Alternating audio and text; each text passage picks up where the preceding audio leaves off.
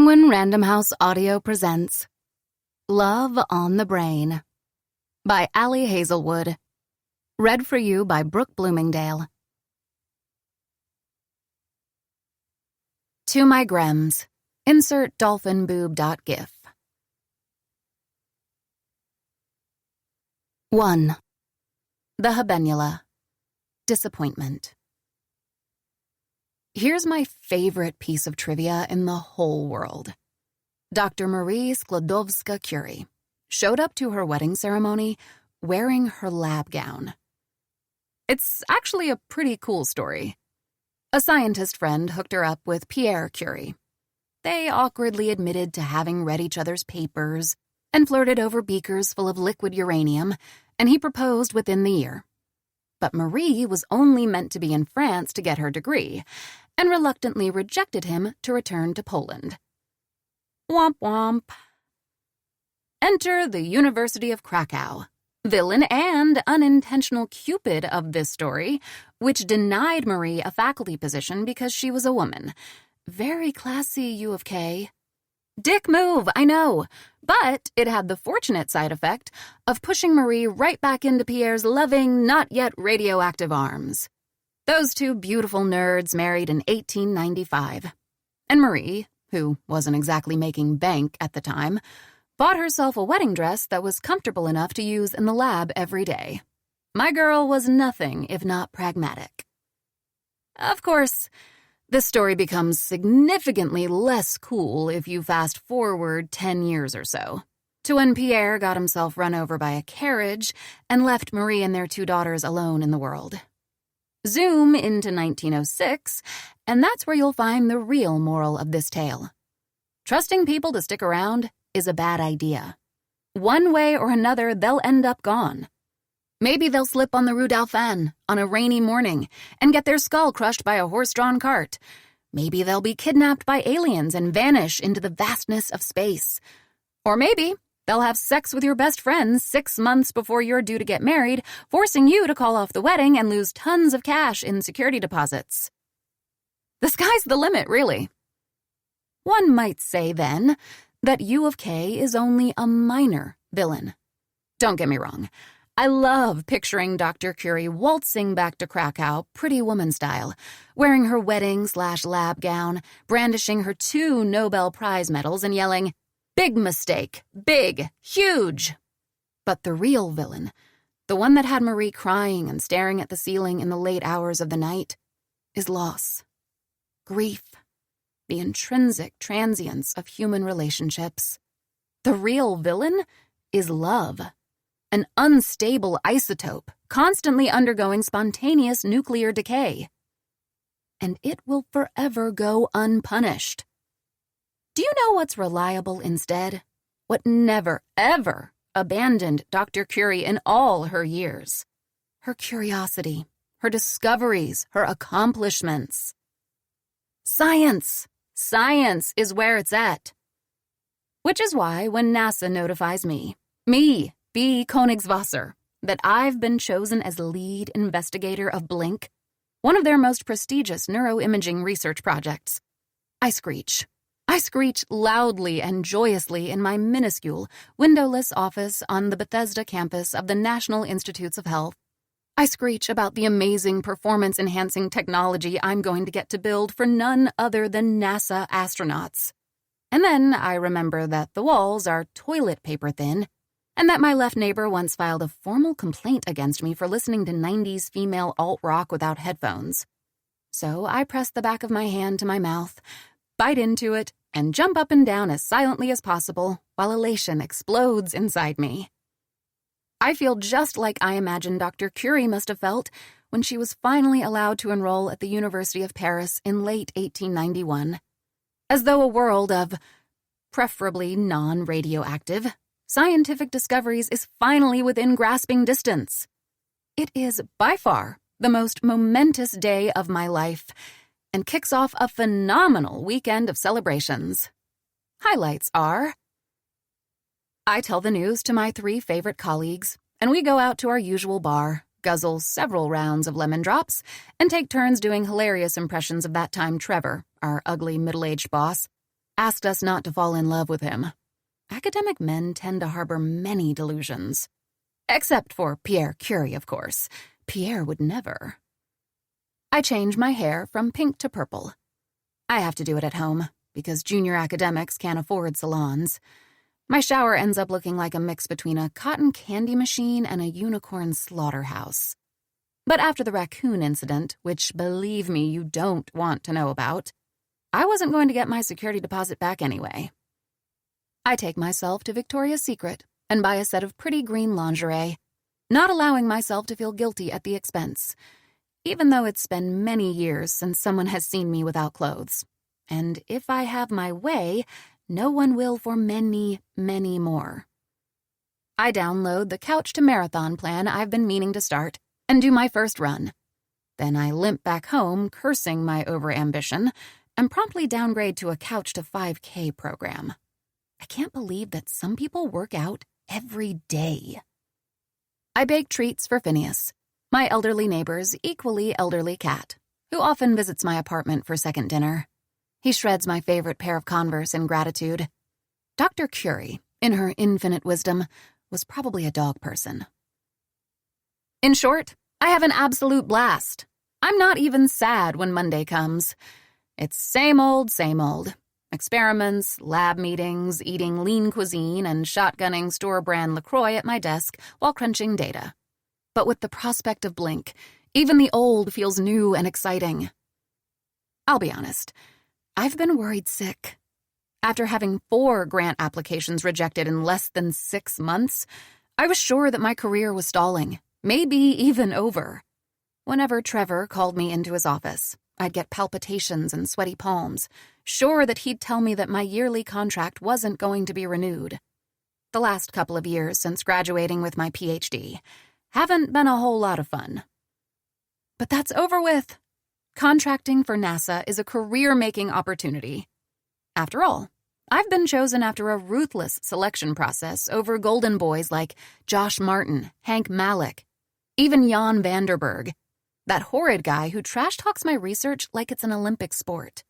I've had my setbacks, plenty of them, but after nearly 2 decades of being obsessed with the brain, here I am, lead neuroscientist of Blink. I'll design gears for astronauts, gears they'll use in space. This is how I get out of Trevor's clammy, sexist clutches. This is what buys me a long-term contract and my own lab with my own line of research.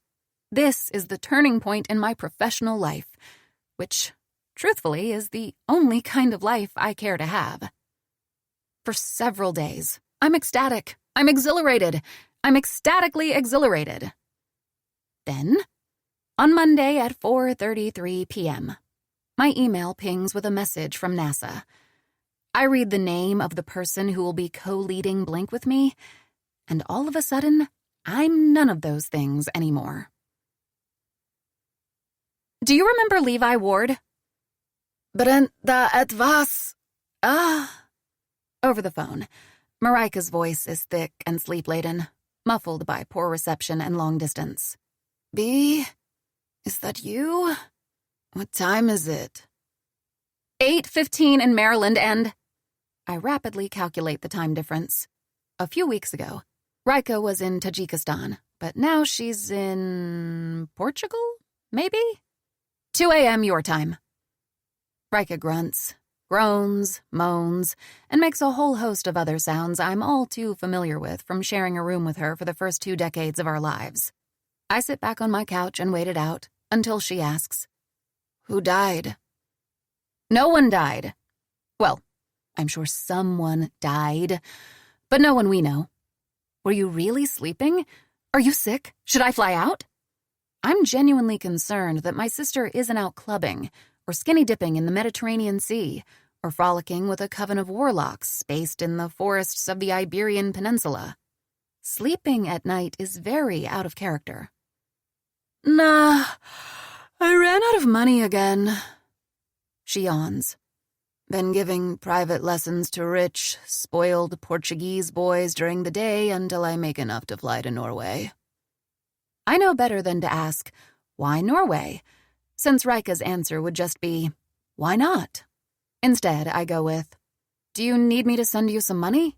I'm not exactly flush with cash, especially after my days of premature, as it turns out, celebrations, but I could spare a few dollars if I'm careful. And don't eat for a couple of days. Nah, the brat's parents pay well. Ugh, B. A 12-year-old tried to touch my boob yesterday. Gross. What did you do? I told him I'd cut off his fingers, of course. Anyway, to what do I owe the pleasure of being brutally awakened? I'm sorry. Nah, you're not. I smile. Nah, I'm not. What's the point of sharing 100% of your DNA with a person if you can't wake them up for an emergency chat? Remember that research project I mentioned? Blink? The one you're leading? NASA? Where you use your fancy brain science to build those fancy helmets to make fancy astronauts better in space? Yes, sort of. As it turns out, I'm not leading as much as co-leading. The funds come from NIH and NASA. They got into a pissing contest over which agency should be in charge and ultimately decided to have 2 leaders. In the corner of my eye, I notice a flash of orange. Phineas lounging on the sill of my kitchen window. I let him in with a few scratches on the head. He meows lovingly and licks my hand.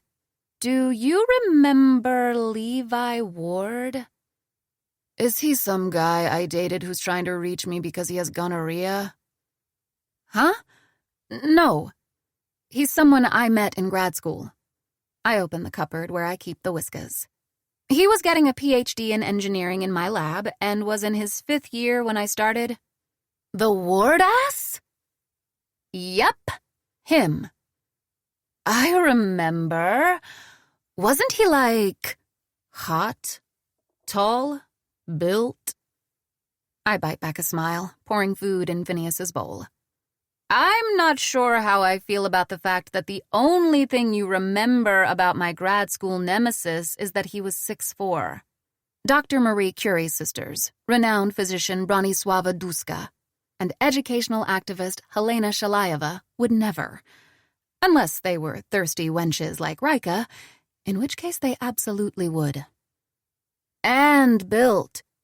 You should just be proud of my elephantine memory. And I am. Anyway, I was told who the NASA co-lead for my project will be, and... No way! Rika must have sat up. Her voice is suddenly crystal clear. No way! Yes way! I listened to my sister's maniacal, gleeful cackling while I tossed the empty pouch. You know, you could at least pretend not to enjoy this so much. Oh, I could, but will I? Clearly not. Did you cry when you found out? No. Did you head desk? No. Don't lie to me. Do you have a bump on your forehead? Maybe a small one. Oh, B, thank you for waking me up to share this outstanding piece of news. Isn't the ward ass the guy who said that you were fugly? He never did. At least, not in those terms. But I laugh so loud, Phineas gives me a startled glance. I can't believe you remember that. Hey, I resented it a lot. You're hot AF. You only say so because I look exactly like you. Why, I hadn't even noticed. It's not completely true, anyway. Yes, Rika and I are both short and slight. We have the same symmetrical features and blue eyes, the same straight dark hair.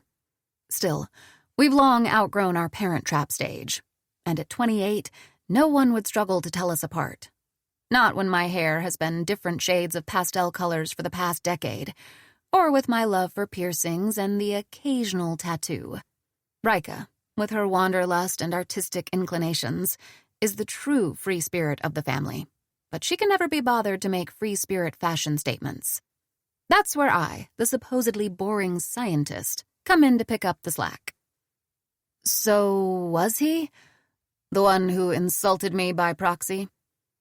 Yep, Levi Ward, the one and only. I pour water into a bowl for Phineas. It didn't go quite that way. Levi never explicitly insulted me. Implicitly, though. I gave my first academic talk in my second semester of grad school, and I took it very seriously. I memorized the entire speech, redid the PowerPoint 6 times, even agonized over the perfect outfit. I ended up dressing nicer than usual, and Annie, my grad school best friend, had the well-meaning but unfortunate idea to rope Levi into complimenting me. "Doesn't Bea look extra pretty today?" It was probably the only topic of conversation she could think of. After all, Annie was always going on about how mysteriously handsome he was, with the dark hair and the broad shoulders and that interesting, unusual face of his. How she wished he'd stop being so reserved and ask her out. Except that Levi didn't seem interested in conversation. He studied me intensely, with those piercing green eyes of his. He stared at me from head to toe for several moments. And then he said, nothing. Absolutely nothing. He just made what Tim, my ex-fiancé, later referred to as an aghast expression, and walked out of the lab with a wooden nod and 0 compliments. Not even a stilted fake one. After that, grad school, the ultimate cesspool of gossip, did its thing, and the story took on a life of its own. Students said that he'd puked all over my dress, that he'd begged me on his knees to put a paper bag over my head, that he'd been so horrified he'd tried to cleanse his brain by drinking bleach and suffered irreparable neurological damage as a consequence. I try not to take myself too seriously, and being part of a meme of sorts was amusing. But the rumors were so wild, I started to wonder if I really was revolting. Still, I never blamed Levi. I never resented him for refusing to be strong-armed into pretending that he found me attractive. Or, well, not repulsive. He always seemed like such a man's man, after all. Different from the boys that surrounded me. Serious, disciplined, a little broody, intense and gifted. Alpha, whatever that even means. A girl with a septum piercing and a blue ombre wouldn't conform to his ideals of what pretty ladies should look like, and that's fine. What I do resent Levi for are his other behaviors during the year we overlapped. Like the fact that he never bothered to meet my eyes when I talked to him, or that he always found excuses not to come to journal club when it was my turn to present. I reserve the right to be angry for how he'd slip out of a group conversation the moment I joined, for considering me so beneath his notice that he never even said hi when I walked into the lab, for the way I caught him staring at me with an intense, displeased expression, as though I were some eldritch abomination. I reserve the right to feel bitter that after Tim and I got engaged, Levi pulled him aside and told him that he could do much better than me. Come on! Who does that? Most of all, I reserve the right to detest him for making it clear that he believed me to be a mediocre scientist. The rest I could have overlooked easily enough, but the lack of respect for my work? I'll forever grind my axe for that. That is, until I wedge it in his groin.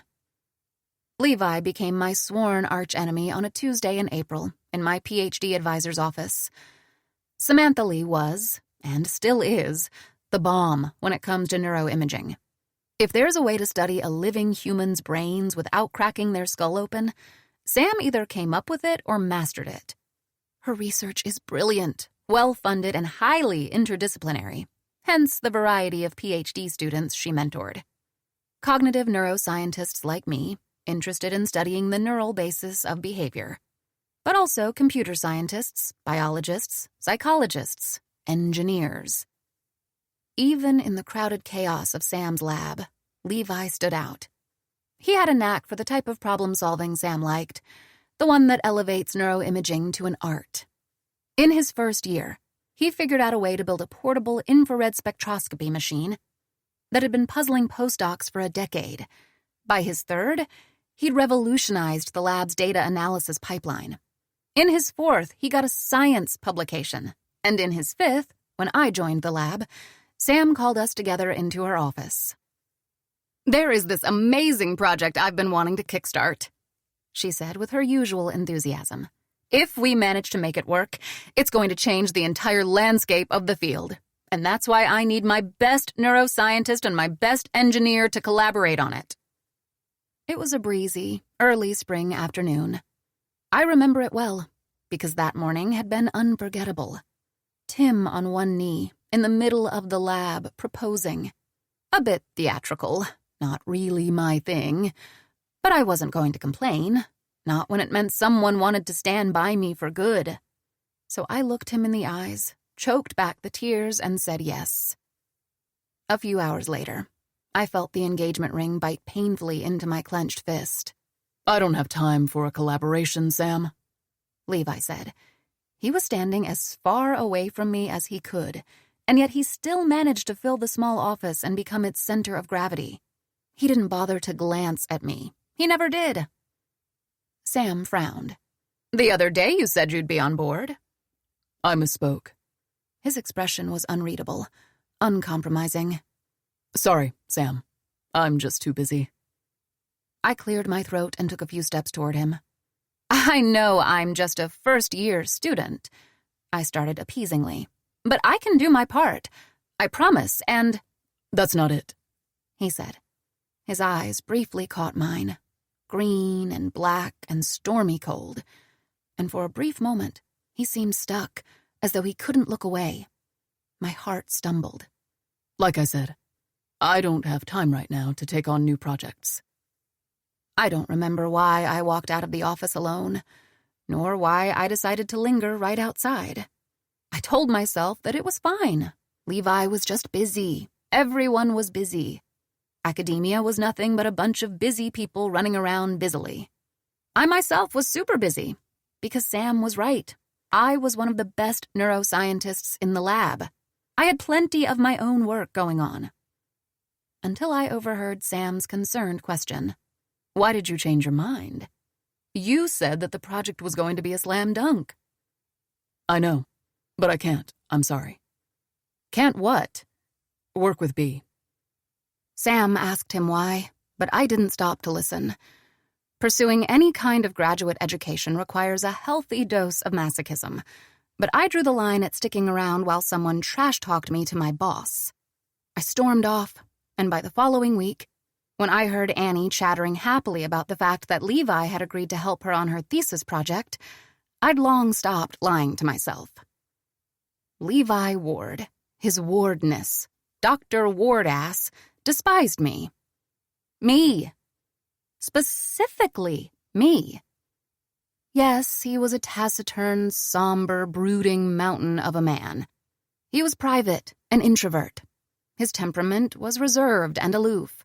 I couldn't demand that he like me, and had no intention of doing so. Still, if he could be civil, polite, even friendly with everyone else, he could have made an effort with me, too. But no, Levi Ward clearly despised me, and in the face of such hatred, well, I had no choice but to hate him back. "You there?" Rika asks. "Yeah," I mumble. "Just ruminating about Levi." "He's at NASA, then? Dare I hope he'll be sent to Mars to retrieve Curiosity?" "Sadly, not before he's done co-leading my project." In the past few years, while my career gasped for air like a hippo with sleep apnea, Levi's thrived, obnoxiously so. He published interesting studies, got a huge Department of Defense grant, and, according to an email Sam sent around, even made Forbes's 10 Under 40 list, the science edition. The only reason I've been able to stand his successes without falling on my sword is that his research has been gravitating away from neuroimaging. This made us not quite competitors, and allowed me to just never think about him. An excellent life hack, which worked superbly. Until today. Honestly, fuck today. I'm still enjoying this immensely, but I'll make an effort to be sisterly and sympathetic. How concerned are you to be working with him? On a scale from 1 to heavily breathing into a paper bag. I tip what's left of Phineas's water into a pot of daisies. I think having to work with someone who thinks I'm a shit scientist warrants at least 2 inhalers. You're amazing. You're the best scientist. Aw, thank you. I choose to believe that Rika filing astrology and crystallotherapy under the label science only slightly detracts from the compliment. It's going to be horrible. The worst. If he's anything like he used to be, I'm going to... Rika, are you peeing? A beat, filled by the noise of running water. Maybe. Hey, you're the one who woke me and my bladder up. Please carry on. I smile and shake my head. If he's anything like he was at Pitt, he's going to be a nightmare to work with. Plus, I'll be on his turf. Right, 'cause you're moving to Houston. For 3 months. My research assistant and I are leaving next week. I'm jealous. I'm going to be stuck here in Portugal for who knows how long, groped by knockoff Joffrey Baratheons who refuse to learn what a subjunctive is. I'm rotting, Bee. It will never cease to befuddle me how differently Rika and I reacted to being thrown around like rubber balls during childhood, both before and after our parents' death. We were bounced from one extended family member to another, lived in a dozen countries, and all Rika wants is to live in even more countries, travel, see new places, experience new things. It's like yearning for change is hardwired in her brain. She packed up the day we graduated high school and has been making her way through the continents for the past decade, complaining about being bored after a handful of weeks in one place. I'm the opposite. I want to put down roots, security, stability. I thought I'd get it with Tim. But like I said, relying on others is risky business. Permanence and love are clearly incompatible. So now I'm focusing on my career. I want a long-term position as an NIH scientist, and landing Blink is the perfect stepping stone. You know what just occurred to me? You forgot to flush? Can't flush at night.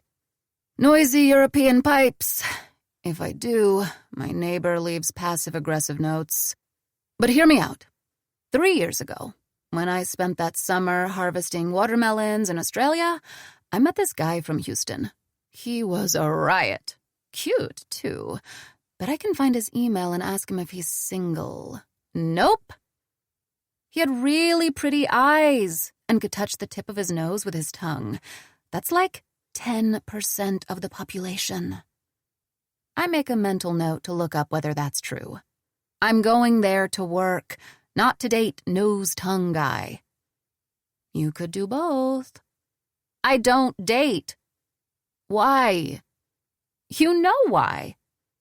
No, actually. Rika's tone takes on its usual stubborn quality. Listen, I know that the last time you dated, I was engaged. Same difference. Maybe things didn't go well. I lift one eyebrow at the most euphemistic euphemism I've ever heard. And you want to feel safe and practice maintenance of your emotional boundaries. But that can't prevent you from ever dating again. You can't put all your eggs into the science basket. There are other, better baskets, like the sex basket, and the making out basket, and the letting a boy pay for your expensive vegan dinner basket, and... Phineas chooses this very moment to meow loudly. Bless his little feline timing. Bee, did you get that kitten you've been talking about? It's the neighbors. I lean over to nuzzle him, a silent thank you for distracting my sister mid-sermon. If you don't want to date nose-tongue guy, at least get a damn cat. You already have that stupid name picked out. Meowry Curie is a great name. And no, it's your childhood dream. Remember when we were in Austria? How we'd play Harry Potter and your Patronus was always a kitten? And yours was a blobfish. I smile. We read the books together in German, just a few weeks before moving to our maternal cousins in the UK, who wasn't exactly thrilled to have us stay in her minuscule spare room. Ugh, I hate moving. I'm sad to leave my objectively crappy but dearly beloved Bethesda apartment. Anyway, Harry Potter is tainted forever, and I'm not getting a cat. Why? Because it will die in 13 to 17 years based on recent statistical data and shatter my heart in 13 to 17 pieces. Oh, for fuck's sake. I'll settle for loving other people's cats and never knowing when they pass away. I hear a thud, probably Rika throwing herself back into bed. You know what your condition is. It's called not a condition we've been over. Avoidant attachment. You're pathologically independent, and don't let others come close out of fear that they'll eventually leave you. You have erected a fence around you, the bee fence, and are terrified of anything resembling emotional. Rika's voice fades into a jaw-breaking yawn, and I feel a wave of affection for her. Even though her favorite pastime is entering my personality traits into WebMD and diagnosing me with imaginary disorders. Go to bed, Rika. I'll call you soon. Yeah, okay. Another small yawn. But I'm right, Beach, and you're wrong. Of course. Good night, babe. I hang up and spend a few more minutes petting Phineas. When he slips out to the fresh breeze of the early spring night, I begin to pack. As I fold my skinny jeans and colorful tops, I come across something I haven't seen in a while. A dress with yellow polka dots over blue cotton, the same blue of Dr. Curie's wedding gown. Target, spring collection, circa 5 million years ago. $12, give or take. It's the one I was wearing when Levi decided that I am but a sentient bunion, the most repugnant of nature's creatures. I shrug and stuff it into my suitcase. 2. Vagus nerve. Blackout. By the way, you can get leprosy from armadillos. I peel my nose away from the airplane window and glance at Rocio, my research assistant. Really? Yep. They got it from humans millennia ago, and now they're giving it back to us. She shrugs. Revenge and cold dishes and all that. I scrutinize her beautiful face for hints that she's lying. Her large, dark eyes, heavily rimmed with eyeliner, are inscrutable. Her hair is so Vanta black it absorbs 99% of visible light. Her mouth is full, curved downward in its typical pout. Nope. I got nothing. Is this for real? Would I ever lie to you? Last week you swore to me that Stephen King was writing a Winnie the Pooh spin-off, and I believed her. Like I believed that Lady Gaga is a known Satanist, or that badminton rackets are made from human bones and intestines. Chaotic goth misanthropy and creepy deadpan sarcasm are her brand, and I should know better than to take her seriously. Problem is, every once in a while, she'll throw in a crazy-sounding story that upon further inspection, i.e. a Google search, is revealed to be true. For instance, did you know that the Texas Chainsaw Massacre was inspired by a true story? Before Rocio, I didn't, and I slept significantly better. Don't believe me, then? She shrugs, going back to her grad school admission prep book. Go pet the leper armadillos and die. She's such a weirdo. I adore her. Hey, you sure you're going to be fine? Away from Alex for the next few months? I feel a little guilty for taking her away from her boyfriend. When I was 22, if someone had asked me to be apart from Tim for months, I'd have walked into the sea. Then again, hindsight has proven beyond doubt that I was a complete idiot. And Rocio seems pretty enthused over the opportunity. She plans to apply to Johns Hopkins neuro program in the fall, and the NASA line on her CV won't hurt. She even hugged me when I offered her the chance to come along. A moment of weakness I'm sure she deeply regrets. Fine. Are you kidding? She looks at me like I'm insane. 3 months in Texas? Do you know how many times I'll get to see La Llorona? La what? She rolls her eyes and pops in her AirPods. You really know nothing about famed feminist ghosts. I bite back a smile and turn back to the window. In 1905, Dr. Curie decided to invest her Nobel Prize money into hiring her first research assistant. I wonder if she, too, ended up working with a mildly terrifying, Cthulhu-worshipping emo girl. I stare at the clouds until I'm bored, and then I take my phone out of my pocket and connect to the complimentary in-flight Wi-Fi. I glance at Rocio, making sure that she's not paying attention to me, and angle my screen away. I'm not a very secretive person, mostly out of laziness. I refuse to take on the cognitive labor of tracking lies and omissions. I do, however, have one secret. One single piece of information that I've never shared with anyone, not even my sister. Don't get me wrong, I trust Rika with my life. But I also know her well enough to picture the scene. She is wearing a flowy sundress, flirting with a Scottish shepherd she met in a trattoria on the Amalfi Coast. They decide to do the shrooms they just purchased from a Belarusian farmer, and mid-trip she accidentally blurts out the one thing she's been expressly forbidden to repeat. Her twin sister B runs one of the most popular and controversial accounts on academic Twitter. The Scottish shepherd's cousin is a closeted men's rights activist who sends me a dead possum in the mail, rats me out to his insane friends, and I get fired. No, thank you. I love my job, and possums, too much for this. I created @What Would Marie Do during my first semester of grad school. I was teaching a neuroanatomy class and decided to give my students an anonymous mid-semester survey to ask for honest feedback on how to improve the course. What I got was not that. I was told that my lectures would be more interesting if I delivered them naked, that I should gain some weight, get a boob job, stop dyeing my hair, unnatural colors, get rid of my piercings. I was even given a phone number to call if I was ever in the mood for a 10-inch dick. Yeah, right. The messages were pretty appalling, but what sent me sobbing in a bathroom stall was the reactions of the other students in my cohort, Tim included.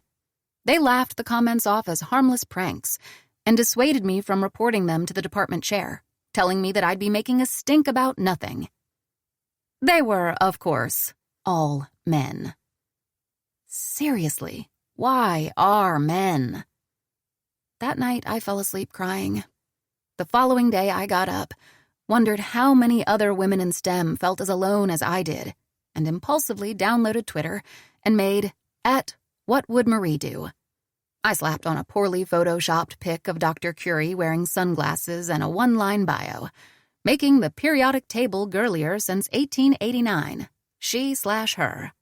I just wanted to scream into the void. I honestly didn't think that anyone would even see my first tweet.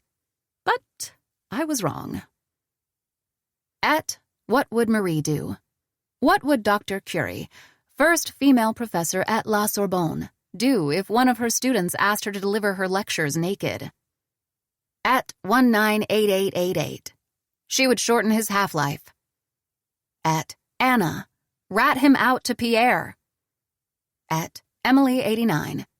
Put some polonium in his pants and watch his dick shrivel. @Bioworm55. Nuke him. Nuke him. @Lucy in the Sea. Has this happened to you? God, I'm so sorry. Once a student said something about my ass, and it was so gross, and no one believed me.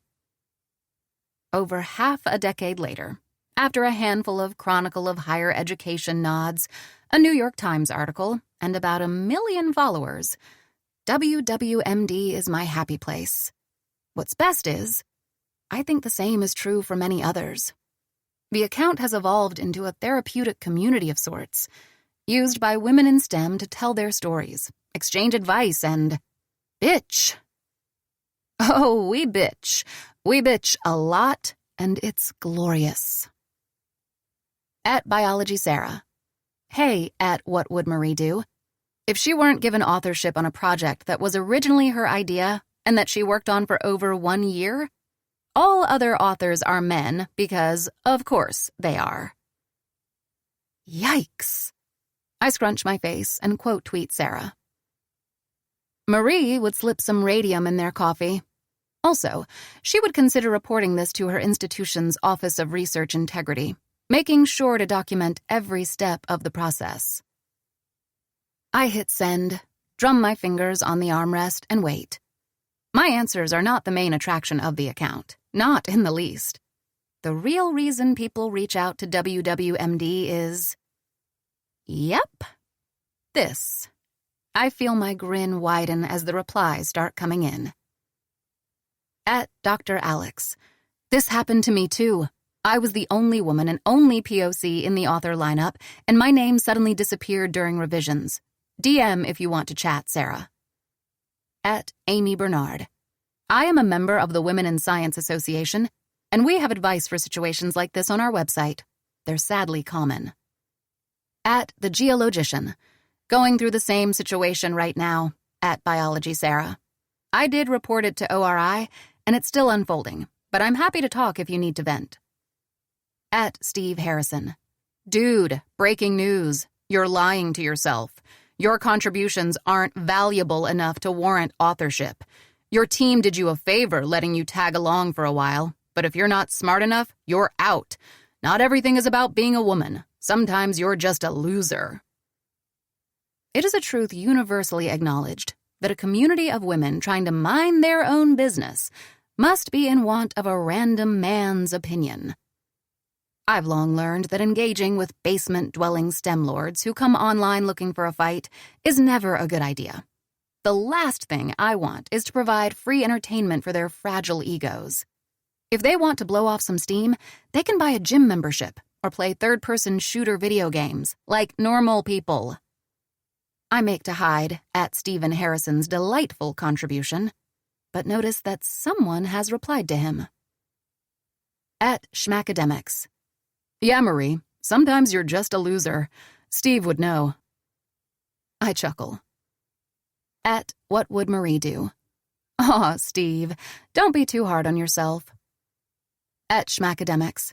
He is just a boy, standing in front of a girl, asking her to do twice as much work as he ever did in order to prove that she's worthy of becoming a scientist. At What Would Marie Do? Steve, you old romantic. At Steve Harrison. Fuck you! This ridiculous push for women in STEM is ruining STEM. People should get jobs because they're good, not because they have vaginas. But now people feel like they have to hire women, and they get jobs over men who are more qualified. This is the end of STEM, and it's wrong. At What Would Marie Do? I can see you're upset about this, Steve. At Schmacademics. There. Steve blocks both of us, and I chuckle again, drawing a curious glance from Rocio. At Schmacademics is another hugely popular account on academic Twitter, and by far my favorite. He mostly tweets about how he should be writing, makes fun of elitism and ivory tower academics, and points out bad or biased science. I was initially a bit distrustful of him. His bio says he/him, and we all know how cis men on the internet can be. But he and I ended up forming an alliance of sorts. When the STEM lords take offense at the sheer idea of women in STEM and start pitchforking in my mentions, he helps me ridicule them a little. I'm not sure when we started direct messaging. When I stopped being afraid that he was secretly a retired gamer-gator out to dox me, or when I began considering him a friend. But a handful of years later, here we are, chatting about half a dozen different things a couple of times a week, without having even exchanged real names. Is it weird, knowing that Schmack had lice 3 times in 2nd grade, but not which time zone he lives in? A bit. But it's also liberating. Plus, having opinions online can be very dangerous. The internet is a sea full of creepy, cyber-criminal fish. And if Mark Zuckerberg can cover his laptop webcam with a piece of tape, I reserve the right to keep things painfully anonymous. The flight attendant offers me a glass of water from a tray. I shake my head, smile, and DM Schmack. Marie. I think Steve doesn't want to play with us anymore. Schmack. I think Steve wasn't held enough as a tadpole. Marie. LOL. Schmack. How's life? Marie. Good. Cool new project starting next week. My ticket away from my gross boss. Schmack. Can't believe dude's still around. Marie. The power of connections and inertia. What about you? Schmack. Work's interesting. Marie. Good interesting? Schmack. Politicky interesting, so no. Marie. I'm afraid to ask. How's the rest? Schmack. Weird. Marie. Did your cat poop in your shoe again? Schmack. No, but I did find a tomato in my boot the other day. Marie. Send pics next time. What's going on? Schmack. Nothing really. Marie. Oh, come on. Schmack. How do you even know something's going on? Marie. Your lack of exclamation points. Schmack. He replies with 11 exclamation points. Marie. Schmack. Schmack. FYI, I'm sighing deeply. Marie. I bet. Tell me. Schmack. It's a girl. Marie. Ooh, tell me everything. Schmack. There isn't much to tell. Marie. Did you just meet her? Schmack. No, she's someone I've known for a long time, and now she's back. Schmack. And she is married. Marie. To you? Schmack. Depressingly no. Schmack. Sorry, we're restructuring the lab. Gotta go before someone destroys a $5 million piece of equipment. Talk later. Marie. Sure, but I'll want to know everything about your affair with a married woman. Schmack. I wish. It's nice to know that Schmack is always a click away, especially now that I'm flying into the wardass's frosty, unwelcoming lap. I switch to my email app to check if Levi has finally answered the email I sent 3 days ago. It was just a couple of lines. Hey, long time no see. I look forward to working together again. Would you like to meet to discuss Blink this weekend? But he must have been too busy to reply. Or too full of contempt. Or both. Ugh. I lean back against the headrest and close my eyes, wondering how Dr. Curie would deal with Levi Ward. She'd probably hide some radioactive isotopes in his pockets, grab popcorn and watch nuclear decay work its magic. Yep, sounds about right.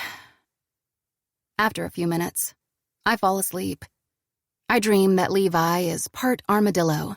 His skin glows a faint, sallow green, and he's digging a tomato out of his boot with an expensive piece of equipment. Even with all of that, the weirdest thing about him is that he's finally being nice to me. We're put up in small furnished apartments in a lodging facility just outside the Johnson Space Center, only a couple of minutes from the Sullivan Discovery Building, where we'll be working. I can't believe how short my commute is going to be. Bet you'll still manage to be late all the time, Rocio tells me, and I glare at her while unlocking my door. It's not my fault if I've spent a sizable chunk of my formative years in Italy, where time is but a polite suggestion. The place is considerably nicer than the apartment I rent, maybe because of the raccoon incident, probably because I buy 90% of my furniture from the as-is bargain corner at IKEA. It has a balcony, a dishwasher, and, huge improvement in my quality of life, a toilet that flushes 100% of the times I push the lever. Truly paradigm shifting. I excitedly open and close every single cupboard. They're all empty. I'm not sure what I expected. Take pictures to send Rika and my coworkers.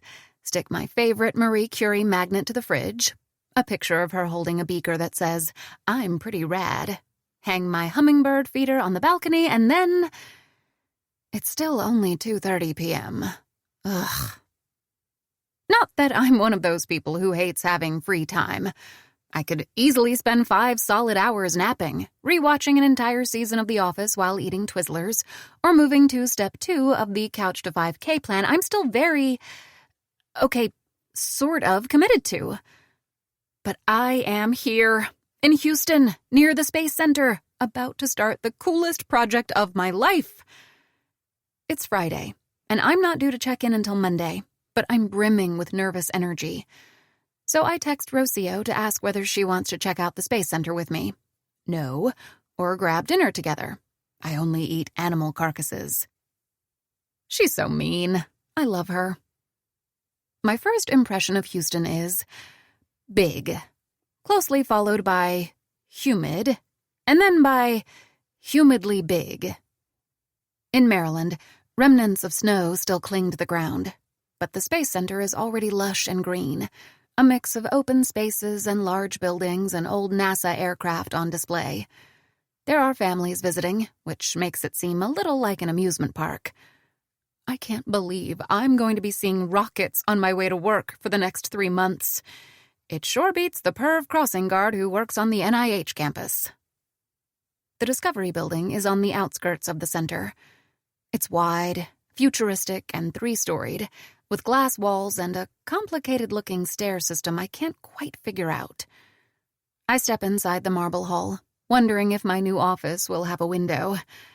I'm not used to natural light. The sudden intake of vitamin D might kill me. I'm B. Konigwasser. I smile at the receptionist. I'm starting work here on Monday, and I was wondering if I could take a look around. He gives me an apologetic smile. I can't let you in if you don't have an ID badge. The engineering labs are upstairs, high security areas. Right. Yes. The engineering labs. Levi's at labs. He's probably up there hard at work. Engineering, labbing, not answering my emails. No problem. That's understandable. I'll just... Dr. Königswasser? B. I turn around. There is a blonde young man behind me. He's non-threateningly handsome, medium height, smiling at me like we're old friends, even though he doesn't look familiar. Hi? I didn't mean to eavesdrop, but I caught your name and... I'm Guy. Guy Kowalski? The name clicks immediately. I break into a grin. Guy! It's so nice to meet you in person. When I was first notified of Blink, Guy was my point of contact for logistics questions, and he and I emailed back and forth a few times.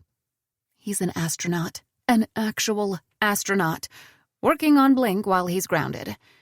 He seemed so familiar with the project, I initially assumed he'd be my co-lead.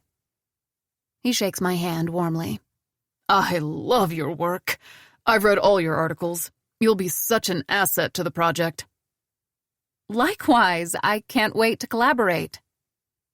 If I weren't dehydrated from the flight, I'd probably tear up.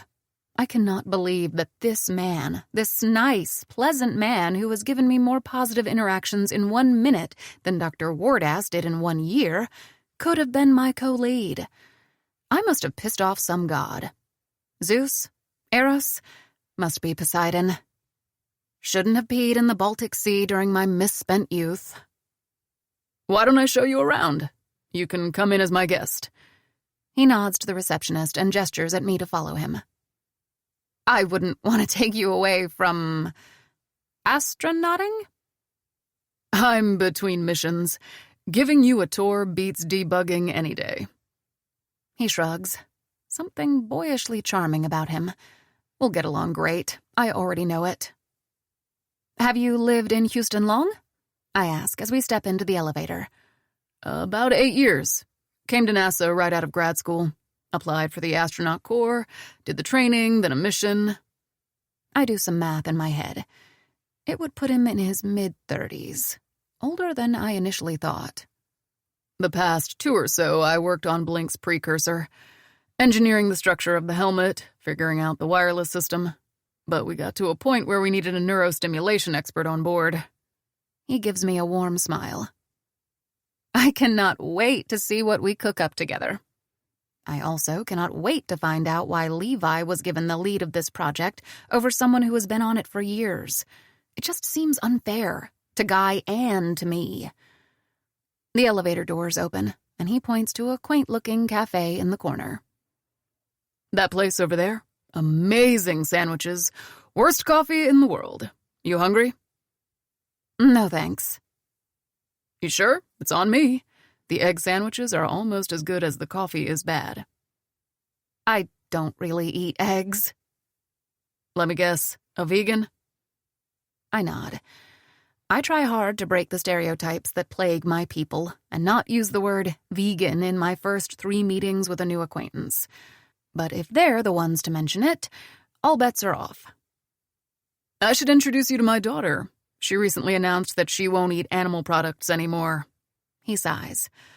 Last weekend, I poured regular milk in her cereal, figuring she wouldn't know the difference. She told me that her legal team will be in touch. How old is she? Just turned 6. I laugh. Good luck with that. I stopped having meat at 7 when I realized that the delicious polo nuggets my Sicilian grandmother served nearly every day and the cute galline grazing about the farm were more connected than I'd originally suspected. Stunning plot twist, I know. Rika wasn't nearly as distraught when I frantically explained that pigs have families too, a mom and a dad and siblings that will miss them. She just nodded thoughtfully and said, "What you're saying is we should eat the whole family?" I went fully vegan a couple of years later. Meanwhile, my sister has made it her life's goal to eat enough animal products for 2. Together, we emit 1 normal person's carbon footprint. The engineering labs are down this hallway, Guy says. The space is an interesting mix of glass and wood, and I can see inside some of the rooms. A bit cluttered, and most people are off today. We're shuffling around equipment and reorganizing the space. We've got lots of ongoing projects, but Blink's everyone's favorite child. The other astronauts pop by every once in a while just to ask how much longer it will be until their fancy swag is ready. I grin. For real?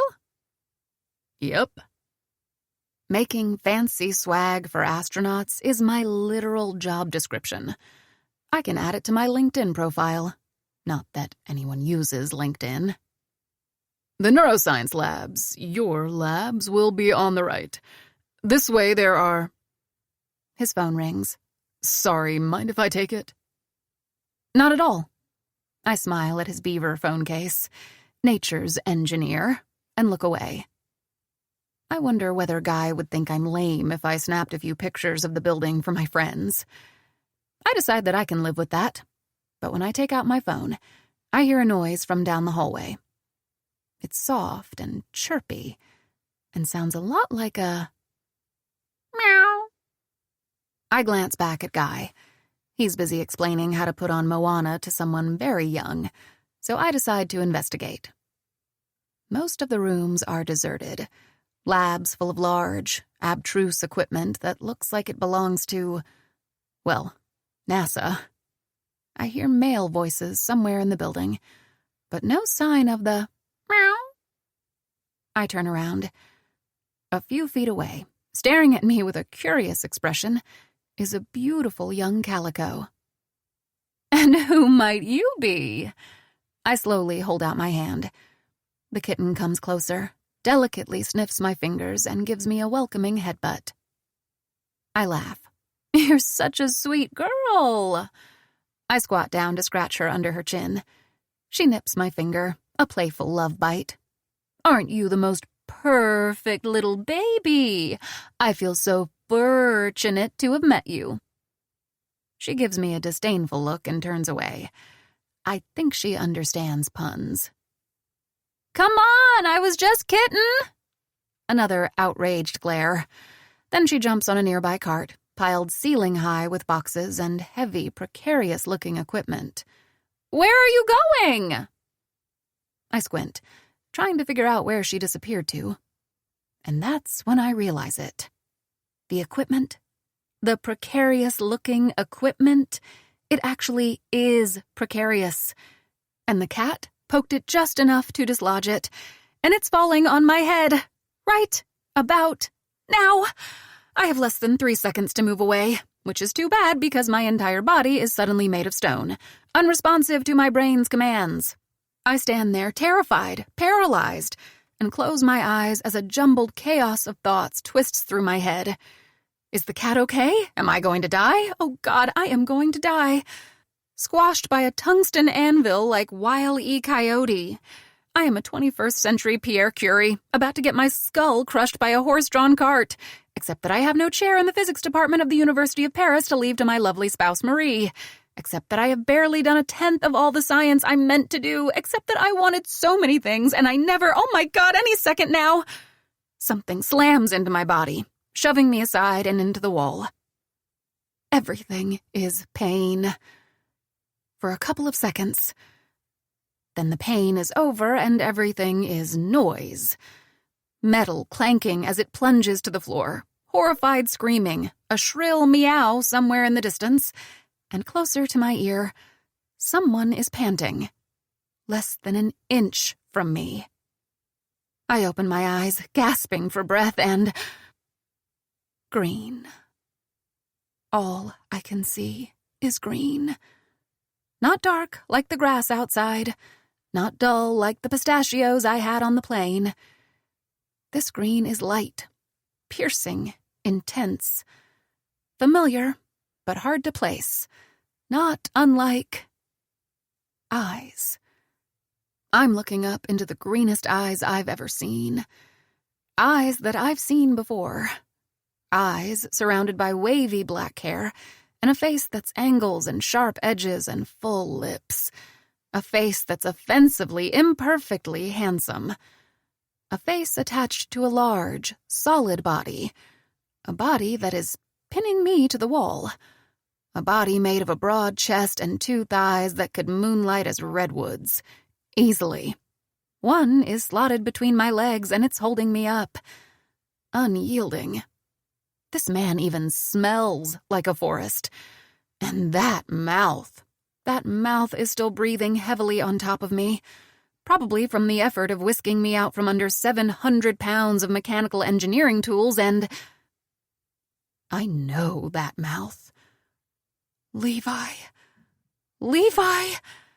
I haven't seen Levi Ward in 6 years. 6 blessed, blissful years. And now here he is, pushing me into a wall in the middle of NASA's Space Center, and he looks... Levi! Someone yells. The clanking goes silent. What was meant to fall has settled on the floor. Are you okay? Levi doesn't move, nor does he look away. His mouth works, and so does his throat. His lips part to say something, but no sound comes out. Instead, a hand, at once rushed and gentle, reaches up to cup my face. It's so large I feel perfectly cradled, engulfed in green, cozy warmth.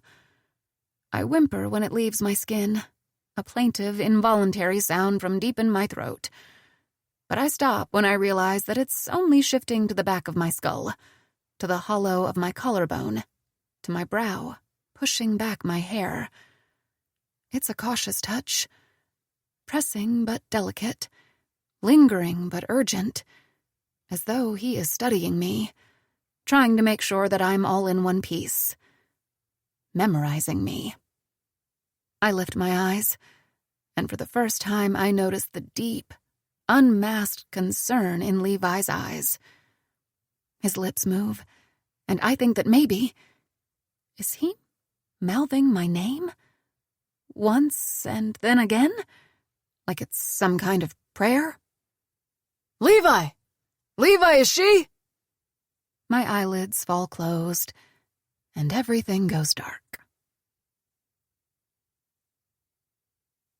3. Angular gyrus. Pay attention. On weekdays, I usually set my alarm for 7 a.m., and then find myself snoozing it anywhere from 3, raving success, to 8 times. I hope a swarm of rabid locusts attacks me on my way to work, thus allowing me to find solace in the cold embrace of death. On Monday, however, the unprecedented happens. I'm up at 5:45, bright-eyed and bushy-tailed. I spit out my night retainer, run into the bathroom, and don't even wait for the water to warm up to step under the shower. I am that eager. As I pour almond milk on my oatmeal, I give rad Dr. Curie the finger guns. Blink starting today, I tell the magnet. Send good vibes, hold the radiations. I can't remember the last time I've been this excited. Probably because I've never been part of anything this exciting. I stand in front of my closet to pick out an outfit and focus on that. The sheer excitement, to avoid thinking about what happened on Friday. To be fair, there isn't much to think about. I only remember up until the moment I fainted. Yes, I swooned in his wardness's manly arms like a 20th century hysteric with penis envy. It's nothing new, really. I faint all the time. When I haven't eaten in a while, when I see pictures of large, hairy spiders, when I stand up too quickly from a sitting position. My body's puzzling inability to maintain minimal blood pressure in the face of normal, everyday events makes me, as Rika likes to say, a syncope aficionado. Doctors are puzzled, but ultimately unconcerned. I've long learned to dust myself off as soon as I regain consciousness and go about my business. Friday, though, was different. I came to in a few moments, cat nowhere in sight, but my neurons must have still been misfiring because I hallucinated something that could never happen. Levi Ward, bridle carrying me to the lobby and gently laying me on one of the couches. Then I must have hallucinated some more. Levi Ward viciously tearing a new one into the engineer who'd left the cart unattended. That had to have been a fever dream for several reasons. First of all, Levi is terrifying, but not that terrifying. His brand is more kill him with icy cold indifference and silent contempt than angry outbursts. Unless in our time apart, he's embraced a whole new level of terrifying, in which case, lovely. Second, it's difficult, and by difficult, I mean impossible, to imagine him siding against a non-me party in any me-involved accident. Yes, he did save my life, but there's a good chance he had no idea who I even was when he shoved me against the wall. This is Dr. Wardass, after all. The man who once stood for a 2-hour meeting rather than take the last empty seat because it was next to me. The man who exited a game of poker he was winning because someone dealt me in. The man who hugged everyone in the lab on his last day at Pitt and promptly switched to handshakes when it was my turn.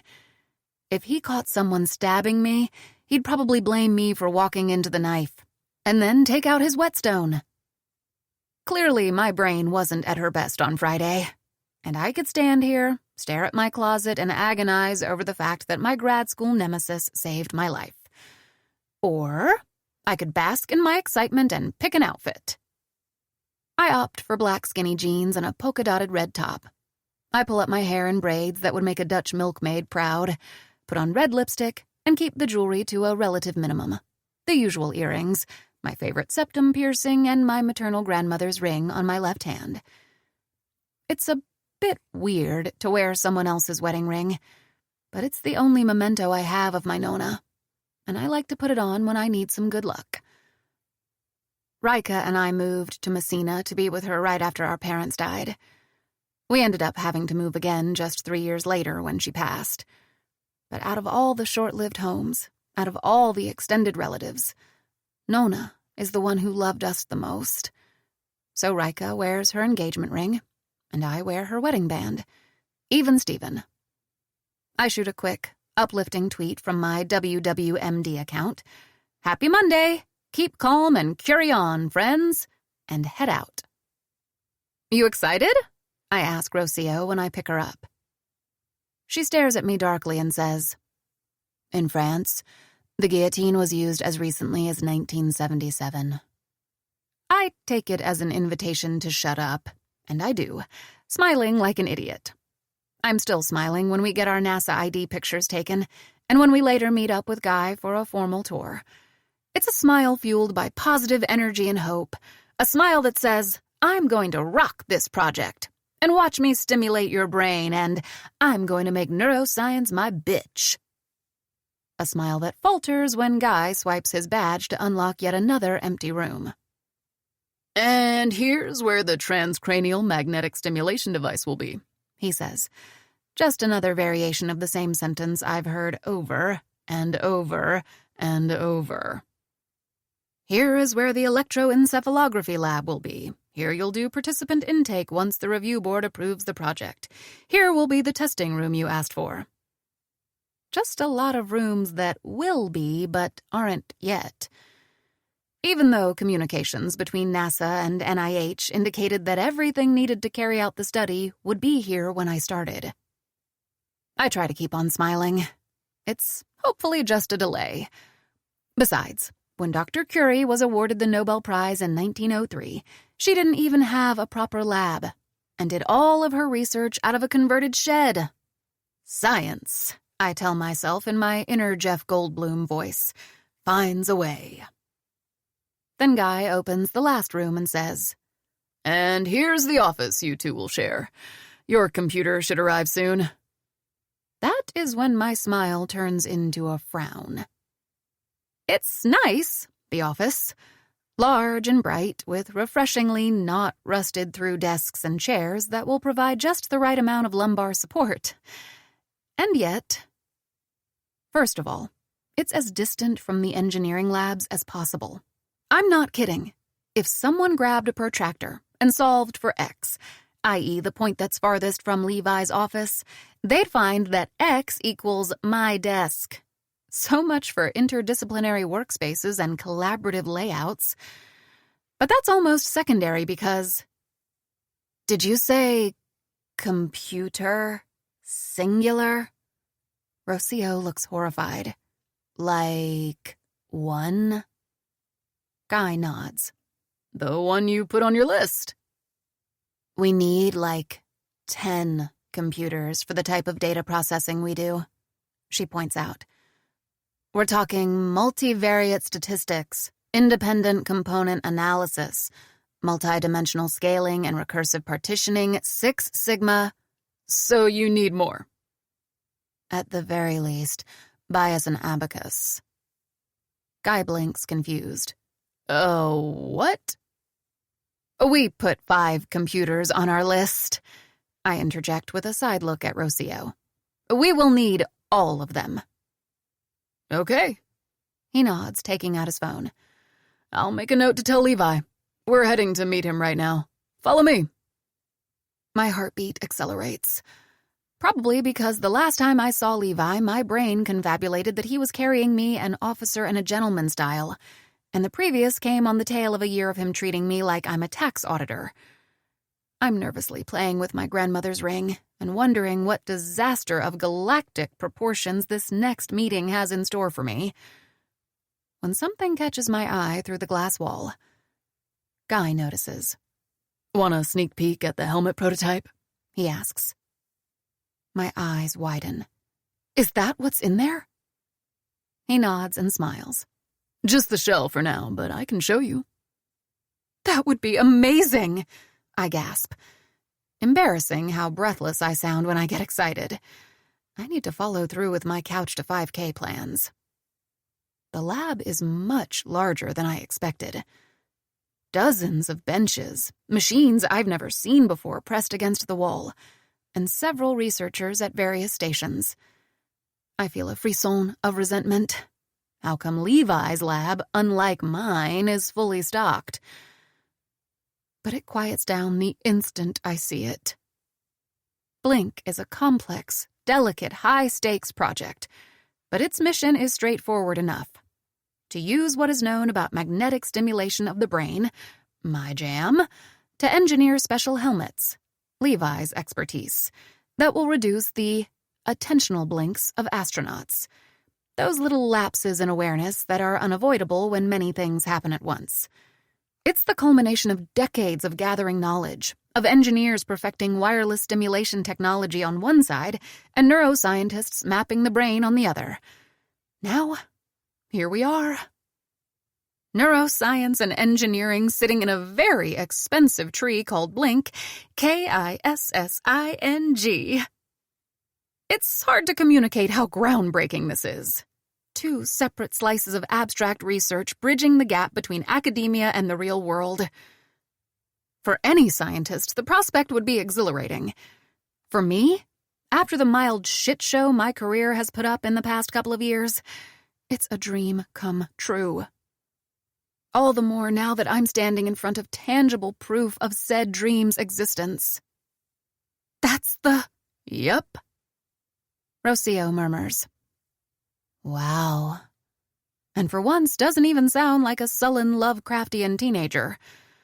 I'd tease her about it, but I can't focus on anything but the helmet prototype. Guy is saying something about design and stage of development, but I tune him out and step closer. I knew that it'd be made from a combination of Kevlar and carbon fiber cloth, that the visor would carry thermal and eye-tracking capabilities, that the structure would be streamlined to host new functionalities. What I did not know was how stunning it would look. A breathtaking piece of hardware designed to house the software I've been hired to create. It's beautiful. It's sleek. It's... wrong. It's all wrong. I frown, peering closer at the pattern of holes in the inner shell. Are these for the neurostimulation output? The engineer working at the helmet station gives me a confused look. This is Dr. Koenigswasser, Lamar, Guy explains. the neuroscientist from NIH. The one who fainted? I knew this would haunt me, because it always does. My nickname in high school was Smelling Salts B. Damn my useless autonomic nervous system. The one and only, I smile. Is this the final placement for the output holes? Should be. Why? I lean closer.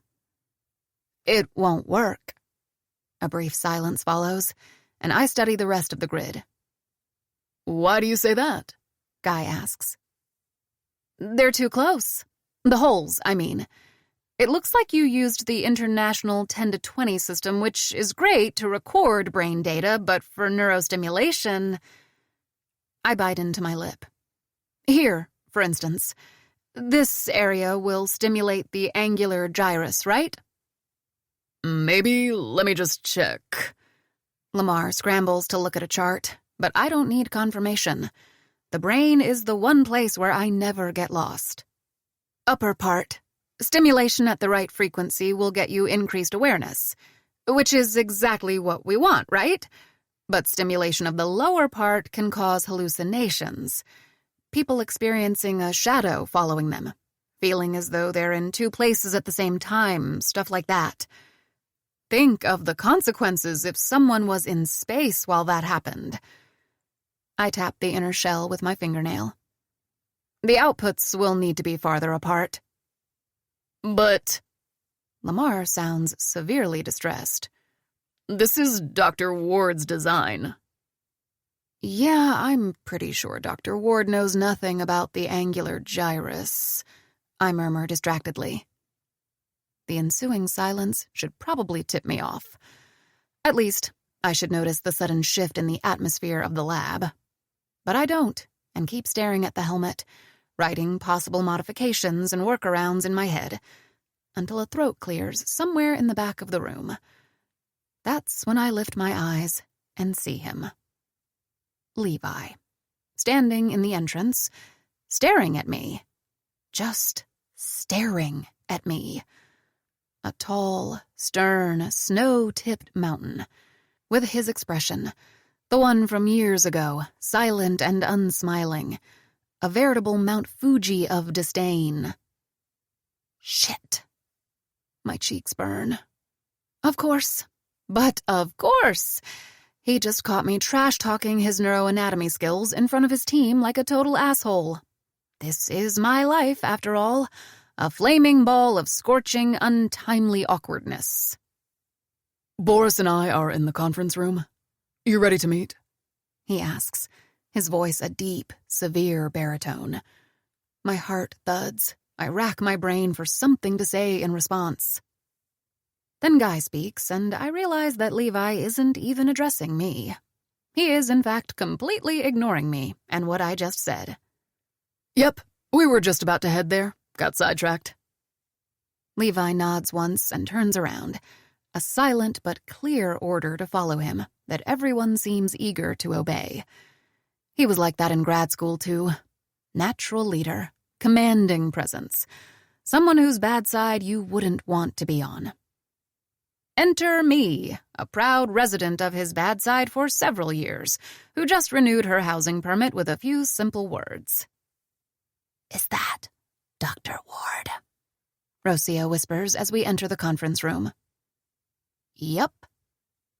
"Welp, that was excellent timing, boss." I wince. What are the chances that he didn't hear me? I don't know. What are the chances that his personal hygiene is very poor, and he has huge wax balls in his ear canal? The room is already crowded. I sigh and take the first empty seat I can find, only to realize that it's across from Levi. Awkwardness level? Nuclear. I'm making better and better choices today. Cheering erupts when someone deposits 2 large boxes of donuts in the center of the table. NASA employees are clearly as enthused by free food as regular academics. People start calling dibs and elbowing each other, and Guy yells over the chaos, "The one in the corner with the blue frosting is vegan." I shoot him a grateful smile, and he winks at me. He's such a nice guy, my almost co-leader. As I wait for the crowd to disperse, I take stock of the room. Levi's team appears to be Worstfest material.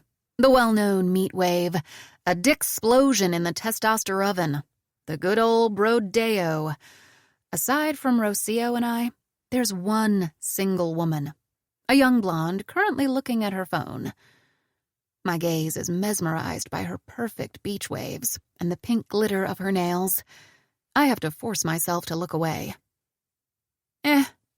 Worstfest is bad, but it's at least a small step up from cock cluster, which is what Annie and I called academic meetings with only one woman in the room.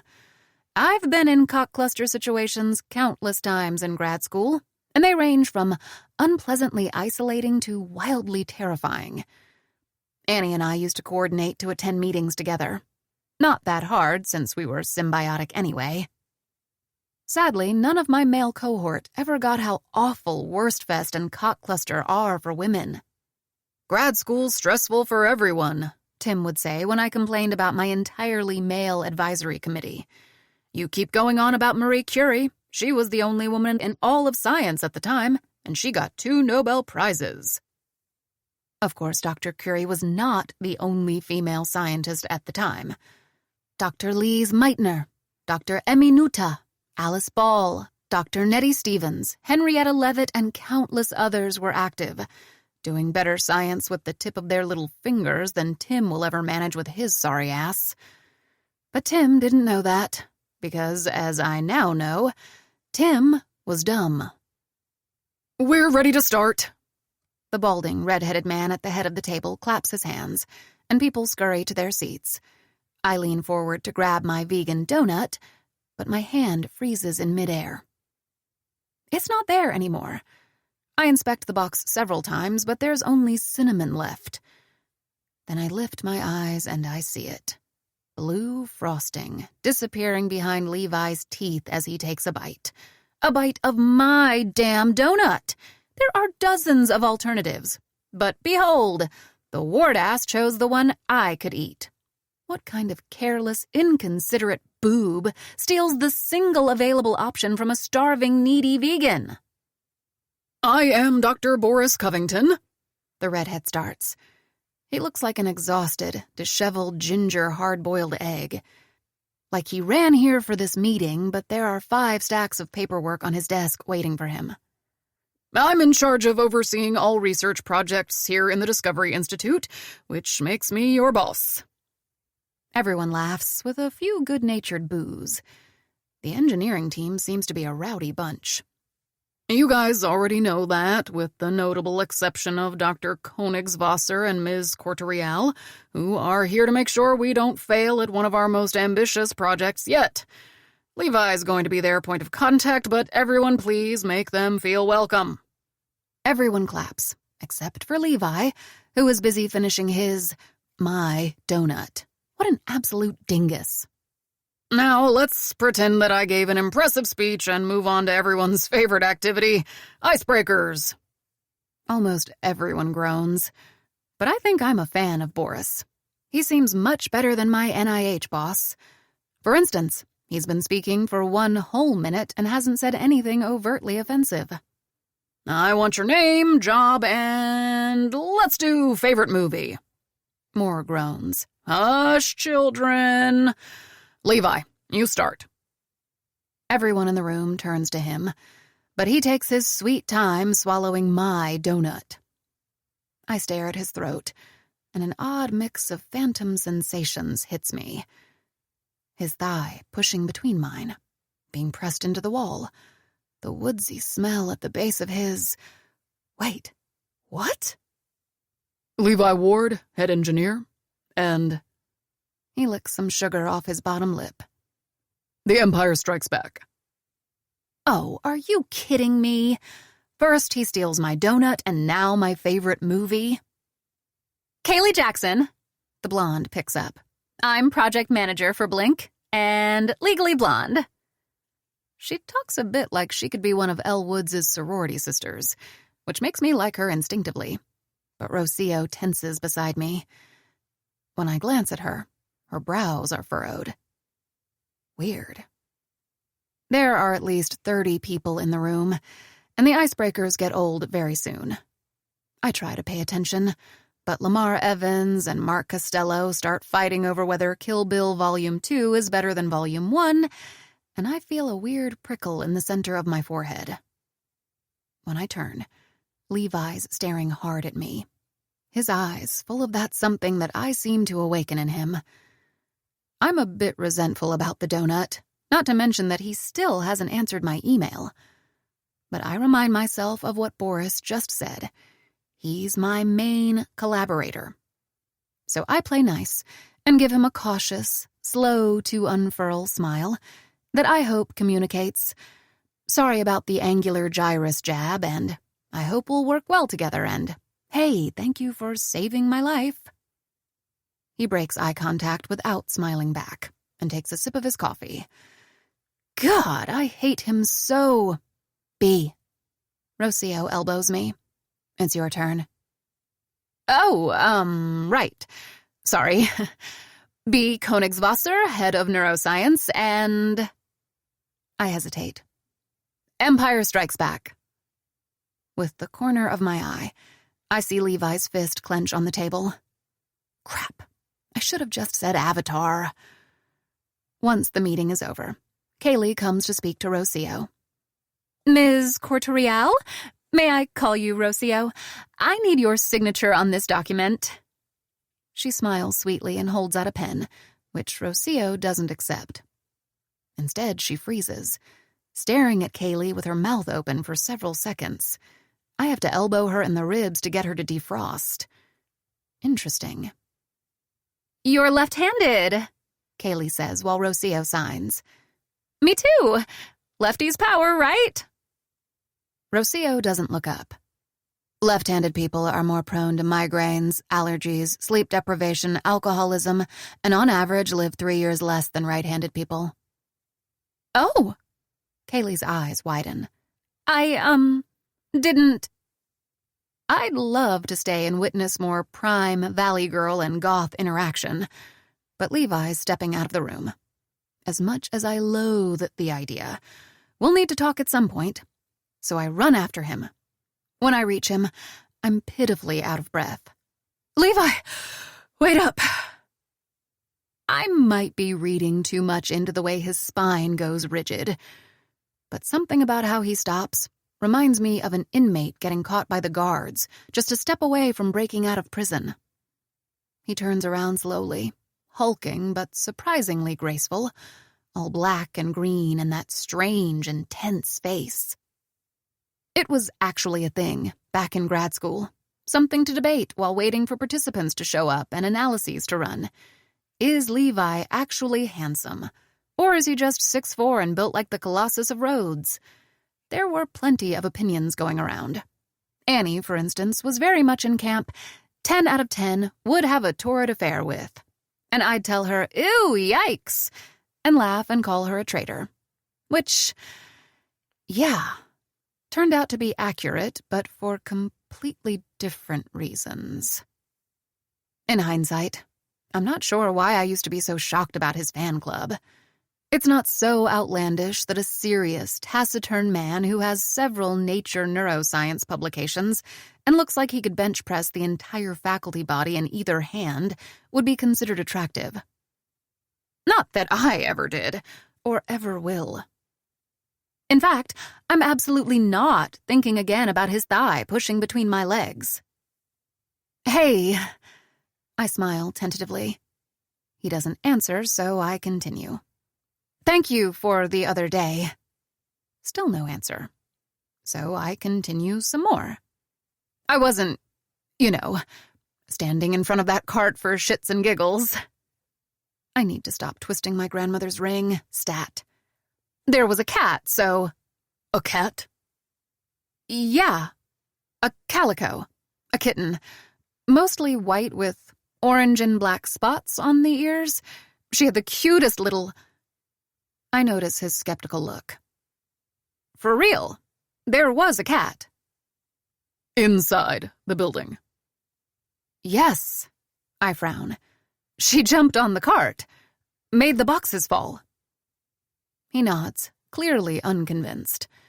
Fantastic. Now he thinks I'm making up the cat. Wait, am I making up the cat? Did I hallucinate it? Did I? Can I help you with anything? Oh, I scratched the back of my head. No, I just wanted to, tell you how excited I am to collaborate again. He doesn't immediately reply, and a terrible thought occurs to me. Levi doesn't remember me. He has no idea who I am. We used to be in the same lab at Pitt. I was a first year when you graduated. We didn't overlap long, but... His jaw tenses, then immediately relaxes. I remember, he says.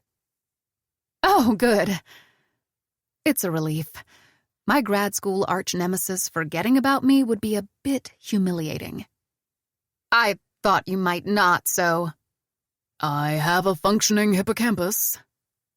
He looks away and adds, a little gruffly, I thought you'd be at Vanderbilt, with Schreiber. I'm surprised he knows about that. When I made plans to go work in Schreiber's lab, the best of the best in my field, Levi had long moved on from Pitt. The point is, of course, moot, because after all the happenings of 2 years ago happened, I ended up scrambling to find another position. But I don't like to think about that time, so I say, nope. Keeping my tone neutral to avoid baring my throat to the hyena. I'm at NIH, under Trevor Slate, but he's great too. He really isn't, and not just because he enjoys reminding me that women have smaller brains than men. How's Tim? Now, that's a mean question. I know for a fact that Tim and Levi have ongoing collaborations. They even hosted a panel together at the main conference in our field last year, which means that Levi knows that Tim and I called off our wedding. Plus, he must be aware of what Tim did to me. For the simple reason that everyone knows what Tim did to me. Lab mates, faculty members, janitors, the lady who manned the sandwich station in the Pitt cafeteria. They all knew. Long before I did. I make myself smile. Good. He's good. I doubt it's a lie. People like Tim always land on their feet, after all. Unlike people like me, who fall on their metaphorical asses, break their tailbones, and spend years paying off the medical bills. Hey, What I said earlier about the angular gyrus. I didn't mean to be rude. I wasn't thinking. It's okay. I hope you're not mad. I didn't mean to overstep. I'm not mad. I stare up at his face. He doesn't seem mad. Then again, he also doesn't seem not mad.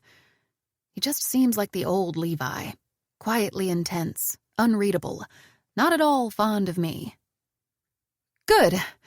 Great. My eyes fall to his large bicep, and then to his fist. He is clenching it again. Guess Dr. Wardass still dislikes me. Whatever. His problem. Maybe I have a bad aura. It doesn't matter. I'm here to get a job done, and I will. I square my shoulders. Guy gave me a tour earlier. I noticed that none of our equipment's here yet. What's the ETA for that? His lips press together. We are working on it. I'll keep you posted. Okay. My RA and I can't get anything done until our computers arrive, so the earlier the better. I'll keep you posted, he repeats tersely. Cool. When can we meet to discuss Blink? Email me with times that work for you. They all do. I don't have a schedule until my equipment arrives, so please, email me. His tone, patient and firm, screams, I'm an adult dealing with a difficult child, so I don't insist further. Okay, will do. I nod, half-heartedly wave my goodbye and turn to walk away. I can't wait to work with this guy for 3 months.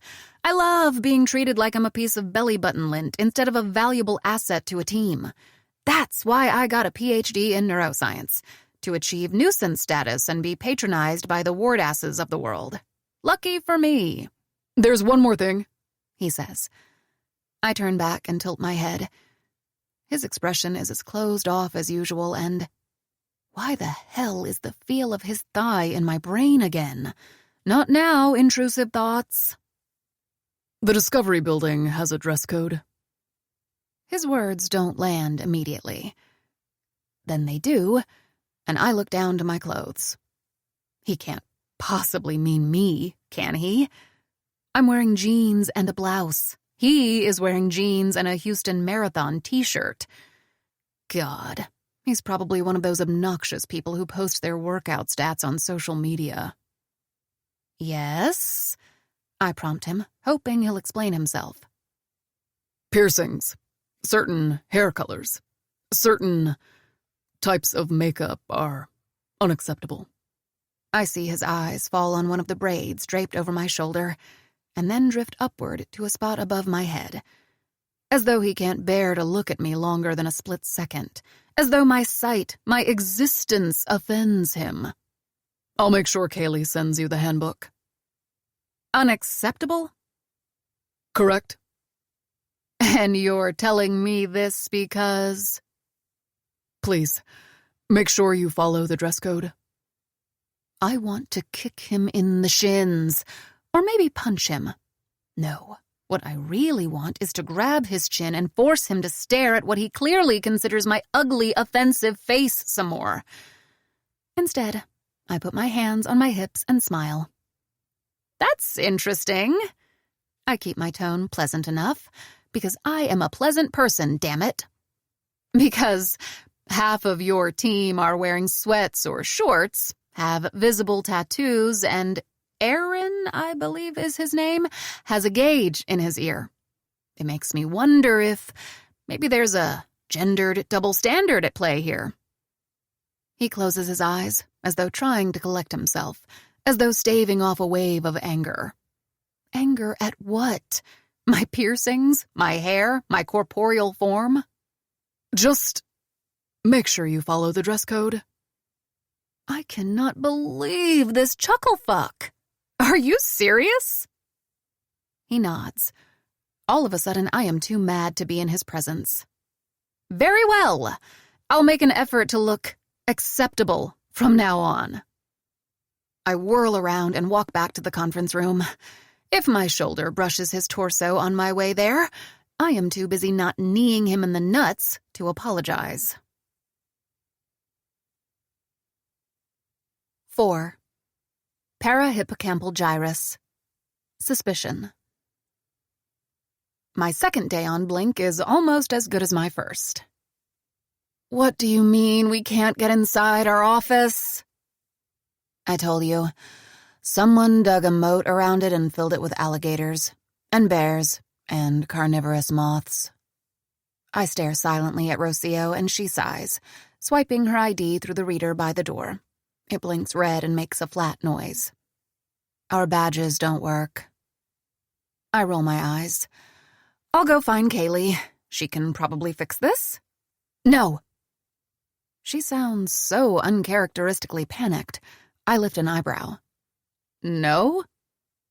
Don't call Kaylee. Let's just knock the door down. Count of 3. 1, 2. Why shouldn't I call Kaylee? Because... Her throat bobs. I don't like her. She's a witch. She might curse our families. All our firstborns shall have ingrown toenails for centuries to come. I thought you didn't want kids. I don't. I'm worried about you, boss. I tilt my head. Ro, is this heat stroke? Should I buy you a hat? Houston's much warmer than Baltimore. Maybe we should just go home. It's not like our equipment is here. What are we even going to do? She's being so weird. Though, to be fair, she's always weird. Well, I brought my laptop so we can... Oh, Guy. Hey, do you have time to answer a couple of questions for me? Of course. Could you let us into our office? Our badges aren't working. He opens the door and immediately asks me about brain stimulation and spatial cognition, and over an hour goes by. It might be tricky to get to deep structures, but we can find a workaround, I tell him toward the end. There's a piece of paper full of diagrams and stylized brains between us. As soon as the equipment arrives, I can show you. I bite the inside of my cheek, hesitant. Hey, can I ask you something? A date? No, Good, because I prefer figs. I smile. Guy reminds me a bit of my British cousin. Total charmer, adorable smile. Same. Is there a reason the neuro equipment isn't here yet? I know Levi is supposed to be my point of contact, but he's currently sitting on 3 unanswered emails. I'm not sure how to get him to reply.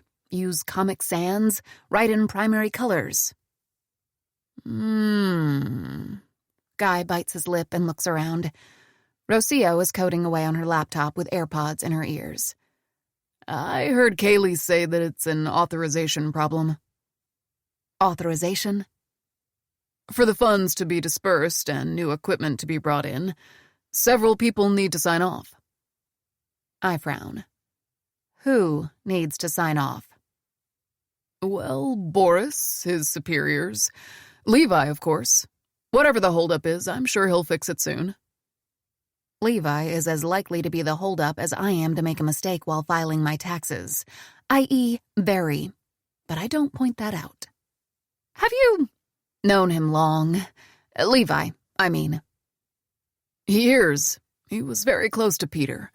I think that's why Levi threw his name in the hat for Blink.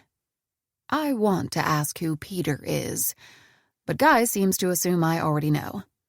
Is he someone I met yesterday? I'm so bad with names. He's a fantastic engineer and a great team leader.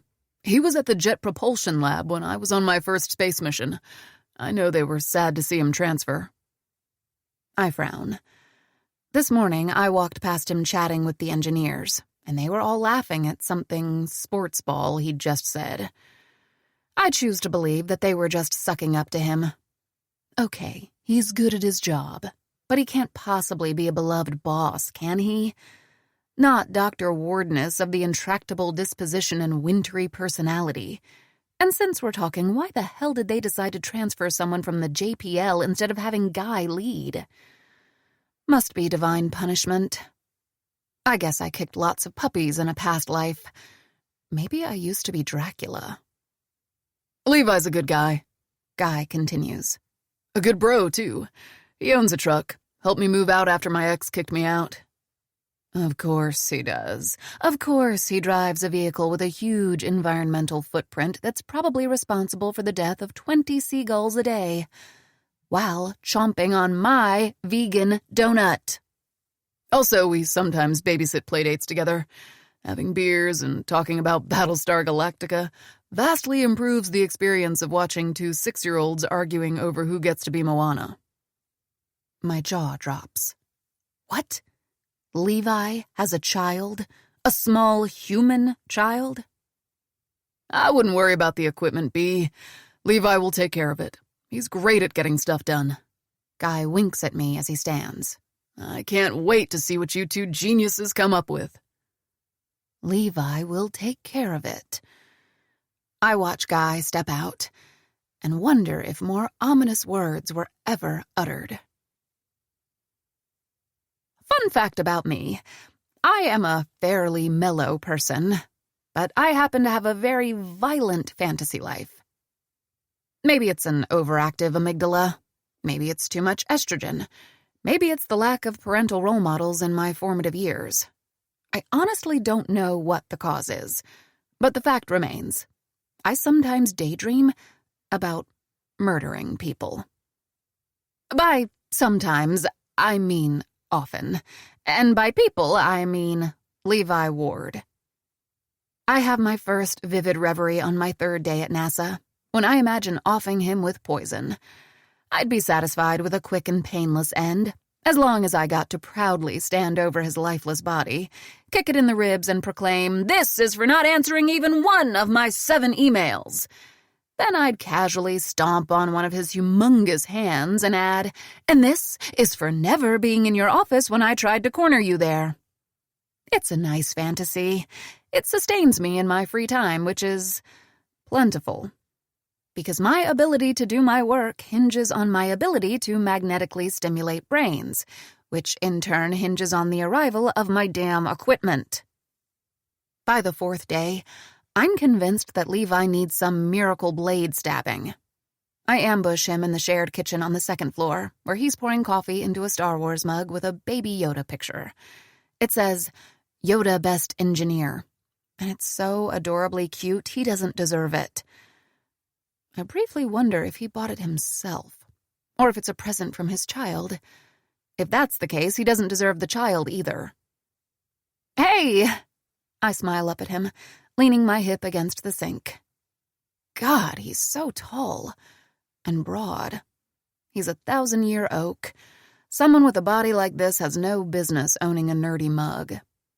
"How are you?" His head jerks down to look at me, and for a split moment his eyes look panicked. Trapped. It quickly melts into his usual non-expression, but not before his hand slips. Some coffee sloshes over the rim, and he almost gives himself 3rd-degree burns. I'm a cave troll. I'm so unpleasant to be around, I make him clumsy. The sheer power I hold. "Hi," he says, drying himself with kitchen paper. "No, fine, no, and you, no, boy howdy, the weather's humid today." I sigh internally. "Any news about the equipment?" "We're working on it." It's amazing how good he is at looking to me without actually looking at me. If it were an Olympic discipline, he'd have a gold medal and his picture on a Wheaties box. Why exactly is it not here yet? Any issues with the NIH funds? Authorizations, but we're working on it, yes. I'm still smiling, murderously polite. The neuroscience on positive reinforcement is solid. It's all about the dopamine. Whose authorizations are we waiting for? His muscles, many and enormous, stiffen. a couple. His eyes fall on me and then on my thumb, which is twisting around my grandmother's ring. They immediately bounce away. Who are we missing? Maybe I can talk to them, see if I can speed up things. No. Right, of course. Can I see the blueprints for the prototype? Make a few notes? They're on the server. You have access. Do I? I sent you an email about that, and about... A phone rings in his pocket. He checks the caller ID and answers with a soft, "Hey," before I can continue. I hear a female voice on the other side. Levi doesn't look at me as he mouths, "Excuse me," and slips out of the kitchen. I'm left alone. Alone with my stabbing dreams. On the 5th day, my fantasies evolve yet again. I'm walking to my office, schlepping a refill bottle for the water cooler and half-heartedly considering using it to drown Levi. His hair seems long enough to hold on to while I push his head under water, but I could also tie an anvil to his neck. Then I hear voices inside and stop to listen. Okay, fine, to eavesdrop. In Houston? Rocio is asking. 5 or 6 years. A deep voice answers. Levi's. And how many times have you seen La Llorona? A pause. Is that the woman from the legend? Not a woman, she scoffs. A tall lady ghost with dark hair. Wronged by a man. She drowned her own children in revenge. Now she dresses in white, like a bride, and weeps on the banks of rivers and streams throughout the South. Because she regrets it? No. She's trying to lure more children to bodies of water and drown them. She's amazing. I want to be her. Levi's soft laugh surprises me. And so does his tone. Gently teasing. Warm. What the hell? I've never had the, pleasure, but I can recommend nearby hiking trails with water. I'll send you an email. What is happening? Why is he conversing like a normal person? Not with grunts or nods or clipped fragments of words, but in actual sentences. And why is he promising to send emails? Does he know how to? And why am I thinking about the way he pinned me against that stupid wall? Again. That would be great. I normally avoid nature, but I am ready to brave clean air and sunlight for my favorite celebrity. I don't think she qualifies as a... I step into the office and immediately halt, dumbstruck by the most extraordinary sight I have ever laid my eyes upon. Dr. Levi Ward is smiling. Apparently, the ward-ass can smile. At people. He possesses the necessary facial muscles. Though the second I step inside, his dimpled, boyish grin fades, and his eyes darken. Maybe he can only smile at some people. Maybe I'm just not considered people? Morning, boss. Rocio waves at me from her desk. Levi let me in. Our badges still aren't working. Thanks, Levi. Any idea when they will? Icy green. Can green be icy? The one in his eyes sure manages to. We're working on it. He makes for the door, and I think he's going to leave. But instead, he picks up the refill bottle I dragged here, lifts it with one hand, one hand, and lodges it on top of the cooler. You don't have to. It's no problem, he says. He should be sent to jail for the way his biceps look. At least for a little bit. Also, please lock him up for being gone before I can ask if our equipment will ever arrive, if he'll ever answer my emails, if I'll ever be worthy of a compound sentence made of multiple clauses. Boss? I slowly turn to Rocio. She's looking at me inquisitive. Yep. I don't think Levi likes you very much. I sigh. I shouldn't be involving Rocio in this weird feud of ours. Partly because it seems unprofessional, partly because I'm not sure what she'll blurt out at the most inappropriate moment. On the other hand, there's no point in denying the obvious. We know each other from before. Levi and I. Before you publicly announced that he's shit at neuroscience, you mean? Yeah. I see. You do? Of course. You two had a passionate love story that slowly soured, culminating when you caught Levi in an intimate embrace with your butler, stabbed his abdomen 69 times, and left him for dead, only to be astonished to find him still alive when you arrived in Houston. I cock my head. Do you really think two scientists could afford a butler? She mulls it over. Okay, that part's unrealistic.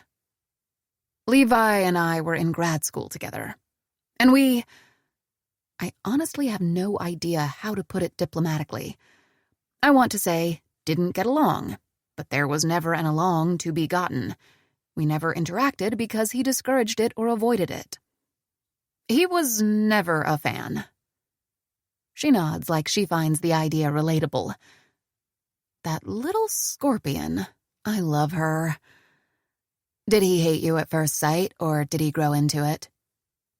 Oh, I stop short. I actually have no idea. I try to think back to my first meeting with him, but I can't remember it. It must have been on my first day of grad school, when Tim and I joined Sam's lab, but I have no memories. He was vaguely hostile to me well before the incident in Sam's office when he declined to collaborate, but I can't place the start of it. Interesting. I guess Tim or Annie might know. Except that I'd rather slowly perish from cobalt poisoning than ever speak to either of them again. I'm not sure. I shrug. A combination? Is Levi's dislike related to the fact that I just spent a week on TikTok because I don't have a decent computer to work on? I plop down in my chair. I suspect the two things are very related, but it's not as if I can prove it or know what to do about it. It's an isolating situation. I've considered talking to other people here at NASA, or even at NIH, but they'd just point out that Levi needs me to make the project succeed, and that the idea of him self-sabotaging just to sabotage me is preposterous. They might even think that I'm the one who's in the wrong, since I haven't proven myself as a project leader yet. And there's something else to consider. Something that I don't want to say out loud or even think in my head. But here goes. If my career is a sapling, Levi's is a baobab. It can withstand a lot more. He has a history of completed grants and successful collaborations. Blink's failure would be a bump in the road for him, and a car-totaling crash for me. Am I being paranoid? Probably. I need to lay off the coffee and stop spending my nights plotting Levi's demise. He's living rent-free in my head. Meanwhile, he doesn't even know my last name. I don't know, Ro. I sigh. They might be related. Or not? She rocks back in her chair. I wonder if pointing out that his revenge plan is harming not just your career prospects, but an innocent bystander's too would help. The innocent bystander is me, by the way. I bite back a smile. Thank you for clarifying. You know what you should do? Please don't say stab his abdomen 69 times. I wasn't going to. That's too good advice to waste on you.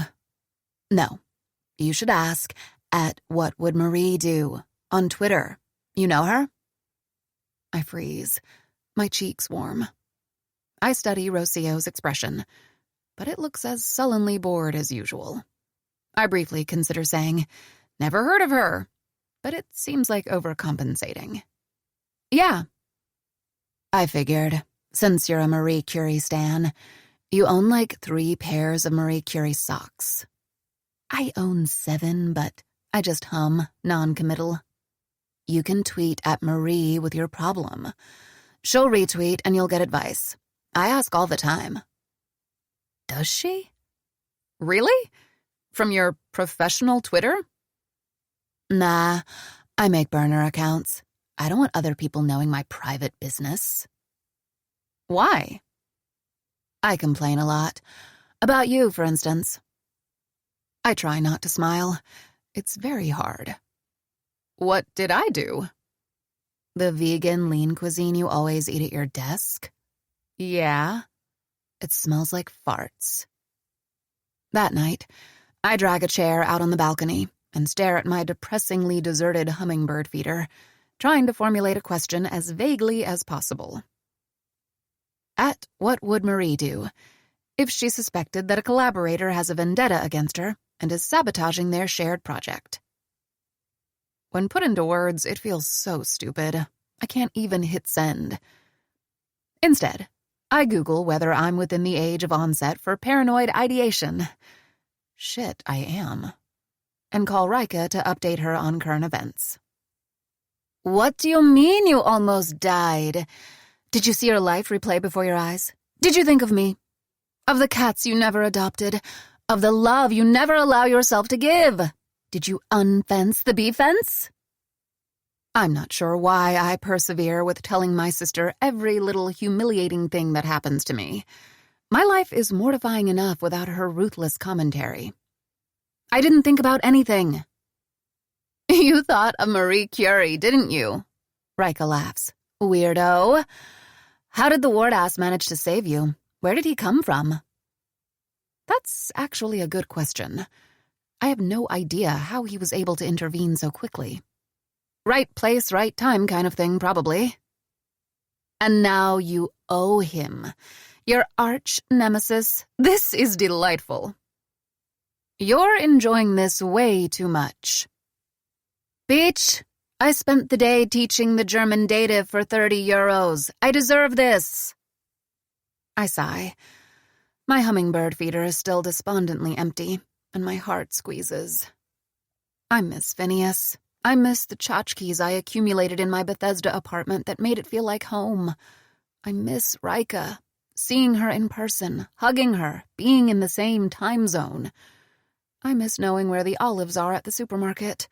I miss doing science. I miss the elation I felt during my 3 days of celebration when I thought blank would be the opportunity of a lifetime. I miss not having to Google whether I'm having a psychotic episode. Am I crazy? Is Levi really sabotaging me? You're not crazy. If you were, I'd be too. Genes and stuff. Knowing Rika, I don't find this reassuring at all. But as much as he dislikes you, it's hard to believe that he's sabotaging you. That level of hatred requires so much effort and motivation and commitment. It's basically love. I doubt he cares that much. My guess is that he's just being a testicle and not actively helping you, which is why you should have a calm but firm conversation with him. I sigh again. You're probably right. Probably? I smile. Likely. Tell me about Astronaut Guy. Is Astronaut Guy cute? He's nice. Not cute, then? When I go to bed, I'm convinced that Rika is right. I need to be firmer in my demands. I have a plan for next week. If there is no ETA for my equipment by Monday morning, I'm going to civilly confront Levi and tell him to cut the crap. If things get ugly, I'll threaten him with wearing the dress again. It was clearly his kryptonite. I'd be open to doing laundry every night and subjecting him to it for the rest of my stay in Houston. I smile at the ceiling, thinking that being revolting sometimes has its own advantages. I turn around, and when the sheets rustle, I'm almost in a good mood, cautiously optimistic. Blink will work out. I'll make sure of it. And then Monday happens. 5. Amygdala. Anger. It starts with Trevor, my NIH boss, wanting to talk as soon as you can be, which has me groaning into my oatmeal. Neuroscience is a relatively new field, and Trevor is a mediocre scientist who was lucky enough to be at the right place when tons of neuro positions and funding opportunities were created. Fast forward 20 years, and he has made just enough connections to avoid being fired, even though I strongly suspect that if given a human brain, he wouldn't be able to point to the occipital lobe. I call him while walking to work. the humid morning air instantly pasting a sticky layer on my skin. His first words are, "B, where are you with Blink?" "Oh, I'm just peachy, thank you. What about you?" "About to start week 2. But where's the project at?" He bristles. "Are the suits ready?" "Helmets. They're helmets." Seems like that would be an easy detail to remember since we study the brain. "Whatever," he says impatiently. "Are they ready?" I miss him so little. I can't wait till Blink makes my CV awesome and I can move to a position that doesn't require acknowledging his existence. They're not. The projected timeline is 3 months. We haven't even started. A pause. "What do you mean you haven't started?" I currently have no equipment. No EEG, no TMS, no computers, not even access to my office. Everything I asked for in my application weeks ago has yet to be delivered. "What?" There are mysterious authorizations that need to be collected, but it's impossible to figure out whose authorizations. "Are you serious?" My heart beats faster at the indignation in his voice. Trevor sounds mad. Do I have an ally? A horrible ally, but a useful one. If he exerts some pressure at higher levels, they'll intervene and Levi won't be able to drag his feet anymore. Oh my God, why didn't I just call Trevor on day 1? I know, it's stupid, a waste of time and unprofessional. I'm not sure who can help us fix this situation, but... "Then you better figure it the hell out. What have you been doing there for a week? Visiting the Space Museum? B, you're not on vacation." "It's your responsibility to get Blink going. What do you think you were hired for?" Right. This is why I didn't call Trevor. I have no power or connections here. My liaison is Levi, and whatever I do is... "Clearly, whatever you do is not enough." He takes a deep breath. "Listen carefully, B. George Kramer called me last night." Kramer is the head of our NIH Institute. So far removed from my lowly postdoc position that it takes me a moment to place the name. "On Friday, he talked with the director of NIH and with 2 members of Congress. The general consensus is that Blink is the kind of project that taxpayers eat up. It mixes astronauts and brains, which market test well among average Americans. They're sexy topics." I recoil. I can never hear Trevor and his smelly breath use the word sexy again. "Plus, it's the joint collaboration of 2 already beloved government agencies. It'll make the current administration look good, and they need to look good." I frown. He has been talking for over a minute and hasn't mentioned science once. I don't see what this means. "It means that as of right now, there's a lot of scrutiny over Blink, over your performance.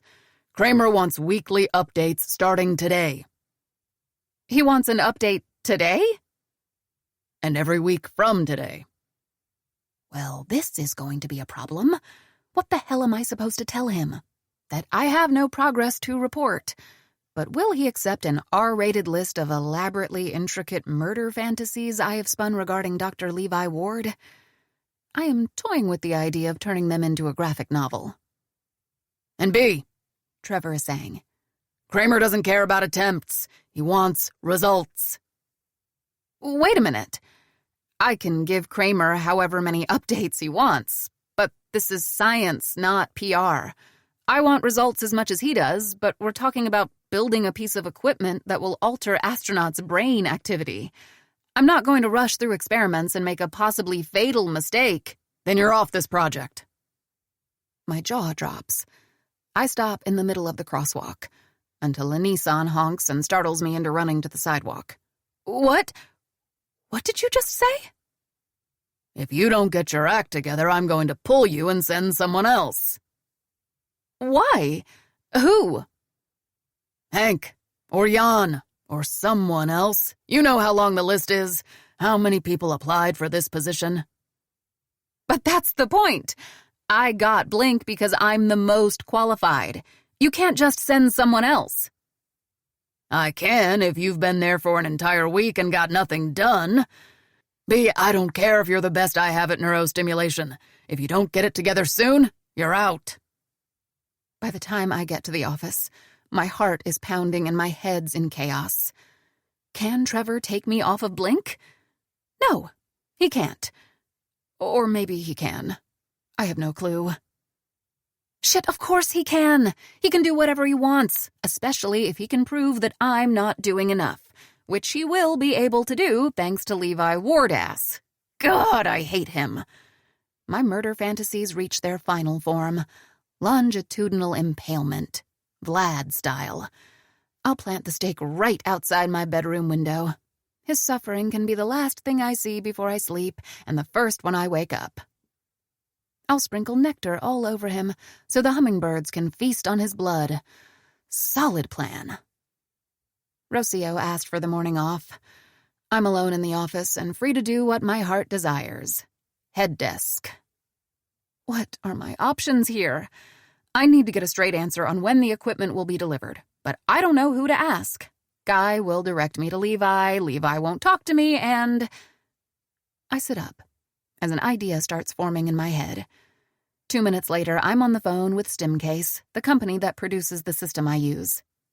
This is Dr. B. Koenigswasser, calling from the Sullivan Discovery Institute, NASA. I wanted to check on the status of our order. It's a TMS system. Of course. The customer service lady's voice is low and soothing.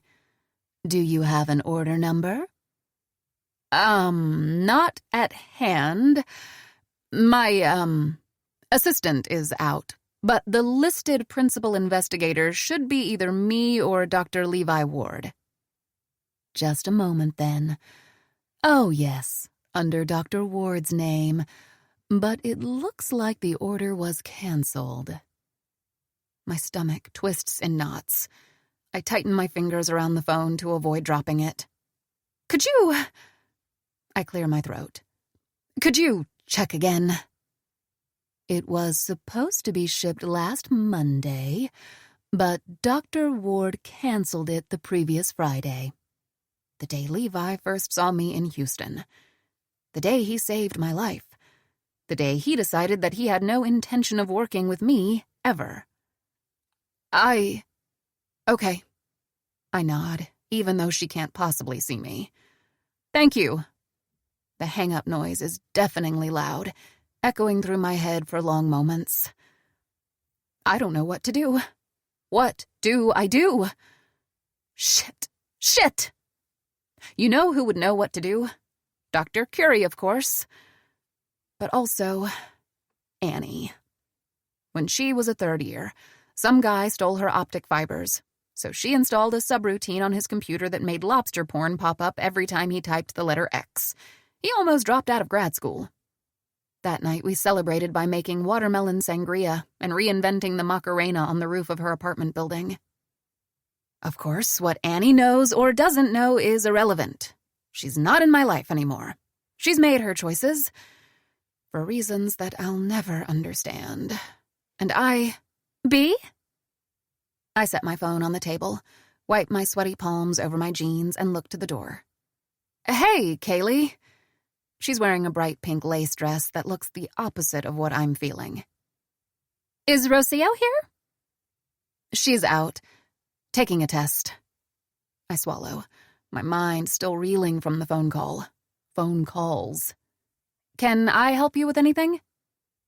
No, I just wanted to ask her if... She shrugs uncomfortably, flushes a little, but then quickly adds, I was surprised you weren't at the meeting this morning. I tilt my head. What meeting? The one with the astronauts. The knots in my stomach tighten. I don't like where this is going. The astronauts? Yeah, the one Levi and Guy organized. For feedback. To brainstorm options for the helmets. It was really useful. When was it scheduled for? This morning, 8 a.m. It was set up last week and... Kaylee's eyes widen. You knew about it, right? I look away and shake my head. This is humiliating. And infuriating, and other things too. Oh my God. She sounds genuinely distraught. I am so sorry. I have no idea how that could happen. I exhale a silent, bitter laugh. I do. Is there anything I can do to fix this? As project manager, I want to apologize. No, I paste a smile on my face. It's not your fault, Kaylee. You've been great.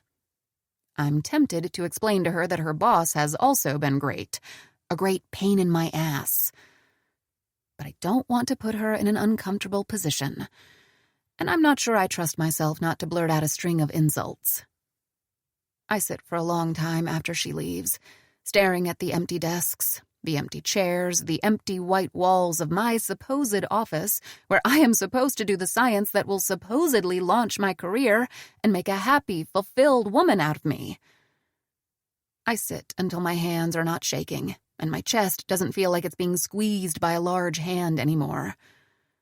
Then I stand, take a deep breath, and march straight to Levi's office. I knock, but I don't bother waiting for a response. I open the door, close it behind me, and start speaking as soon as I'm in, my arms folded on my chest. For reasons I cannot discern, I'm smiling. Why? Levi's gaze lifts from his computer screen to me, and his double take is small but noticeable. He always has the same look in his eyes when he first sees me, a flash of panic. Then he collects himself and his entire face shudders. He should really work on expanding his emotional range. What does he think I'm going to do anyway? Convert him to Scientology? Sell him Avon products? Give him full-blown typhoid? Really, I just want to know why. I'm not even asking you to stop. I just need to know why. Do I smell like cilantro? Did I steal your parking spot in grad school? Do I remind you of the kid who poured Snapple on your Game Boy when you were about to finish The Legend of Zelda? He blinks at me from his chair and has the audacity to look confused. I have to give it to him. He has giant balls, likely to compensate for his micro-dick. What are you talking about? My smile turns bitter. Levi, please. I have no idea what you're referring to, but I'm really busy, so... See, I'm not. I'm not busy at all. I haven't been this unbusy since I was on summer break in middle school. But you know that already, so... why? He sits back in his chair.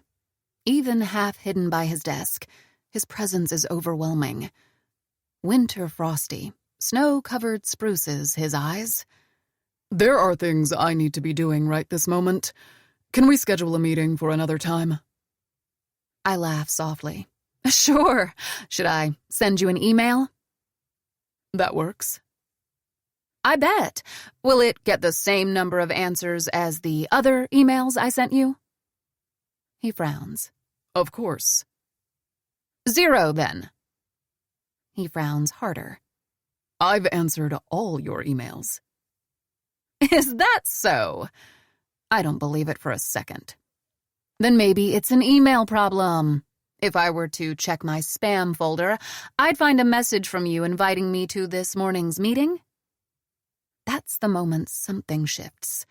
The moment Levi realizes that he's going to have to deal with me. He stands, walks around his desk, leans against it. He folds his arms on his chest and regards me calmly for a moment.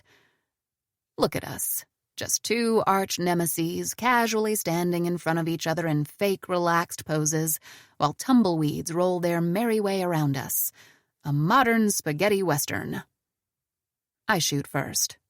So, it's all a big email misunderstanding? He doesn't answer, just stares somewhere above my right shoulder. It checks out. Emails that should be delivered aren't. Emails that shouldn't are. It would explain the one that canceled the order for my TMS equipment. It probably just sent itself. Vigilante emails going rogue. Uh-oh, Outlook's in trouble. His fake calm is getting less convincing. If you think about it, it's the only possible explanation.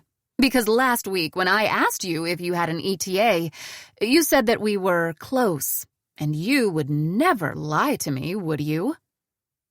His annoyingly handsome face hardens. Yes, even more than usual. I would not lie to you. He says it in an earnest, pissed-off tone, as though it's important to him that I believe him. Huh. I'm sure you wouldn't. I push away from the door and amble around the office. And you would not single me out to point out a dress code that is obviously never enforced, nor would you make it impossible for me to get into my office without having to beg to be let in. I stop in front of a library shelf. Scattered between the engineering tomes, I notice a handful of personal items. They humanize Levi in a way I'm not ready for. A child's drawing of a black cat, a few bobbleheads from sci-fi movies, 2 framed pictures. One is Levi and another tall, dark-haired man free-climbing a rock formation. The other, a woman, very beautiful, long, dark blonde hair, young, probably Levi's age. She smiles at the camera, holding a toddler with a full head of dark curls. The frame is clearly homemade, buttons and shells and sticks glued together. My heart lurches, heavy. I knew he had a child. I've even turned this piece of information around in my head several times since finding out. And I'm not surprised that he's married. He doesn't wear a ring, but that doesn't mean anything. I often do wear a ring, and I'm most definitely not married. Honestly, I'm not sure why this hits me so hard. I certainly have no personal stake in Levi's romantic life, and I don't usually go about feeling jealous when people find themselves happily paired. But the domesticity that the picture conjures, just like the soft, intimate tone his voice took last week when he answered the call. Very clearly, Levi has a home, a place in the world just for himself, someone to go back to every night. And on top of that, his career is more stable than mine. Levi Ward, lord of 1,000 glares and 1,000,000 rude nods, belongs. And I don't. The universe is truly not fair. I sigh, defeated, and turn around to face him. Just tell me why, Levi. It's a complicated situation. Is it? Seems pretty simple. He shakes his head, carefully considers what to say, and then somehow lands on the most ridiculous 5 words I've ever heard. Give me a few days. A few days? Levi, Rocio and I moved here to work. We left our friends, families, partners in Maryland, and now we're twiddling our thumbs. Then go home for a few days. His tone is harsh. Visit your partner, come back later. That's not the damn point. I aggressively run a hand through my bangs. Rika said that I should confront him calmly, but that horse is out of the stable and galloping around the moors. I'm pretty sure Levi's neighbors can hear me raise my voice, and I'm fully okay with it. I have the head of NIH wanting progress reports from me, and my boss threatening to send in someone else if I don't get him results soon. I need my equipment. I'm not asking you to do this for me. Do it for the project. I must have moved closer, or maybe he to me, because all of a sudden I can smell him. Pine and soap and clean male skin. Do you even care about Blink? His eyes blaze. I care. Do not ever imply otherwise. He grits out, leaning forward. I've never hated someone this intensely. I never will again. I believe it as deeply as I do cell theory. You sure don't act like you do. You don't know what you're talking about. And you, I step closer, stabbing my finger into his chest, don't know how to run a project. I am asking you to trust me. Trust you? I laugh in his face. Why the hell should I trust you? I stab my finger at him again, and this time he closes his palm around it to stop me. Something odd happens. His grip slides down to my palm, and for a moment, he's almost holding my hand in his. It makes my skin tingle and my breath catch. His too. It must be his cue to realize that he's touching me. Me, the most abhorrent creature of the 7 seas. He lets go immediately as if burned. I am doing what I can, he begins. Which is nothing. With the resources I have. Oh, come on. And there are things you don't know. Then tell me. Explain. The ensuing silence clenches it for me. The way his jaw tightens. The fact that he straightens and turns abruptly, pacing 3 steps away as though he is finished with this. With me. You never even started, asshole. Right. Well, I shrug. I'm going to your superior, Levi. He gives me a shocked look. What? Oh, now he is worried. How the worm has turned. How the cookie crumbles. I need to get Blink started. You're leaving me no choice but to go over your head. Over my head? He briefly closes his eyes. There is no such thing. Do you... I sputter. God, this man's ego must have its own gravitational field. He's a human pit stuffed full of dark matter and hubris. Do you even hear yourself? Don't do it, B. Why shouldn't I? Are you going to call StimCase and get me my equipment? Are you going to get us an office that isn't away from everyone? Are you going to start inviting us to essential meetings? It's not that simple. What an asswipe. But it is. It's pretty damn simple, and if you don't commit to fixing this, you don't get to tell me not to go to your superior. You don't want to do that. Is he threatening me? See, I thought so too, but now I'm pretty sure I do. Watch me. I spin on my heels and head for the door, ready to walk straight to Boris's office. But when my hand is on the knob, something occurs to me and I turn around. And one more thing, I snarl into his stony face. Vegan donuts are for vegans, you absolute walnut! Levi can't be too distressed by our conversation, because he doesn't even attempt to come after me. I'm pumped full of rage and want to march to Boris, but I run into Rocio down the hallway. She's dragging her feet, staring vacantly at the floor like an inmate on death row. Even more than usual. I stop. As impatient as I am to get my equipment and ruin a career, I think I love Rocio more than I hate Levi. Though it's a close call. How did the GRE go? The graduate record examination is like the SATs. A stupid standardized test on which students need to get an absurdly high score to be accepted into grad school, even though it tests nothing that has to do with academic success. I remember agonizing over my scores in my last year of college, terrified that they wouldn't be high enough to get me into the same programs as Tim. As it turned out, mine were higher than his, and I ended up with several more acceptances than he had. In hindsight, I should have gone to UCLA and left him behind. It would have saved me a lot of heartache and minimized my ward-ass exposure. B. Rocio shakes her head gloomily. Which way is the ocean? I point to my left. She immediately begins shuffling her feet in that direction. Ro, you first have to get out of the building and... What are you doing? I shall walk into the sea. Farewell. Wait! I circle around her. How did it go? She shakes her head again. Her eyes are red-rimmed. Low. How low? Too low. Well, you don't need 99th percentile to get into Johns Hopkins. 40th for quantitative, 52nd for verbal. Okay, that is low. And you can always retake. For $200, and it's my 3rd time. I don't get any better no matter how much I practice. It's like I'm jinxed.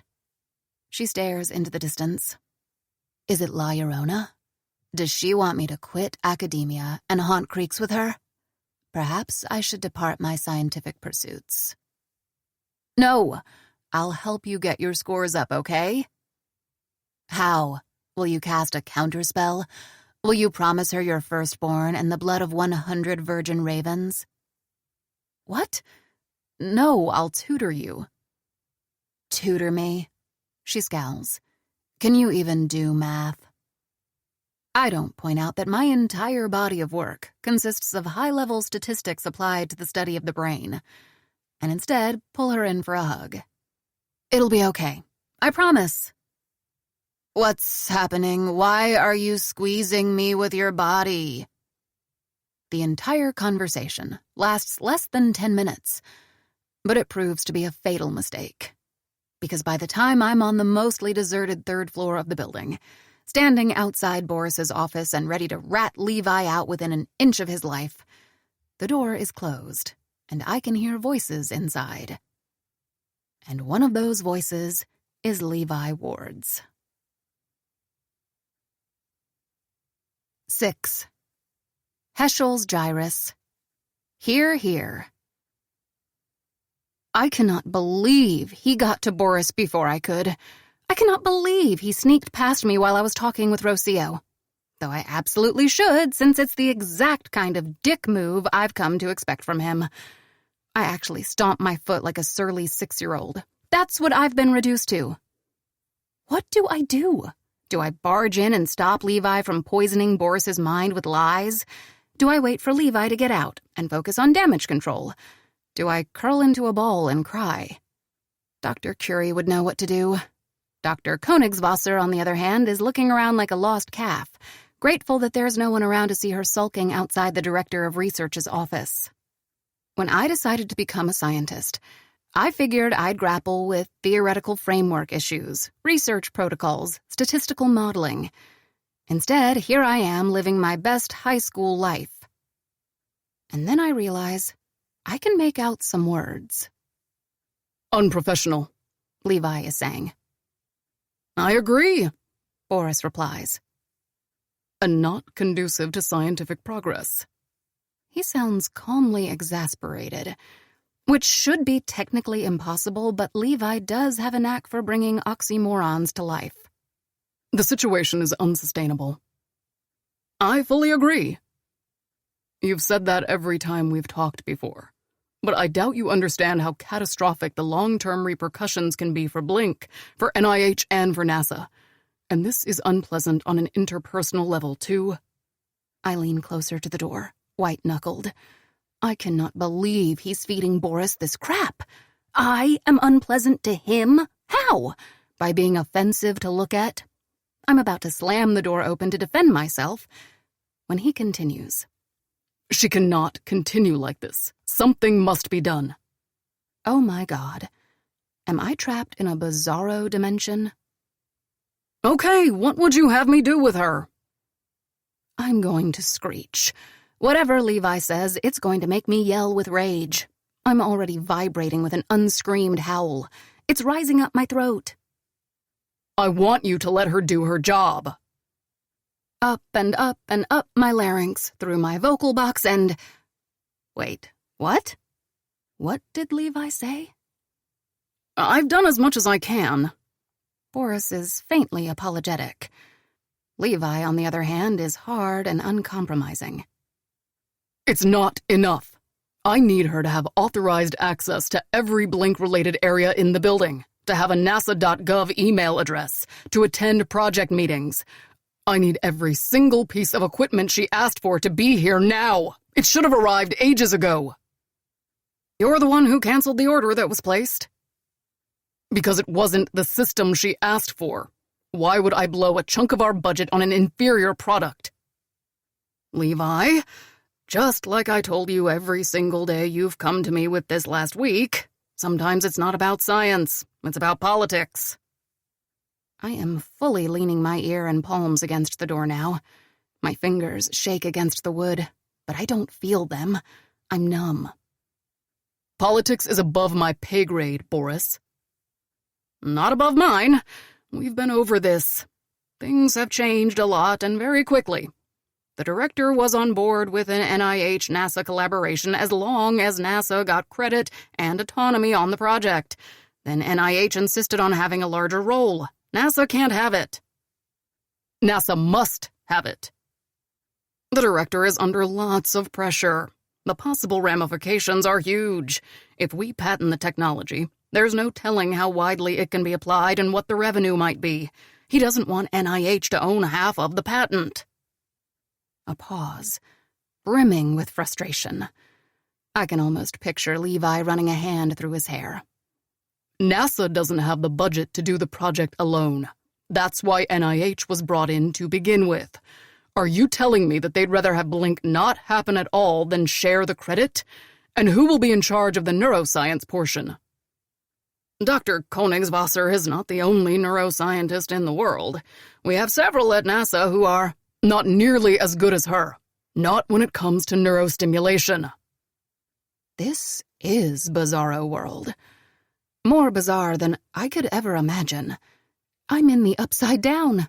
My heart's thudding in my ears, and Levi Ward just said something nice about me. A cold, slimy feeling coils in the pit of my stomach. I might throw up, except that I'm completely hollow. I was full of rage when I came here, but that's draining. We'll make do, Levi. Blink will be moved to the next budget review, and by then NASA will approve full funding. That way we won't need NIH. You'll still be in charge. That's a year from now, and you can't guarantee that, just like you can't guarantee that the Sullivan prototype will be used. A pause.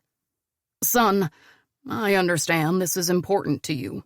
I feel the same, but I doubt it. Excuse me? Levi's voice could cut titanium. I seriously doubt you feel the same. Levi, if you do, authorize the equipment purchase. A sigh. Levi, I like you. I really do. You're a smart guy. One of the best engineers I know, maybe the best. But you're young and have no idea about the pressure everyone's under. Blink's unlikely to happen this year. Better make peace with it. Seconds pass. I can't hear Levi's reply, so I lean in even farther, which turns out to be a terrible idea, because the door swings open. I jump back quickly enough that Boris doesn't see me, but when Levi steps outside, I'm still standing right there by the office. He slams the door and begins stalking away angrily. Then he notices me and freezes. He looks furious. And big. Furiously big. I should say something. Play it cool. Make it seem like I only just wandered here, looking for the office supply closet. Oh, Levi, do you know where they keep the pencil sharpeners? Problem is, that ship has long sailed. And while we study each other with equally raw expressions, I experience an odd, transient feeling. Like, this is the first time Levi sees me. No, not quite. Like, this is the first time I see him. Like the elaborate maze of mirrors through which we've been looking at each other has been shattered, the shards swept away. I can't bear it. I lower my gaze to my feet. Thankfully, the feeling dissolves as I stare at the pretty daisies on my faux leather sandals. My fingers need to quit shaking or I'll chop them off. If my tear ducts dare to let even a single drop slip through, I'll tie them shut forever. I'm almost ready to look up again without making a fool of myself, when a large hand closes firmly around my elbow. Shouldn't have worn a sleeveless top today. What are you? Levi lifts one finger to his lips to signal me to be quiet and leads me away from the office. Where? I start, but he interrupts me with a low whisper. Hush. His grip is gentle but tight around my flesh.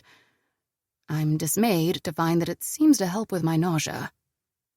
Without having a clue of what to do, I close my eyes and follow his lead. I'm a slow processor. Always have been. When my Nona died, everyone around me had been sobbing for several minutes by the time I finally parsed what the white-haired doctor was saying. When Rika decided to take a gap decade to go travel the world, I didn't realize how lonely I'd be until she was on a plane to Indonesia. When Tim moved out of our apartment, the implications only hit me several days later, the moment I found 2 of his mismatched socks still in the dryer. Probably why the enormity of what I heard outside Boris's office doesn't fully dawn on me until I'm on one of the benches in the little picnic area behind the Discovery Building, elbows on my knees and forehead in my hands. It's such a lovely spot. The shades of 2 cedar elms and a live oak cross right where I'm sitting. I need to eat lunch out here from now on, I think. Then my lean cuisines won't stink up the office. My stomach twists. There might not be an on from this now. Are you okay? I glance up and up and up. Levi is standing in front of me, still icily furious, but more in control. Like he counted to 10 to calm down a bit, but would gladly go back to 1 and flip a desk or 3. There's a hint of concern in his eyes. And for some reason, I'm thinking again of him pinning me to the wall, of the smell of his skin, the feeling of his hard muscles under my fingers. There's something very wrong with my brain. I double-checked, he murmurs. I received 7 emails from you, and all my replies were sent. I'm not sure why they didn't deliver. I'm assuming the same happened to the one Guy sent to invite you to today's meeting. And I take responsibility for it.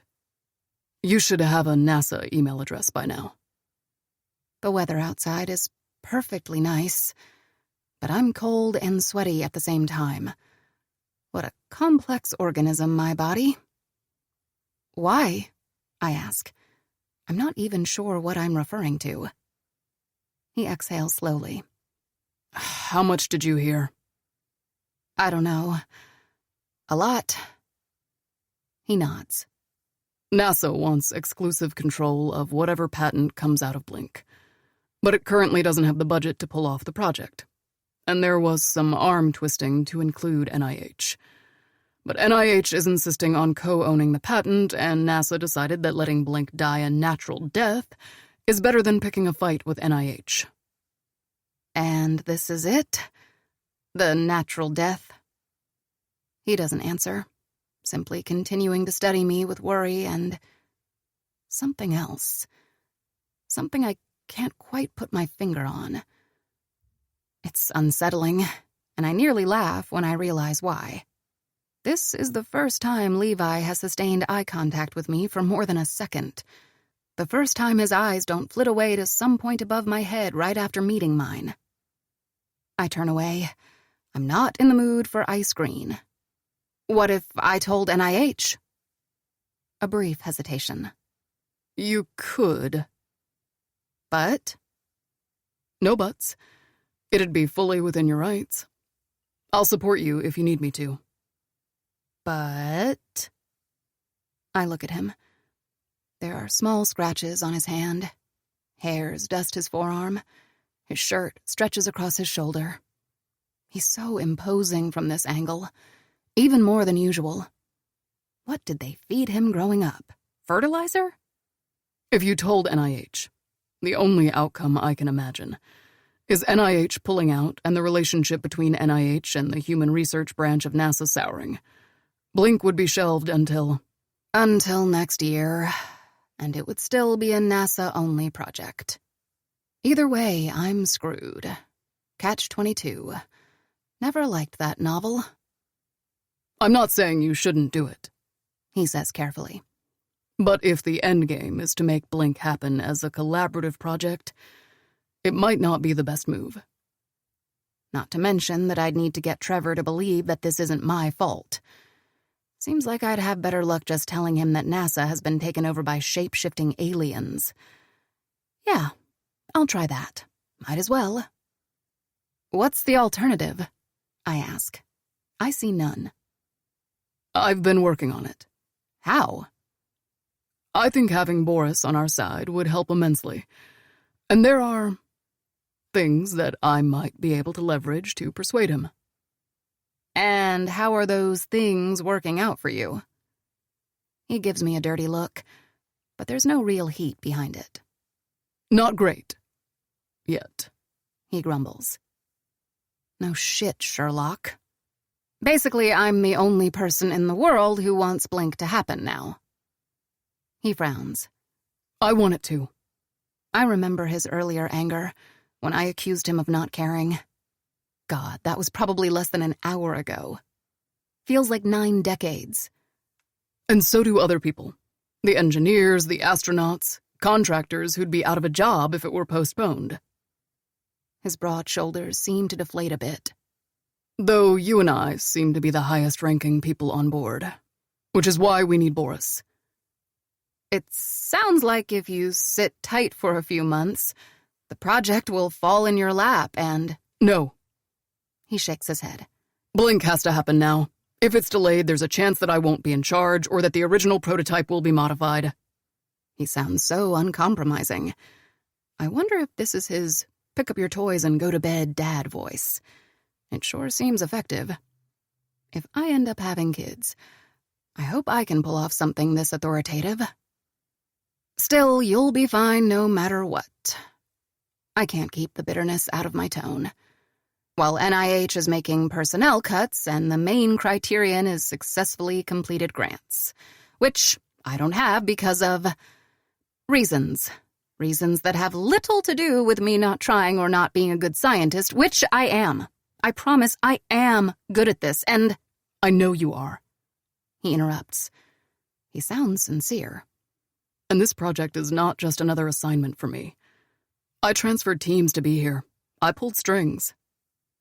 I run a hand down my face. What a dumpster fire. You could have told me that NASA was roadblocking, instead of letting me believe that you were... He looks at me blankly. That I was... You know, trying to oust me for the usual reasons. The usual reasons? Yeah, I shrug. From grad school. What reasons from grad school? Just the fact that you know. I'm not sure I do. I scratch my forehead, exhausted. That you despise me. He gives me an astonished look, like I just coughed up a hairball. Like the person who avoided me like I was a flesh-eating porcupine was his evil twin. He's speechless for a moment, and then says, somehow managing to sound honest, B, I don't despise you.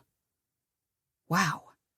Wow for so many reasons. The blatant lie, for instance. Like he doesn't consider me the human equivalent of gas station sushi. But also, this is the first time Levi has used my name. I haven't kept track or anything, but there's something so uniquely him in the way he says the word. I could never forget. Right. He keeps staring at me with the same disoriented, earnest expression. I snort and smile. I guess I must have misread every single one of our grad school interactions then. He did tell Boris I'm a good neuroscientist, so maybe he doesn't think I'm incompetent like I always suspected. Maybe he just hates literally everything else about me. Lovely. You know I don't despise you. He insists with a hint of accusation. Sure I do. B.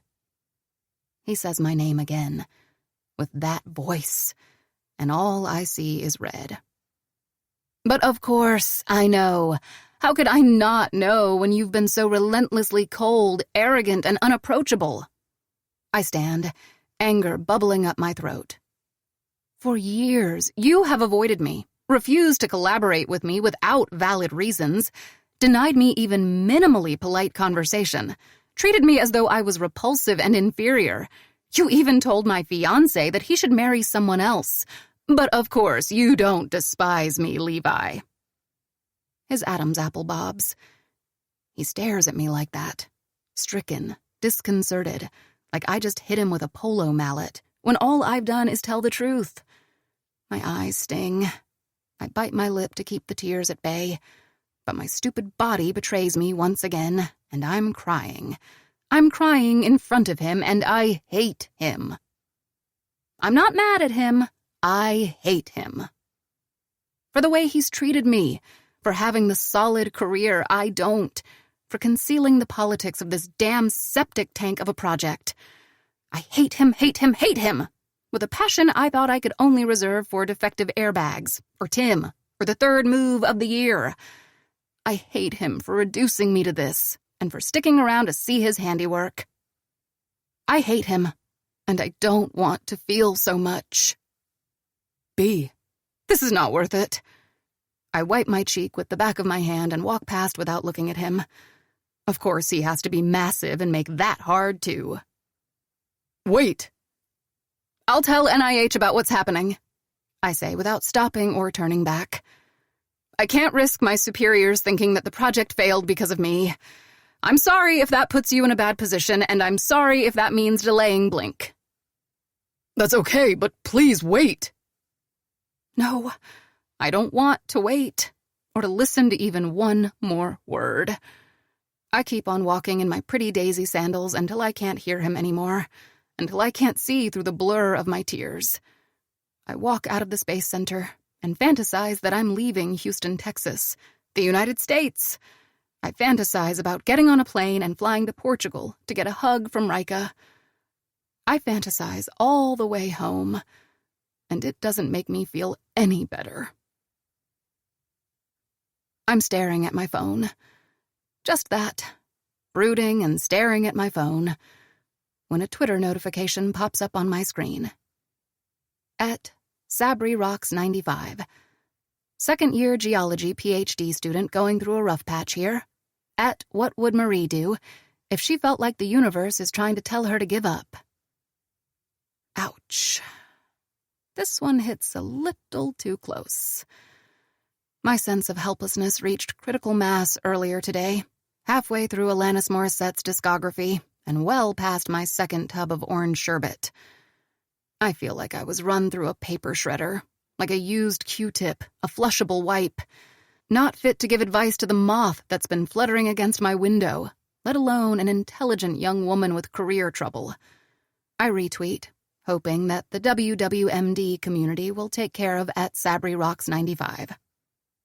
Maybe I should quit academia, I muse, leaning back in my chair, staring across the open-plan kitchen to Dr. Curie's magnet. Should I quit my job? Marie doesn't reply. Silent approval? There are things I could do. Brush up on the German accusative and meet Rika in Greece, where olive oil tycoons would hire us to instruct their teenaged heirs. Shop that sitcom idea I once had. A Bayesian statistician and a frequentist become reluctant roommates. Write my mermaid YA series. Move under a bridge and ask riddles in exchange for safe passage. Maybe I shouldn't quit. At least one Königswasser twin needs a stable job, to post bail when the other gets arrested for indecent exposure. Knowing Rika, that's any day now. Then again, I'm fairly sure that without Blink, Trevor won't renew my contract anyway. My career is the ultimate unrequited love story, littered with well-reviewed grants that never got funded for political reasons, a shitty boss instead of the rock star I was promised, and now NIH and NASA petty fighting like cousins at Thanksgiving. When your supposed big break turns into a losing game, that's when you cut your losses, right? But what would be left of me without neuroscience? Who would I even be without my burning need to correct people who say that humans use only 10% of their brain? They even made a movie about this. For fuck's sake, does no one fact-check Hollywood scripts? Did you know that conservatives tend to have larger amygdalae than liberals? That taxi drivers' hippocampi grow bigger as they memorize how to navigate London? That brain differences predict variations in personality?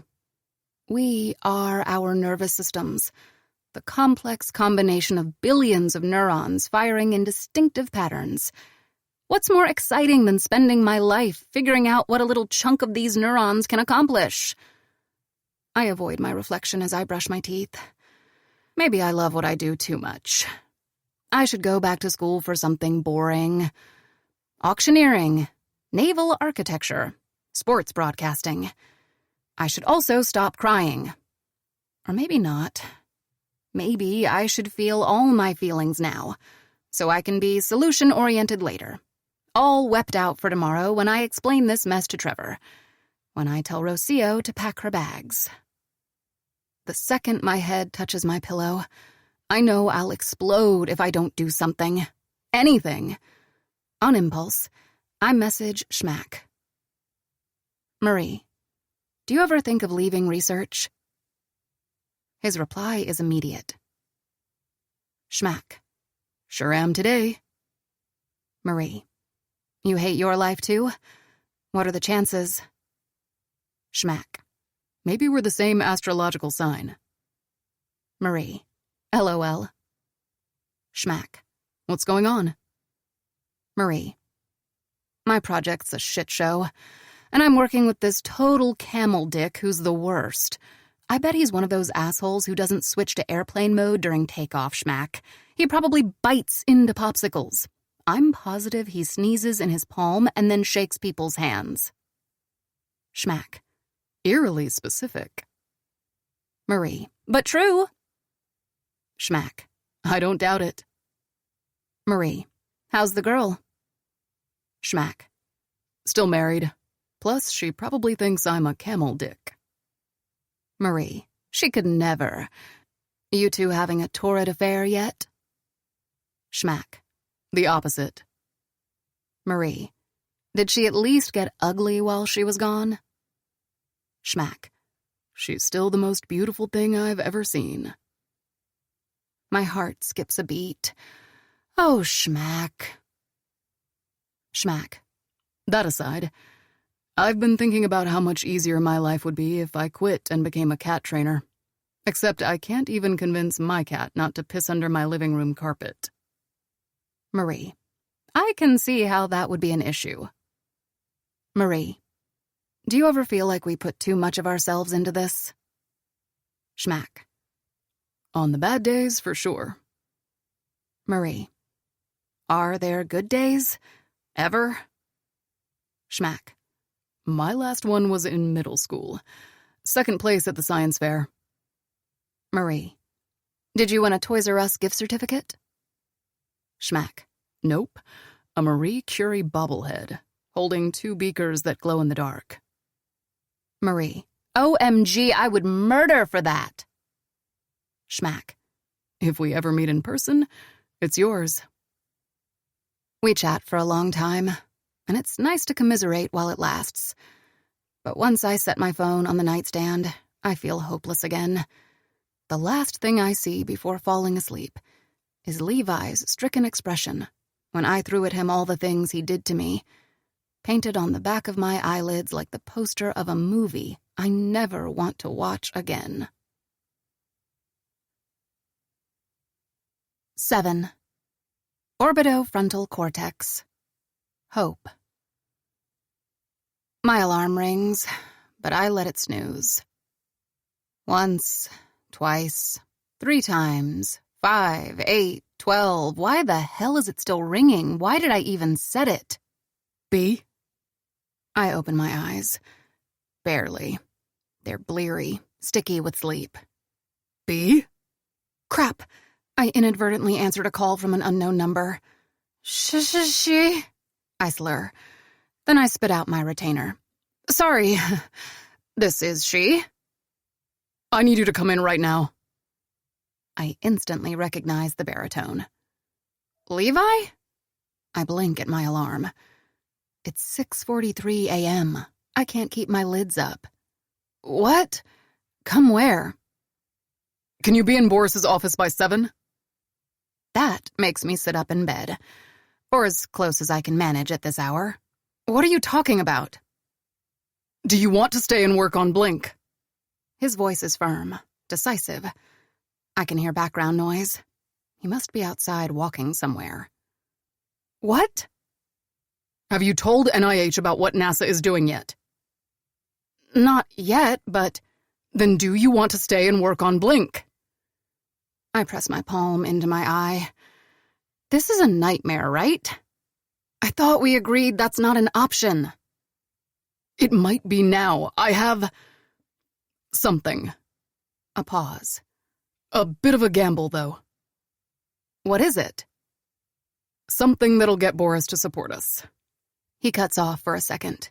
Can't explain on the phone. It sounds sketchy.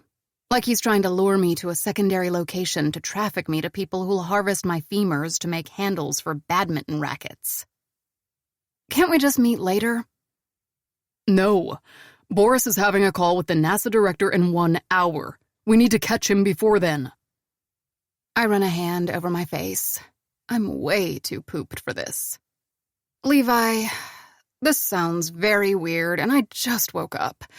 If you're trying to get me alone to assassinate me, could we just go ahead, pretend you did it, and go our separate ways? Listen, what you said yesterday. He must have stepped inside, because the background noise is gone. His voice is rich and deep in my ear.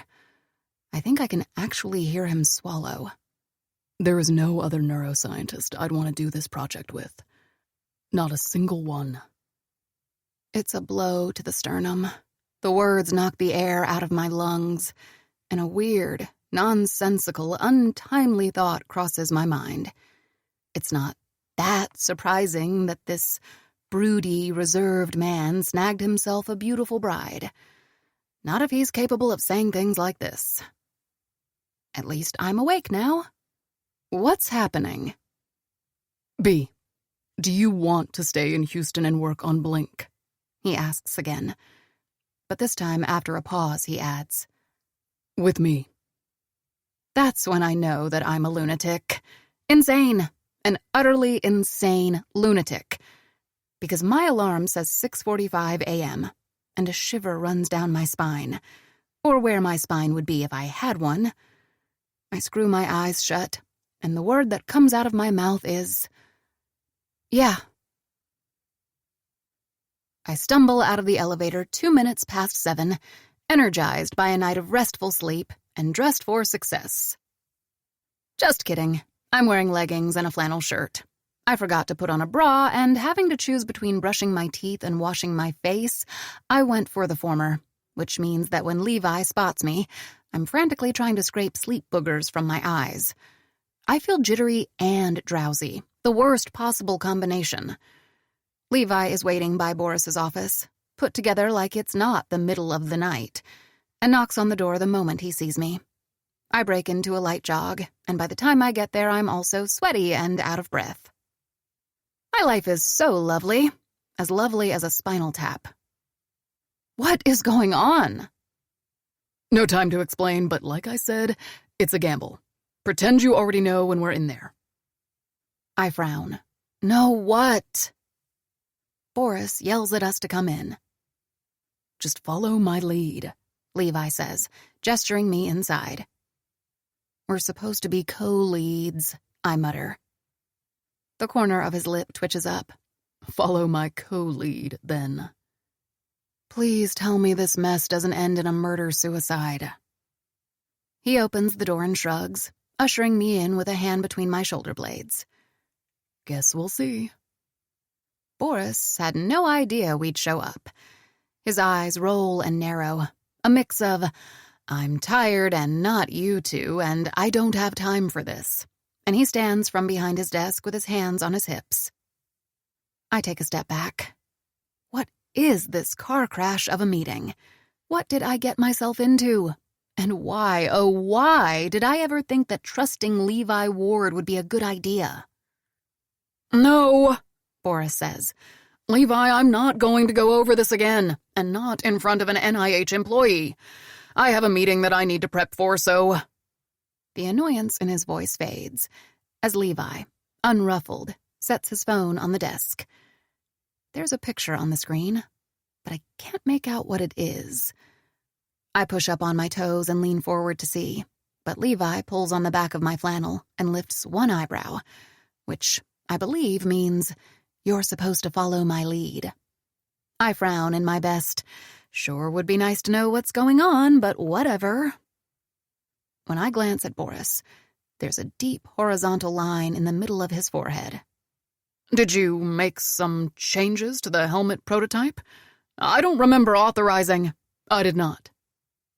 This doesn't look like what I approved. It's not. Levi holds out his hand, and when Boris returns the phone, he pulls up another picture. A person wearing something on their head.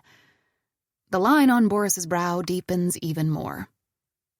When was the picture taken? That I'd rather not say. Boris's gaze sharpens.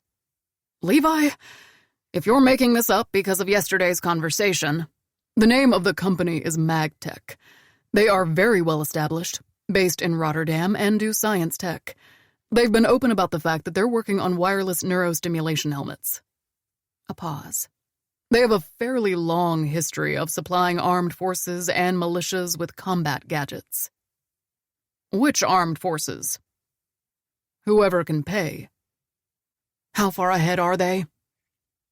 Based on those blueprints and on my contacts' information.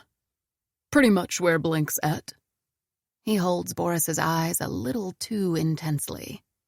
At least where Blink was at, before it was shelved. Boris risks a quick glance at me. Technically, the project was never shelved, he says defensively. Technically. There is something commanding about the way Levi talks, even to his boss. Boris flushes and returns the phone. I pluck it from Levi's hand before he can pocket it and study the pictures. It's a neurostimulation helmet. The blueprints and the prototype. Not quite ours, but similar. Scarily similar. Oh shit, we have competition similar. Do they know about Blink?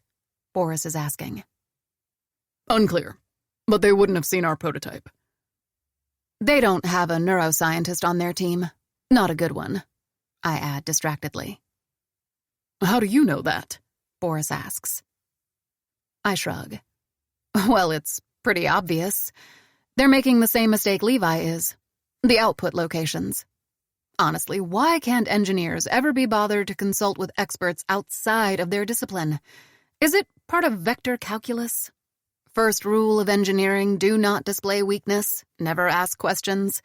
Better to finish a wrong, unusable prototype on your own than to collaborate with... I look up, notice the way Boris and Levi are staring at me, and slap my mouth shut. I really shouldn't be allowed in public before coffee. Point is, I say after clearing my throat, they're not doing so hot, and as soon as they start trying out the helmet in action, they'll realize it. I give Levi's phone back, and his fingers brush mine, rough and warm. Our eyes meet for a split second, then flit away. The blueprint, Boris says. And the picture. Where did you get them? That's not important.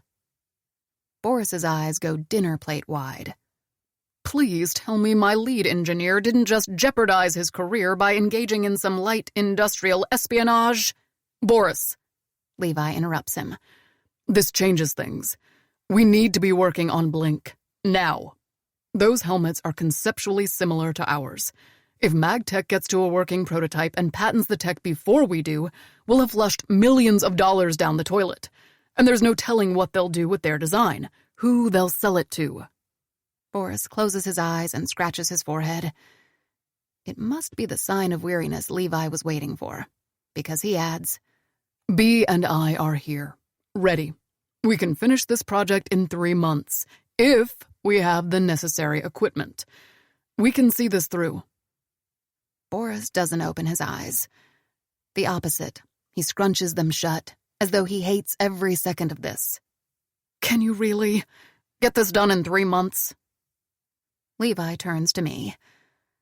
I honestly have no idea.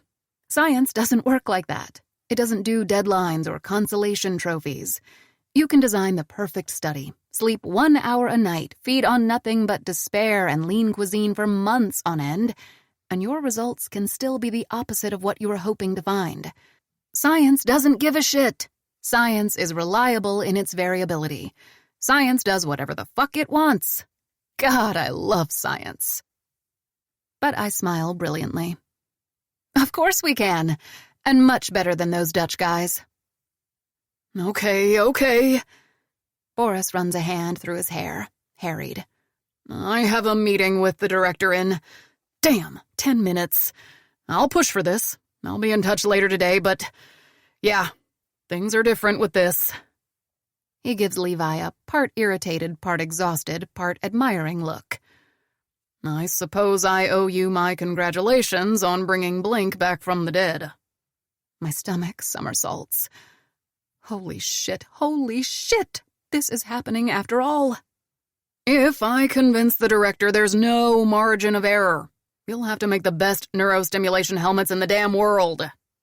Levi and I exchange a long glance and nod at the same time. When we step out of the office, Boris is swearing softly. I'm mildly terrified by this turn of events. If we do get the go-ahead, everyone and their mother will be breathing down our necks. The honchos at NASA and NIH will vulture circle on top of us. I'm going to have to explain to some creationist white guy on his 12th Senate term that brain stimulation is not the same thing as acupressure. Oh, who am I kidding? I wouldn't even mind it for a chance to actually work on Blink and fix all those stubborn engineers' mistakes. A chance that seemed long gone less than an hour ago. But now, I press a hand against my lips, exhaling a laugh. It's going to happen. Well, it's probably going to happen. But NASA's supposed to be chock full of geniuses who'll get us to Mars, no? They won't be so stupid to block the project. Not if it's a now or never situation. I have no idea how Levi did it, but... Levi.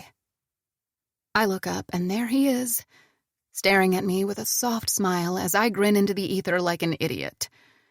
I should snap at him to look away. But when our eyes meet, I only want to grin more.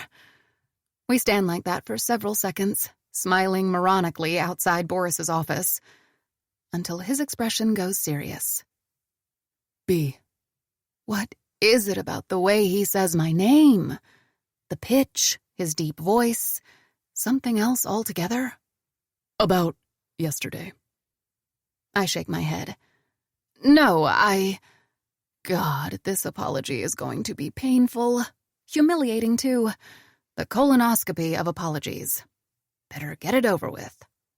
Listen, you should have been more forthcoming about what was going on, but I probably shouldn't have called you a boob or a walnut. I'm not sure what was in my head and what I actually said out loud, but I'm sorry about coming to your office and insulting you. There. Done. Colonoscopy's over. My intestines are sparkling clean. Except that Levi doesn't even acknowledge my apology. What you said about me despising you. About things that I have done, No, I was out of line. I mean, it's all true, but... I take a deep breath. Listen, you have every right not to like me as long as you deal with it professionally. Even though, let's be real, what's wrong with you? I'm an absolute delight. I give him an impish grin, but he doesn't get that I'm teasing, because he stares at me with a toned-down version of yesterday's stricken expression. Oops. I rock on my heels and clear my throat. Sorry. Just kidding. I know there's plenty to dislike about me, and you are... you, while I am... yeah, me. Very different. I know we're nemesis of sorts. Nemesis? Anyway, I got upset because I thought you were letting that dictate your behavior on Blink. But clearly that's not the case, so I apologize for assuming, and feel free to carry on. I manage a mostly sincere smile. As long as you're civil and fair at work, you can dislike away, loathe me up, abhor me to the moon, detest me into the unknown. I really mean it. Not that I relish the idea of him hating me, but it's such a great improvement over yesterday, when I thought that his dislike would ruin my career, that I'm coming to peace with this. Sort of.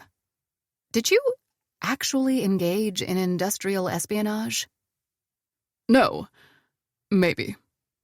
A friend knows someone who works for... Levi closes his eyes. You don't understand. I cock my head. What don't I understand? I don't dislike you. Right. Uh-huh. So you've been acting like an ass to me for 7 years because... He sighs, his broad chest moving up and down. There's a tuft of fur on the sleeve of his shirt. Does he have a pet? He looks like a dog person. Maybe it's his daughter's dog. Because I am an ass. An idiot, too. Levi, it's fine. I understand, really. When we lived in France, my sister loved this classmate of ours, Inez, and I could not stand her. I wanted to pull her braid for no reason. I actually did once, which was unfortunate because my French aunt believed in sending kids to bed without dinner. I shrug.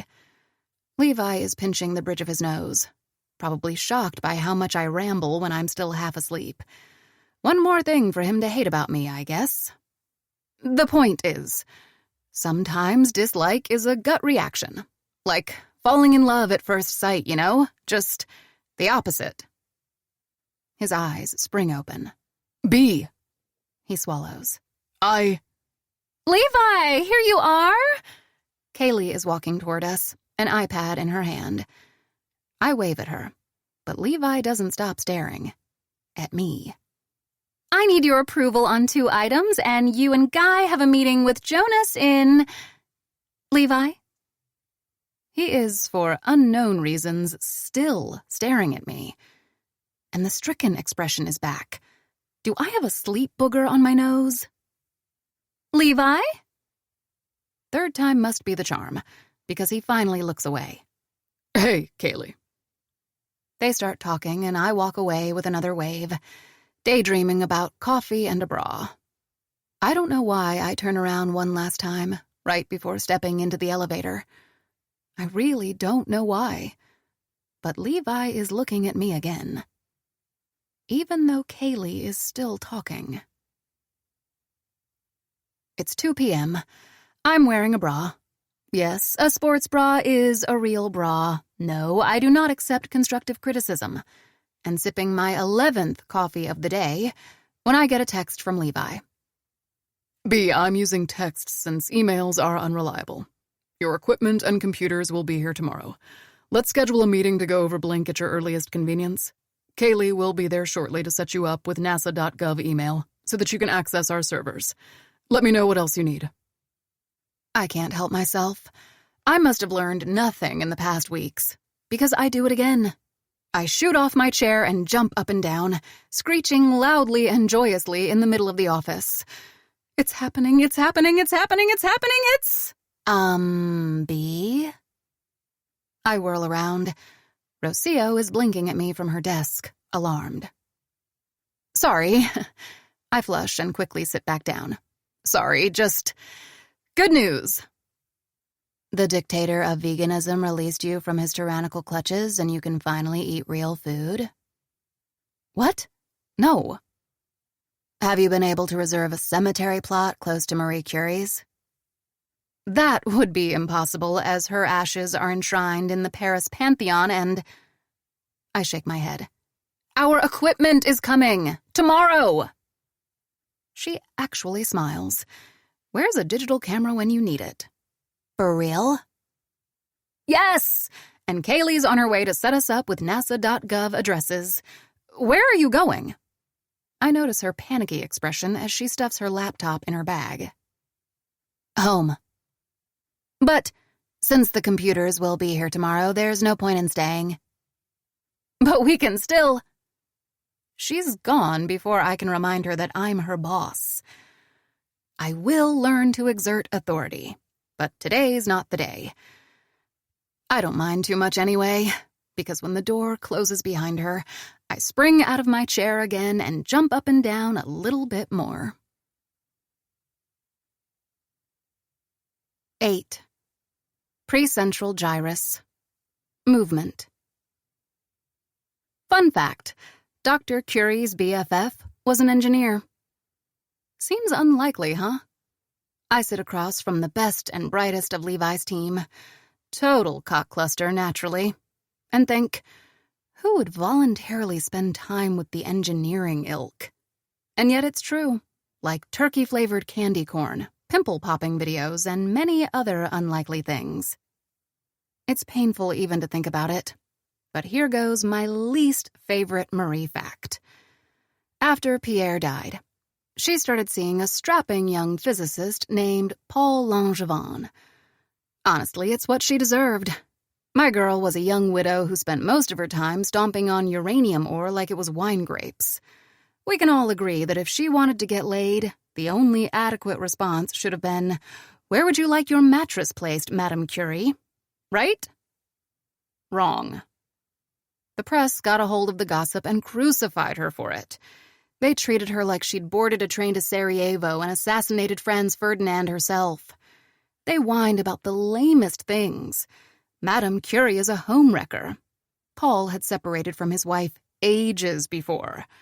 Madame Curie is tarnishing Pierre's good name. Pierre was probably high-fiving her from physics heaven, which is full of atheist scientists and apple trees for Newton and his buddies to sit under. Madame Curie is 5 years older than almost 40-year-old Paul. Gasp! And therefore a cradle robber. Double gasp! If there is one thing men hate more than a smart woman, it's a smart woman who makes her own choices when it comes to her own sex life. It was a whole thing. Lots of sexist, anti-Semitic crap was written. Pistol duels were held, the words Polish scum were used, and Dr. Curie plunged into a deep depression. But that's where the engineer BFF comes in. Her name was Herta Ayrton, and she was a bit of a polymath. Think of your high school friend who always got straight A's but was also the captain of the soccer team, did lights for the drama club, and moonlighted as a suffragette leader. Herta's famous for studying electric arcs. Lightning, but way cooler.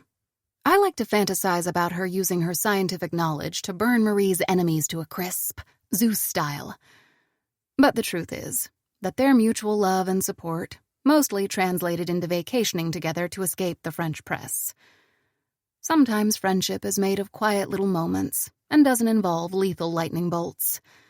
Disappointing, I know. Then again, other times friendship is made of betrayal and heartache and spending 2 years trying to forget that you blocked the number of someone whose takeout orders you used to have memorized. Anyway, the moral of this particular story is, I believe, that engineers are not all bad. But the ones I'm attempting to collaborate with are often stabbable. Like now, for example.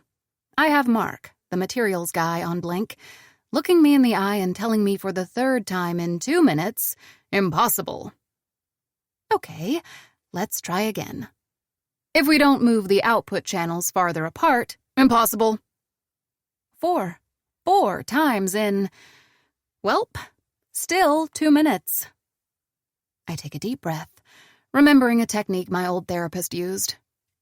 I saw her for a short time after Tim and I broke up, when my self-confidence was 6 feet under, partying it up with disgruntled grubs and Mesozoic fossils. She taught me the importance of letting go of what I cannot control, others, and focusing on what I can, my reactions. She'd often do this crafty little thing, reframe my own statements to help me achieve self-realization. Time to therapize Mark the material engineer.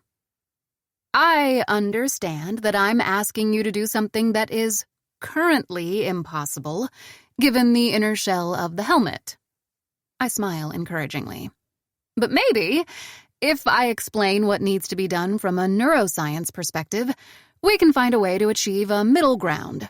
Impossible. I don't head desk, but only because Levi happens to enter the room right at that moment, nodding his good morning in our general direction and rolling up the sleeves of his Henley. His forearms are strong and insanely attractive. And why the hell am I even noticing them? Ah! Kaylee let us know he'd be late because of something at Penny's school, which I guess is the name of his daughter. Because Levi has a daughter. I promise I'll stop repeating this fact as soon as it becomes less shocking to me. I.e., never. Everyone greets him, and I feel a jolt to my stomach. We've been emailing, but we haven't talked in person since yesterday, when I gave him official permission to abhor me, as long as he's professional about it. I'm curious to see how he'll play. In deference to his tender sensibilities, I'm wearing my tiniest septum ring and the single Ann Taylor dress I own. It's an olive branch. He damn better appreciate it. I see what you're saying, I tell Mark. There are physical impossibilities inherent to the materials, but we might be able to... He repeats the only word he knows. Impossible. Find a solution that... No. I'm about to praise the sudden variety in his vocabulary when Levi interjects. Let her finish, Mark. He takes a seat next to me. What were you saying, B? Huh? What's happening? The issue is the output's placement. They need to be positioned differently if we want to stimulate the intended region. Levi nods. Like the angular gyrus? I flush. Come on, I apologized for that. I glare at him for shading me in front of his team. But I notice an odd gleam in his eyes, as though he... Wait. It's not possible. He's not teasing me, is he? Yes, I stammer, lost. Like the angular gyrus. And other brain regions, too. And what I told her, Mark says with all the petulance of a 6-year-old who's too short for the roller coaster, is that given the property of the Kevlar blend we're using for the inner shell, the distance between outputs needs to stay the way it is. Actually, what he told me was impossible. I'm about to point that out when Levi says, Then we change the Kevlar blend. It seems to me like a perfectly reasonable avenue to explore. But the other 5 people at the table seem to think it's as controversial as the concept of gluten in the 21st century. Murmurs rise. Tongues cluck. A guy whose name might be Fred gasps. That would be a significant change, Mark whines. It's unavoidable. We need to do proper neurostimulation with the helmets. But that's not what the Sullivan prototype calls for. This is the second time I've heard the Sullivan prototype mentioned, and the second time a dense silence ensues when it's brought up. The difference today is that I'm in the room, and I can see how everyone looks to Levi uneasily. Is he the main author of the prototype? Can't be, since he's new to Blink. Sullivan is the name of the Discovery Institute, so maybe that's where it's from? I want to ask Guy, but he's off setting up equipment with Rocio and Kaylee this morning. We'll be as faithful as possible to the Sullivan prototype, but it was always meant to be a vehicle for the neuroscience, Levi says, firm and final as usual, with that competent, big dick calm of his, and everyone nods somberly. More so than one would expect from a bunch of dudes who throttle one another over donuts and come into work in their pajamas. There's clearly something I don't know. What is this place, Twin Peaks? Why is everyone so full of secrets? We hammer out details for a couple more hours, deciding that for the next weeks, I'll focus on mapping the individual brains of the first batch of astronauts while engineering refines the shell. With Levi present, his team tends to agree to my suggestions more quickly, a phenomenon known as sausage referencing. Well, to Annie and me at least. In cock cluster or worst fest situations, having a man vouch for you will help you be taken seriously. The better regarded the man, the higher his sausage referencing power. Notable example, Dr. Curie was not originally included in the Nobel Prize nomination for the radioactivity theory she had come up with until Gösta Mittag-Leffler, a Swedish mathematician dude, interceded for her with the all-male award committee. Less notable example, halfway through my meeting with the engineers, when I point out that we won't be able to stimulate deep into the temporal lobe, maybe Fred tells me, Actually, we can. I took a neuroscience class in undergrad. oh boy, that was probably 2 weeks ago. I'm pretty sure they stimulated the medial temporal lobe. I sigh, on the inside. Who? Something Welch? In Chicago? Jack Walsh? Northwestern? Yeah. I nod and smile, though maybe I shouldn't smile. Maybe the reason I have to deal with this crap is that I smile too much. Jack did not stimulate the hippocampus directly. He stimulated occipital areas connected to it. But in the paper, Fred, Levi says. He's sitting back in his chair, dwarfing it, holding a half-eaten apple in his right hand. I think we can take the word of a PhD-trained neuroscientist with dozens of publications on this, he adds, calm but authoritative. Then he takes another bite of his apple, and that's the end of the conversation. See? Sausage referencing works every time. And every time it makes me want to flip a table. But I just move on to the next topic. What can I say? I'm tired. And now I crave an apple. My stomach growls when I slip out to fill my water bottle. I'm thinking wistfully of the lean cuisine currently unthawing at my desk when I hear it. Meow. I recognize the chirpy quality of it immediately. It's my calico. Well, the calico, peeking at me from behind the water fountain. Hey, sweetie. I go down on my knees to pet her.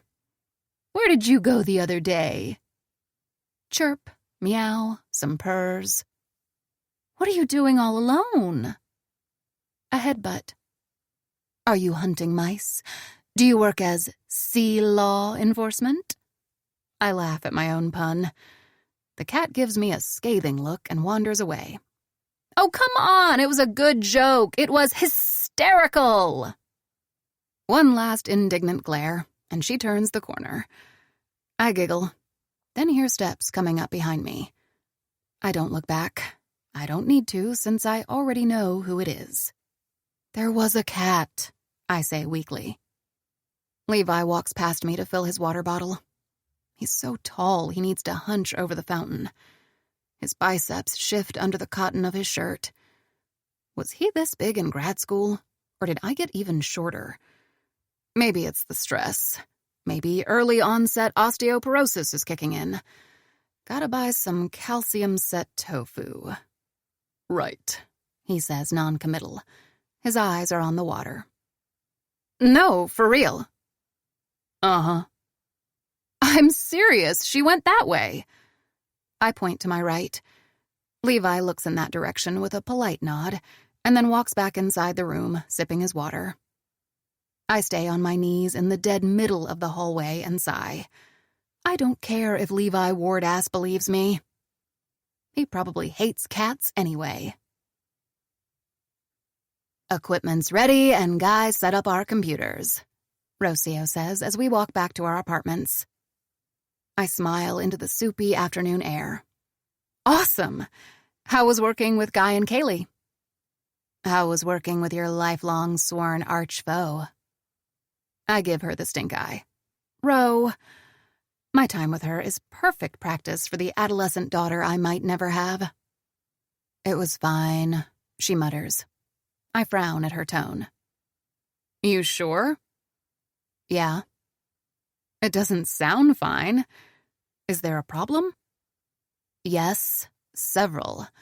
Global warming, systemic racism, the overpopulation of ecological niches, the unnecessary American remake of Swedish romantic horror masterpiece Let the Right One In. Rocio!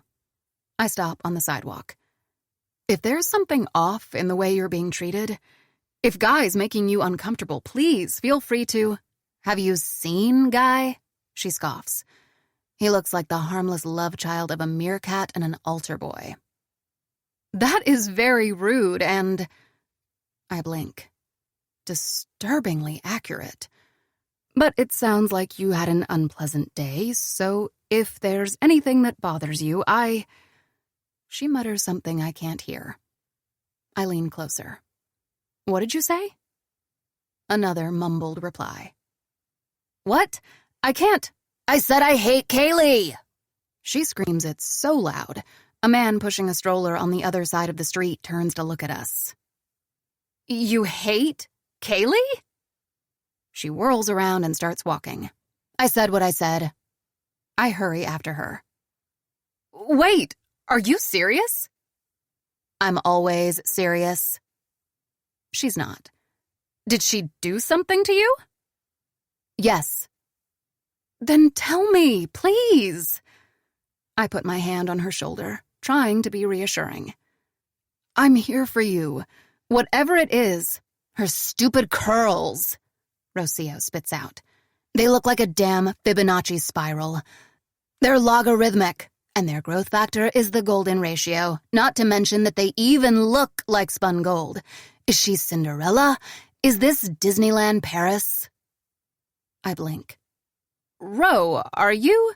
And what self-respecting person wears that much glitter? Unironically. I like glitter. No, you don't, she growls. I can only nod. Okay, don't like glitter anymore. And earlier, she dropped something, and you know what she said? Oops. Lordy. She said, oh, Lordy. Do you understand why I cannot work with her? I nod to buy time. This is interesting, at the very least. I, understand that you two are very different and might never be friends, but I need you to overcome your revulsion for sequins. Pink sequins. For pink sequins, and to get along with her. Impossible. I quit. Listen, none of these things are grounds for a formal complaint. We can't police our coworkers' sense of fashion. Rocio frowns. What if I told you that she had a lollipop, the kind with gum inside? Still no, I smile. Want to know something? Everything you feel about Kaylee, Levi feels about me. What do you mean? He hates my hair, my piercings, my clothes. I'm pretty sure he thinks my face is on par with a splatterpunk movie. Splatterpunk movies are the best. Somehow I don't think he'd agree. But he ignores the fact that I'm a total swamp hag, so we can collaborate. And you should do the same. Rocio resumes walking, morose. Does he really hate the way you look? Yep, always did. It's strange, then. What's strange? He stares at you. Plenty. Oh, no, I laugh. He puts a lot of effort into not staring at me. It's his CrossFit. It's the opposite. At least when you're not looking. I'm about to ask her if she's high, but she shrugs. Whatever. If you won't support me in my hatred for Kaylee, I have no choice but to call Alex and rage at him while I listen to Norwegian death metal. I pat her back. Sounds like the loveliest of evenings. At home, I just want to stuff my face with peanut butter cups and send 12 at what would Marie do tweets about the injustice of sausage referencing, but I limit myself to checking my DMs. I smile when I find one from Schmack. Schmack. How are things? Marie. Weirdly much better. Schmack. Did Camel Dick burst into flames? Marie. LOL, no. I do think he might be less of a camel dick than I thought. Still a dick, don't get me wrong. But maybe not camel. Maybe he's like, I don't know, a duck dick? Schmack. Have you ever seen a duck dick? Marie. No. But they're small and cute, right? I watch the wheel spin as the picture he sends me loads. I initially think it's a corkscrew. Then I realize that it's attached to a little feathered body and... Marie. OMG, what is that abomination? Schmack. Your colleague. Marie. I take it back. I undemote him. He's a camel dick again. Marie. How's your girlfriend? Schmack. Yet again, I wish. Marie. How are things with her? There's a long pause after, in which I decide to act like the motivated adult that I'm not, and put on running shorts and my Marie Curie and the Isotopes European Tour 1911 t-shirt. Schmack. A mess. Marie. How come? Schmack. I fucked things up. Marie. Beyond repair? Schmack. I think so. There's a lot of history here. Marie. Want to tell me? The 3 dots at the base of the screen bounce for a while, so I check my Couch to 5K app. Looks like today I need to run 5 minutes, walk 1 minute, and then run 5 more minutes. Sounds feasible. Oh, who am I kidding? It sounds harrowing. Schmack. It's complicated. Part of it is that I first met her when I was younger. Marie. Please don't tell me you have a secret STEM Lord past. Schmack. I have an asshole past. Marie. How many ladies have you harassed on the internet? Schmack. 0. But I did grow up in a hostile, uncommunicative environment. I was an uncommunicative person before I realized that I couldn't spend the rest of my life like that. I got therapy, which helped me figure out how to deal with feelings that are overwhelming. Except every time I talk to her, my brain blanks and I become the person I used to be. Marie. Ouch. Schmack. I never suspected how some of my actions came across. But in hindsight, they make complete sense. Still, something she said makes me wonder if her husband told her some lies that aggravated the situation. Marie. You should tell her. If it were me, I'd want to know. Schmack. In the end, it doesn't matter. She's happy with him. I take a deep breath. Marie. Okay, listen. For years, I thought that I was happy in a relationship with someone who turned out to be a chronic liar. And in my experience, relationships that are based on lies can't last. Not in the long term. You'd be doing her a favor if you came clean. I don't mention to him that all relationships can't last. People tend to get defensive when I do. They have to figure it out on their own. Schmack. I'm sorry that happened to you. Marie. I'm sorry this is happening to you. Schmack. Look at us, 2 sorry scientists. Marie. Is there any other kind? Schmack. Not that I know of. My heart hurts for Schmack as I put on my sneakers. I can't even imagine how awful it must be to be in love with a married person.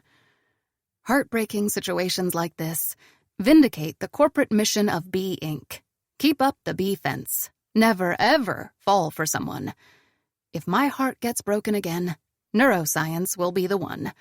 It's sure to do a much cleaner job than stupid Tim anyway. Dr. Curie would support me in this decision, I'm positive. I spring up from the couch and venture out into the soup-like Houston air for my run. If I run at the Space Center, someone I know might see me crawl my way about, and I wouldn't wish that sight upon an innocent bystander. Google comes to my aid. There's a little cemetery about 5 minutes away. Reading baby names like Alford or Brockholst on gravestones might be a nice distraction from the gut-wrenching torment of exercising. I slip in my AirPods, start an Alanis Morissette album, and head that way. It's 6:43, which means that I can be home and showered in time to watch Love Island. Don't judge, it's an underrated show. Disappointingly, sitting on the couch thinking about working out has not improved my aerobic fitness. I realize it on minute 3 of my run, when I collapse in front of the tombstone of Noah F. Moore. Surprisingly fitting, 1834 to 1902. I lie in the grass, drenched in sweat, listening to my heart pound in my ears. Or maybe it's just Alanis screaming. I'm not meant for this. And by this, I mean using my body for anything more strenuous than reaching for my treat cupboard, which, incidentally, is all my cupboards. Yes, okay. Dr. Curie bonded with her husband over their shared love of cycling and nature walks. We can't all be like her. Gentlewoman, scholar, and athlete. When I notice that the sun is setting, I scrape myself off the ground, bid farewell to Noah, and start hobbling home. I'm almost back at the entrance when I notice something. There is no entrance. The tall gates I ran through on my way here are now closed. I try to shake them open, but no dice. I look around. The walls are too high for me to climb, because I'm 5 feet tall and everything is too high for me to climb. I take a deep breath. This is okay. It's fine. I'm not stuck in here. If I follow the walls, I'll find a shorter segment I can easily climb over. Or not. I definitely haven't found one 15 minutes later, when Houston's firmly in dusk territory, and I have to turn on my flashlight app to see a few feet away from me. I sum up the situation in my head. I'm alone. Sorry, Noah, you don't count. Stuck in a cemetery after sundown, and my phone is at 20%. Oops. I feel a wave of panic swell and immediately leash it. No. Down. Bad panic. No treats for you. I need to engage in some goal-oriented problem-solving before I can wallow in despair. What can I do? I could yell and hope someone hears me, but what could they do? Build a makeshift rope with their belts? Seems like a traumatic brain injury waiting to happen. Pass. I could call 911 then. Though 911 is probably busy saving people who actually deserve to be saved. People who didn't moronically get themselves locked inside a cemetery at night. Calling someone I know would be better.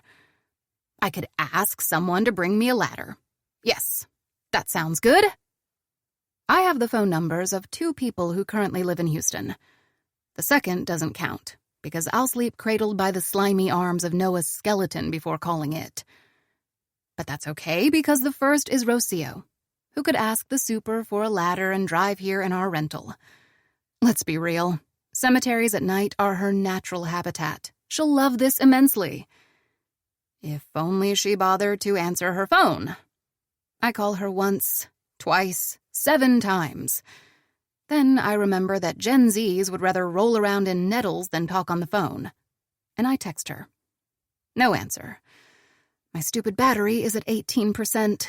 Mosquitoes are sucking blood out of my shins, and Rocio is probably having Skype sex to a band called Thor's Hammer. Who else can I call? How long would it take Rika to fly here? Is it too late to ask her for the number of Nose-Tongue Guy? What are the chances that Schmack secretly lives in Houston? Should I email Guy? But he has a kid. He might not check his email at night. My phone is at 12%, and my eyes fall on the 832 number in my incoming call log. I haven't even bothered saving it, because I thought I'd never use it. I can't call Levi. He's probably at home having a Stepford dinner with his wife, playing with his dog, helping his daughter with math homework. Penny of the black curls. No, I can't. He'd hate me even more. And the humiliation. He's already saved me once. 9%. The world is pitch black and I hate myself. There's no alternative. I have successfully defended a PhD dissertation, overcome a depressive episode, gotten my chuncha fully waxed every month for years, and yet tapping once on Levi's number feels like the hardest thing I've ever done. Maybe I should just settle in for the night. Maybe a pack of bobcats will let me snuggle in their pile. Maybe... Yes? Oh, shit, he answered. Why did he answer? He's a millennial. We also hate talking on the... Hello? Sorry. This is B. Königswasser. We, work together? At NASA? A pause. I know who you are, B. Right. Yes, so... I close my eyes. I am having a bit of a problem, and I was wondering if you could... He doesn't hesitate. Where are you? See, I'm in this little cemetery by the Space Center. Greenwood? Green Forest. Are you locked in? How did you know? You're calling me from a cemetery after sundown. Cemeteries close at sundown. That would have been a useful piece of information 45 minutes ago. Yeah, so the walls are sort of tall and my phone is sort of dying and I'm sort of... Go stand by the gates. Turn off the flashlight if you have it on. Don't talk to anyone you don't know. I'll be there in 10 minutes. A beat. I've got you. Don't worry, okay? He hangs up before I can tell him to bring a ladder. And, come to think of it, before I can ask him to come rescue me. 9. Medial frontal cortex. Maybe I was wrong? The second Levi appears, I want to kiss him for rescuing me from the mosquitoes, and the ghosts of the mosquitoes. I also want to kill him for witnessing the extent of the humiliation of B. Königswasser, human disaster. What can I say? I contain multitudes. He steps out of an oil-guzzling truck that I sadly have no right to complain about anymore, surveys the wall, and comes to stand on the other side of the gate. To his credit, if he's smirking, he's doing it on the inside. His expression is neutral when he asks, You okay? Does thoroughly mortified count as okay? Let's say, yeah. Good. This is what we're going to do. I'll slide in the ladder through the gates, and you'll use it to get on top of the wall. I'll be on the other side to catch you. I frown. He sounds very in charge, self-assured. Not that he usually doesn't, but it's having a new effect on me. Oh my God, am I a damsel in distress? How will we retrieve the ladder? I'll drive by tomorrow morning and pick it up. What if someone steals it? I'll have lost a precious heirloom passed down my family for generations. Really? No. Ready? I'm not, but it doesn't matter. He lifts the ladder like it's a feather and slides it through the gate. It feels a little less than cool when I find that it's so heavy, I can barely hold it upright. I tell myself that I have other talents as he has to patiently guide me through the process of releasing the catches and setting the safety mechanism. He must notice how annoying I find being coached, because he says, At least you know about the angular gyrus. I turn to hiss at him, but stop when I see his expression. Is he teasing me again? For the second time? In a day? Whatever. I climb up, which proves to be a nice distraction. Because you know how I mentioned that my body likes to faint? Well, heights make it like to faint even more. I'm halfway to the top, and my head starts spinning. I clutch the sidebars and take a deep breath. I can do this. I can maintain normal blood pressure without passing out. I'm not even that high up. Here, if I look down, I can... Don't! Levi orders. I turn to him. I'm a few inches taller, and he looks even more handsome from this angle. God, I hate him. And myself. Don't what? Don't look down. It'll be worse. How does he even know that? Look up. Take one step after the other slowly. Yes, good. I don't know if his advice works, or if my blood pressure naturally spikes when I'm told what to do, but I make it to the top without crumpling like a sack of potatoes. At which point I realize that the worst is yet ahead. Just lower yourself from the edge, Levi says. He's standing right below me, arms raised to catch me, his head a few inches from my dangling feet. Jesus! Forget fainting, I'm about to barf. What if you don't catch me? What if I'm too heavy? What if we both fall? What if I break your neck? I will. You're obviously not. We won't, and you won't. Come on, Bee, he says patiently.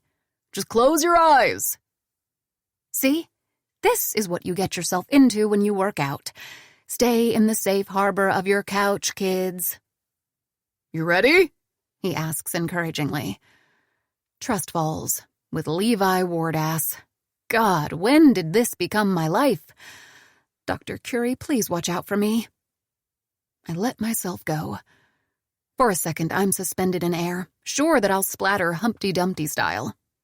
Then strong fingers close around my waist, and I'm in Levi's arms for the second time in 10 days. I must have pushed from the wall a little too forcefully because we end up closer than I intended. My front rubs against him as he lowers me to the ground, and I feel everything. Everything. The hard muscles of his shoulders under my hands, the heat of his flesh through the shirt, the way his belt bites into my abdomen, the dangerous tingling in my lower belly as he... What? No. I step back. This is Levi Ward, a married man, a father, a camel dick. What am I even thinking? Are you okay? I nod, flustered. Thank you for getting here so quickly. He looks away. He may be flushing. You're welcome. I'm so sorry to disrupt your evening. I tried to call Rocio, but she was... I'm not sure where. I'm glad you called me. Is he? I seriously doubt it. Anyway, thank you so much. How can I return the favor? Can I pay for gas? He shakes his head. I'll drive you home. Oh, there's no need. I'm just 5 minutes away. It's pitch black, and there are no sidewalks. He holds the passenger door open, and I have no choice but to get in. Whatever. I can survive 1 more minute in close proximity with him. The inside of his truck is pristine and smells good. Not something I believed possible. With a handful of Larabars in the back that make my stomach cramp with hunger, and a half-full Camelback that I'd risk his germs for. He also drives a stick shift. Show off. You're staying at the lodging facilities, right? I nod, pulling at the hem of my shorts. I don't like how high they ride when I sit. Not that Levi would ever voluntarily look at my thighs, but I'm a bit self-conscious, since Tim used to make fun of me for being bow-legged, and Annie would defend me, growl at him that my legs were perfect and his opinion was unnecessary, and I would... The truck starts. A familiar voice fills the cabin, but Levi quickly switches to NPR. I blink. The anchor is talking about mail-in ballots. Was that... Pearl Jam? Yeah. Vitology? Yup. Pearl Jam's not my favorite, but it's good, and I hate that Levi likes good music. I need him to love Dave Matthews Band, to stan the Insane Clown Posse, to have a Nickelback tramp stamp. It's what I deserve. What were you doing in a cemetery? He asks. Just running. You run? He sounds surprised, offensively so. Hey, I know I look like a wimp, but... You don't, he interjects. Look like a wimp, I mean. Just, in grad school, you... I turn to him. The corner of his mouth is curving upward. I what? Once you said that time spent working out is time one never gets back. I have no memories of saying that, especially to Levi, since we exchanged approximately 12 words at Pitt, though it does sound like something I'd say. As it turns out, the higher your aerobic fitness, the healthier your hippocampus, not to mention the overall connectivity of your default mode network and multiple axon bundles, so I shrug. I find myself resentfully acknowledging that according to science, exercise is a good thing. He chuckles. Crow's feet crinkle the corners of his eyes, and it makes me want to continue. Not that I care about making him laugh. Why would I? I'm doing this Couch to 5K program, but... Ew. Ew? Ew. His smile widens a millimeter. How long's the program? 4 weeks.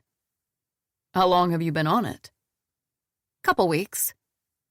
What distance are you up to? 0.2 miles? I hit the wall on, minute 3. He gives me a skeptical glance. To be fair, this is only my second time running since I was in middle school. The heat here is terrible. You might want to run in the morning. But you're not a morning person, right? He bites his lip pensively. I wonder how he could possibly know that, and realize that, sadly, one needs only to take a look at me before 11 a.m. There's a gym in the Space Center you should have access to. I checked. It's not free for contractors, and I'm not sure the health of my nervous system is worth $70 a month. Ari Shapiro is asking a correspondent about some Facebook lawsuit. You run 5Ks? I ask. No. My eyes narrow. Is it because you only run marathons and above? He hesitates, looking sheepish. I run half marathons, sometimes. Well then, I say conversationally as he pulls into the parking lot. Thank you very much for the rescue and the ride, but I need to be alone so I can hate you in peace now. He laughs again. Why does it sound so nice? Hey, I struggle with running too. I'm sure he does, around mile 34 or so. Well, thanks. It's the second time you saved me. Despite the fact that we're nemesis. Outstanding, huh? The second? Yeah. I released the seatbelt. The other time was at work, when I was almost pancaked. Ah. Something jumps in his jaw at the mention. Yeah. Well, have a great night. I pat my pockets. Apologies for... I pat some more. Then I twist around in the seat, inspect it for something that might have slipped out, and find nothing. It's as pristine as when I got in. What's going on? I close my eyes, trying to remember my day. I put on shorts, put my keys into the pocket, felt them bounce against my leg while I was running up until... Shit. I think they fell out when I collapsed on the grave. Damn you, Noah Moore, I mutter. What? I think I left my keys in the cemetery, I groan. Shit. The super leaves at 7. Jesus, what's wrong with this day? I bite my lower lip, rifling through options. I could sleep on Rocio's couch and go pick up my keys first thing in the morning.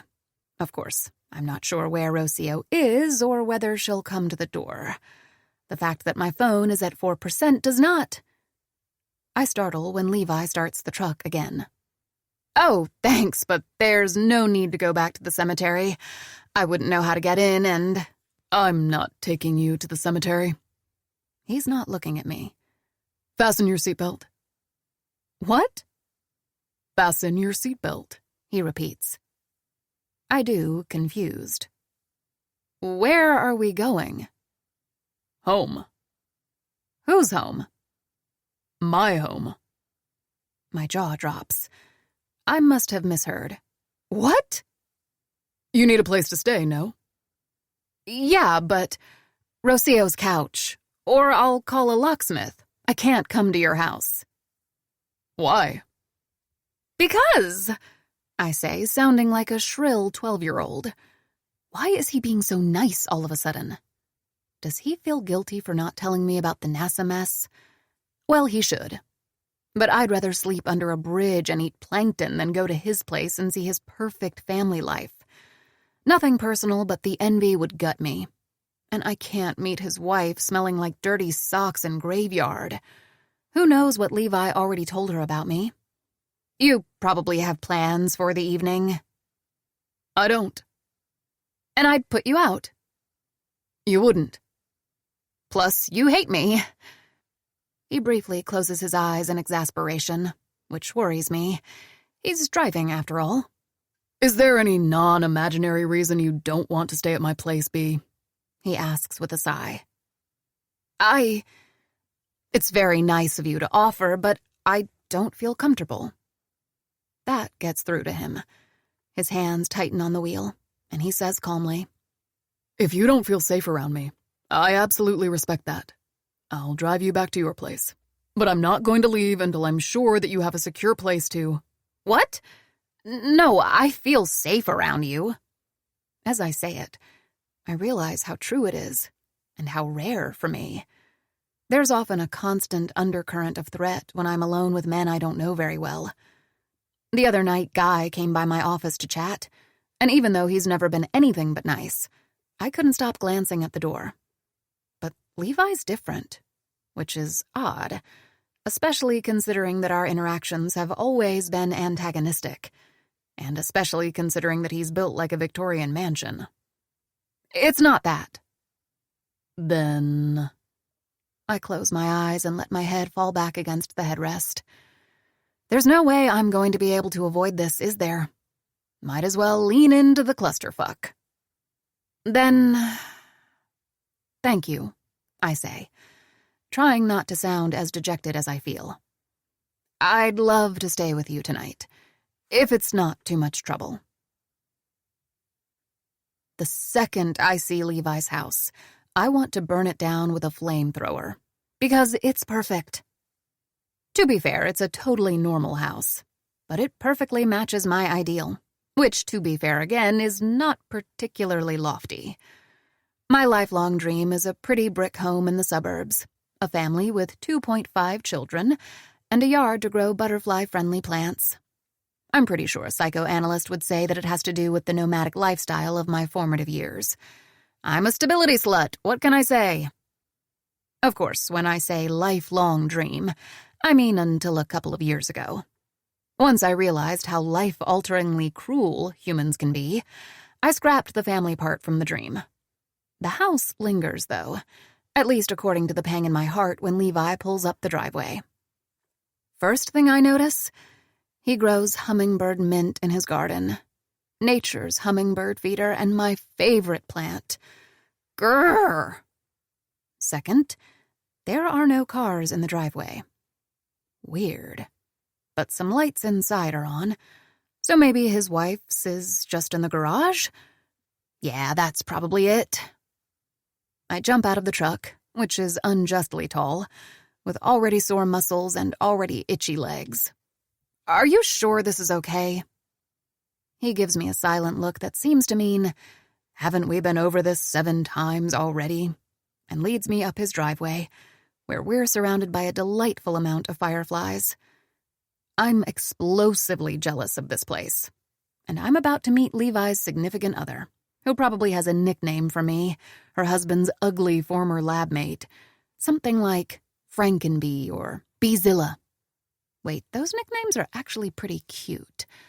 I hope for their sake that they came up with something meaner. The inside of the house is silent, and I wonder if the family is already asleep. Should I be quiet? I whisper. He gives me a puzzled look. If you want, he says at regular volume. Maybe the walls are soundproof? Either Levi is a very strict dad, or he and his wife are pros at picking up after their kid. The house is immaculate and sparsely furnished, no toys or clutter in sight. There are some engineering journals, a handful of sci-fi posters on the walls, and an open Asimov book on the coffee table, one of my favorite authors. How is this man I hate surrounded by everything I love? It's the ultimate mindfuck. There are 3 unused bedrooms upstairs. You can pick the one you like best. 3 unused bedrooms? How big is this house? One's technically my office, but the couch pulls out. Do you want to shower? Shower? I didn't mean to. He looks flustered. If you want to. Because you ran? You don't have to. I don't mean to imply that... That I smell like the sweaty crotch of a trout? That I'm as dirty as a gas station restroom? He's definitely flustered, and I laugh. The blush makes him almost endearing. Don't worry. I smell gross, and I'd love a shower. He swallows and nods. You'll have to use my ensuite. Soap and towels are in there. But isn't his wife? I can wash and dry your clothes if you want. Give you something of mine in the meantime. Though I don't have anything that will fit. You're very... He clears his throat. Small. Wait a minute. Is he divorced? Is that why he doesn't wear a ring? But then he wouldn't have pics of his wife in his office, would he? Oh my God, is she dead? No, Guy would have told me. Or would he? You have an iPhone, right? He exits the living room and comes back holding out a charger. Here you go. I don't take it. I just stare up at his irritatingly handsome face and... God, this is driving me nuts. Listen, I say, perhaps more aggressively than I should. I know it's rude, but I'm too weirded out not to, so I'm just going to ask you right out. I take a deep breath. Where is your family? He shrugs, still holding out the charger. It's not rude. My parents are in Dallas, my eldest brother lives on the Air Force Base in Vegas, and the other recently deployed to Belgium. Not that family, your other family. His head tilts. Does my father have a secret family you want to tell me about, or... No, your kid. Where is she? My what? He squints at me. There's a picture of her in your office, I say weakly. And Guy told me you two babysit together. Ah. He shakes his head with a smile. Penny's not my kid, but she gave me that picture. She made the frame in school. She's not his... Oh. You're with her mother, then? No. Lily and I dated briefly ages ago, but now we're friends. She's a teacher and a single mother for the past year. Sometimes I'll watch Penny for her, or drop her off at school if she's running late. Stuff like that. Oh. Oh. Boy, do I love feeling like an idiot. So you live... alone? He nods, and then his eyes widen and he takes a step back. Oh, I see. See what? Why you asked. I'm sorry, I didn't even think that you might feel unsafe sleeping here if it's just the two of us. I will... Oh, no. I take a step forward to reassure him. I asked because I was curious. Honestly, it seemed incredibly weird to me that you... I realize what I'm about to say and snap my jaw shut before I continue. Levi's not fooled. Were you shocked that someone would marry me? He asks, biting back a smile. Yup. Not at all. You're smart and, tall. Still have all your hair. And I'm sure that with women you don't hate, you're nicer than you have historically been with me. B, I don't. He exhales hard. Get in the truck. Why? I'm driving you back to the cemetery and feeding you to the coyotes. Historically, I hurry to say. You've been nice to me today. You saved me from a zombie attack for sure. And from Fred and Mark. He frowns. I'm not sure what's wrong with them. Lots of misogyny's my guess. I debate whether continuing. Then I think, fuck it. Also, it doesn't help that your team is exclusively male and almost exclusively white. I expect him to contradict me. Instead, he says, You're right. It's appalling. You chose the members. He shakes his head. I inherited the team from my predecessor. Oh? The only new hire I made was Kaylee. He sighs. I officially reprimanded Mark. His behavior today is in his file. And I called a team meeting this afternoon in which I reiterated that you are co-leader and that what you say goes. If anything like today ever happens again, let me know. I'll deal with it. Come, I'll find you something to wear. I'm a little shell-shocked that he called a meeting to officially sausage reference me, so I follow him without questions. The upstairs area is just as pretty as the first floor, but with more personality. I spot a vinyl player and CDs, pictures on the walls, even some pit swag I recognize from my own apartment. His bedroom, though. His bedroom is magic. Something out of a catalog. It's a corner room with 2 large windows, wooden furniture, ceiling-high bookshelves, and in the middle of the king-sized bed, sleeping softly on top of the comforter. Are you allergic to cats? He asks, rummaging through a drawer. I shake my head, then remember that he's not looking at me. No. Schrodinger's probably going to leave you alone anyway. He's old and grumpy. Schrodinger? I thought you hated cats. He turns with a confused look. Why? I don't know. You seemed a bit hostile toward my cat today. You mean your cat that doesn't exist? Felicette exists. I have literally wiped boogers from her eyes, so... Felicette? I press my lips together. It's the name of the first cat in space. He lifts one eyebrow. And you named your imaginary cat after her. I see. I roll my eyes and drop the topic. There's nothing I want more than to pet the black ball of fur curled on the bed. But Levi's holding out a white V-neck t-shirt and... How offended would you be if I offered you boxers a friend gave me as a joke? They're very small. I don't think I've ever worn them. Is that flamingos? His cheeks redden. The size isn't the only reason I never wear them. Also, you might want this. It's a tube of itch relief cream. Thanks. How did you know? He shrugs, still a little flushed. You've been scratching your legs a lot?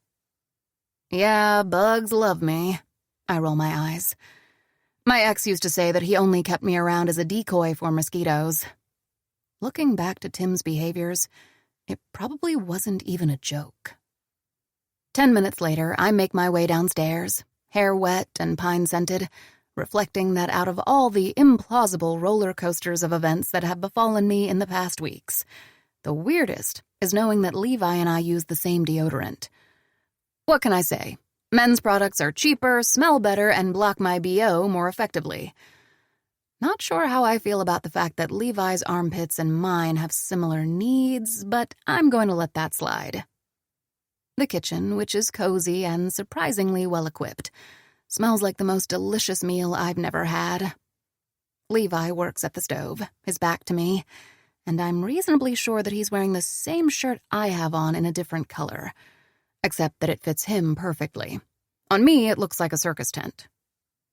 Food will be... He starts, and then stops when he turns around and sees me in the room. I grab 2 fistfuls of my shirt and pretend to curtsy. Thank you for this gown, my good sir. He sounds hoarse. You're welcome. Food will be ready in 5 minutes. I wince as he turns back to the pans and pots. There's no way he cooked without meat and dairy. God, why is he being so damn nice? Thank you, but... I pad to the stove. He's making tacos. Ugh, I love tacos. You didn't have to. I was going to make myself dinner anyway. It's really kind of you to offer, but I doubt I can eat. I stop when my eyes fall to the filling. It's not meat, but portobello mushrooms, beside a jar of dairy-free sour cream and a bag of shredded plant-based cheddar. My eyes narrow. On impulse, I push on my toes and open the cabinet closest to me. I find quinoa, agar powder, and maple syrup. In the next one, there are nuts, seeds, a package of dates. I scowl harder and move to the fridge, which looks like a richer, better version of mine. Almond milk, tofu, fruits and vegetables, coconut-based yogurt, miso paste. Oh my God. Oh my God. He's a vegan, I mutter to myself. He is. I look up. Levi is staring at me with a puzzled, patient expression, and I have no idea how to tell him that this is, like, the 10th thing we have in common. Sci-fi and cats and science and obviously men's deodorants and who knows what else. It's so incredibly upsetting to me, I can't even imagine how much he'd hate it if he knew. I toy with the idea of telling him, but he doesn't deserve it. He's been very nice today. Instead, I just clear my throat. Me too. I figured. When you scolded me about the donut. Oh, God, I'd forgotten about that. I bury my face in my hands. I'm sorry, so sorry. Believe it or not, I'm usually not a deranged asshole who scares her colleagues away from plant-based products. It's fine. I massage my temple. In my defense, you drive the least environmentally friendly vehicle. It's a Ford F-150. Pretty friendly, actually. Is it? I wince. Well, in another defense of mine, weren't you a hunter back in grad school? His shoulders stiffen imperceptibly. My entire family hunts, and I've gone on more hunting trips than I'd have liked as a teen, before I could say no. That sounds awful. He shrugs, but it looks a little forced. Okay, I guess I have no defense at all. I'm just an asshole. He smiles. I didn't know you were a vegan either. I remember Tim bringing you meat lunches back at Pitt. Yeah. I roll my eyes. Tim was of the school of thought that I was being stubborn and that a taste of meat would convert me back to a regular diet. I laugh at Levi's appalled expression. Yeah, he'd sneak non-vegan stuff into my food all the time. He was the worst back then. Anyway, how long have you been a vegan? 20 years, give or take. Ooh, which animal was it for you? He knows exactly what I mean. A goat in a cheese commercial. She looked so cogent. I nod somberly. It must have been very emotional. Sure was for my parents. We fought over whether white meat is really meat for the better part of a decade. He hands me a plate, gesturing for me to fill it. What about you? A chicken. Really cute. He'd sometimes sit next to me and lean against my side until... Yeah. He sighs. Yeah. 5 minutes later, sitting in a breakfast nook I'd literally give my pinky to own, plates full of delicious food and imported beer in front of us. Something occurs to me. I've been here for 1 hour, and I haven't felt uneasy. Not once. I was fully ready to spend the night pretending to be in my happy place, with Dr. Curie under a blooming cherry tree in Nara, Japan, but Levi has made things weirdly easy for me. Hey, I say before he can take a bite of his tacos. Thank you for today. It can't be easy to be so welcoming to someone you don't particularly get along with or like, or to have them stay in your house. He closes his eyes, like every other time I mention the obvious fact that there's no love lost between us. He is surprisingly truth-averse. But when he opens them, he holds my gaze. You're right. It's not easy. But not for any reason you think. I frown, meaning to ask him what exactly he means by that, but he beats me to it. Eat up, Bea, he orders gently. I'm starving, so I do just that. 10. Dorsolateral prefrontal cortex. Untruths. I'm going to switch off your speech center now. Guy looks up from under his eyelashes with a defeated sigh. Man, I hate it when people do that. I laugh. Guy's the third astronaut I've tested this morning. He works on blinks, so we weren't originally planning to map his brain, but someone pulled out the pilot group last minute. Brain stimulation is tricky business. It's complicated to predict how neurons will respond, and even harder in people who have a history of epilepsy or electric misfiring. Just drinking a cup of strong coffee can mess up brain chemistry enough to make a well-consolidated stimulation protocol dangerous. When we found out that one of the astronauts we selected had a history of seizures, we decided to give his spot to Guy. Guy was ecstatic. I'm going to target your Broca's area, I tell him. Ah, yes, the famed Broca's area. He nods knowingly. I smile. That would be your left posterior inferior frontal gyrus. I'll stimulate it with trains up to 25 hertz. Without even buying me dinner first? He clucks his tongue. To see whether it's working, I'll need you to talk. You can recite a poem. Freestyle it. Doesn't matter. The other astronauts I tested today chose a Shakespeare sonnet and the Pledge of Allegiance. Whatever I want? I position the stimulation coil 1 inch from his ear. Yep. Very well, then. He clears his throat. My loneliness is killing me, and I must confess, I still believe.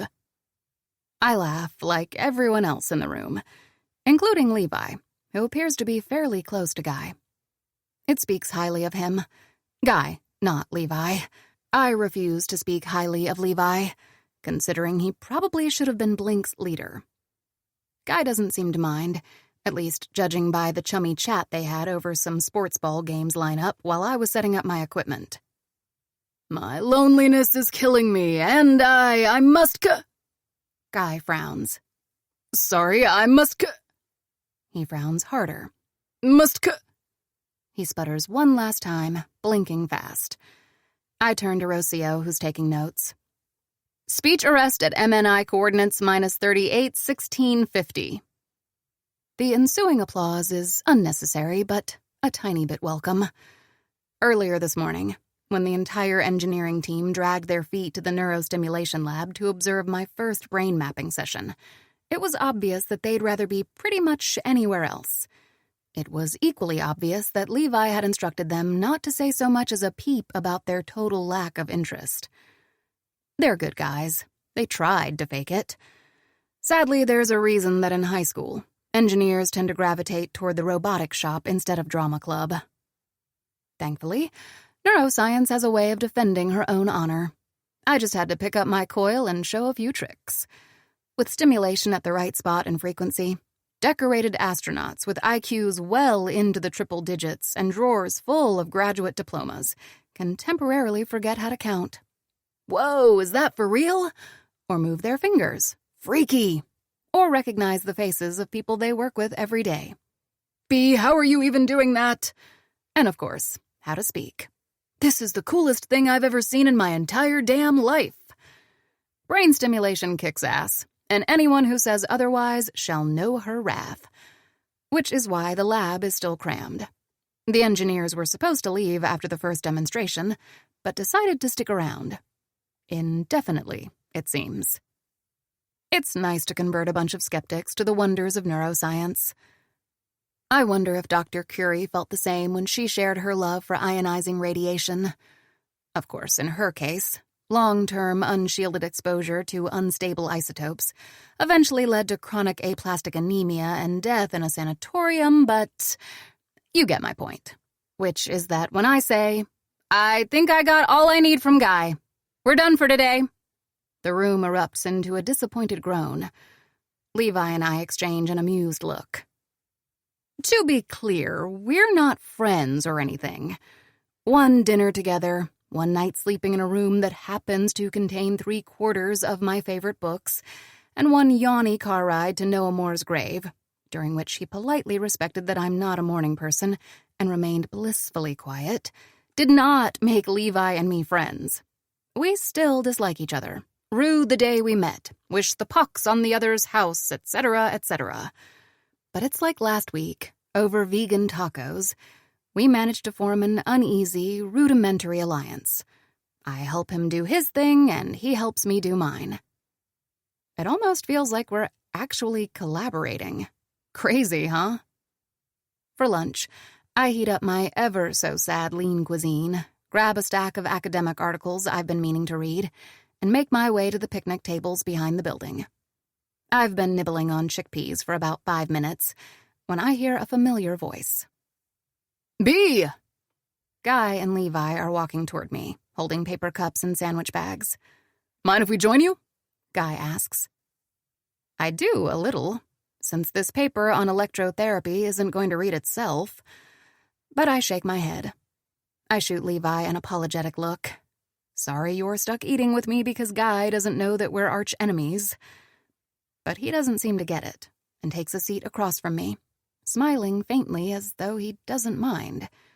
I watch the play of muscles under his shirt, and a frisson of warmth licks down my spine. Weird. Guy sits next to me with a grin, and I think to myself, not for the first time, that he's wholesome, charming, and truly a cute guy.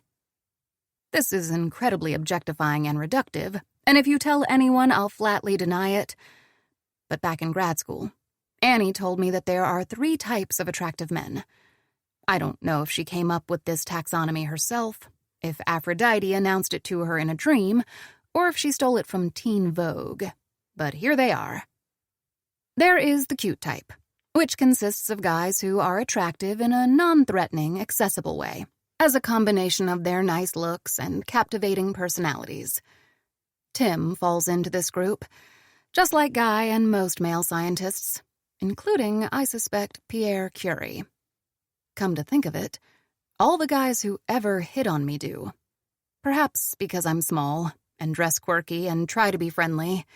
If I were a dude, I'd be a cute guy. Cute guys recognize that at some elemental level, and they make passes at me. Then there's the handsome type.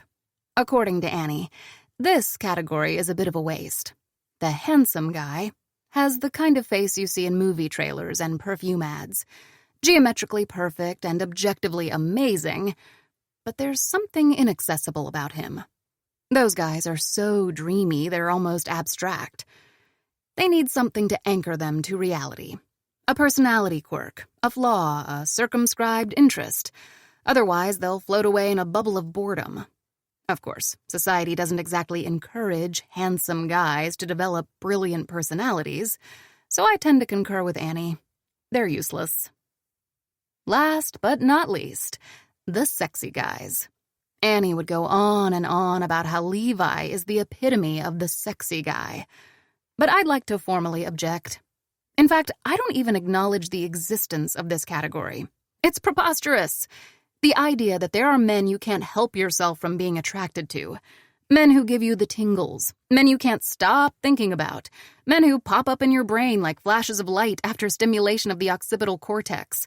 Men who are physical, elemental, primordial, masculine, present, solid. Sounds fake, right? Hit me, Guy tells me with a cute guy smile. What's wrong with my brain? Nothing as far as I can tell. Amazing news. Could you help me convince my ex-wife that I'm certifiably sane? I'll write you a note. Nice. He winks at me. He winks at me a lot, I'm noticing. So, how are you liking Houston? I haven't really seen much yet, besides the Space Center. And a cemetery, Levi interjects. I give him a dirty look and steal a cluster of his grapes in revenge. He lets me with a small smile. I could help you out, Guy offers. Sure, I say distractedly, busy glaring at Levi and making a show of chewing on his grapes. Really? Uh-huh. Levi lifts one eyebrow and bites into a sandwich. It feels a lot like a challenge, so I steal a strawberry too. Maybe we could go to dinner, Guy says. Are you free tomorrow night? Levi and I instantly turn toward him.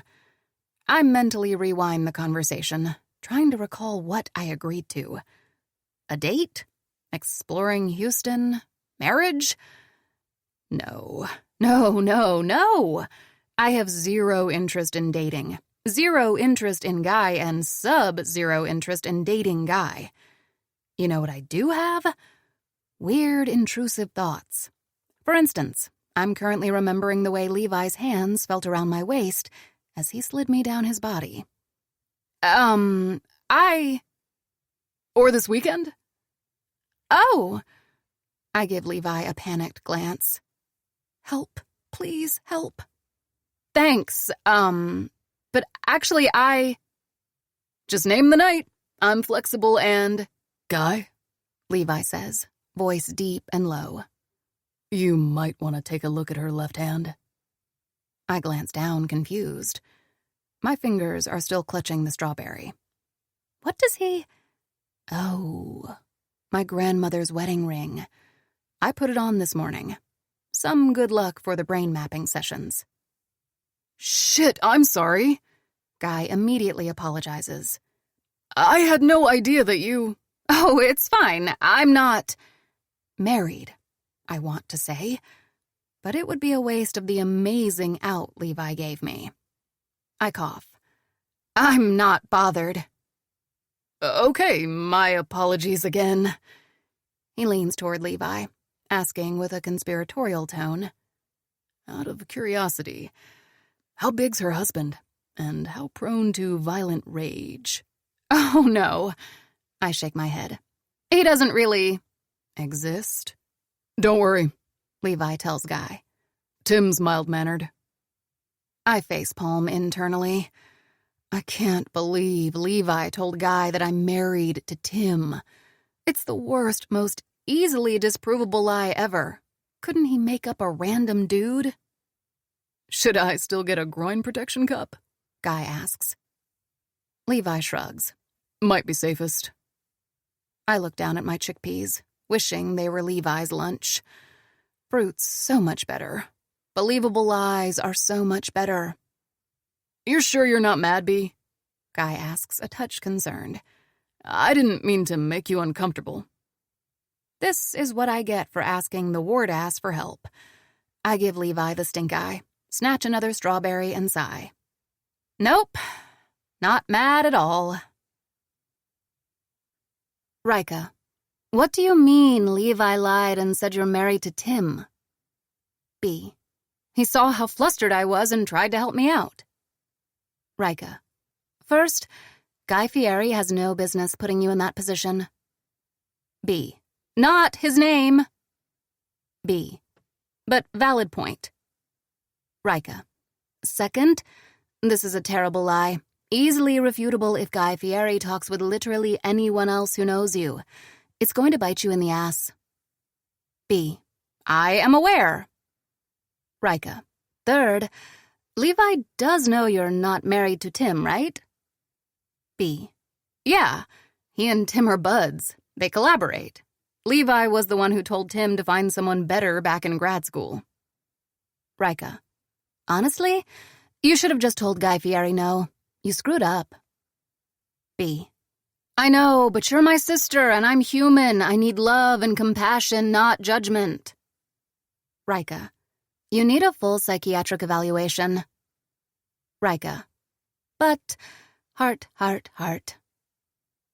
I sip on a blueberry smoothie and look around the busy coffee shop, waiting for Rocio to show up for our first GRE tutoring session. It's probably going to be fine. My marital life, or lack thereof, is unlikely to come up with Guy.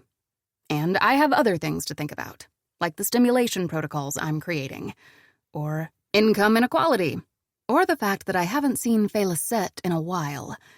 But I think she's been eating the little treats I left for her in my office. Important stuff.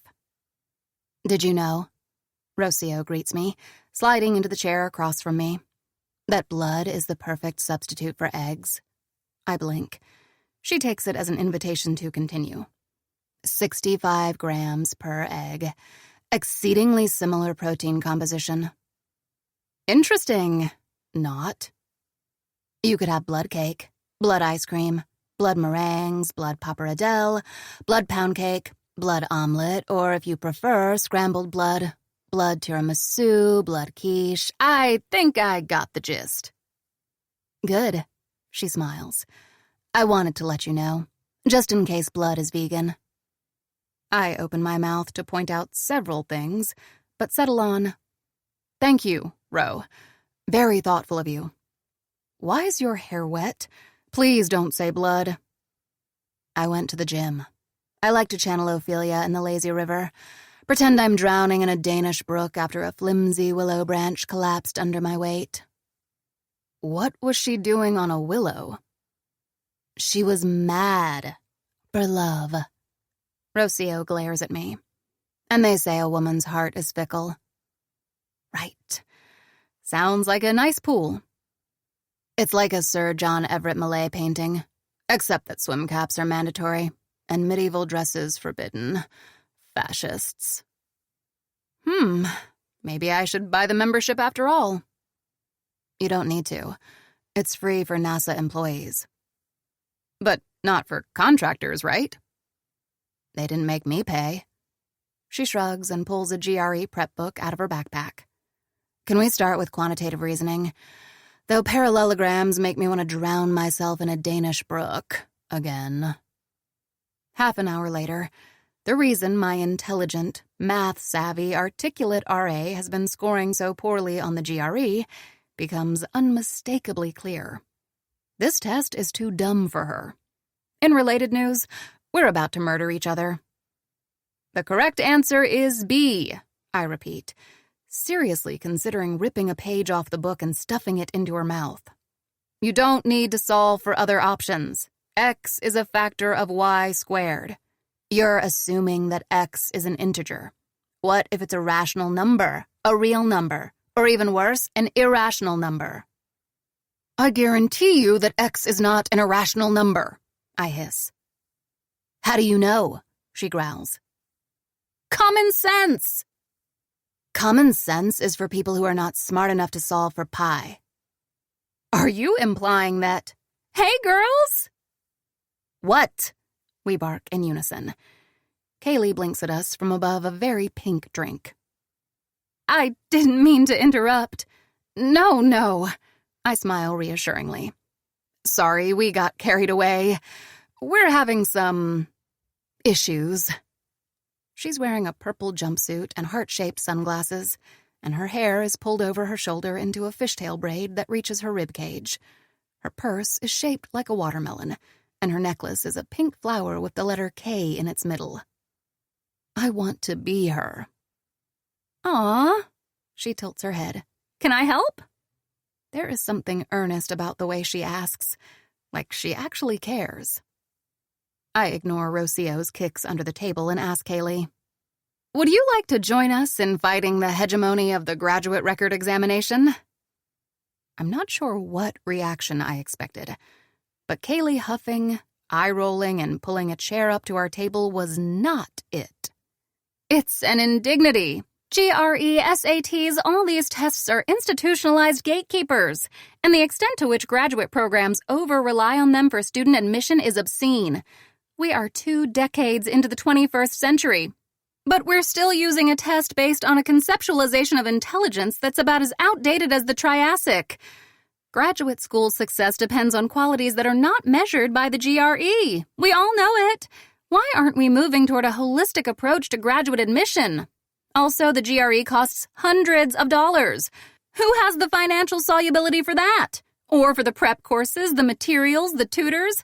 Let me tell you who doesn't. Not rich people. She wags her finger at me, precise and wildly graceful. I am mesmerized. You know who traditionally does poorly on standardized tests?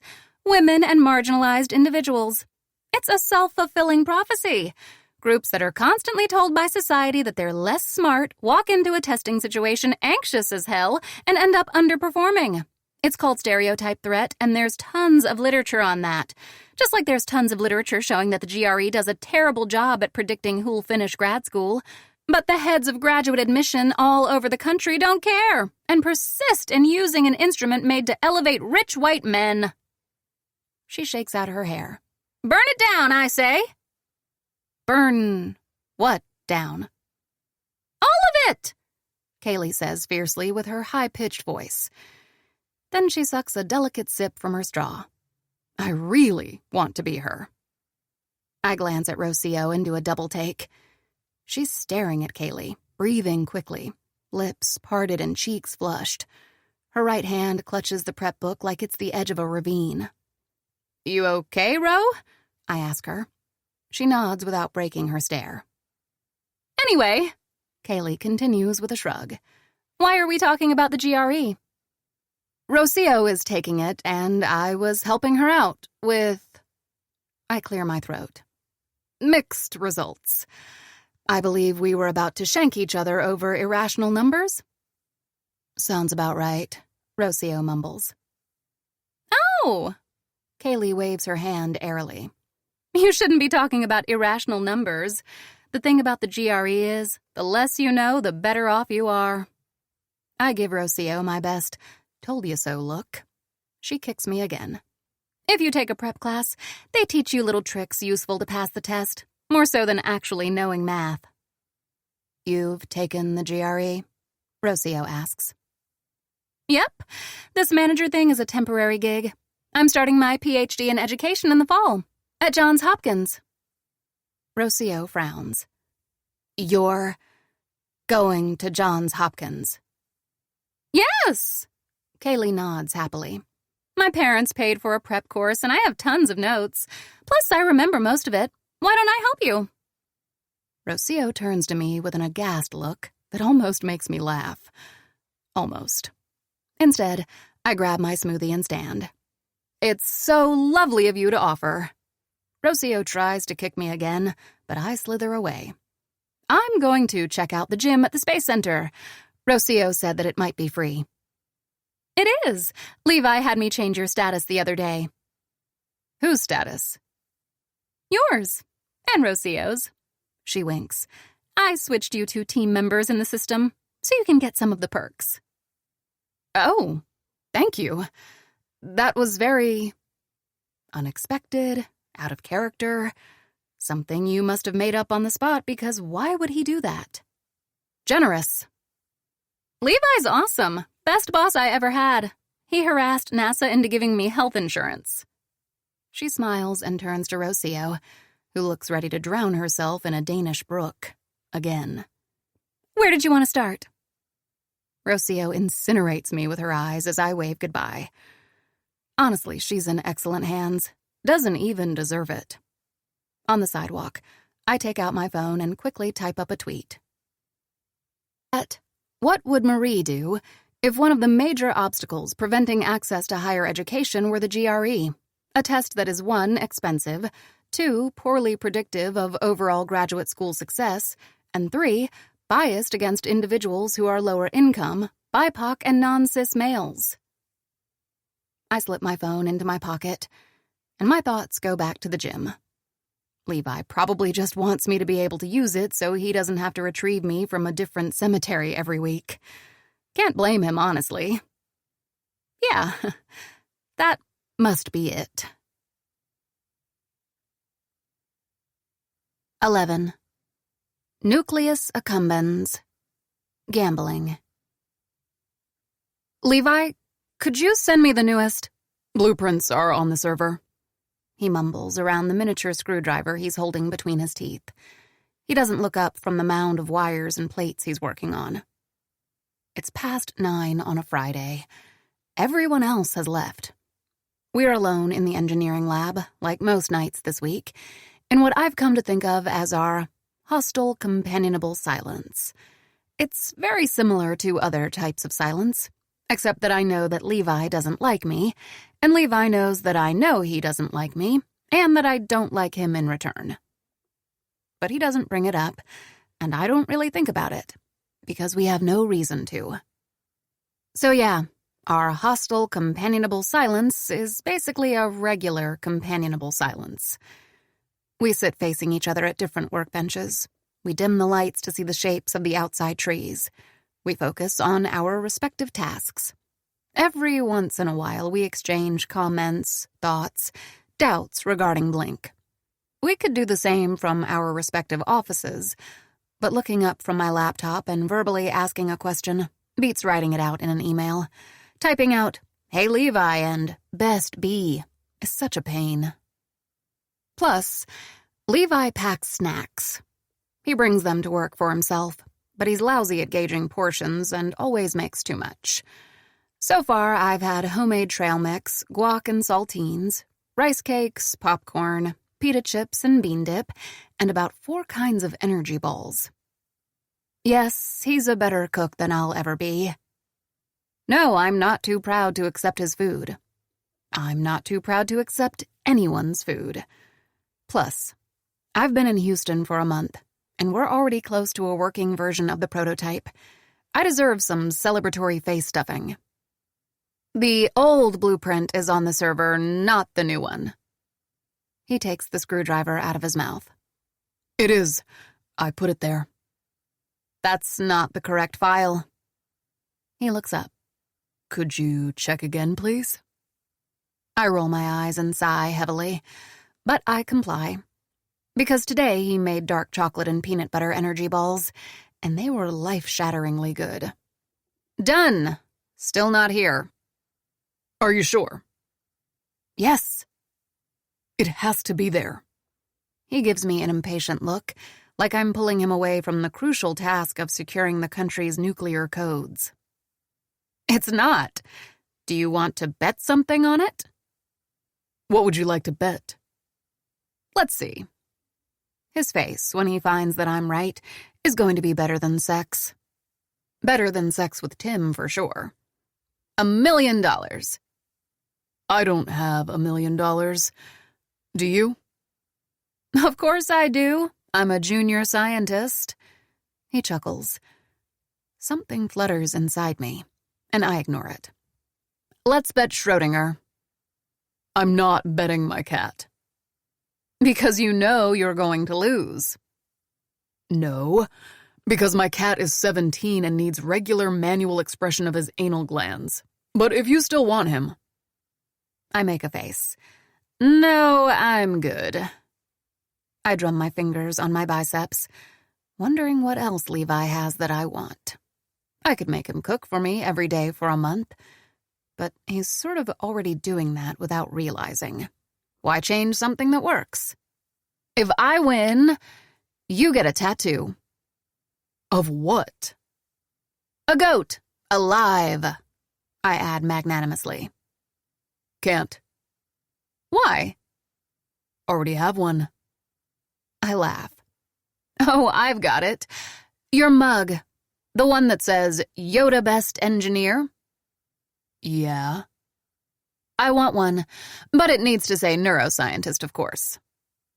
He lifts one eyebrow. This is the equivalent to someone buying their own world's best boss mug. Congratulations, you're officially NASA's Michael Scott. And proud of it, okay? I say, turning my computer around for him to see. Deal. Come marvel at the lack of blueprints on the server. Wait. What about me? What about you? What will you do if I win? Oh, I shrug. Whatever you want. I'm right anyway. Would you like my hard-earned $1 million? Nope.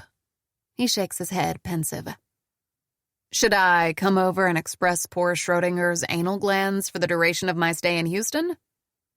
Tempting, but Schrödinger's intensely private about his anus. He taps his masculine, chiseled chin. Huh? Why am I even noticing? If I win, you're going to sign up for a 5K here in Houston. I shrug. Sure, I'll sign up for a... And you're going to run it. I burst into laughter. There is no way. Why? Because I'm currently on step 4 of my program and still unable to run more than half a mile without collapsing. Running a 5K sounds about as pleasant as bloodletting. By leeches. I'll run with you. You mean you'll walk next to me with your 70-mile-long legs? I'll train you. Oh, Levi, you sweet summer child. I point at myself. Tonight I'm wearing a nose stud, galaxy leggings, and a white tank top. My purple hair is loose on my shoulders. I'm pretty sure one of my back tattoos is visible. Everything about me screams Levi's kryptonite. You see this scrawny, stunted, unmuscled body? It's built to live in parasitic symbiosis with a couch. It resists training with the force of many million ohms. Levi does stare at my body for a considerable amount of time. But then he looks away, flushed. Poor guy. Must be a tough sight for him. It doesn't matter, does it? Since you're sure that you'll win. True, I shrug. Deal. Come taste the bitterness of defeat. He does come, stalking to my bench in a few strides with those ridiculous 70-mile-long legs. However, he doesn't stop in front of the laptop I conveniently turned for him.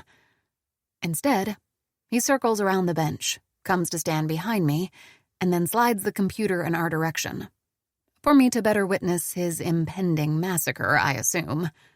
I can't wait to sip your tears out of my new mug, I murmur. We'll see. He leans his left hand against the bench and grabs the mouse with the other. Even on my high stool, he's still many inches taller than me, effectively caging me at my seat. It should feel uneasy, suffocating, but he leaves me enough room that I don't mind. Plus, I know it doesn't mean anything, because he's Levi and I'm B. It's actually almost pleasant, the heat he radiates in the blasting AC. He could have a successful second career as a weighted blanket. This is weird. I hear the frown in his voice. The file's missing. Can the mug be 20 ounces? It should be here. He leans forward, and his chin brushes the crown of my hair. It's not terrible. Sort of the opposite. I saved it. Maybe you dreamt it. Sometimes in the mornings, I think that I got up and brushed my teeth, even though I'm still in bed. Though with my new mug, I'll be extra motivated to wake up early and have my coffee. Weird. Pity he's not paying attention to my gloating. I'm doing a pretty good bit, if I say so myself. Look. He types quickly, the inside of his elbow brushing against my upper arms, pulling up a log interface. See? Someone, me, saved the file at 1:16 p.m. Then at 4:23, someone else removed it. I know immediately where he's going with this. I tilt my neck back to look up at him, and he's already staring down from 2 inches above. God, his eyes. He invented a new color green. It wasn't me, I blurt out. How much do you want my cat? Considerably less now that I know about his colorectal issues. And my mug? A lot, but I swear it wasn't me. He hums skeptically. I can feel his breath against my face. Mint with a hint of peanut butter. I'm inclined to believe you, but only because this is not the first time. What do you mean? The frequencies list for the parietal electrodes you sent me yesterday, the one you emailed and put on the server, it wasn't there. I scowl. But I put it there. I know. The engineers complained about missing and misplaced files too. Corrupted stuff. Lots of little things. Probably a server error. Or people screwing up. Can you tell who moved the file? He types a few more strokes. Not from the logs. The system isn't coded that way. You know what it can do? I shake my head, bumping against some spot on his chest. It can tell me where the file was moved, and if it's still on the server but in a different folder, which in the case of the blueprints is... He presses the spacebar and pulls up an image. Right here. Oh, perfect! That's exactly what I was... My teeth click as I shut my mouth. Wait a minute. What 5K should we sign up for? He's roaming the inside of his cheek with his tongue. There's usually a space-themed one in June. No way. I twist around. The file was not where it was supposed to be. The terms of the bet were that the file should be on the server. He gives me a satisfied smile. Bet you're glad I didn't agree to the anal expression. You know I meant in a specific folder. How unfortunate that you didn't specify then. He puts a hand on my shoulder in mock reassurance. I seriously consider biting it off. And it's ridiculous how much every part of him dwarfs every part of me. Also ridiculous, the way those stupid intrusive thoughts of his body pressed against mine can't seem to let up. And that having him so close reminds me of his thigh pushing up between my legs, solid and insistent against the seam of my... What are you two doing? Boris is standing in the entrance of the lab, and my first instinct is to push away from Levi and scream that nothing happened, we were just working. But the distance between us is perfectly appropriate. It just feels like it isn't, because Levi is so large. And warm, because he's Levi. We were just about to sign up for a 5K, he says. How are you, Boris? A 5K, huh? He stays under the doorframe, studying us with his customary tired expression. Actually, I come bearing news. Bad news? Not good. Bad, then. Boris comes closer, holding a printout. You guys planning to go to human brain imaging? HBI is one of many academic conferences in neuroscience. It's not particularly prestigious, but over the years, it has cultivated a party reputation. It takes place in fun cities, with lots of satellite events and industry sponsorships. It's where young, hip neuroscientists network and get drunk together. But I'm not hip, and Levi is not a neuroscientist. No, I tell Boris. Where is it this year? New Orleans this coming weekend. Fun. You planning on going? He shakes his head and holds out the printout. No, but someone is. MagTech, Levi says, reading from above my shoulder. We've been keeping tabs on them. The company will present a version of their helmets at HBI. Have they filed for a patent?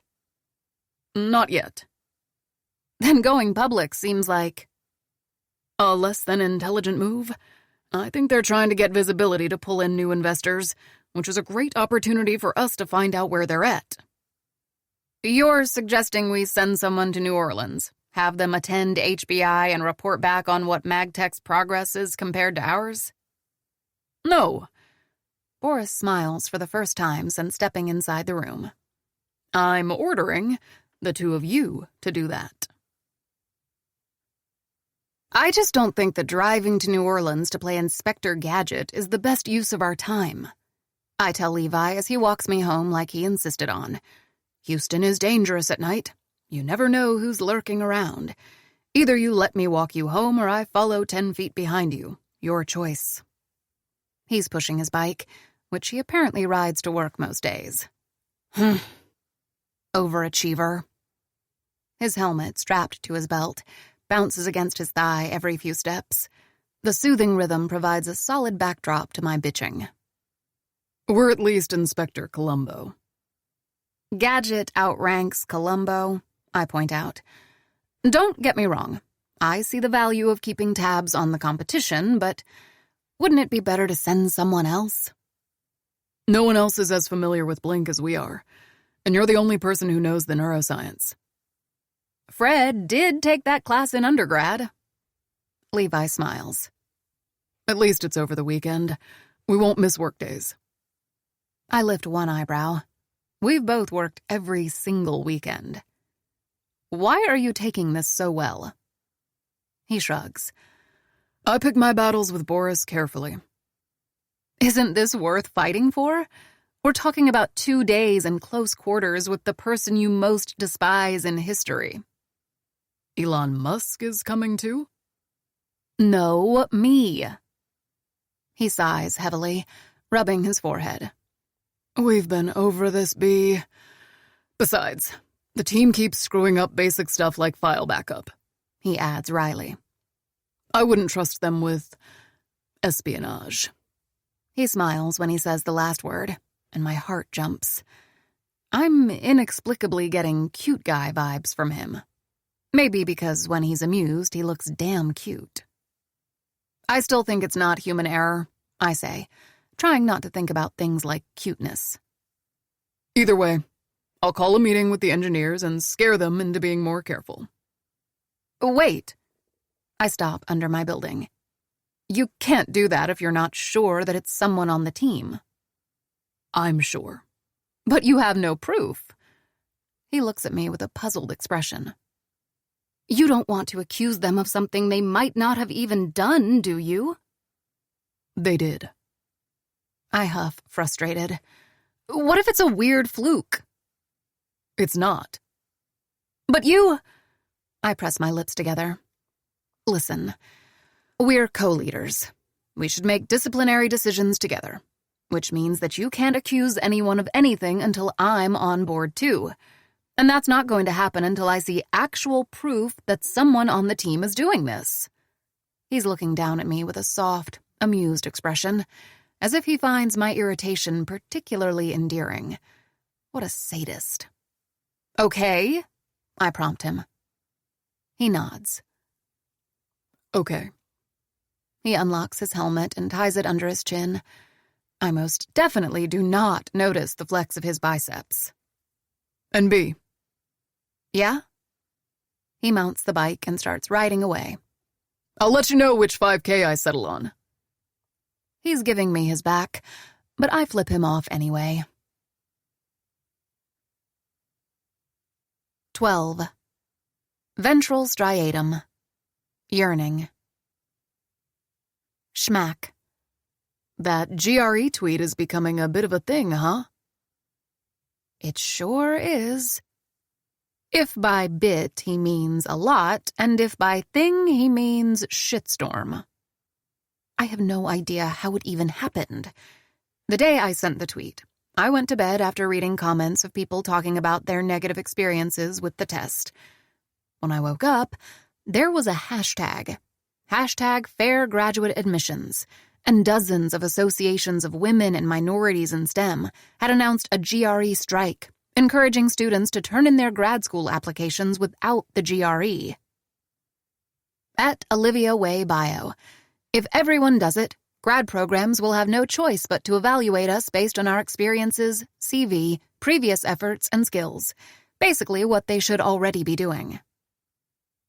Have I mentioned how much I love women in STEM?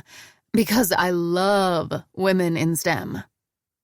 2 hours later, a journalist from The Atlantic messaged me, asking for an interview.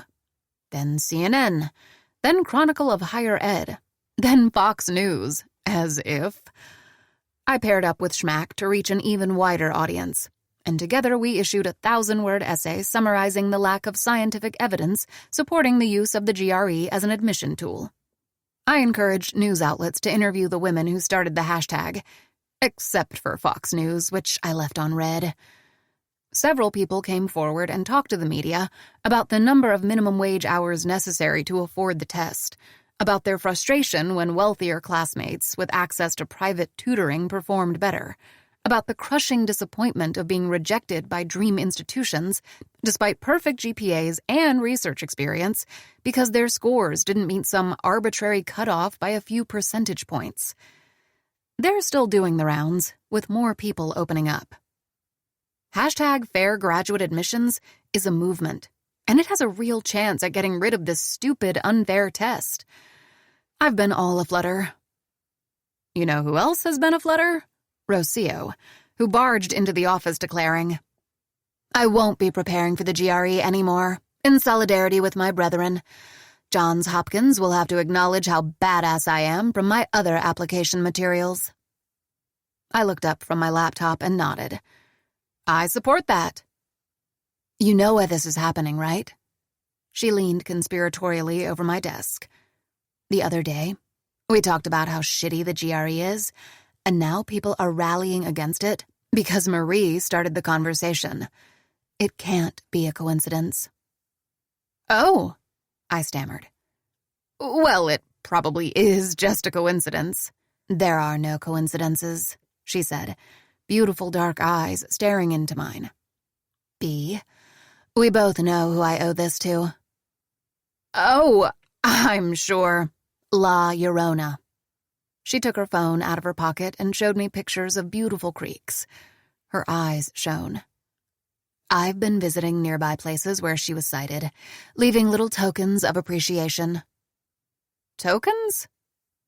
Yes. Tarots, poems I wrote extolling the beauty of the macabre, pentagrams made of twigs, the usual. The usual. I think it's her way of saying, Rocio, I recognize a kindred spirit, perhaps even a successor in you. She smiled at me, setting her bag on her desk. I am so happy, Bee. I smiled back and went back to work, relieved that Rocio doesn't suspect who's behind WWMD. Sometimes I wonder if Dr. Curie, too, had a secret identity she couldn't reveal. Period-wise. She could have been Jack the Ripper. Never say never, right? Marie. Do you think we're actually going to get rid of the GRE? Schmack. We're closer than ever, for sure. Marie. Agreed. Thank you for helping out, by the way. Schmack and I have the same number of followers, but completely different reaches. I hate thanking dudes for sausage referencing. But truth is, there are plenty of male academics who'd rather guzzle curdled milk than engage with WWMD. Which is fine, because I'd love nothing more than pouring gallons of curdled milk down their throats. Still, #fair graduate admissions can use all the support it can get. Marie. How's the girl? Schmack. How's Camel Dick? Marie. Astonishingly, we're almost getting along. If we haven't come to blows yet. Are we even collaborating? Also, nice deflection. Tell me about the girl. Schmack. Everything's fine. Marie. Fine has variable definitions. Narrow it down. Schmack. How narrow? Marie. Very. Schmack. Okay. Narrowingly, things are great. In the worst possible way. We've been working together a lot because that's what the project demands, which might be why I'm on my 4th beer on a Thursday night. Marie. Why is working together bad? Schmack. It's just, I know things about her. Marie. Things? Schmack. I know what she loves to eat, what shows she watches, what makes her laugh, her opinions on pets. I know her dislikes, aside from me. I've been cataloging a million little quirks of hers in my head, and they are enchanting. She is enchanting. Smart, funny, an incredible scientist. And there are things I think about. But I'm drunk and this is inappropriate. Marie. I love inappropriate. Schmack. Do you? Marie. Sometimes. Hit me. Schmack. I need you to know that I'd never do anything to make her uncomfortable. Marie. Schmack, I know that. And if you ever did, I'd cut your dick off with a rusty scalpel. Schmack. Fair. Marie. Tell me. The clock in the kitchen ticks on. Late-night cars make soft noises past the window, and the screen of my phone goes black. I don't think Schmack will continue. I don't think he'll open up. And it makes me sad. Even though I don't know anything about his life.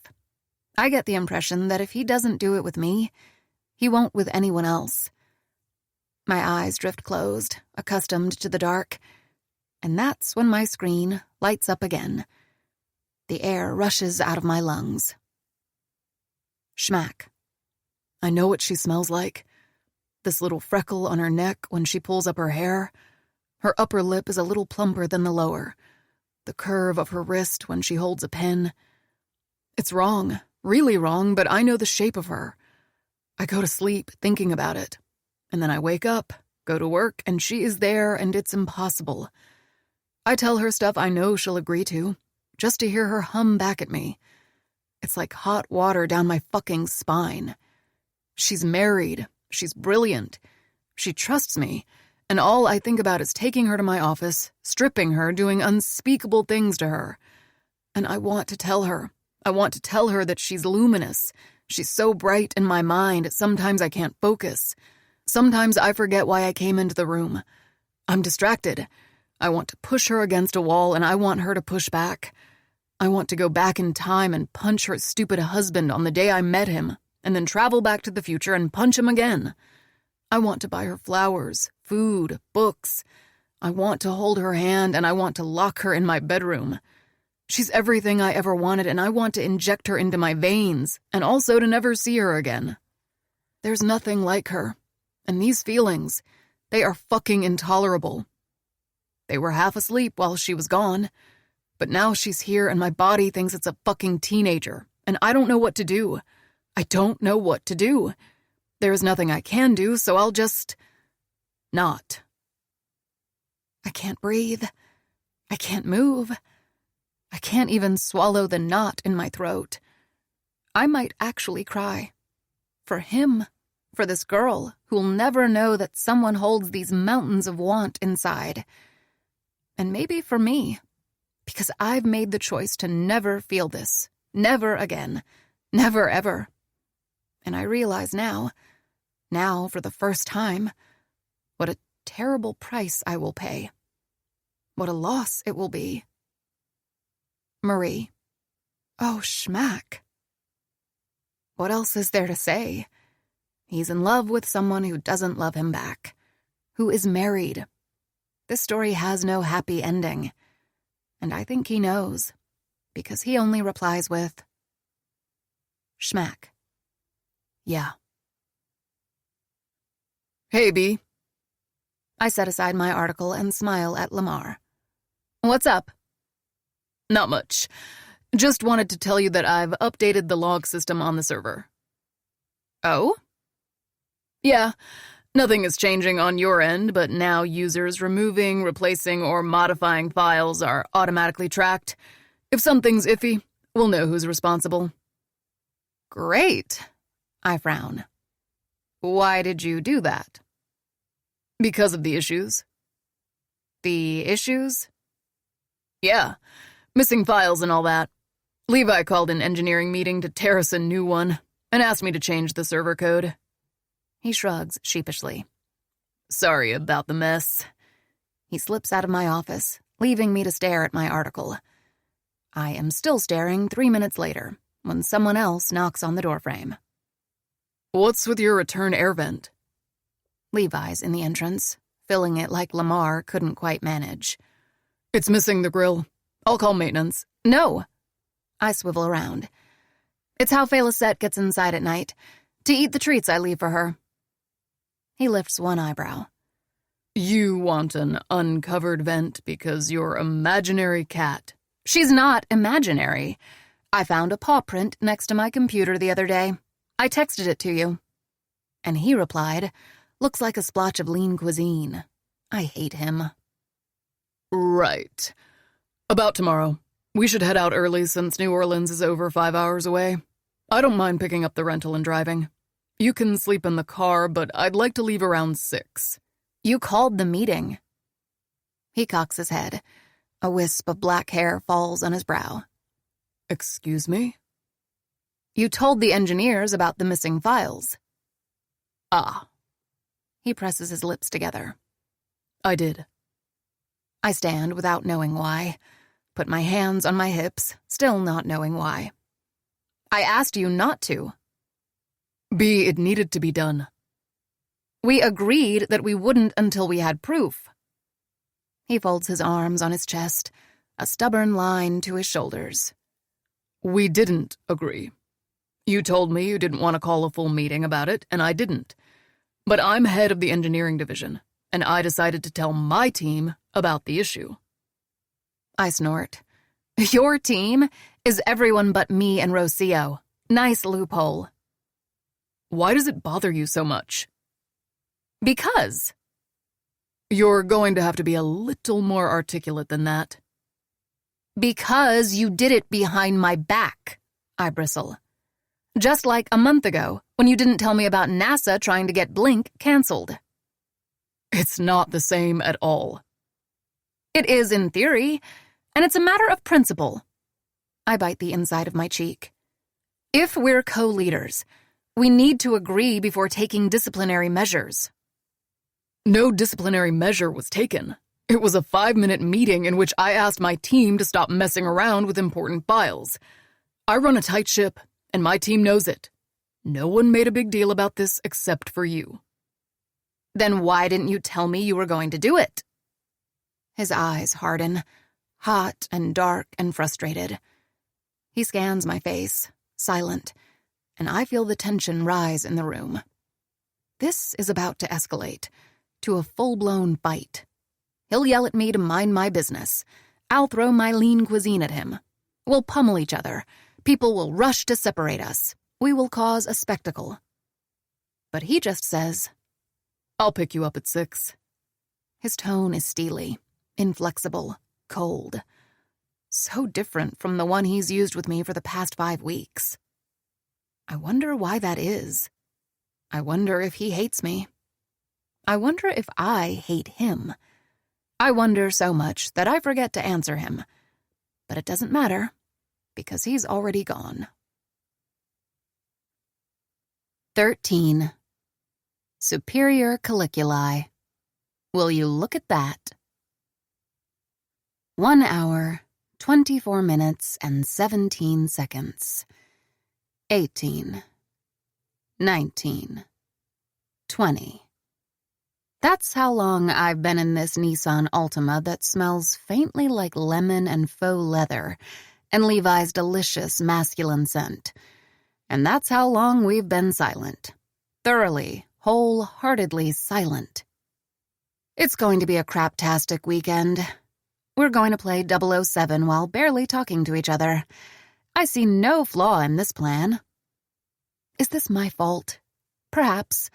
Perhaps I initiated this remarkably immature, I must admit, standoff when I didn't say hi back to him this morning. Perhaps I'm the culprit. But I don't give a flying squirrel because I'm mad. So I'm leaning into it. I'm hoarding all of my grievances against Levi and bulking them up into a big, withering, incandescent supernova of silent treatment that, honestly, I'm not sure he's noticed. He did lift his eyebrow after I refused to say hi in my best impression of an 11-year-old just done reading The Babysitter's Club. But he shrugged it off pretty quickly. He put on a CD, Mère de Noms by A Perfect Circle, and God, his amazing musical taste is like a knife to my ovaries, and started driving. Impassible. Relaxed. I bet he's not even thinking about it. I bet he doesn't care. I bet I'm here playing nervously with my grandmother's ring, sulking to the rhythm of Judith, while he's probably pondering the laws of thermodynamics, or whether to join the no-poo movement. What do dudes even think about all the time? The Dow Jones? MILF porn? Their next date? Does Levi date? I'm sure he does, given the number of people who seem to think of him as a sexy guy. He might not be married, but maybe he's in a long-term relationship. Maybe he's deeply in love, like Schmack. Poor Schmack. My chest hurts in a messy, confusing way when I think about what he said. About Levi feeling similarly intense, scary, powerful things for a woman. About Levi doing the things Schmack talked about doing to her. I shiver, wondering why stray memories of Levi pressing me against a wall are still popping up in my head. Wondering whether the girlfriend he might not even have would be extraordinarily lucky or the very opposite. Wondering why I'm even wondering. I'm sorry. I turn so fast I pull a muscle. What? I'm sorry. For what? I massage my neck. He stares at the road and lifts one eyebrow. Is this some educational technique? Apologizing for dummies? No, I'm honestly befuddled. Then, I'm sorry for calling the meeting without asking for your approval. I squint. Really? Really what? Are you actually apologizing? Yep. Oh, I nod. To be precise, then, you did ask for my approval, and I explicitly did not give it. Correct. I think he's biting the inside of his cheek to avoid smiling. I didn't heed your explicit advice. I wasn't trying to undermine your authority, or to act like your opinion is irrelevant. I think... He presses his lips together. Actually, I know I'm overly invested in Blink, which makes me overly controlling and bossy. You're right. It was the second time I didn't discuss important issues with you. He finally looks at me. I'm sorry, B. I blink, several times. Wow. Wow? That was an excellent apology. I shake my head, disappointed. How am I supposed to keep up my very adult silent treatment for the next 3.5 hours? You were planning to stop once we got to New Orleans? I wasn't, but realistically, well-executed cold shoulders require an enormous amount of upkeep, and I'm first and foremost lazy. He laughs softly. Should we switch albums then? Why? I thought late 90s grunge might fit your mood, but if you're outgrowing your wrath, maybe we can listen to something a little less... Angry? Yeah. What are our options? There's something exquisitely weird about Levi Ward telling me his phone's passcode, 338338, and letting me poke around his music folder. His collection doesn't include a single embarrassing Nickelback song. I hate him. It's a mix of 90s bands, my decade of choice, except that they're all... I opt for shuffle, settle back into my seat to gaze at the beautiful landscape, and give him the only criticism I can think of. You do know women make music too, right? What does that mean? Nothing. I shrug. Just that the entirety of your music library is angry white boys. He frowns. Not true. Right. That's why you have exactly... I scroll down for a few seconds. More seconds. A minute. A grand total of 0 female-performed songs on your phone. That's not possible. And yet... His scowl deepens. It's just a coincidence. Okay, I'm not proud of it, but it's possible that my musical taste was influenced by the fact that in my formative years, I, too, was an angry white boy. I snort. I bet you were. Well, if you ever want to work through that rage productively, I could recommend some singer-songwriters. There's something on the side of the road. I crane my neck to see better. Oh my God. He gives me a worried look. What's going on? Nothing. I wipe my eyes. Nothing. B, are you crying? No. I lie, poorly. Is it about female singer-songwriters? He says, panicky. I'll buy an album. Just let me know which one is best. Honestly, I don't know enough about them to... No, There was a dead possum on the side of the road. Oh. I have issues with roadkill. Issues? It's just, animals are so cute. Except for spiders, but spiders are not really animals. They are. And who knows where the possum was going? Maybe she had a family. Maybe she was bringing home food to kids who now wonder where Mommy is. I'm making myself cry harder. I wipe my cheek and sniffle. I'm not sure wildlife abides by the rules of traditional nuclear family structure. Levi notices my glare and instantly shuts up. He scratches his nape and adds, It's sad. It's okay. I'm fine. I'm emotionally stable. His lips curl up. Are you? This is nothing. Tim used to make me play this stupid guess the roadkill game to toughen me up. And once I literally ran out of tears. Levi's jaw hardens visibly. And when I was 12, we saw a family of splattered hedgehogs on a Belgian highway. And I cried so hard that when we stopped to get gas, a Fédéral Police agent questioned my uncle on suspicion of child maltreatment. Got it. No stops until New Orleans. No. I promise I'm done crying. I'm an adult with a shriveled, hardened heart now. He gives me a skeptical glance, but then says, Belgium, huh? And his voice is curious. Yeah, but don't get too excited. It was the Flemish part. I thought you said you were from France. I'm from all over the place. I take off my sandals and push my legs against the dashboard, hoping Levi won't take offense at my bright yellow nail polish and my incredibly ugly pinkies. I call them the Quasimotos. We were born in Germany. My father was German and Polish, and my mother half Italian, half American. They were very nomadic. My dad was a technical writer, so he could work anywhere. They'd settle in one place, stay for a few months, then move to a new one. And our extended family was very scattered. So when they died, They died? Levi turns to me wide-eyed. Yeah. Freak car accident. Airbags didn't work. They'd been recalled, but I shrug. We'd just turned 4. We? He's more invested in my life story than I expected.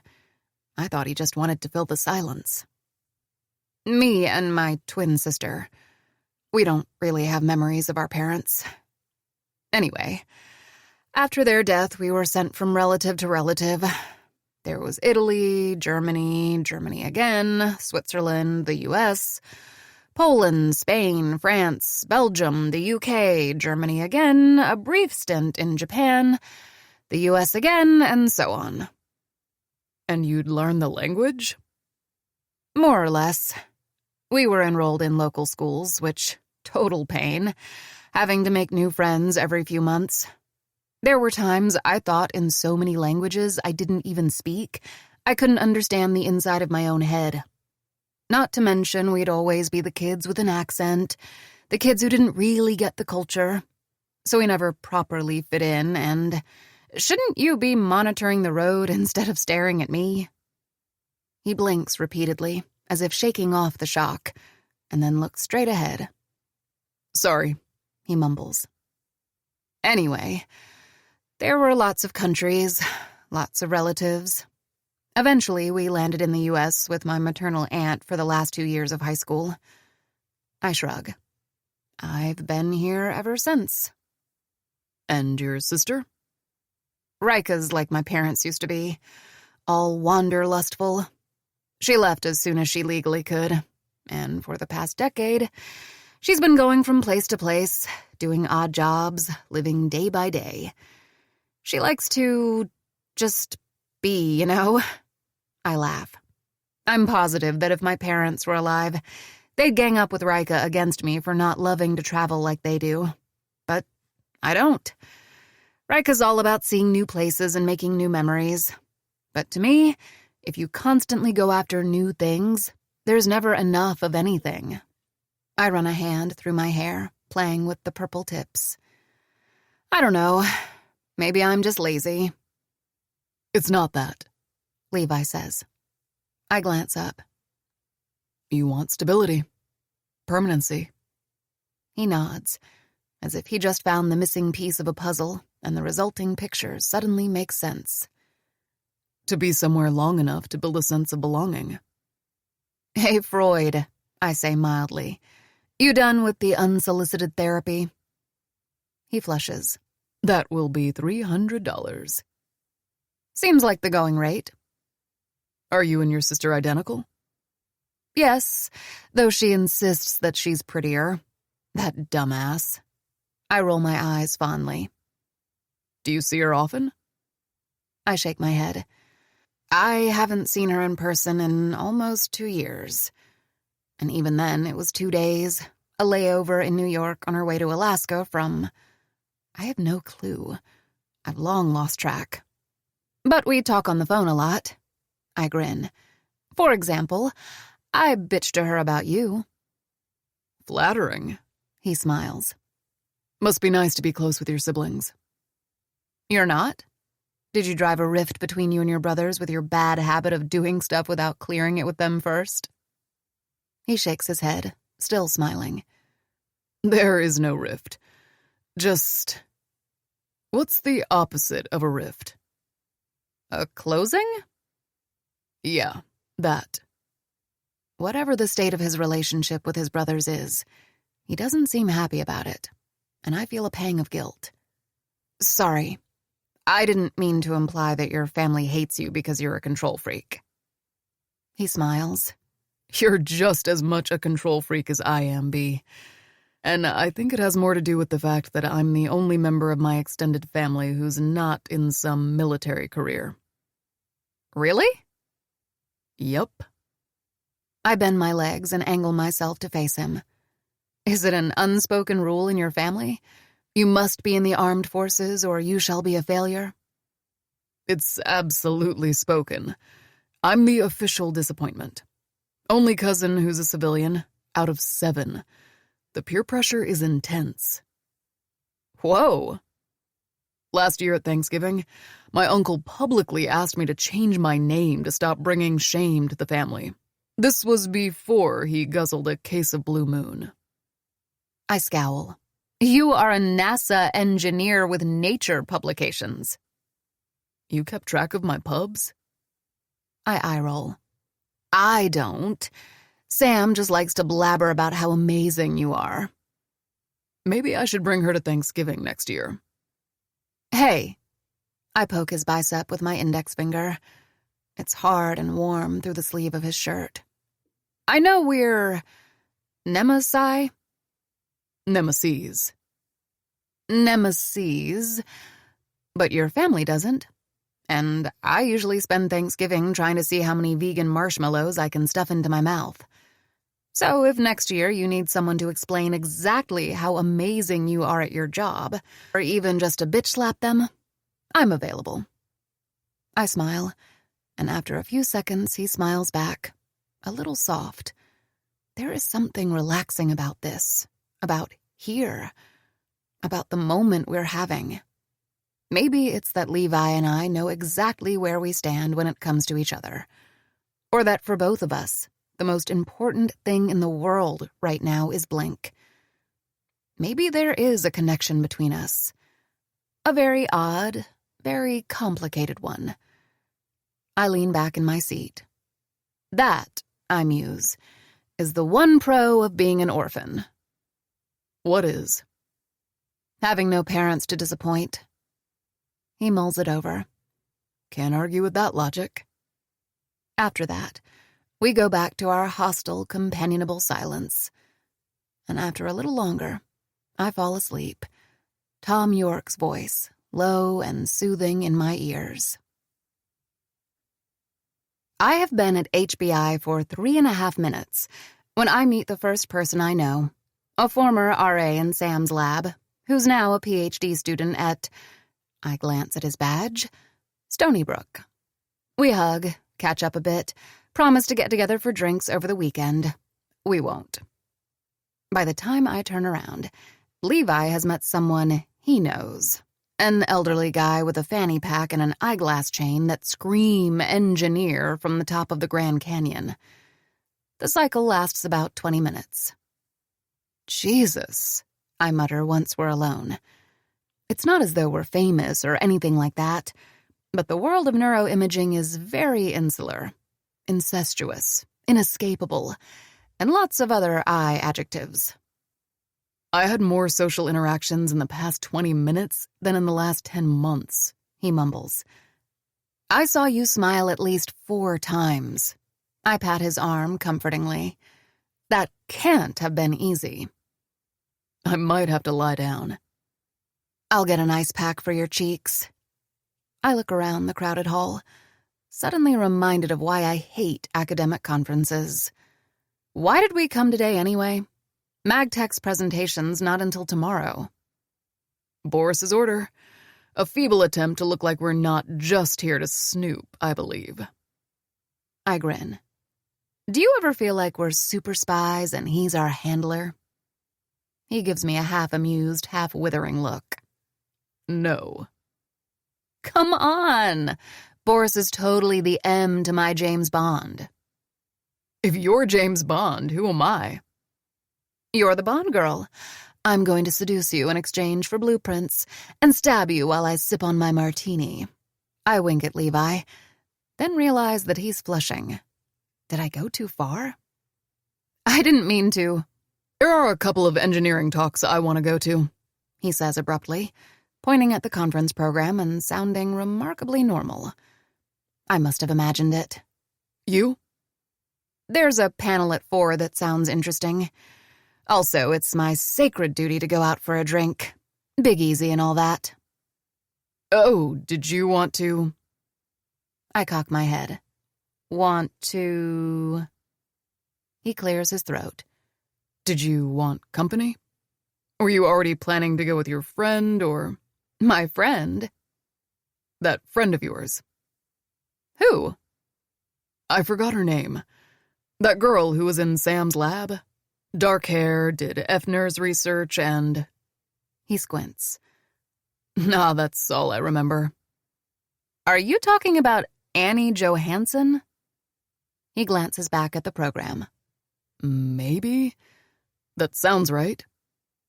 I can't believe Levi forgot Annie's name after she pursued him mercilessly for ages. She knew his damn blood type, for cake's sake. Probably his social security number, too. Why would I go for drinks with her? I just assumed, he says absent-mindedly. You two were inseparable. My heartbeat picks up, probably for no reason. But she's not here. Levi's still reading the program, not really paying attention to me. I thought I saw her a minute ago. I whirl around. Yes, my palms are starting to sweat, but just because sometimes they do. All palms sweat sometimes, right? I look about frantically, but I'm sure that Annie's not here. She can't be. Levi didn't even remember her name. He can't be right about this. He probably thinks that all women with dark hair look the same, and... Annie. With a shorter haircut and a pretty lilac dress and a big smile on her pretty lips. Standing in line at the badge reclamation station, chatting with someone who just walked up and is handing her a cup of coffee. Someone who... Tim. I see Tim, but only for a second. Then my vision blurs. Large black dots swallowing the world. I'm hot, I'm cold, I'm sweaty. I'm shaking like a leaf and my heart is pounding and I'm flying away. B.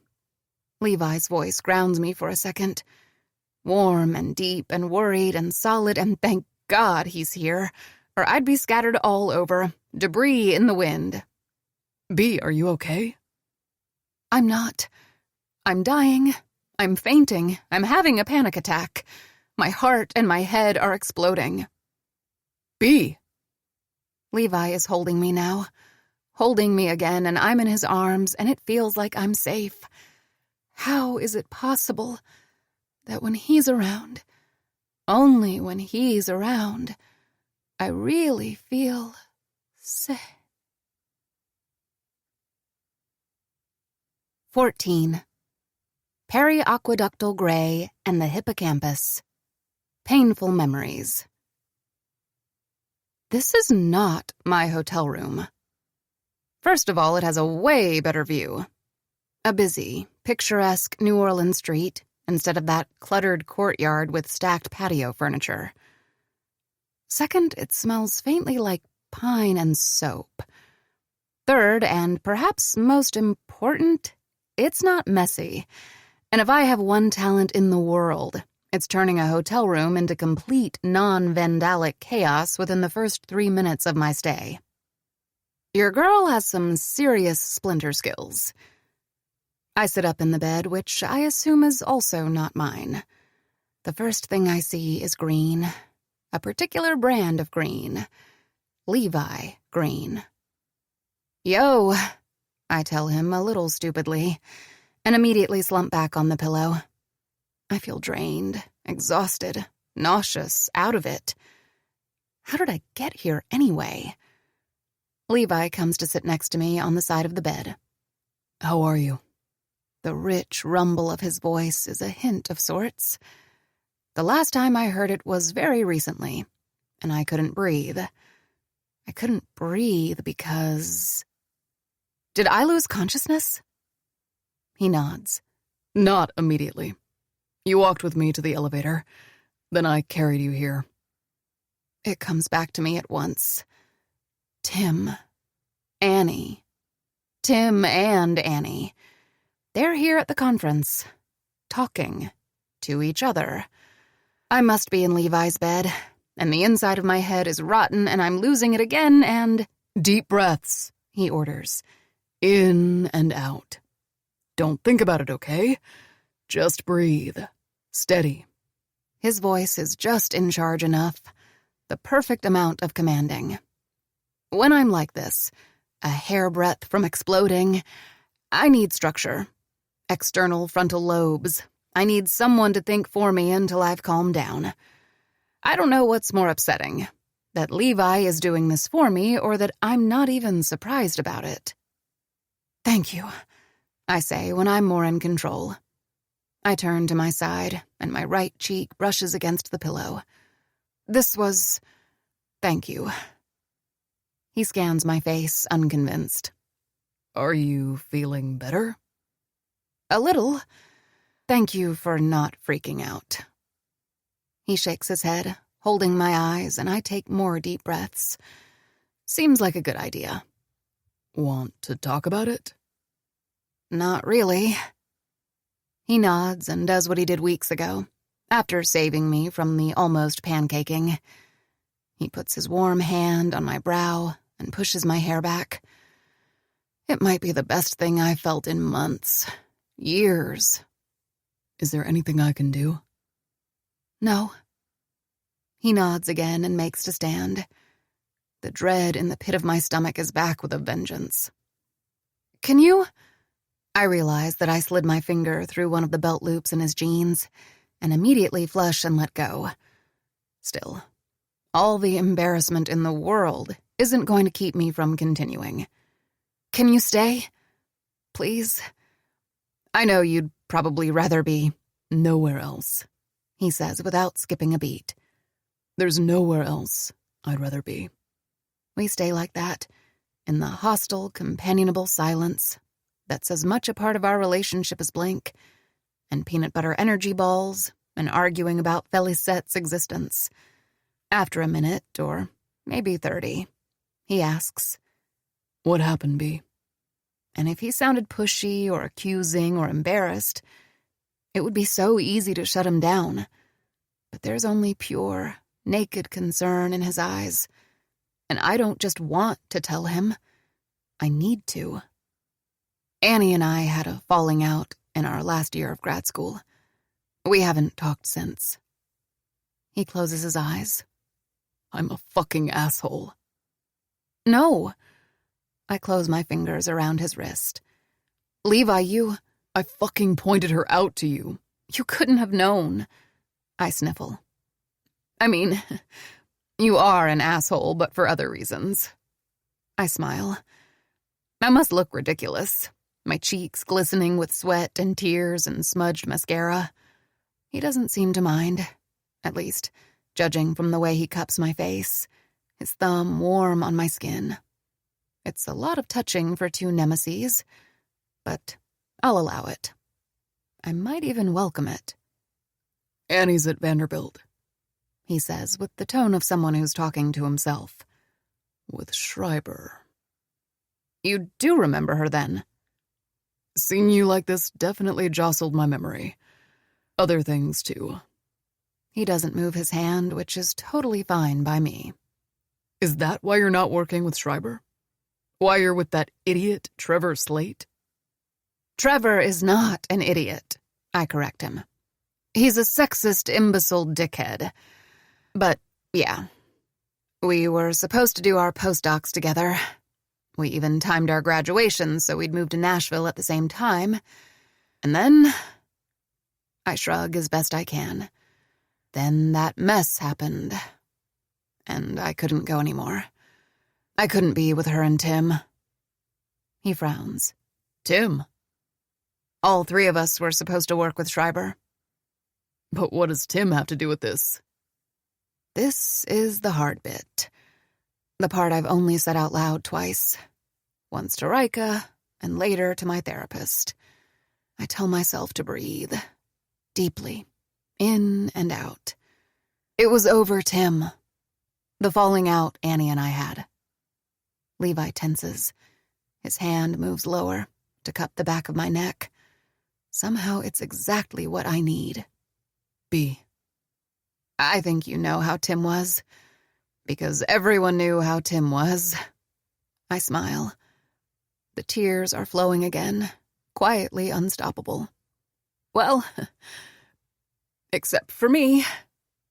I met him in my freshman year of college, and he liked me. And that winter I had nowhere to go, and he asked if I wanted to spend it with his family, which of course I did. It was amazing. God, I miss his family. His mother would knit me socks. Isn't it the loveliest thing, knitting something warm for someone? I still wear them when it's cold. I wipe my cheeks with my wrists. My therapist said that I didn't want to admit how Tim truly was, because I overinvested in our relationship. Because if I acknowledged that he was a jerk, then I'd have to give up on the rest of his family too. Maybe she's right. But I think I just wanted to trust him, We were together for years. He asked me to marry him. He invited me into his life when no one else ever had. You trust a person like that, don't you? B. Levi's looking at me in a way that I cannot comprehend, because no one has ever looked at me like that. So, there were all these other girls, women. I never blamed them. It wasn't their job to look after my relationship. I only ever blamed Tim. My lips taste like salt and too much water. We'd been engaged for 3 years when I found out. I confronted him and took off my engagement ring and told him that we were done. That he'd betrayed me. That I hoped he got gonorrhea and his dick fell off. I don't even know what I told him. I was so mad I wasn't even crying. But he said that it didn't mean anything. That he didn't think I'd be so upset about it. And that he'd stop. That if I'd been... I can't even bring myself to repeat it. The way he twisted everything to make it my fault. If you fucked me a little more frequently, he'd said. If you were better. If you knew how to enjoy it and make it enjoyable. You could at least put in some effort. We'd been together for 7 years. No one else had been in my life that long before. So I took him back. And I tried harder. I put more effort in our relationship. In making him happy. I'm not a victim. I made an informed choice. Figured that if getting married, if stability was what I wanted, then I shouldn't give up on Tim too quickly. You reap what you sow. I let out a shuddering sigh. And then he and Annie. My voice breaks. But Levi can imagine the rest. He knows enough already. Probably more than he ever cared to. He doesn't need it spelled out. That I was such a needy, pitiful doormat that not only did I take back my cheater of a fiancé, but I also never realized that he kept cheating on me. With my closest friend. In the lab where I was working every day. I don't think about Annie too often. Because the pain of losing her, I never quite learned how to manage. I don't know why she did it. But I couldn't go with them to Vanderbilt. It was career suicide, but I just couldn't. You? Levi's hand tightens on my nape. You didn't marry him. You never married him. I smile, rueful. The worst thing is, I tried to forgive him for a long time. But then I couldn't, and I shake my head. Levi is blinking, a dumbfounded expression on his face. You're not married, he repeats. And I sit up as his shock finally penetrates my brain. You thought I was? He nods, and I let out a wet laugh. I was sure you knew, since you and Tim collaborate. And I let Guy believe it because I thought you were trying to give me an out, but I lift my left hand. This is my grandmother's ring. I'm not married. Tim and I haven't spoken in years. Levi mouths something I cannot make out and pulls his hand back, as though all of a sudden my skin is scorching him. He stands and walks to the window, staring outside as he runs a hand through his hair. Is he angry? Levi? No reply. He rubs his mouth with his fingers, as if deep in thought, as if coming to terms with some seismic event. Levi, I know you and Tim collaborate. If this puts you in a weird position, you can... We don't. He finally turns around. Whatever just happened, he seems to have collected himself. The green of his eyes, though, is brighter than before. Brighter than ever. Collaborate, that is. I sit up, legs dangling over the mattress. You and Tim don't collaborate anymore? Nope. Since when? Now. What? But... I don't feel like going to the conference, he interrupts. Do you need to rest? Rest? Because of the... He gestures vaguely at me in the bed. Fainting. Oh, I'm fine. If I needed rest every time I fainted, I'd need a lot of rest. In that case, there's something I'd like to do. What is it? He doesn't answer. Want to join me? I have no idea what he's referring to, but it's not as though I have a busy schedule. Sure? He smiles, a little smug, and a terrible thought occurs to me. I'm going to regret whatever's about to happen. I hate this. I know. What gave it away? I push a sweaty purple strand from my forehead. My hands are shaking. My legs are twigs, but made of slime. There's a distinctive taste of iron in my throat. A sign that I'm dying? Possibly. I want to stop, but I can't, because the treadmill is still going. If I collapse, the walking belt is going to swallow me in a vortex of clammy darkness. Is it the wheezing? The near puking? Mostly the way you've said it 8 times since starting to run, which, by the way, was exactly 60 seconds ago.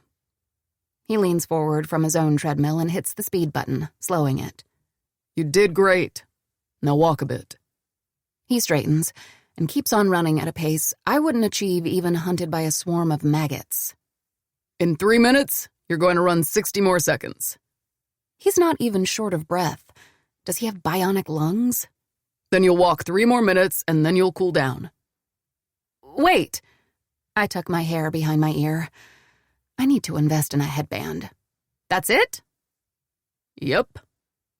I only run for 2 minutes. That's my training? Yep. How do you know? Have you ever done a couch to 5K? Have you ever been on a couch? I give him a skeptical once-over.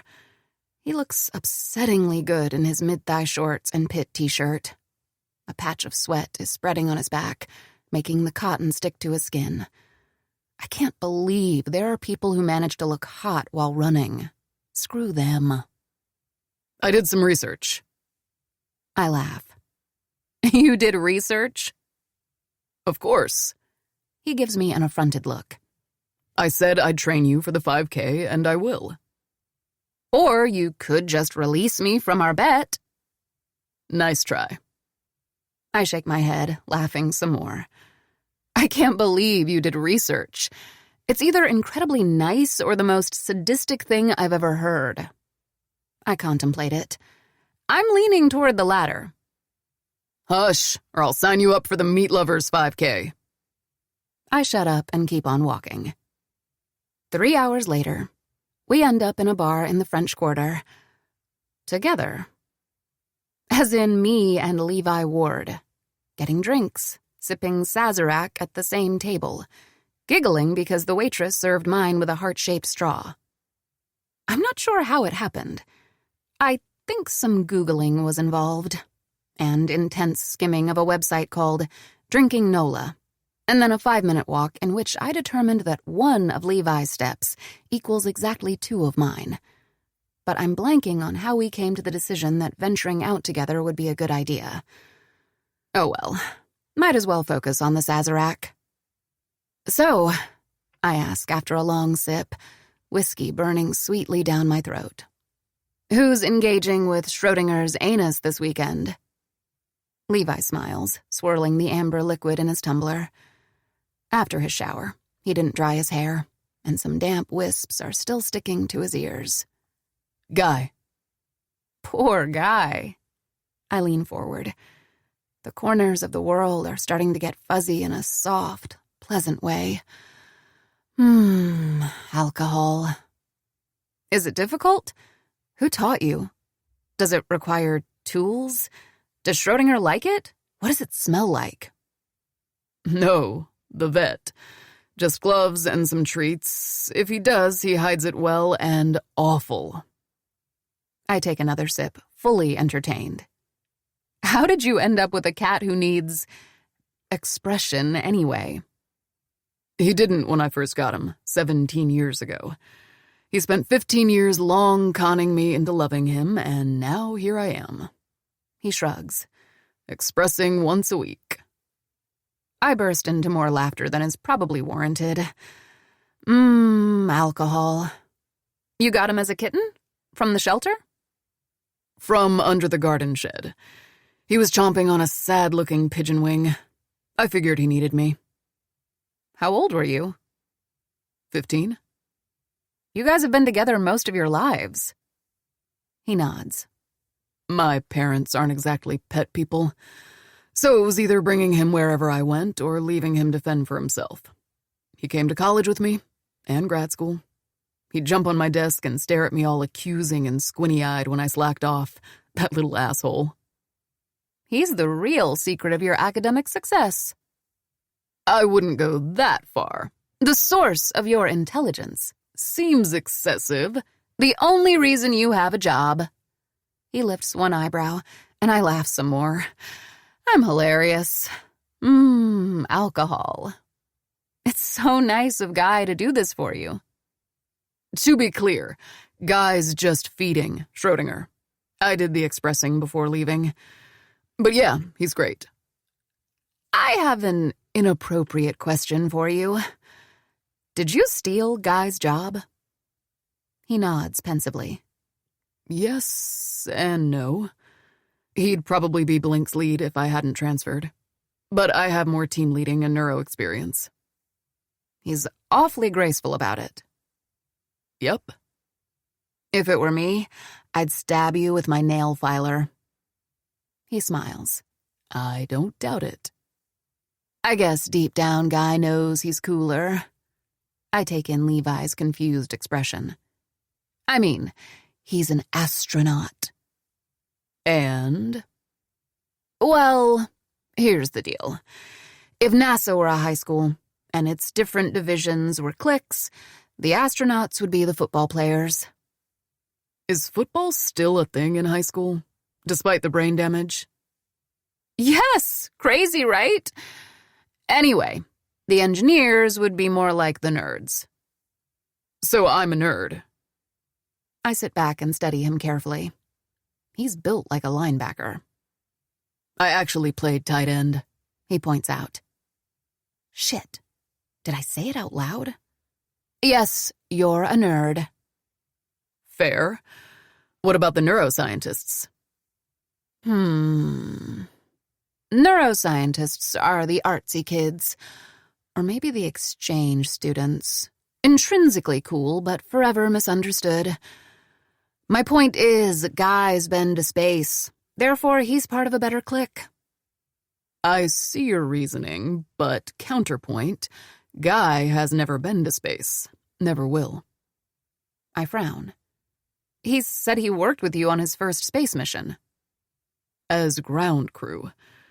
He was supposed to go to the ISS, but he failed the psychological screening last minute. Not that it means anything. Those tests are ridiculously selective. Anyway, most of the astronauts I've met are very down to earth. Down to earth? I laugh so hard people turn to stare. Levi shakes his head fondly. And to become an astronaut, you're required to have a STEM degree, which means that they're nerds too. Nerds who decided to take on additional training. Wait a minute. I lean forward again. You want to eventually be an astronaut too? He presses his lips together, pensive. I could tell you a story. Ooh, a story. But you'd have to keep it secret.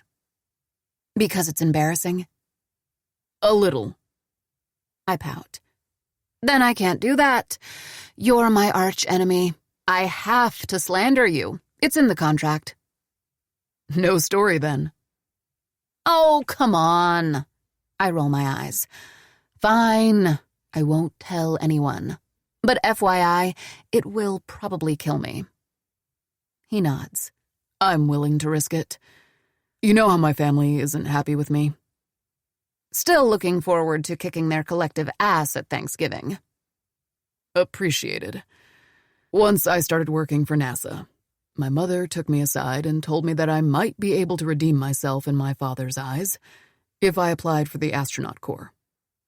My eyes widen. Did you do it? Yep. And? I'm leaning closer and closer. This is engrossing. Did you get in? Nope. Didn't even make it through the elimination round. No! Why? Too tall. They recently tightened the height restriction. Can't be taller than 6'2" or shorter than 5'1". I briefly contemplate the notion that neither Levi nor I fall within astronaut height requirements, but for dramatically different reasons. Wild. Were you heartbroken? My family was, yeah. He looks me straight in the eye. I was so relieved. My friend and I got passed out drunk that night. What? He tips back his head and downs the rest of his drink. I'm not staring at his Adam's apple. I'm not. Outer space is fucking terrifying. I'm thankful for the ozone layer and the gravitational pull of the moon and whatnot. But they'd have to tie me like a spit-roasted pig to send me out there. The universe keeps expanding and getting colder. Chunks of our galaxy are sucked away. Black holes hurl through space at millions of miles per hour. And solar superstorms flare up at the drop of a hat. Meanwhile, NASA astronauts are out there in their frankly inadequate suits, drinking liters of their own recycled urine, getting alligator skin on the top of their feet, and shitting rubber balls that float around at eye level. Their cerebrospinal fluid expands and presses on their eyeballs to the point that their eyesight deteriorates. Their gut bacteria are a shit show, no pun intended. And gamma rays that could literally pulverize them in less than a second wander around. But you know what's even worse? The smell. Space smells like a toilet full of rotten eggs, and there's no escape. You're just stuck there until Houston allows you to come back home. So believe me when I say, I'm grateful every damn day for those 2 extra inches. I stare at him, and stare at him, and stare a little more, open-mouthed. I stare at this man who is 6'4" and 200 pounds of muscle, and just vented to me for 5 minutes about the fact that space is a scary place. God. Oh, God. I think I like him. There's one single format in which space is tolerable, he says. Which is? Star Wars movies. Oh, God. I jump out of my seat, grab his hand, and pull him out of the bar. He follows without resisting. B, where are we? I don't bother looking back. To my hotel room to watch The Empire Strikes Back. Yoda's a bit of a dick. I lean over to steal a handful of popcorn from Levi's lap. My own bag, sadly, is long gone. Should have paced myself. All Jedi are dicks. Levi shrugs. It's the forced celibacy. I can't believe I'm on a bed with Levi Ward, watching a movie with Levi Ward. And it doesn't even feel weird. I steal more popcorn and inadvertently grab his thumb. Sorry. That's not vegan, he says. A hint of something in his voice. And I am mesmerized by the shadows the TV light casts on his face. His elegant nose, the unexpected fullness of his lips, his black hair, blue-tinted in the dark. What? He asks without taking his eyes off the screen. What? You're staring. Oh, I should avert my gaze, but I'm a bit drunk. And I like looking at him. Nothing, just... He finally turns. Just look at us. I smile. It doesn't even feel like we hate each other. That's because we don't. Aw. I tilt my head. You stopped hating me? New rule. He turns more fully toward me, and his ridiculously long legs brush against mine. In the swampy forests of Dagobah, Yoda's torturing poor Luke under the guise of training him. Every time you say that I hate you, you have to come over and express Schrodinger's glands. You say it like it wouldn't be enjoyable. Since you clearly have a fetish, every time you mention this non-existent enmity I supposedly feel, I'll add a mile to the race you owe me. That's crazy. You know what to do to make it stop. He pops a kernel into his mouth. Can I say that I hate you? He looks away. I don't know. Do you hate me? Do I hate him? No. Yes. No. I haven't forgotten how much of a dipshit he was in grad school, or that he reprimanded me about my clothes on my first day of work, or any of the dickish things he's done to me. But after a big day like today, when he saved me from total catastrophic implosion, it all seems so distant. No, then. I don't hate him. In fact, I kind of like him. But I don't want to admit it. So while Han and Leia bicker about how much they love each other on the screen, I punt. What are you wearing tomorrow? He gives me a puzzled look. I don't know. Is it relevant? Of course, we're spying. He nods in a way that clearly showcases how full of shit he thinks I am. Something inconspicuous, then. A trench coat, sunglasses. You brought your fake mustache, right? I smack his arm. Not all of us have a long history of espionage. By the way, what's the story behind the MagTech pics? That's a secret. Did you really risk your career like Boris said? No comment. I roll my eyes. Well, if you did, thank you. I settle back into my pillow, focusing on the movie. Hey, B. I love Wookiees so much. Best aliens ever. Yeah? If tomorrow you see Annie and Tim and feel like you felt today, just take my hand, okay? I should ask what that would even accomplish. I should point out that his hand is not a powerful brand of instant-release benzodiazepines. But I think he might be right. I think it might just do the trick. So I nod and steal the entire bag of popcorn from his lap. He does have a point. Space is kind of scary. 15. Fusiform area. Familiar faces. They hired a neuroscientist, Levi says, gaze locked on the podium where engineers with heavy Dutch accents are discussing their stimulation headgear. I'd nod, but I feel queasy. MagTech's helmets are at the same stage as ours. Maybe a bit further. A tiny bit further, but still. The banana I had for breakfast is lurching in my stomach. Yup. They solved the output location problem in a different way, he murmurs. He's talking to himself, one hand clenched on the armrest, white-knuckled. Yep, this sucks. Hey, Dr. Curie. I know you're busy frolicking naked with Pierre, and I know that it's unfair of me to ask, but if you or Herta could do me a solid and zap MagTech stimulation headgear with radioactive lightning, that'd be lovely. If they patent the technology before we do, they'll just sell it to whatever militia pays the most, and as you know, humans don't need cognitive enhancement when it comes to killing each other. Okay, thanks, bye. They're stuck on merging hardware and software, Levi says. Yep, just like us. I squirm in my chair. This trip was pointless. Absolutely pointless. I want to go back to Houston and put in 5, 10, 20 hours of work, go through every single piece of data we've collected and see if I missed anything that will help us move forward. This is a race. It always was from the very start. But after the uncertainty of my first week on Blink, I was so grateful for the opportunity to have a shot at it, it almost slipped my mind. Doing our best, making progress. That seemed enough. Spoiler, it wasn't. For the first time in weeks, I really think about my job at NIH. I've been sending weekly reports to Trevor and the Institute director.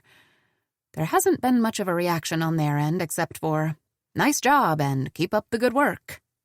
I wonder whether they read or just skim for buzzwords.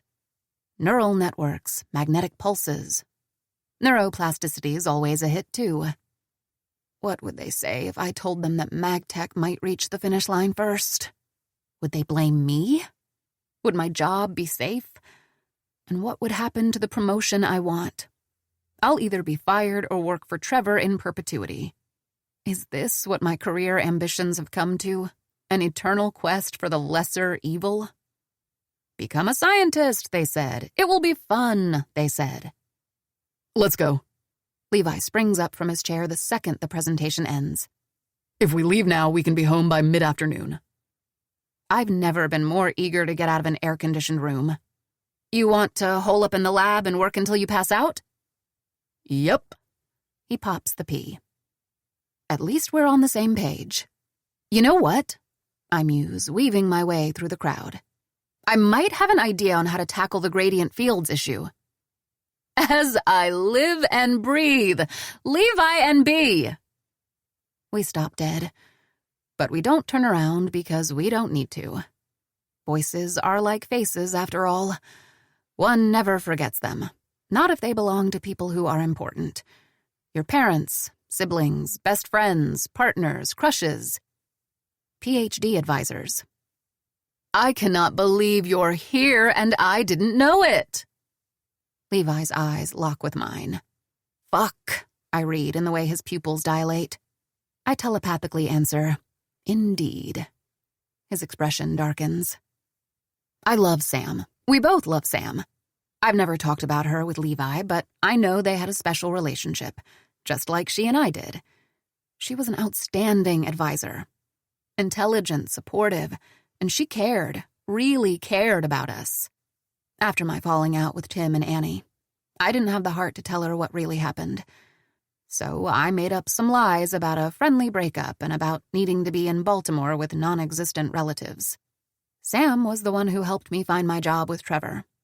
And she never criticized me for turning down a better position at Vanderbilt. I always love hearing from her, catching up on her work, getting coffee together. Always. Except for right now. I smile as she engulfs me in a bear hug and, okay, this feels amazing. She's tall and sturdily built, a truly committed hugger. I find myself laughing, squeezing her back. It's so nice to see you, Sam. That's my line. And you, Levi, look at you. Are you even taller? Their hug is significantly more subdued. I'm nonetheless shocked that Levi does hugs. And by the affectionate smile on his lips. Not that I know. It's nice to see you, Sam. Why didn't I know you two were here? Because we're not on the program. We just drove up for a specific presentation. We? Sam's eyes widen. She looks between us a few times before settling on Levi with a huge, pleased grin that I cannot interpret. Then she takes one of his hands. I didn't know there was a we, Levi. I'm so happy for you. I've been hoping for so long, and finally, such an incredible... B and I are working together on a NASA project, temporarily. He says it quickly, like a teenager stopping his mother from revealing that he still sleeps with a stuffed triceratops. Sam gasps, covering her mouth. Of course, the NASA project. I can't believe it slipped my mind. Still, you two should come to my brunch in... She glances at her phone. 10 minutes. All my grads are coming. Food's on me, of course. Uh-oh. Shit. Oh. I glance up at Levi, ready to beg him not to make me watch Tim and Annie eat huevos rancheros for 30 minutes. But he's already shaking his head. Thank you, but we can't. We need to get on the road. Oh, nonsense. It'll be less than an hour. Just make an appearance. Say hi to everyone, have breakfast on me. You're both so skinny. I wonder how one could possibly look at Levi's chest, or biceps, or legs, or anything, really, and think the word skinny, but he doesn't skip a beat. We need to get going. You can't, she insists. Have I mentioned that Sam's bossy? I guess it's a professional hazard when you've been running a lab for decades. You were my favorite grads. What's the point of having a lab brunch if you two aren't there? Might as well cancel. You didn't even know we were here until 3 minutes ago, Levi points out patiently. But now I do. And she leans forward and puts a hand on both our shoulders. I'll be making an important announcement today. I'm retiring at the end of the semester. And once I'm out, I'm not planning to do the conference circuit anymore. So there might not be a next time. Levi nods. I get it, Sam, but we really... We'll come, I interrupt. Just tell us where. I chuckle at the excited way Sam claps her hands. Are you sure you want to do this? Levi asks me calmly once Sam is out of earshot. I'm sure I do not want to do this. If I had to type a comprehensive list of the things I'd rather do, I'd need several gigabytes of cloud space. But if she's announcing her retirement and it's important for her, we can't not go. Not after everything she's done for us. I massage my temple, thinking longingly of ibuprofen. Plus, my old therapist would be proud of me. He studies me for a long beat. Then he nods. Once. I can tell he doesn't like this. Fine. But if you're not feeling well, you tell me immediately and I'll take you away. He speaks in an authoritative way that should make me want to tell him to shove it, but it doesn't. The opposite, actually. What a mystery. And remember my hand. Okay, Daddy. I realize the blunder only once the words are out of my mouth. Since I can't take it back, I turn around and walk out of the conference center, blushing. Oops. What a cluster of a day, and it's only 7 minutes past 10. Visualize this. You step into a restaurant, and the hostess guides you to your party's table. It's round and full, but when you and your companion arrive, 2 chairs will be pulled up, guaranteeing lots of cozy elbowing. Yay! You're welcomed by many pairs of wide eyes and gasps and a few, my gosh, how long has it been? Some are for you, some for your companion, some for both. You realize that aside from the person who invited you, no one was expecting you. Double yay. You want to focus on catching up, ask old friends about their lives. But there's something that nags at you. A tiny worm slithering in the back of your skull. It has to do, you initially think, with the 2 people who've yet to stand to greet you, and with the fact that you used to be engaged to one of them, and to love the other like a sister. Fair? That would nag at anyone, right? But then there's an extra something, cranking up the tension. Almost everyone at the table knows exactly what happened between you, your former fiancé, and your not-so-sister. They know how poorly you left off, how you ended up having to find another job, how miserable it made you. And even though they're not mean people, there's a sense swarming around, a sense that a show is about to happen, a show that involves you. You following this? Good. Because there's one more layer to this onion. It elevates this brunch above your run-of-the-mill trash fire, and it has to do with your companion. He wasn't exactly a fan of yours the last time you 2 hung out with these people, and seeing you arrive with him is making their heads explode. They cannot compute. The show was always gonna be good, but now it's fucking Hamilton, baby. Are you visualizing this? Are you feeling the deep unpleasantness of the situation smack inside your bones? Are you considering crawling under the table and rocking yourself to sleep? Okay, good, because it's exactly where I'm at when Timothy William Carson comes to stand in front of me and says, "Hi, B." I want to kick him in the nuts. But I'm sad to report that there are lots of pairs of eyes on me, and while I haven't passed the Louisiana bar, I fear nut-kicking might be considered assault in this great state. So I smile my best fake smile, ignore the crawling feeling in the pit of my stomach, and reply, "Hey, Tim, you look great." He doesn't. He looks okay. He looks fine. He looks like a cute guy who needs a Dorian Gray portrait because his rotten personality is starting to show. He looks acceptable, but nothing compared to the guy standing next to me, who, by the way, is saying, "Tim." "Levi, what's up?" "Not much." "We gotta start working on those collabs again." Tim puckers his lips like the asshole he is. "I've been swamped." Levi's smile stays on, and when Tim leans in for a bro hug, he accepts it. Which has me scowling. What the hell? I thought Levi was on my side, which sounds stupid when said out loud, and unfair of me to expect, because Levi and I are barely friends, and my battles are not his, and he has every right to man-hug whoever... My train of thought fades as I notice Levi is not just hugging Tim. He's also gripping his shoulders tightly, fingers digging painfully into Tim's flesh as he murmurs something in his ear. I can't make out the words, but by the time Levi straightens back up, Tim's mouth is pulled in a thin, straight line. His face is milk white in a way I don't remember ever seeing before, and his expression looks almost scared. Is Tim scared? I didn't mean to," he stammers, but Levi interrupts him. "Nice to see you again," he says in a commanding, dismissive tone. Tim must take it as what it is, an order to scurry away. "What just happened?" I whisper while Levi pulls out my chair. Apparently we're in 1963. "Look," he points at Sam's food. "They have quinoa bowls."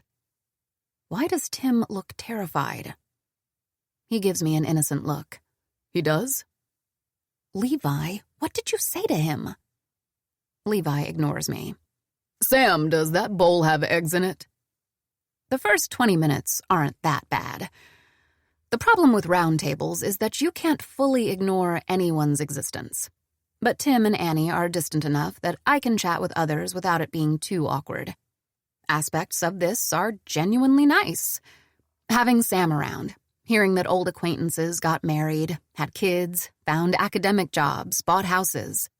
Once in a while, Levi's elbow brushes against mine, reminding me that I'm not wholly alone. There's someone in my corner, a guy who loves Star Wars and is too tall for space and will take care of a kitten for half his life. Then there's a lull in conversation, and someone asks from across the table, "How did you two end up working together anyway?" Everyone tunes in after that. All eyes are on Levi and me. Sadly, Levi is chewing on a potato wedge, so I say, "It's an NIH-NASA collab, Mike." "Oh yeah, right." Mike looks a bit buzzed, but he takes another sip of his punch. He was a third year when I joined the lab. Also, he was a shithead. "But how are you two managing it? Levi, do you bleach your brain after every meeting or—" My cheeks burn. Some people chuckle, a couple laugh outright, and others look away, clearly embarrassed. Sam frowns, and from the corner of my eye I see Tim smirk. I wish I had a witty comeback, but I'm too mortified by the fact that Levi finding me disgusting is still the lab's funniest inside joke. I open my mouth without knowing what to say and...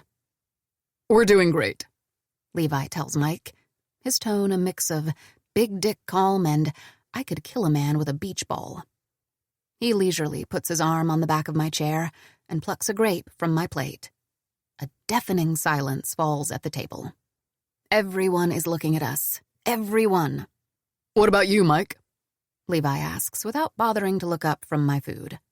I heard there were problems with your tenure packet. How's that coming along? Yeah, I thought so. Holy shit. Holy shit. Holy shit. I guess Levi's done eating his potatoes.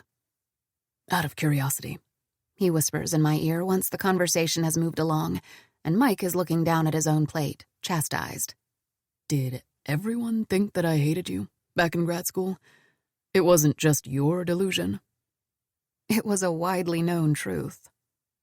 His arm tenses around my shoulders, as tight as his jaw. A few minutes later, I excuse myself to go to the restroom. I have eye makeup on, but I say screw it and wash my face with cold water anyway. Who's going to be looking at my runny eyeliner anyway? Levi? Weepy Mess B is nothing he hasn't already seen. Then I notice her, Annie, in the mirror. She's standing right behind me, waiting for me to finish using the sink. Except there are 3 more sinks and 0 other people in the bathroom.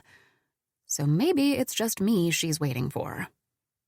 My head hurts, and so does my heart, around the edges Annie cracked in it 2 years ago. I can't talk to her. Can't. I take my time drying my face with my sleeves. Then I buck up, turn around and face her. She's stunningly beautiful. Always has been. There's something indescribable about her. Something magic that made me happy to be in her presence. Oddly enough, the feeling is still there. A mix of familiarity and love and awe that knifes deep as I stare at her face. Seeing Tim again was painful, but it's nothing compared to having Annie right here. For a moment, I'm terrified. She can hurt me very, very deeply with just a few choice words. But then she says, "B," and I realize that she's crying. Judging by the burning in my eyes, so am I. "Hey, Annie." I attempt to smile. "Long time no see." Yeah. She nods. Her lips are trembling. "I love your hair. Purple might be my favorite." "Thank you." A beat. "I tried orange last year. I looked like a traffic cone." Silence stretches, wistful. It reminds me of when we'd fill every second together with chatter. "Well, I need to." I move for the door, but she stops me with a hand on my forearm. "No, please. Please, B, can we just..." She smiles. "I missed you." I missed her too. I miss her all the time, but I won't tell her. Because I hate her. Me and my multitudes. "I've been listening to that album you gave me a lot, even though I'm still not sure I like it. And last year I went to Disneyland and there was this new Star Wars park, and I thought of you. And I haven't been able to make friends in Schreiber's lab because they're all dudes. Total worst fest. Except for 2 girls, but they're best friends already, and I don't think they like me much, and..." She's crying harder now, but also laughing in that self-deprecating way that is so Annie. "So, you and Levi, huh? He's even hotter than back at Pitt." I shake my head. "It's not like that." "You probably made all his dreams come true. He looks happier than I've ever seen him. Not that I'd seen him happy, like, ever before today." A cold shiver runs down my spine. I have no idea what she's talking about. "Actually, Levi hated me," I say stubbornly. "I doubt it. Not by any definition of that term. He just really..." She shakes her head firmly. "This isn't what I came to talk about. I don't know why I'm going on about stuff that..." She takes a deep breath. "I'm sorry." I could pretend not to know what she's apologizing for. I could pretend that I didn't think about her every day for the last 2 years. I could pretend that I don't miss the way we'd make each other laugh until our abs ached. But it would be exhausting. And even though it's 11:15 in the morning, I am already so very tired. Why? I ask. A question I rarely allow myself when it comes to Annie. Why did you do it? I don't know. Her eyes close. I don't know, Bea. I've been trying to figure it out for years. I just don't know. I nod, because I believe her. I never doubted Annie's love for me. Maybe I was jealous? Jealous? She shrugs.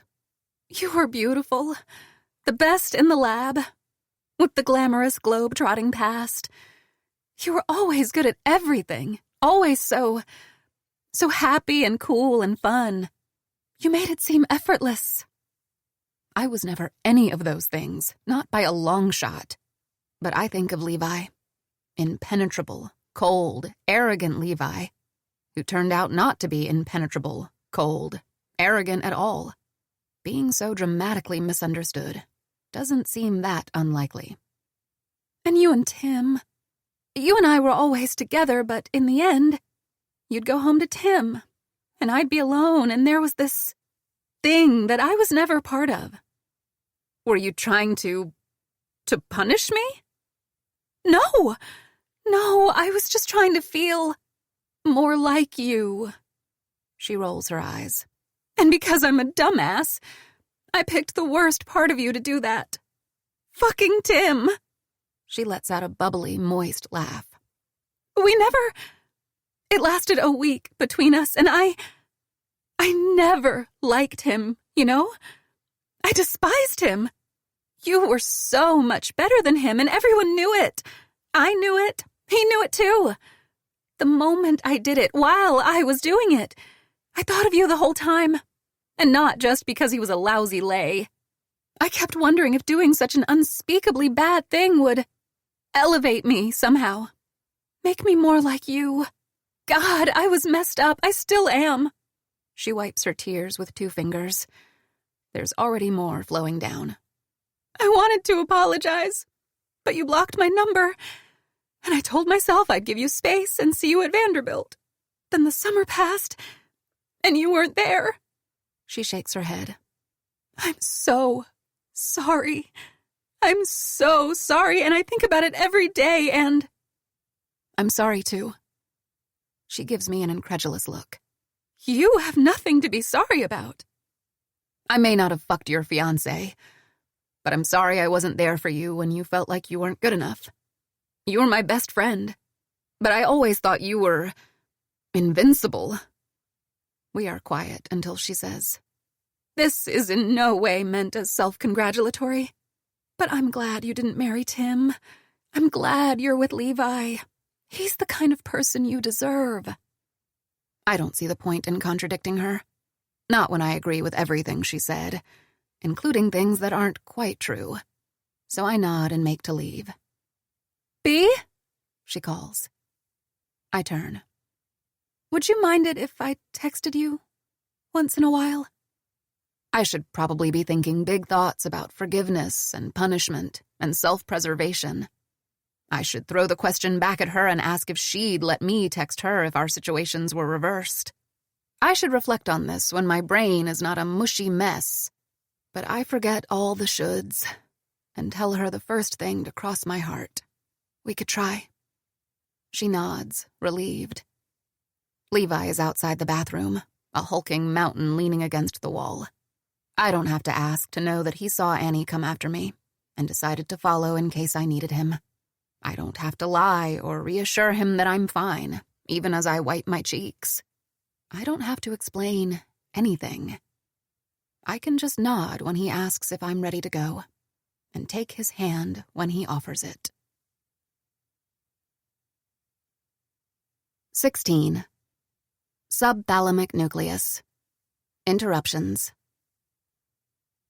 I wake up from a 4-hour stress nap as Levi merges onto the interstate for the last stretch of the trip, and Blink is instantly on my mind. About the frequency trains. I wonder if we could take advantage of the magnetothermal. Something splattered on the side of the road catches my eye. What's that? Wow. Levi's tone is forcefully cheerful. Check out that farm on the right. But what's that on the... Oh, no. I didn't see anything. Is it a dead raccoon? No. Yes, it was. I start crying again, for the 7th time in 48 hours. You'd think my lacrimal ducts would have runneth over, but nope. Poor baby. You know what? It was a raccoon, but it had clearly died of old age. What? In that very spot. He died peacefully in his sleep, then someone ran him over. Nothing to be sad about.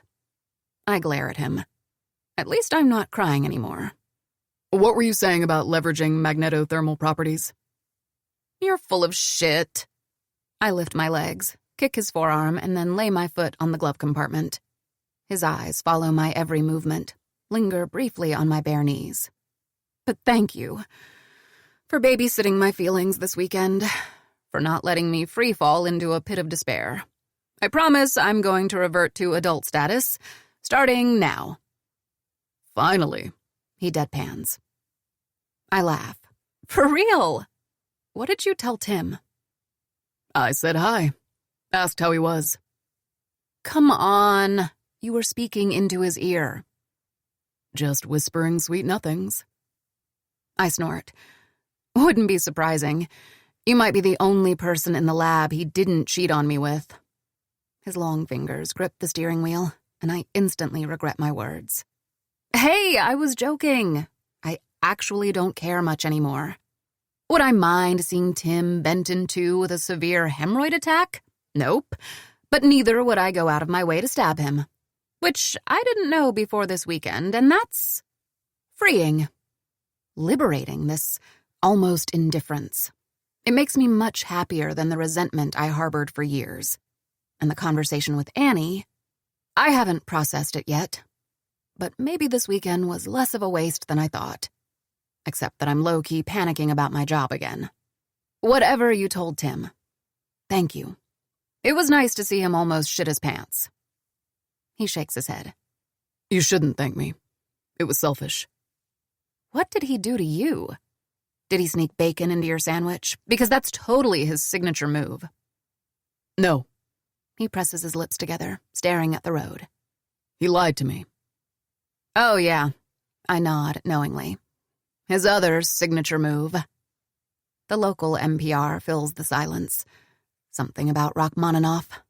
Until Levi says, I'm not sure I should be telling you this, but hiding things from you hasn't worked out in our favor. And you asked me to be honest. I did? I study him, unsure where he's heading. When you and I first met, he says slowly, carefully weighing his words, I had issues talking to people about certain things. Like aphasia? He smiles, shaking his head. Not quite. I try to think back to 5th-year Levi. He seemed larger than life, indomitable, whip-smart. Then again, Annie seemed invincible, and I apparently seemed effortless. Grad school really screwed us up, didn't it? I never noticed it. You were capable, self-assured, and got along with most people. I mull it over. Except for me, of course. I'm not explaining myself well. I had no issues talking to normal people. My issues were with you. I scowl. Are you saying that I'm not normal? He laughs silently. You're not normal. Not to me. What does that mean? I turn in the seat to face him, not sure why he's insulting me again, after 2 days of being incredibly lovely. Is he having a relapse? Just because you thought I was ugly or unlikable, it doesn't mean that I wasn't normal. I never thought of you as ugly. His hands tighten even more around the wheel. Never. Come on. The way you always acted was... the opposite, in fact. I frown. What do you even... Oh.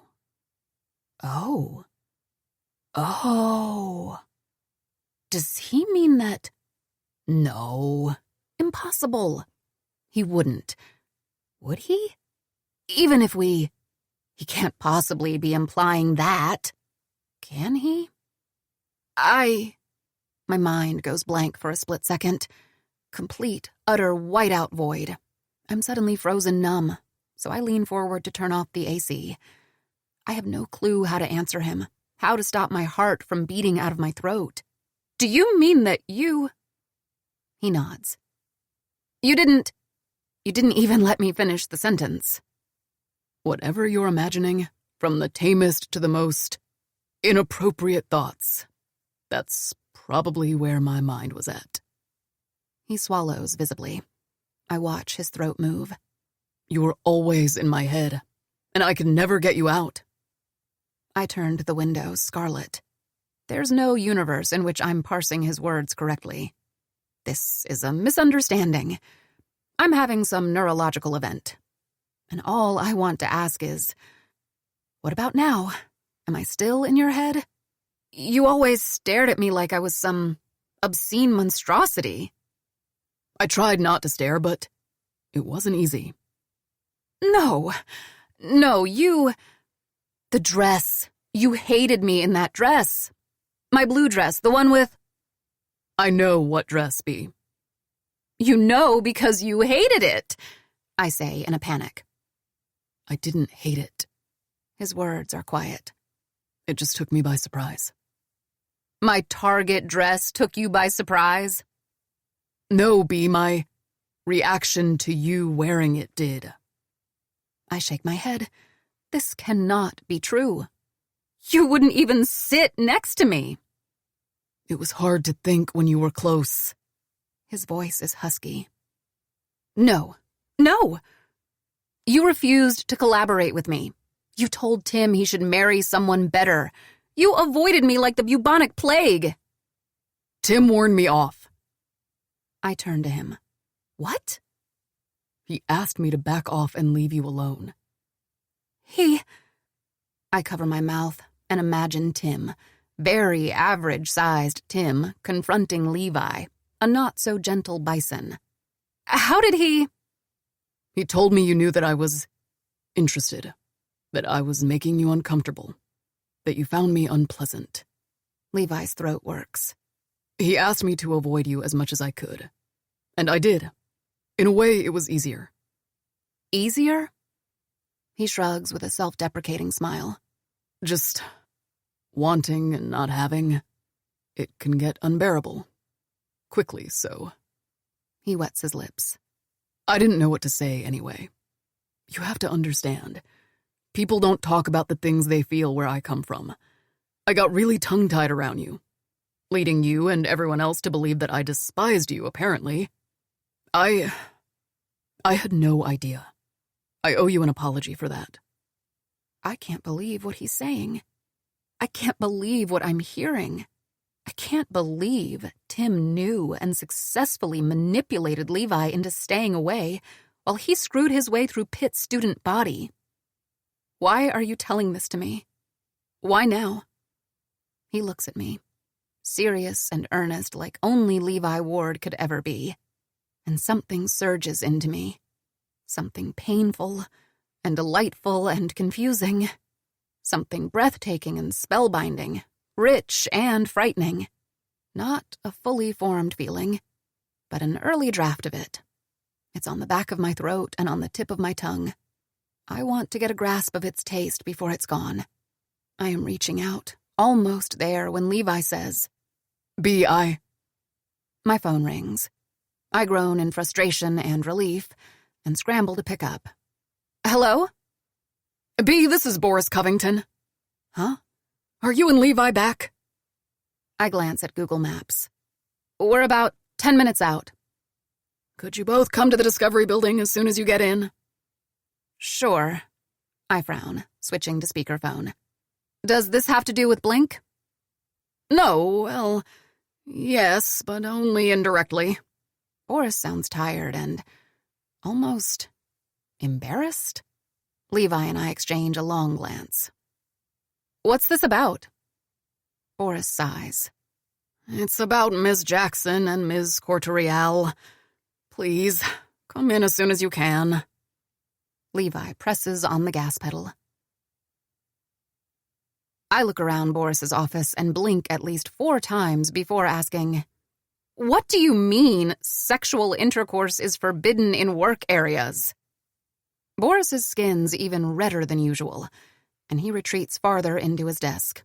Exactly what I said, it's... B's not my mother, and I'm not a minor, Rocio proclaims from one of the guest chairs. This conversation is a HIPAA violation. Boris pinches the bridge of his nose. He's clearly been at this for a while. HIPAA rules apply to medical records, not to you being caught having sex in your office, which, just like every other space in the building, is video surveilled 24/7 because of the high security projects it houses. Now, no need to worry about that. Guy is a security admin and has agreed to delete all footage. But B is your direct supervisor, just like Levi is Miss Jackson's, and because of the disciplinary actions required when NASA employees engage in activities such as intercourse in workspaces, they need to be informed. I glance at Levi. His face is a blank void. I'm positive that inside he's rolling with laughter like a pork in mud. Positive. Sorry. I scratch the back of my neck. Just to be clear, you two were having intercourse with each other, Rocio tells me proudly. I nod. Next to Rocio, Kaylee appears enraptured by her own pink nail polish. She hasn't looked up since we came in. I have no idea what to say. Zero. Nada. Maybe Dr. Curie left behind helpful tips to handle similar situations? If only her notes weren't too radioactive to be touched before the year 3500. Maybe I can go to the Bibliothèque Nationale with a hazmat suit and... I won't write up a complaint, Boris says, and I trust B and Levi will take care of... He gestures vaguely at 2 of the smartest women I've ever met, who must be going through a spell of nymphomania. But I beg you on my knees, don't do anything similar ever again. Thank you, Boris, I say, hoping I sound as grateful as I feel. The walk to the outside of the building is deadly silent, until we form a circle and stare at one another with varying levels of hostility. Rocio, mortification, Kaylee, and poorly hidden amusement, Levi. I hope I look neutral. I probably don't. So, that happened? I start. Rocio nods. Sure did. How did Boris even find you? Guy came into our office looking for something, found us on your desk, ratted us out. On my? Why did you have to do it on my? I stop, take a deep breath. To be clear, I look between them. This was consensual? Very, they answer in unison, locking eyes and smiling like idiots. I clear my throat. Is there anything you'd like to add? I ask Levi, meaning please help, but he shakes his head, biting his lip to avoid smiling. He fails. Okay. Well, it's none of our business what you guys do. For the first time in my life, I agree with you, Rocio says. Really? For the first time? She nods. Ungrateful little gremlin. If you're happy about this, so are we. But please, don't, have intercourse in front of cameras, unless you're making a sex tape. I rush to add, in which case, just don't do it in public places. Kaylee nods silently, looking a smidge less mortified. Rocio rolls her eyes. Whatever. She takes Kaylee's hand and drags her away. You're not my real mother, B, she yells without turning around. Levi and I watch them walk away in the late afternoon sunlight. When they're just little dots on the street, he tells me, That was excellent practice for when we'll have teenage daughters. My heart skips. He doesn't mean together, idiot. They're young. Their frontal lobes are not fully developed yet. He takes the car keys out of his pocket and dangles them in front of my face. Want to process the trauma of our 23-year-olds role-playing on top of your Marie Curie mousepad while I take you home? They better be going to Kaylee's place. Why? The walls between my apartment and Rocio's are very thin. You should invest in noise-canceling headphones. He tugs me toward the car. Order online while I drive. It just seems far-fetched, I say in the passenger seat. First of all, Rocio's in a relationship. Oh, I wonder if they're poly.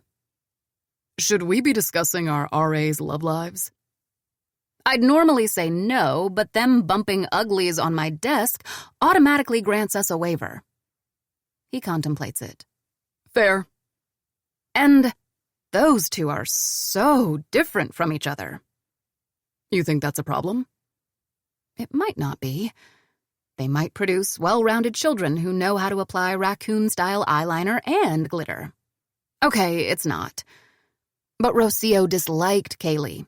She kept clamming up whenever Kaylee was around. She made an entire list of things she hated about her. Levi half smiles. You sure about that? Yeah, she told me that. I recall what Levi told me less than 1 hour ago and shut my mouth.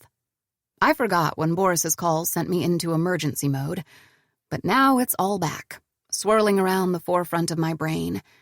And with that, my heart is heavy in my throat, a liquid warmth in the pit of my stomach, the sense of being on a precipice. I could be falling. I will be falling fast and hard. If only I take one step forward and let myself. A thought hits me. Smack in the head like a freight train. I gasp. I've got it! Levi pulls into my driveway. What did you say? I got it! Got what? The helmet. Blink. I know how to fix the compatibility issue. Do you have paper? Why don't you have paper in your stupid car? It's a rental. My apartment. I have paper up there. The car hasn't fully stopped, but I jump out and run upstairs anyway. I unlock the door, hunt down a pen and notebook, and start scribbling as fast as my fingers will go, pitifully out of breath. A minute later, I hear steps behind me and Levi closing the door I left open. Oops. I'm assuming you wanted me to follow you in, but if not... Look! I push the notebook under his nose. We're going to do this. Look at this! He blinks a few times. B, I don't think this is... English. I turn the notebook around. Shit, I wrote in German. Okay, don't look at this. Just listen to me, and don't be scared. We've been having issues with the switchboard, right? We've been trying to fix it, but what if we just bypass it? But the different frequencies. Right. That's where I'm going to scare you. Scare me. Yes. I make room on the table and start sketching a diagram. But don't be scared. I'm not scared. Good. Stay unscared. Why would I be scared? Because of what I'm about to show you, which you might find scary. I tap the back of the pen on the top of my diagram. Okay, we remove the switchboard. I draw a cross on it. We build separate circuits, and then we leverage the magnetothermal properties of each one. For speed. Levi's eyes are wide. And if we have separate circuits... We can rely on the wireless remote. I grin at him. Will it work? He bites into his lower lip, staring at the diagram. The wiring will be tricky, and isolating each circuit. But if we work around that... He turns to me with a wide, breathless grin. This could work. It could really work. And it will be so much better than what MagTech is doing. We'd have a final prototype in weeks, days. He rubs his mouth. This is a fantastic idea. I jump up and down excitedly. It's obnoxious, but I can't stop myself. Where does all this energy go when I try to run? Am I a genius or what? He shakes his head even as he says, You are. Should we go to the lab? Start working on it? Before the cleaning crew has a chance to disinfect your desk? Good point. But I need to do something. He smiles fondly. Maybe you can keep jumping up and down? I'm starting to get tired, actually. Okay, then. He shrugs. And before I know what's going on, I'm in his arms and he's spinning me around, my legs wrapped around his waist and his hands on my thighs. I laugh. I laugh like I'm happy. What a weekend. I'm a feather. I'm invincible. I'm doing science. I'm having fun. I'm building things. Useful, important things. I'm facing demons from my past. I'm being whirled around when I'm too tired to do it myself. I'm bubbling, exhilarated, brave. I'm the most myself and not myself at all. I'm tightening my hands around Levi's neck. And when he slows down, I'm asking him, "Are you going to kiss me?" No idea where that came from, but I'm not sorry it's out there. His smile doesn't falter, but he shakes his head. I don't think so, he says quietly. Strands of purple hair brush against his forehead. His cheeks. We are close. So close. He smells so good. Why? Because I'm not sure you want me to kiss you. Oh. I nod. My hair tickles his nose. He scrunches it and I laugh. What if I told you that I do? Would you kiss me then? I still don't think so, he says calmly. Seriously. My smile fades. Oh, shit. Shit, I made a mess. You don't want to? My voice is small, insecure. He shakes his head. That's not it. It must be. What else? Right. I've been in his arms for a while, but suddenly I feel self-conscious. He's not okay with this. He used to be attracted to me, but not anymore. I'm overstepping. I'm sorry, I didn't mean to go too far. You don't understand, Bee. A small smile. Our foreheads touch, his skin warm against mine. I really, really want a kiss from this man.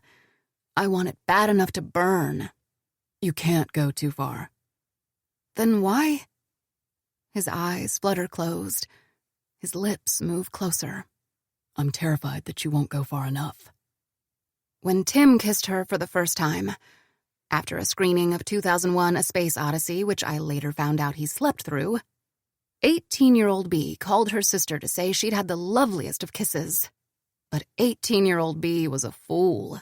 18-year-old Bee had no idea. 18-year-old Bee overrated that Tim wasn't overly clumsy and brushed his teeth. And 28-year-old Bee would consider going back in time to slap her upside the head. But she's busy having a real, true, actual, honest-to-God good kiss. The best kiss. It has to do with how slow it starts. With the way Levi and I breathe against each other for a moment. Just breathe and taste the air between us. It should feel ridiculous. But there's something unique about how he looks at my mouth from lowered eyelashes. Wrapped around him like I am, I can feel his pounding heartbeat, the heat of his skin. And suddenly I'm not scared anymore. He wants this. He wants me. I know it in the liquid, messy warmth of my abdomen, in the red spreading over his cheekbones, in his breathing, even faster and louder than mine. Bee. The tension stretches so unbearably tight, we might as well be on different sides of the world. So I close the distance. And then it's not slow anymore. It's hard and fast and open-mouthed, wet and pressing in half-bites. It's messy, the least smooth kiss of my life, but maybe it's not a kiss at all. Just two people trying to be as close as possible. His hands are sliding up my ass. My nails are in his scalp. He grunts choppy, surprised praise into my throat. Yeah. Licks the dip of my collarbone and I'm on fire. Half a minute of this and I'm already aflame, pulsating with want and need. I have no brakes. I grind myself helplessly against him, my nipples hard against his chest, his hard abs the perfect slate for my core to rub on. You are so... He groans deep, like he's halfway to insane. I'm too busy desperately seeking friction to even try to keep up with my end of the kiss. But it's okay. He's got me. His large palm comes up, wraps around my neck, angles my head sharply just so. His tongue is inside my mouth, pressing against mine, and... dirty. This is not a kiss. This is dirty. Obscene. He pushes me against the wall, and I push back and back and back, like there can be no air between us. His hand under my shirt is possessive, confident, so large that it completely spans my ribcage, and I arch up, swallowing a whimper in the back of my throat. My head is spinning, my body is melting. I can hear bells and... not bells. A phone. Ringing. It slowly penetrates the thick haze of Levi mouthing my breasts, leaving a wet trail over my t-shirt. God, oh God. Your phone, I whisper, forcing myself to still my hips. It's the loudest my voice will go. Then one of his hands slips inside the back of my panties, and he starts grinding me up and down on his abs, and I forget what I meant to say. It's the exact spot, the exact rhythm I'd been trying to reach. He learned it, and he's helping me keep it up, fingers digging into the flesh of my ass. A perfect thrust. He growls, and I whimper at the spear of pleasure. My eyes roll in the back of my head, and... yes, right against... yes. There. Levi, I gasp. Your phone. Do you maybe want to... oh, pick up? Or we can just continue until the ache disappears. Yes, that would be lovely. And stopping would be unbearable. Is that his cock rubbing against my ass? No. Impossible. No one's that big, right? The phone is still ringing. I'm all about ignoring it, but Levi... I realize that Levi is not ignoring it. Levi is making his way under my shorts, sucking on the spot under my ear and not even hearing it. Levi! He doesn't quite snap out of it. He doesn't pull back, doesn't move his mouth from my skin, but he stops. His grip tightens around me, a child reluctant to let go of a favorite toy. Your phone. Do you want to? His eyes are glassy, his hands not fully steady as he lets go of me. Gingerly, with difficulty. I watch him try to collect himself for long seconds before he picks up. Ward!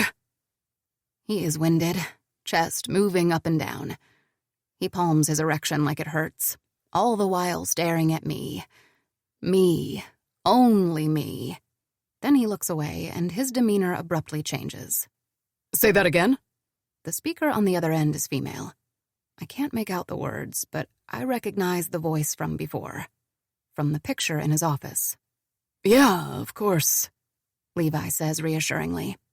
His voice is still husky but soft. Caring. Intimate. He turns around and gives me his back, like I'm not here anymore. They used to date, a nagging voice provides. What you just did with Levi, he used to do it with her, and much more. I'll be right there. Reality's catching up fast. I did that. I haven't been this close to another human being in years, and now, with Levi. I liked it too. I forgot myself and probably all decency, but maybe he didn't. He's leaving in the middle of it because of a phone call from a friend whom he used to date. Shit. B? I look up. His eyes are ablaze. His jeans tinted. Okay, he is that big. I need to go. His throat bobs before and after he says it. He doesn't seem fully in control. Could I convince him to stay if I tried? Probably not. I won't, anyway. Of course. I would. It's okay. I will. Yeah, you can. Yes. I've no clue what he's trying to say, and I seriously doubt he knows what I mean, since I have no idea myself. We're talking over each other. Just like we were all over each other Ba-dum-ts. One last glance and he leaves. He's halfway down the stairs when I notice the car keys on the table, on top of the diagram I drew. I grab them and run after him. Hey, you forgot your keys! He stops on the landing and holds out his hand, so I go to him and drop them into his palm. I expect him to leave right after, but he surprises me by stepping closer, then closer still. For long moments, he just looks at me, eyes full of beautiful, undecipherable green things. My throat constricts, my stomach twists, and I want to tell him that I'm sorry, that it's okay, that I know he made a mistake, that we never need to talk about this, never again. But before I can say anything, he cups my cheek and leans down to kiss me once more. This time it's sweet, slow, savoring, patient. This time it's lingering and gentle. Everything our other kiss wasn't. I want to try them all the kisses Levi Ward is capable of. I want to sample them like fine wine. I touch my lips, feel his residual warmth, and don't take my eyes off his back as he disappears. 17. Pulvinar. Reaching and grasping. From Levi Ward at nasa.gov to Blink Core Engineering at MailServe, B. Koenigswasser at nasa.gov, Blink, Monday. I'll be taking personal time, and I won't be in it all today, Monday. I uploaded 3 designs for you to work on.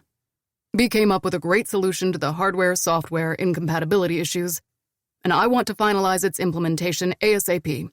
Reach me via text if you have questions. LW.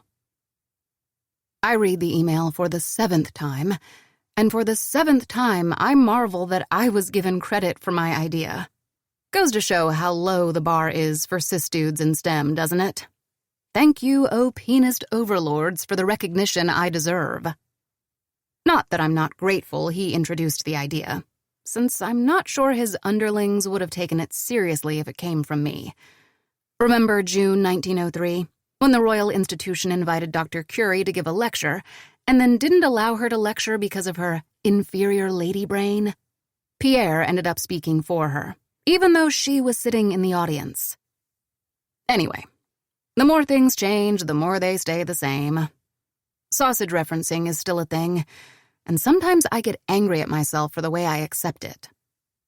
Sometimes I get angry at myself for other things, like the fact that I should be working instead of checking my phone to see if Levi texted, or the fact that I'm upset he hasn't, or the fact that suddenly I care to be updated about what he's doing every second of every minute of every day. It's not my business anyway. He has stuff to do with his ex. Maybe if Tim hadn't cheated on me for a number of years that cannot be counted on the fingers of one hand, I wouldn't think twice about this. But Levi's lack of an explanation has me wondering whether he's hiding something. Don't get me wrong. I'm aware that our kiss meant nothing to him. So he had a crush on me in grad school. Big deal. It's been 6 years. Lots of things changed dramatically in the past 6 years. The writing on Game of Thrones, the importance of hand sanitizer, my opinions on duck penises. But it was still a kiss. If Levi's in a relationship with someone else, yikes. Is he Tim 2.0? No, he's not that verminous. He wouldn't. But aren't all men the same? Is my head exploding? Are you picturing me and Kay doing it? I startle. Rocio is sitting at her desk, black Doc Martens propped next to her keyboard, and a pink lollipop in her mouth. How long have you been here? Like 5 minutes. You were staring into the distance with a weird deer-in-the-headlights expression, so... She stopped sucking with a loud pop. So, was it me and Kay? On your desk? I'm pretty sure this is sexual harassment. I don't mind. No, you are harassing me. I sigh and shake my head. She's impossible. I want to adopt her and keep her in my life forever. Is everything okay? She nods, sticking the lollipop back into her mouth. Is that strawberry? Bubblegum. Kay gave it to me. Kay, huh? Yep. I clear my throat. I was thinking about a recent conversation we had, in which you told me you weren't exactly a fan of Kay and... Rocio's boots hit the floor. Hard. I love her, she declares. She's perfect. I want her to be my beautiful California bride with pink ribbons in her hair. I want to give her bubble baths that smell like cotton candy. I want to buy her fruity cocktails with little umbrellas in them. She leans forward, pinning me with her gaze. I will wear glitter for her, B. Black glitter. I'm a little out of breath at the intensity. Does Alex know? I broke up with him. Told him he wasn't pink enough. She shrugs. He barely cares. I grin. I'm so happy for you. She sobers up. Don't be. Life is pain and then you die. Ah, yes, I forgot. Anyway, it's more important than ever that I get into Johns Hopkins neuro program, since that's where Kay's going. So we decided to redirect the time and efforts we spent on GRE prep to GRE destruction. Destruction? We're joining #Fair Graduate Admissions. It's a whole movement now.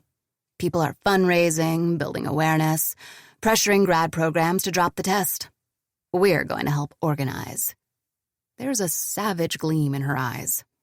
I've spent hundreds of dollars and hours on that test, B. Hundreds.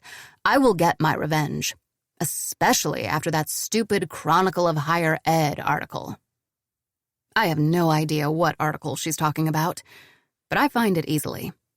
It's an op-ed by Benjamin Green, who a quick Google search informs me is a VP at STC, the company that sells the GRE. Challenging the challengers. What #Fair Graduate Admissions gets wrong. The new trend is to do away with the GRE, which has been widely used by graduate admission committees for decades. What Would Marie Do was the first to use her platform to bring attention to the injustice it perpetuates. And @Schmacademics helped her amplify the signal by posting reviews of the literature debunking it. Together, the two have almost 2 million followers. But who are these influencers? What vast monetary operations are behind them? Do they have financial ties with STC competitors? Moreover, these influencers do not provide useful alternatives to the GRE. They talk of holistic admission protocols, but fully reading thousands of applications is too time-consuming for admission committees. My eyes roll to the back of my skull. Committees need to do right by applicants and should make the time. And who's this dude, this one-man homeowners association? What's a vast monetary operation? I want to break into his house and show him that my salary is probably what he tips his pool boy, and none of it comes from Twitter. But I don't know where Mr. Green lives, so I just DM Schmack the link. Marie, did you see this stupid article? Benjamin Green is officially Camel Dick 2.0. My eyes fall on the messages he sent the last time we talked, when he told me about the girl. My chest clenches, and for some reason I think of Levi, of him being gone, of what his opinion on the GRE might be. Maybe I'm going insane. I don't wait for Schmack's response. I log out of the app and force myself to go back to work. What? Listen. What? It's... What? What? I sigh. Okay, Rika, let me know when you're done. My sister yells, what, 8 more times. Okay, it's out of my system. Let us resume. So you and the ward-ass smooched? Feels like there should be a better word for that. You sucked faces, exchanged germs, swapped saliva, canoodled, snogged. The other day you told me in great detail about that Ukrainian guy you pegged, and I didn't make half the fuss. It's different. Why? Because I'm a seasoned pegger, but you never do this. You're all like, Neuro's my wife now, zip up my chastity belt, dig a moat around the bee fence, and now you're making out with your nemesis who is apparently into you. Was into me. And it's just a kiss. If I say it enough, maybe it'll erase how close I got to being naked with Levi on my kitchen floor, how I've been obsessing over his whereabouts all day long.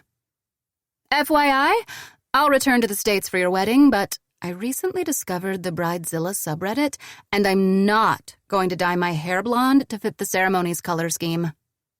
Not happening. Right, you'd probably ask for teal green. Still a resounding no. Rika, it was just a kiss. He doesn't care. And I have no intention of caring ever again. One round of returning wedding gifts was enough. I never got mine back. You never sent one. Anyway, it was just a kiss, purely physical, burning. Good, electric, obscene, heavy, dangerous, good, wild, good. The most erotic moment of my life.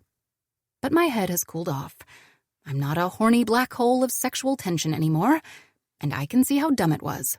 A stupid idea. 3 out of 10 would not do again. Plus, I have other concerns. Blink. My job. Who'll feed Felicette once I'm gone? Nothing. Purely nothing. Right. Emotions are still scary. Boundary maintenance is a priority. The bee fence is up in arms. So when you see him at work tomorrow, I'll be too busy building the best damn helmet this world has ever seen and securing myself a lifetime of professional stability, away from Trevor. Of course. And I assume the wardass is perfectly okay pretending that... A knock at my door, and I glance at the time. 10:28 p.m. Gotta go. It's probably Rocio coming to reiterate that I'm not her real mother. Or that after you die, the enzymes in your digestive tract devour your body from the inside. Of all your colleagues, this girl is my absolute favorite. She was caught porking on my desk. How does she constantly top herself? I roll my eyes. Bye, Rika. Warmest regards, Beach. It's not Rocio. Instead, there's a large chest where her head should be. And several inches above that, Levi's face. You forgot this in the rental. He lifts his left hand, my backpack dangling from his fingers. Oh, thank you. I hug it to the front of my body. I'm wearing a sleeveless top I've owned since middle school, and pajama pants that could moonlight as underwear. I really thought it'd be Rocio at the door. I may be blushing all over. Did you, want to come in? He shakes his head. I just wanted to return the backpack. I nod. He nods. There's a stretch of silence, more awkward nodding, and then he says, I'll get going. Yeah, sure. Have a good night. He's wearing a light blue Henley that does marvelous things for his back, which I have now touched extensively. That's why I stare as he walks away. I'm mesmerized by how broad, firm, solid he looks. And that's why when he reaches the stairs and turns around, he finds me still there, still looking. He smiles, and I smile. The smiles linger, warm, honest, and I hear myself ask, You sure you don't want to come in? It's not that His throat works. I didn't come here for that. I didn't think you did. I make room for him, and with a few tentative, lumbering steps, he's inside, in all his hulking, massive grace. He looks around, running a hand through his hair. Is he thinking about what happened here 24 hours ago? Well, more like 28.5, but which maniac is counting? Is that a hummingbird feeder? He asks. Yep. Any hummingbirds? Not yet. Me neither. In my garden, I mean. I noticed the mint you're growing. We exchange another smile. Want to sit on the balcony? I have fancy German beer. The chairs I comfortably sprawl on look like kids' furniture under Levi. His hand dwarfs the beer bottle. His profile, as he stares pensively at the Houston skyline, is unbearably handsome. He looks almost aggressively out of place. I want to know what he's thinking about. I want to ask if he regrets our kiss. I want to touch him again. I'm sorry about the other night, and about missing work when we're at a critical point. It was an emergency. Oh. Was it something about your non-wife from the photo? He chuckles. I can't believe the conversation material that picture's giving us. Amazing, huh? His smile fades. Penny's ill. Epilepsy. It's under control, but she's growing up fast, and her meds need to be adjusted often. It's tricky, finding the right dosage. I'm sorry. It's okay. Weirdly enough, Penny takes it in stride. She's a remarkably resourceful kid. He takes a swig and makes a face at the beer. What a heathen. Lily, though, her mom, she struggles. Understandably. I try to be around when things get bad. I stare into the distance. Of course he does. He's that kind of person. I'm glad they have you. I'm pretty useless. I mostly play Uno with Penny, or buy her slime that has some toxic ingredient. Borax. That drives Lily crazy. Yes, borax. How did you know? I have mom friends. They complain about it. I shrug. Where's her dad? He died a little over a year ago. He hesitates before adding, rock climbing accident. For a moment, I don't think much of it. Then I remember the picture in his office. Levi and the tall, dark-haired man. Were you related? No. His expression darkens. But I'd known him forever. Since kindergarten. We'd line up in pairs till the end of elementary school. Peter Sullivan and Levi Ward. Not many T-U or V names, apparently. I set my bottle on the table and study his face. Sullivan. That name again. It's common. That's why it crops up so often. And yet... Like the prototype? I murmur. Like the Discovery Institute?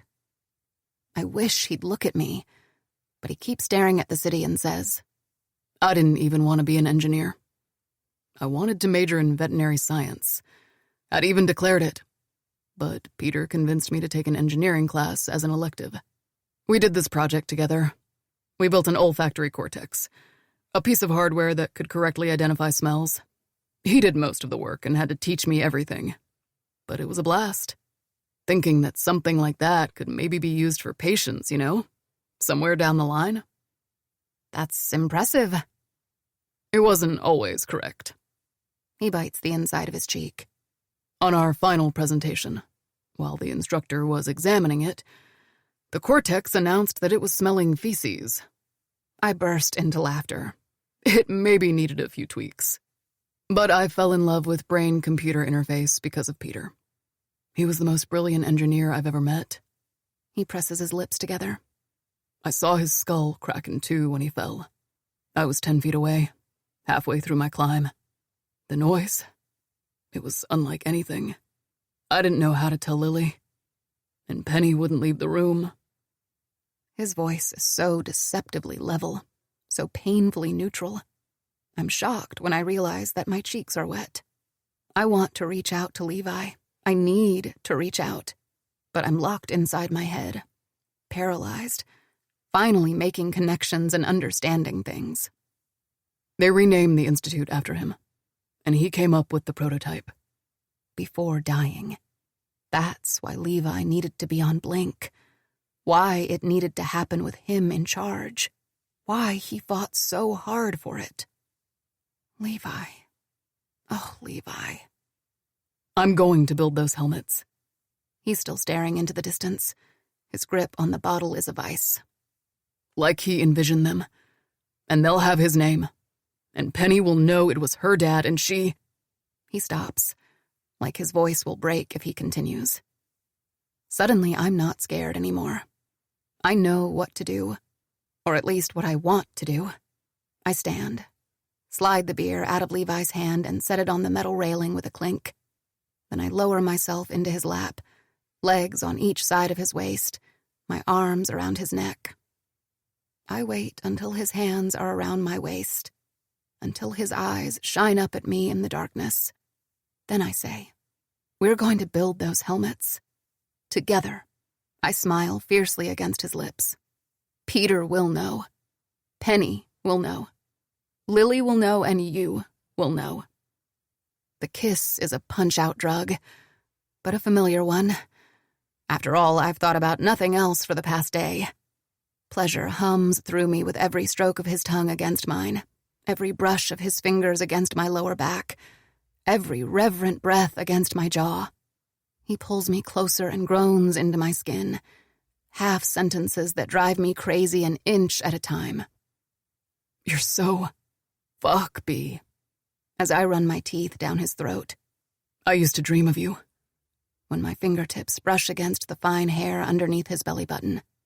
"I'm going to. We have to slow down or I'm going to." After I start rocking on top of him, and the friction of his erection against my clit is already the best sex I've ever had. I'm shuddering, pulsating, about to explode with pleasure. My underwear is soaked and I want to get closer, closer. But our clothes stay on. Frustratingly, maddeningly on, even when he brings me to bed. The kitchen light trickling inside the room. Levi's grip on my hip is near bruising, every breath a sharp intake. My body feels warm, buoyant, filled with cutting heat. He looks down at me and says, "I want to fuck you." He nips at my collarbone. And he likes teeth. To bite, to clutch, to suck. There's something devouring about him. Something clumsy and overeager, but it's not a turnoff. He's usually so patient, meticulous. But now he can't wait. Can't have enough. "Can I fuck you?" I nod up at him. Let him take my top, my pants, everything off. And the way he looks at me like he has found answers all of a sudden. Like my body is a religious experience, has me squirming up for contact. "This," he says breathlessly, his thumb tracing reverently the piercing on my nipple. "If you don't like it, He shushes me, and it's okay. I'm okay. I'm totally okay with him staring at my small breasts as though they're something wondrous. With him kissing them until his lips are plump, until I have to pull at his hair until I'm so wet I feel it trickle down my thigh. I'm okay with being told ridiculous things. I'm a good girl, I'm perfect, I've been driving him insane. When he first saw me, I changed the chemistry of his brain. He makes me laugh when I roll us around, push him underneath me, his elbows smacking against the hard wall. He mumbles a few obscenities, but when I bend down to kiss him again, he forgets all about it. "You're too big for the bed," I tell him between giggles, peeling his shirt from his skin. He has abs, defined ones, and pecs. He has muscle groups I thought were myths. "Your bed's too small for me. Next time we'll do this in mine," he says, lifting his hips and letting me undo his zipper. The sound of each catch fills the room, and it shouldn't be so erotic, but I'm naked on top of him, his length rubbing against my core, and there's no mistaking how deliciously, furiously, eagerly big he is. "It's been a while," he says. I blink at him, breathless, hazy. "Yeah, me too." I can't help myself. I touch the damp head of his erection, just a brush of my fingertips. He grunts, bites his lip, his hips jerk. It's a little like riding a horse, a bull. "Do we need a condom?" he asks. I shake my head and mouth, "Birth control." Eager to continue. "This might be over very quickly," he husks, hands gripping my thighs as I position him at my entrance. "But I'll make it up to you, with my mouth or my fingers if... B. I don't know what I expected from having Levi inside of me. Probably the same as with Tim. something vaguely pleasant. At best, sex made me feel close to him. At worst, I was bored for a few minutes and remembered that taxes were due soon. With Levi, it's nothing like that. I'm in control. I'm easing his cock into my body. I struggle inch by inch to adjust, to accommodate, but it's my decision. I close my eyes and feel my face twist, half pleasure and half pain. I need more. He needs more. We both need more. And I push down to take him farther inside, thighs and hands trembling as I strain to fill myself with him, and I can't do it. There is no room. I try again, grinding down to take more of him. My skin beads with sweat. The sense of fullness grows, turns into a sting of pain, but I push through it, force myself to. "Slow down," Levi orders, a little more than a growl. His hands clasp my hips to still me. I open my eyes, shake my head. I need to. "You need a minute," he says firmly, and his voice brooks no argument. We're both shaking, gasping, sweaty against each other, but I pause for a moment, and he nods, choppy, pleased. "Good girl." He stares at me like he doesn't know where to settle his eyes. Then he finds the place where we're joined and starts touching me there. Slow, wet strokes of his thumb on my clit that soften me and help me take him all the way. His hip bones press into the undersides of my thighs when he bottoms out. I feel my channel clench and grip him, and his groan tells me that he does too. He's in me to the hilt, and I collapse on top of him. "Levi," I stutter into his mouth. "You are really big." Something vibrates between us. Not physical. A feeling. It resonates in my body and in my brain. "You'll get used to me." He gasps against my temple, pushing my hair back from my forehead with trembling hands, and then I am so full I cannot be still anymore. I roll my hips to test the waters. See what hurts. Very little. And what's good. A whole lot. I learn what I want, which angle, which rhythm. In exchange, I let Levi's hands roam my body wherever he likes, and it's everywhere. There are wet, filthy, shameful sounds, but I don't care. Too busy gripping the headboard and grinding myself against that spot inside me which... Yes. Yes. He's immense, stretching me to my limit and a bit past. I balance myself on his chest. His heart beats a drum against my palm, and I move up and down. Delicious pressure. Pleasure pulses deep in my belly. "Like this?" I ask. He doesn't answer. Or he does, but in murmurs.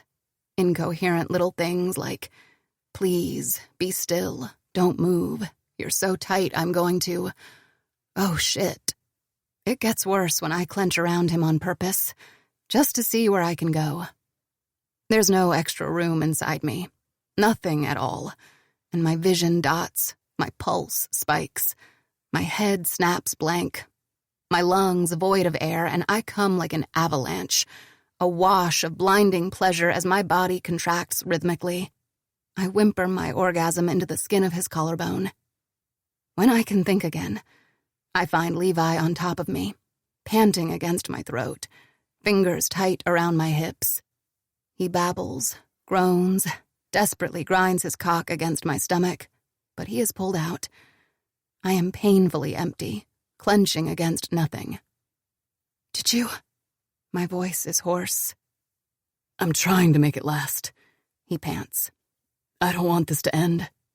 I try to guide him into me once again, but he pins my wrist above my head and kisses me, endless, deep, without restraint, swallowing my soft whimpers in his mouth.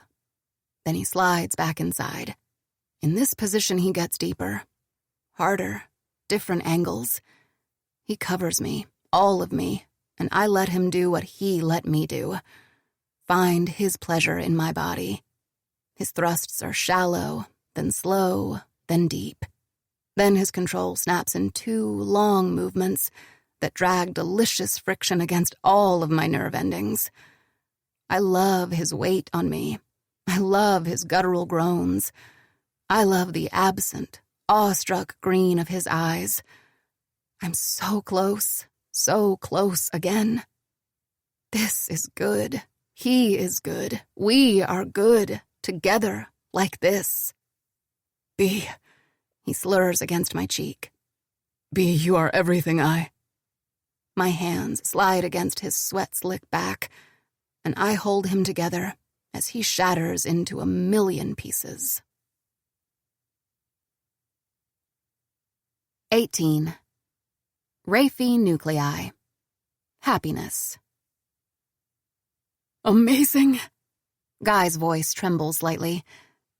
A tinge of fear to his admiration. Awe, I guess it's called. All that matters is that it opens the floodgates for everyone else to speak up.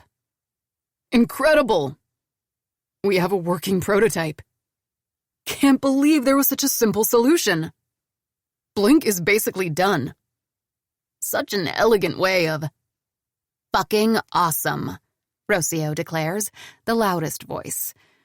Everyone looks at her, and that's when the impressed whispers become more like a frat party. High fives, hugs, the occasional chant. I'm surprised a keg isn't suddenly produced out of thin air. Levi leans against a bench on the opposite side of the room, wearing last night's Henley. This morning, I offered him my stretchy tie-dye camisole, but he just glared at me. Ingrate. He notices I'm staring, and we both look away, bashful to have been caught. Then our eyes lock again. This time, we share a smile. We should celebrate!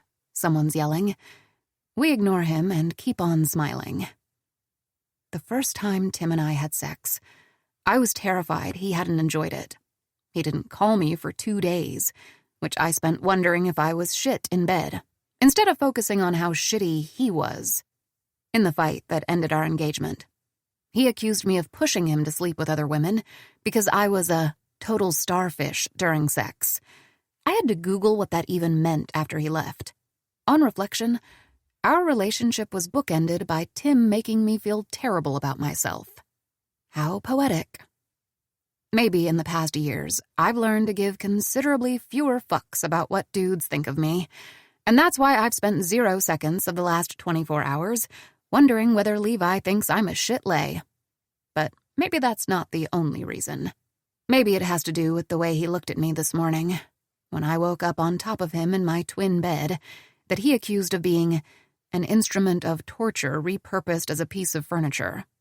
Maybe it was the quiet, sweetly bashful conversation we had about me being on birth control, and about the fact that we've both been living like ascetic monks for long enough that we're sure to be clean. Maybe it's the appalled face he made when he saw me guzzle unsweetened soy milk directly from the carton. Maybe it's the swift, covert glances he's been giving me all day long. We haven't talked much. Or we've talked a lot. About circuits and high-frequency stimulation trains and Broadman areas. The usual. Today's not usual, though. Looks like you got it. Boris comes to stand beside me. He glances at his engineers, currently giving one another celebratory wedgies, with mild disapproval. We still need to tweak the neuro software. Then we'll test the model on the first astronaut. Guy has volunteered. A euphemism. Guy begged to be test subject number 1. It's nice knowing that someone else is so invested in Blink. When's that? Next week. He nods. I'm going to set up a demonstration for the end of next week, then. A demonstration? I'll invite my bosses, your bosses. They'll invite someone higher up still. I stare at him, alarmed. That's way too soon. We have weeks before the project deadline. And there's lots to troubleshoot. Human subjects are involved. Plenty of things could go wrong. Yes. He gives me a level look. But you know what the stakes are, especially with MagTech so close to catching up. And you know the pushback against the project. We've got lots of eyes on us, lots of people who know very little about science and yet are invested in Blink. I hesitate. 10 days is much fewer than I'm comfortable with. On the other hand, I understand the pressure Boris is under. After all, he's the one who got us approval to start. Okay, we'll do our best. I push away from the bench. I'll tell Levi. Wait. I stop. B, what are your plans when this is over? My plans? You want to keep working for Trevor? I press my lips together to temporize, but Boris is no fool. I've chatted with him a few times. He seems to be under the impression that we're making suits. Trevor is... I sigh. Yeah. He gives me a commiserating look. If the prototype's a success, NIH will likely promote you, maybe give you your own lab. You'll have options. But if you don't like those options, come see me, please. I stare at him wide-eyed. What? I've been wanting to start a dedicated neuroscience team. This, he points at the helmet, is one of many things we can do. Our neuro unit is scattered and underutilized. I need someone who can actually lead it. He smiles tiredly. Anyway, I'll go tell Levi about the demonstration. I'm partial to the way he scowls when I give him bad news. I stand there like an idiot, blinking into the distance. Was I just offered a job? At NASA? Leading a lab? Did I hallucinate? Is there a carbon monoxide leak in the building? You coming out to celebrate? Guy asks, startling me. I shake my head. Celebration seems premature. But you guys have fun. Sure will. His eyes lift to a spot above my head. And you? I turn around. Levi is right behind me. Another time. You have plans? I ask once Guy has left. I look around to make sure we're alone, like I'm asking Levi for his secret apple pie recipe. I'm ridiculous. I was going to spend some quality time with my cat.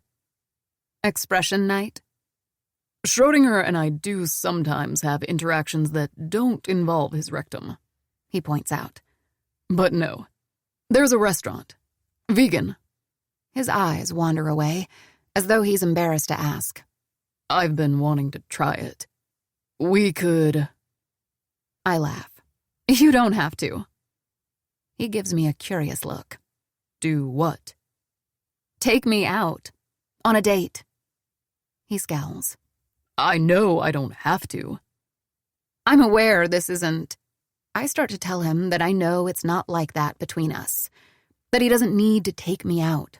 That the sex was excellent, and even though I'm sore and sleepy and possibly all orgasmed out, I'd be happy to have more. With him, if he's interested. I'm familiar with the concept of friends with benefits. Bed buddies, frenefits, fuck friends. But then I remember the weekend. Watching Star Wars together, drinking Sazerac. This friendship of ours is older than the benefits, even if just by a few hours. And I'd be happy to spend time talking with him. Plus, he probably has no one to try vegan restaurants with. I'm the same in Bethesda. Yeah, that's why he's asking me out. Actually, that sounds amazing. Do we need a reservation? He lifts one eyebrow. It's a vegan restaurant in Texas. We'll be fine. I know how this is going to be. Levi will get to work out of his system whatever's left of his years-old attraction toward me. I will finally get to have some decent sex. We'll both get to do so without the pressure of being in a relationship and the disastrous stickiness that always happens when you let yourself care too much about someone. Tonight's dinner is not going to be a date. Just a meal between two horny friends who happen to share dietary preferences. Still, I find myself putting more care than usual into my appearance. I choose a thin rose gold septum ring, my favorite piercings, and classic red lipstick. I curl my hair to fall in waves down my shoulders. I'm ready well before Levi's supposed to pick me up, so I go wait on the balcony. Schmack has finally gotten back to me, apologetic for having been offline for the best, then worst, then best weekend of my life. Schmack. STC is grasping. Everyone knows you have no financial interests and are supporting #fair graduate admissions because you believe in it. Marie. I hate what they said about fair admissions being impractical. Who cares? We can and must do better. Schmack. Orally. Marie. Question mark, question mark, question mark? Schmack. Totally. Schmack. Sorry, speech to text. I'm driving. Marie. LOL. Marie. Where are you going? And does it have to do with your best, then worst, then best weekend? And does that have to do with the girl? Schmack. I'm taking her out for dinner. Marie.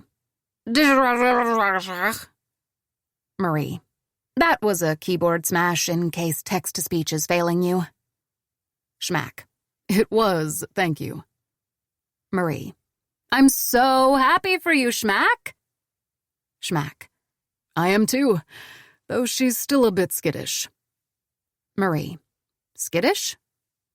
Schmack. For valid reasons. But I don't think she's quite ready to admit it to herself. Marie. Admit what? Schmack. That I'm serious about this. That I'm in it for the long haul. Or at least for as long as she'll have me. I frown. Wait. Isn't the girl in a relationship? There's no long haul unless she divorces, is there? I want to ask, but I wouldn't want Schmack to think that I'm judging him for taking up with a married woman. I really don't, especially since her husband sounds like someone I wouldn't mind pushing down the Eiffel Tower stairs. I consider telling him that I, too, am going out for dinner, with camel dick, no less. But I hear a soft noise. A little ball of red and gray is hovering in midair around the feeder, pretty wings beating happily at a fluttering rhythm. The first hummingbird of the year. Hey, beauty! He sticks his thin beak into one hole and leaves before I can take a picture. I watch him fly over the parking lot and notice Levi's truck pulling up. I run downstairs like I'm 11 and heading to the splash pad. I got my first hummingbird! I say excitedly, climbing into the truck. Levi has barely finished parking. Red throat. I didn't get a picture, but they're territorial, so he'll be back. And I'll have the coconut ginger chickpea soup. My sister says that it's uncool to read restaurant menus online, but I fully embrace my obsession with food. I stop. Levi is staring at me open-mouthed. I have hummingbird shit on my face, don't I? He keeps staring. Do you have a tissue? I look around the cabin. Or even a piece of paper? No, you don't. He shakes his head, lost for words. What's wrong? You. He swallows. The dress. You wore the dress. I glance at myself. Oh, yes, I did wear my Target dress. I thought you said you didn't really hate it. And I don't. He swallows. I really don't. I take a better look at him and realize the way he's staring, which is, oh, my heartbeat picks up. Can I kiss you? He asks. And I could fall in love with this hesitant, shy version of Levi Ward, the same man who nibbled my throat awake at 3 a.m. to say that he'd die if he couldn't fuck me again. I let him enthusiastically, just like I let him kiss me now, until we're making out like teenagers, deep, fingers holding my neck, tongues stroking, his weight pressing me into the seat, and he's really, really good at this. Charmingly assertive, deliciously insistent.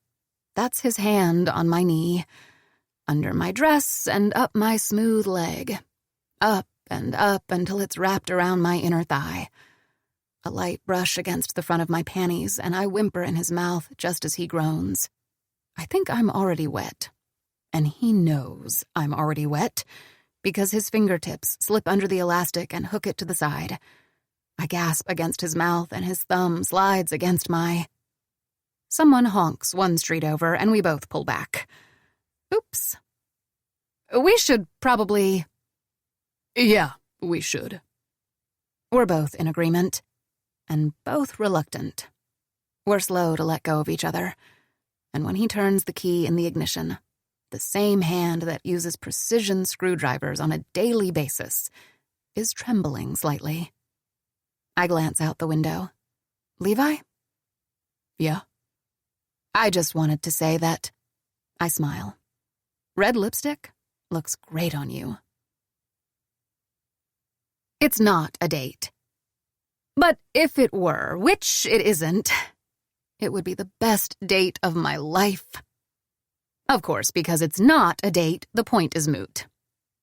But if it were, though it's not. Even when, I must admit, it almost feels like one. Maybe it's that he paid while I was in the bathroom. I briefly protested, but honestly, I'll let any dude buy me dinner until the gender pay gap is ungapped. Maybe it's that we never stopped talking. Never, not even for a minute. Just polite nods for Archie, the overzealous waiter, when he kept coming by to inquire about our meals. But maybe it's the hour we spent reframing some of our most traumatic grad school memories. I presented my data during lab meeting, halfway through my first year, and you looked out the window for the entire time. He smiles and takes his time chewing. You were wearing this... He gestures in the middle of his forehead. Thing on your hair. A headband, probably. I was smacking my boho chic phase. I shudder. Okay, you've got a doctor's note for this one, but it was excellent data. I know. I was listening. Your salience network research. Very compelling. He shrugs. His hand closes around his glass, but he doesn't drink. It was cute. I didn't want to stare. I burst into laughter. Cute? His eyebrow lifts, challenging. Some of us haven't outgrown their boho chic phase. Uh-huh. What does boho chic mean, Levi? It's a city in France? I laugh harder. Okay, another one. That time that friend of yours from microbiology came into lab. That guy you played baseball with? Dan. Basketball. I've never played baseball in my life. I'm not even sure how it works. A bunch of guys stand around in their jammies and chat amiably. Anyway, Dan came into lab to pick you up for a game of a sport, and you introduced him to everyone except for me. He nods, tears off a piece of bread, doesn't eat it. I remember. We can agree it was a dick move. Or, he drops the bread, leaning back. Or we could agree that a few nights before, after a few drinks, I blurted out to Dan that I was interested in a girl named B. That B's not a common name, and that Dan was totally the kind of person to look you in the eye and ask, "Aren't you that chick my bro blubbers about when he's sloshed?" My heart skips a beat, but I power through. You can't have an excuse for every single time you acted like a dick. He shrugs. Try me. The dress code, a few weeks ago. He covers his eyes. You mean when I asked you to dress professionally while I was wearing a t-shirt with a hole in the right armpit? Were you really? Most of my t-shirts have armpit holes, statistically speaking, yes. What's the excuse? He sighs. That morning, Boris said something to me about how he thought NASA might use whatever they could to get NIH off their backs. He said, I wouldn't be surprised if they got rid of her because of the hair. It was probably a throwaway line, but I panicked. He lifts his hands. Then you called me out for promoting gender bias in the workplace, and I felt like a Bond villain bragging about his doomsday device. I can't believe you didn't just tell me. In retaliation, I pluck a broccoli rabe from his plate. I'm an excellent communicator with outstanding interpersonal skills, according to my resume. Mine says that I'm fluent in Portuguese, but the last time I tried to order food in Coimbra, I accidentally told the waiter that there was a bomb in the bathroom. Okay, last one. What about when you refused to collaborate? I overheard you through the door. You told Sam you didn't want to be on the project because of me. You overheard me. He sounds skeptical. Through Sam's solid wood slab of a door. I bat my eyes angelically. Yes, Were you eavesdropping in the ficus? Perhaps. Anything to say in your defense? Did you leave right after I mentioned that I didn't want the project because of you? Yup. I stomped my way to my office with the rage of a murder of dragons. Is that their collective noun? It should be. He nods. If you left right after you heard your name, then you didn't hear everything I told Sam. And that misunderstanding is on you. I scowl. Is it? Yep. There's a lesson for all of us here. He picks up the piece of bread he dropped earlier. Which would be, don't eavesdrop in the ficus? Nope. If you eavesdrop, you shouldn't half-ass it. He pops the bread into his mouth and has the audacity to grin at me. Schrödinger remembers me. Possibly from the other night when he slept on my windpipe, gave me suffocation nightmares, and left black tufts of hair in my mouth. He slinks from his spot on the couch the moment we come in and twines himself around my bare ankles while Levi stores our leftovers in his fridge. I love you, I coo at him. You're a perfect, magnificent beast, and I'll protect you with my life. I will slay a murder of dragons for you. I looked it up, Levi says from the door jamb. It's a thunder of dragons. Fascinating. I rub the underside of Schrödinger's chin. He squints in feline bliss. But we like murder better, don't we? Yes, we do. I glance up. I believe I was promised some anal expression? He shakes his head. It was to lure you here. Don't believe everything you're told. You heard that, Schrödinger. Your daddy uses your malfunctioning glands as bait. Levi smiles. He's not like that usually. Hmm? Schrödinger's shy with most people. Hides under the couch a lot. He used to be very aggressive with my... The way he trails off has me dying to know. Your... He shrugs and looks away. I lived with a girlfriend. For a few months. Oh. The cat flops on his side into a waterfall of purrs. Lily? Before her. I think I can stop lying to myself and the tiny porcelain frog that passes as my brain and just admit that Levi is the perfect combination of sexy guy, handsome guy, and cute guy. You know when you've been in love with someone for years, and then they do something horrible, like forgetting to water your chia pet unicorn or screwing your best friend, and you stop seeing them through rose-colored lenses? All their shortcomings are thrown in sharp relief, like you just put on 3D glasses for inside ugliness. Well, now that I've gotten rid of my asshole goggles, I can acknowledge that Levi's been eligible bacheloring it up just fine. He'll make some lucky girl an even luckier girl someday. And I have no idea why the idea of him having a live-in girlfriend sends that cold tingle in my belly. We've been fuck buddies for less than 24 hours, for cake's sake. It's not my business. And the last thing I want is another relationship doomed to a messy, painful ending, i.e. any romantic relationship. Schrödinger didn't like her? He gnaws lovingly on my thumb. To be fair, she was a dog person.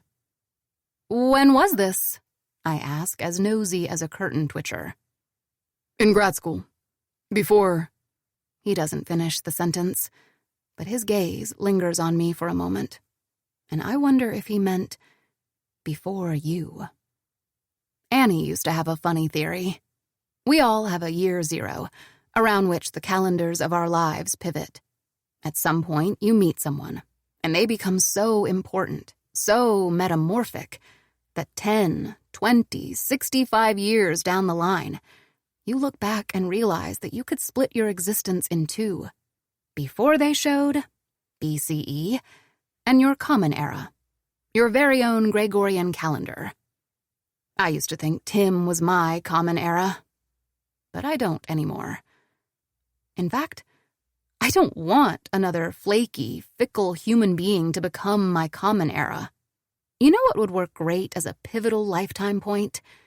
Me getting my own NIH lab, which I'm thrilled to say is closer than ever. I almost want to text Annie to ask if new jobs can be year zeros, but I'm not quite there yet. Still, it's nice to know that I could, that the door between us is ajar. Levi wasn't going to say before you, because I'm not his common era. I don't care to be. But I'm positive he'll meet her soon. Probably a girl who's 5'11", knows how to build a microwave from scratch, and has the astounding grace of Simone Biles. They'll produce fierce, athletic kids with scarily smart brains and have sex every night, even when there are grant deadlines, even when the in-laws are in the guest room. Hummingbirds will flock to their yard during the spring months, and Levi will study them from his screened-in porch and be implacably happy. Just like I'll be happy with my lab, my research, my students, my RAs. Yes, they'll all be women. No, I don't care if you think it's unfair. But I'm glad I found out that Levi used to like me. I'm glad I get to have excellent sex for the first time in my life. I'm glad we're doing this sleeping together thing without all the ugly that comes from actually investing in a relationship. I'm glad we can be part of each other's BCE for a while. I'm glad to be here with him. I might even be happy. I think you're the best, I say, ruffling the fur around Schrodinger's ears. He's very small. Runt of the litter. I smile at the perfect beanie underside of his paws. I've always loved an underdog. Undercat? I'm surprised someone who likes cats as much as you doesn't. Have one? I was going to say 5. I chuckle. There is Felicette. I was thinking more of existing cats. I glare at him. I'd love to dedicate my life to embodying the cultural archetype of the crazy cat lady. But it's a bad idea. Why? Because. I hesitate, and Schrodinger purrs against my fingers. My love for him knows no bounds. I couldn't take it. Couldn't take what? When they die. Levi gives me a curious look. Not for years. Decades sometimes. And a lot happens between the beginning and the end. But the end does happen, unavoidably. All relationships between living beings end somewhere, somehow. That's just the way it is. One party dies or is called away by other biological needs. Emotions are transient by nature. They're temporary states brought on by neurophysiological changes that aren't meant to be long-lasting.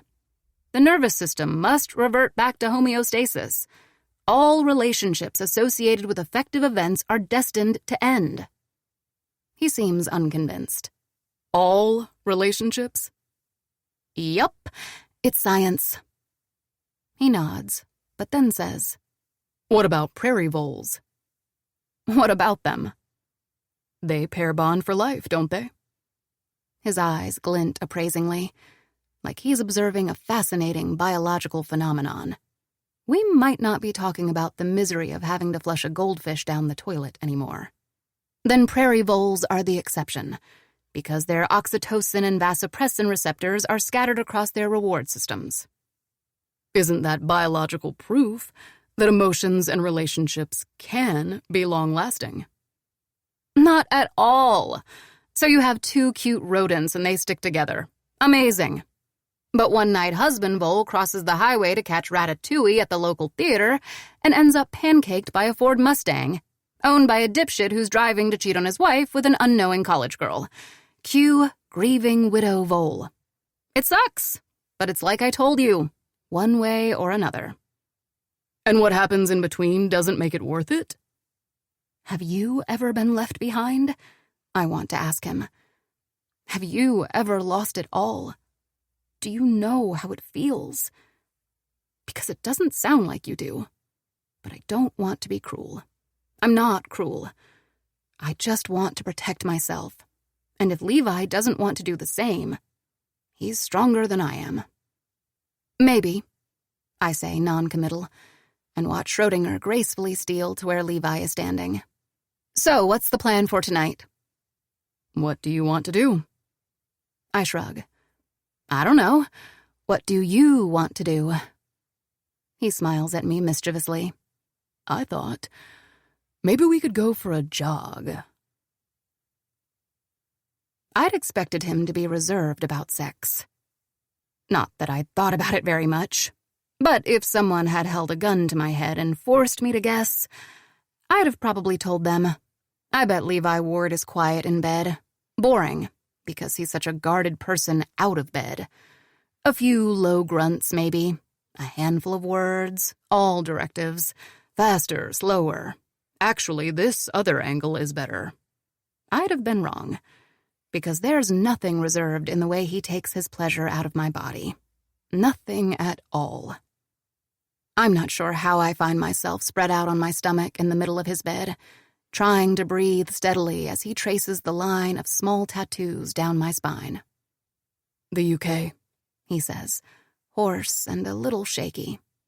And I don't know this one, or the next, but Italy, Japan.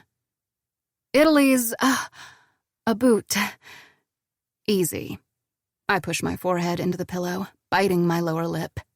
This would be easier if he weren't inside me. If he hadn't pushed to the side the green panties I'd bought to celebrate Blink. The ones that I regretted the second Levi was announced as my co-lead. The ones I didn't think I'd use anytime soon. The ones Levi stared at speechless for a whole minute, and slowly, inexorably slid into the hilt. They're pretty, the outlines. He lowers himself to kiss the skin of my neck. It makes his cock shift inside me and we both groan. It's just embarrassing, the way my back arches, the way my ass bucks back into his abdomen, like my body isn't mine anymore. You might be too tight this way. It might be too good. Sex isn't like this. I'm not like this. I'm not the type to come quickly or uncontrollably or loudly. I'm not the type to come very often. But there's a place inside me that he hits. He found it last night, too. But now, in this position, or maybe just because it's slower, I don't know what it is, but it's even better. He thrusts inside me a couple times, shallow, experimental, and I have to fist my hands into his sheets. They are shaking. There. I have to stop, collect myself, clear my throat. Tense, release. They're my homes. All the places I've lived. Beautiful. He presses a soft kiss to the ball of my shoulder. So damn beautiful, he repeats, almost to himself, like it's not about my tattoos anymore. Then the mattress shifts. I hear a frustrated groan, and all of a sudden I feel cold. He's not touching me anymore. He has pulled back, pulled out. What are you? I try to turn around, but his hand splays between my shoulder blades to hold me down gently. Just trying to pace myself. His voice is all strained, self-effacing amusement. I can't see a smile, but I picture it in my head. Faint, warm, beautiful. I take a deep, shuddering breath, trying to relax into the sheets, feeling his eyes roam my body. His fingers trail down my back, and then he begins to arrange me ever so slightly, tilting my hips at a different angle. Levi exhales. All those years ago. And then later, there were lots of things that I imagined doing to you. But I always went back to... He trails off. For a few seconds, I hear very little, but it's okay. I'm unwinding from the trembling, needy, overheated mess he makes of me, and it's good to have a moment to calm down.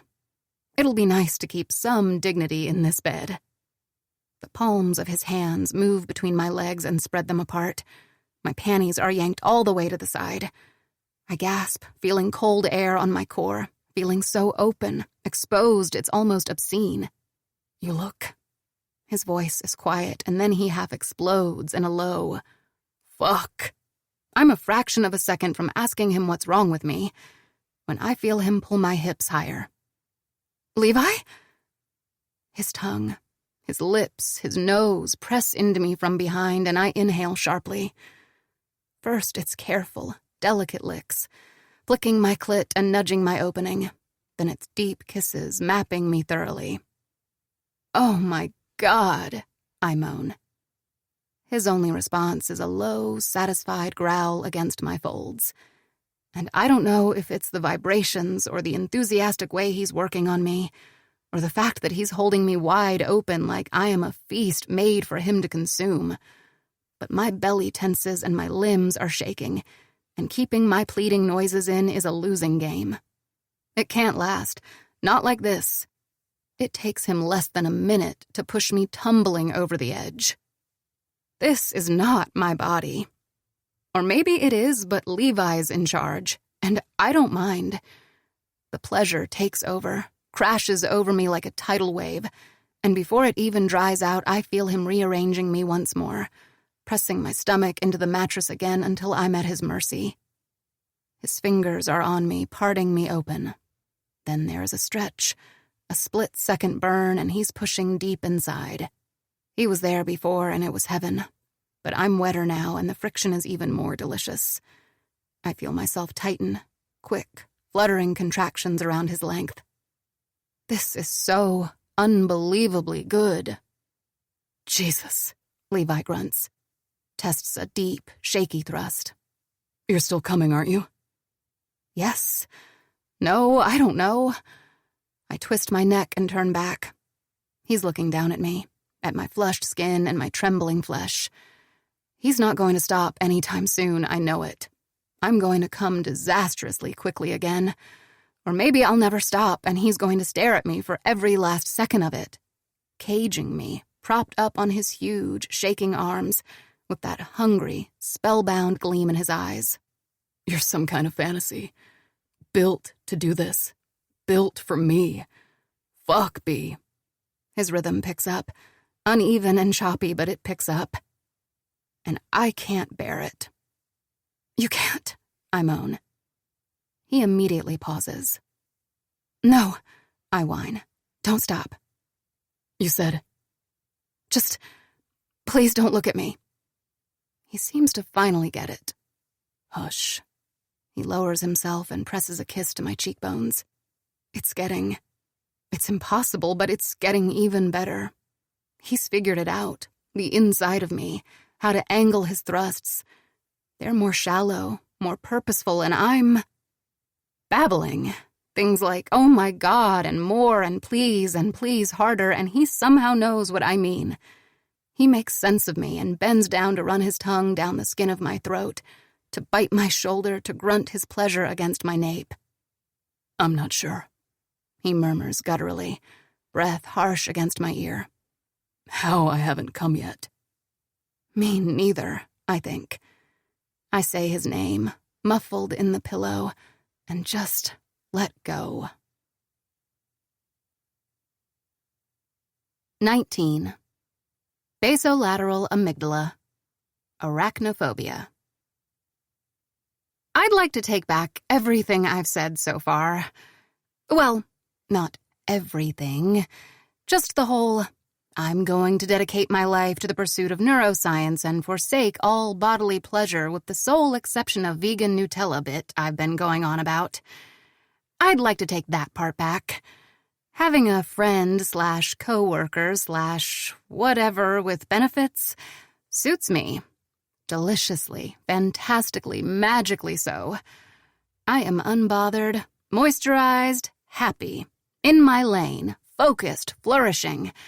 I suspect I'm having the best weeks of my adult life, including the one spent as a donuts and art camp counselor, where the extent of my duties was to stuff my face with frosting and keep an eye on 10-year-olds as they proclaimed that Cezanne paintings were cute but very orange. Maybe it's the mind-altering sex.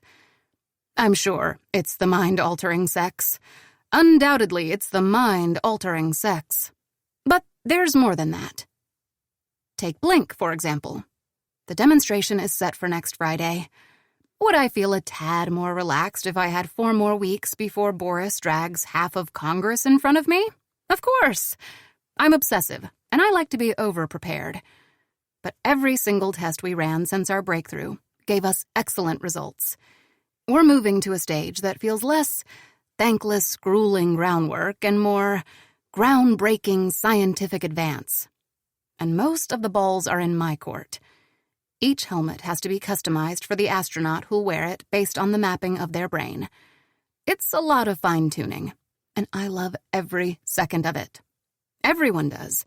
Seeing something we've been working on tirelessly yield results is a big morale boost, and the engineers have been arriving early and staying late, buzzing around Levi and me with constant questions, and we've been keeping it secret. This thing Levi and I are doing, obviously, there's no point in telling the engineers, or Rocio, or Guy, who mostly alternates between questions about my non-existent husband and inviting Levi out. On Wednesday, it's basketball tonight. On Thursday, beers. Friday, what's going on this weekend? I'd feel guilty at Levi's standard response. Sorry, man, I'm swamped. But it's only temporary. Just one of those things. Girl with no interest in relationships meets dude who was into her years ago, and they take up the horizontal mambo. No strings attached. In a few weeks, I'll be home, and Guy will have Levi all to himself. In the meantime, we're stocking up on time together like camels. Time and sex. Have I mentioned the sex? I must be 20 hours behind on sleep, but somehow I'm not tired. My body might be evolving into a sophisticated bioweapon capable of converting orgasms into rest. You should just move in, Levi tells me on Friday morning. I blink bleary-eyed over coffee he poured me, my brain struggling to decipher the words. What do you mean? Bring your stuff here. He just got home from his run and looks sweaty, disheveled, and disturbingly good. Pack a bag. Then you won't have to go back and forth to get a change of clothes. It's not your real apartment anyway. I study him over my mug. Maybe he's suffering from heat stroke. I can't move in with you. I'm pretty sure there's language about that in the fuck-buddying contract. Why? Because... What if you need to watch pornography? He probably wouldn't. I'd be his live-in pornography. Bring home other girls? I don't see him doing that either. Man cave it up? It's a big house. Walk around naked? He already does it. I can't believe I'm having sex with someone with a six-pack. I'm serious, he continues. I have a better bed, better cat, better hummingbirds. Lies! There are no hummingbirds in your garden. They show up when you're not around. You'll have to move in to see them. Rocio might notice. He is quiet, waiting for me to elaborate. And? Then Kaylee would, and she might tell others. If I'd found out that Sam was screwing Dr. Mosley on the side, I'd have hollered it to the winds. I frown. I'm a monster. Poor Sam. If Kaylee tells others, then she tells others. That's not a problem. I rub my eyes. I'm not sure I want your entire team to know that I'm having a thing with a colleague. It sounds like the type of thing for which women in STEM get unfair shit all the time. Yep. Fair. But even if Rocio noticed, she wouldn't know that you were at my place. Plus, she might have other stuff on her mind, given the number of times I've heard her and Kaylee call each other babe in the last week. True. I bite my lower lip, actually considering moving in. Am I insane? I don't think so. I just like him. Like this, being with him. Fuck buddyship with Levi Ward suits me, and I just want a little more of it. FYI, I wear a retainer at night. Sexy. And your bathroom will be stained purple forever. Seriously, 5 showers and your bathtub will be a giant eggplant emoji. He gives me a solemn nod and pulls me closer. It's everything I ever wanted. It's Saturday morning, and we're cooking together. By which I mean Levi's making pancakes, and I'm standing next to him, stealing blueberries and telling him about The Mermaid's Tale, the young adult book I've been nursing since grad school. Nothing like a nanoscopic office and perennially skirting the poverty line to stimulate a gal's imagination for escapist fiction. Wait, He frowns. Ondine doesn't know she's half mermaid before joining the swim team? Nope. She doesn't know she was adopted. She finds out on the first practice, when they throw her in the water and she swims one lap in... I'll have to research how long it takes to swim one lap, but she's fast as... Michael Phelps? Levi flips a pancake. Sure, whoever that is. And Joe Waters, cutest senior in school, sees her and becomes her faithful sidekick in her journey of self-discovery. Do they end up together? Nope. He goes to college, she sprouts a tail. Can't they do long distance? No. I won't lie to impressionable youths about the durability of human relationships. He scowls. That's a bad ending. It's not. It's mermazing. And long-distance relationships are not a lie. Happy ending long-distance relationships sure are, just like all other happy ending relationships. He pins me with a look.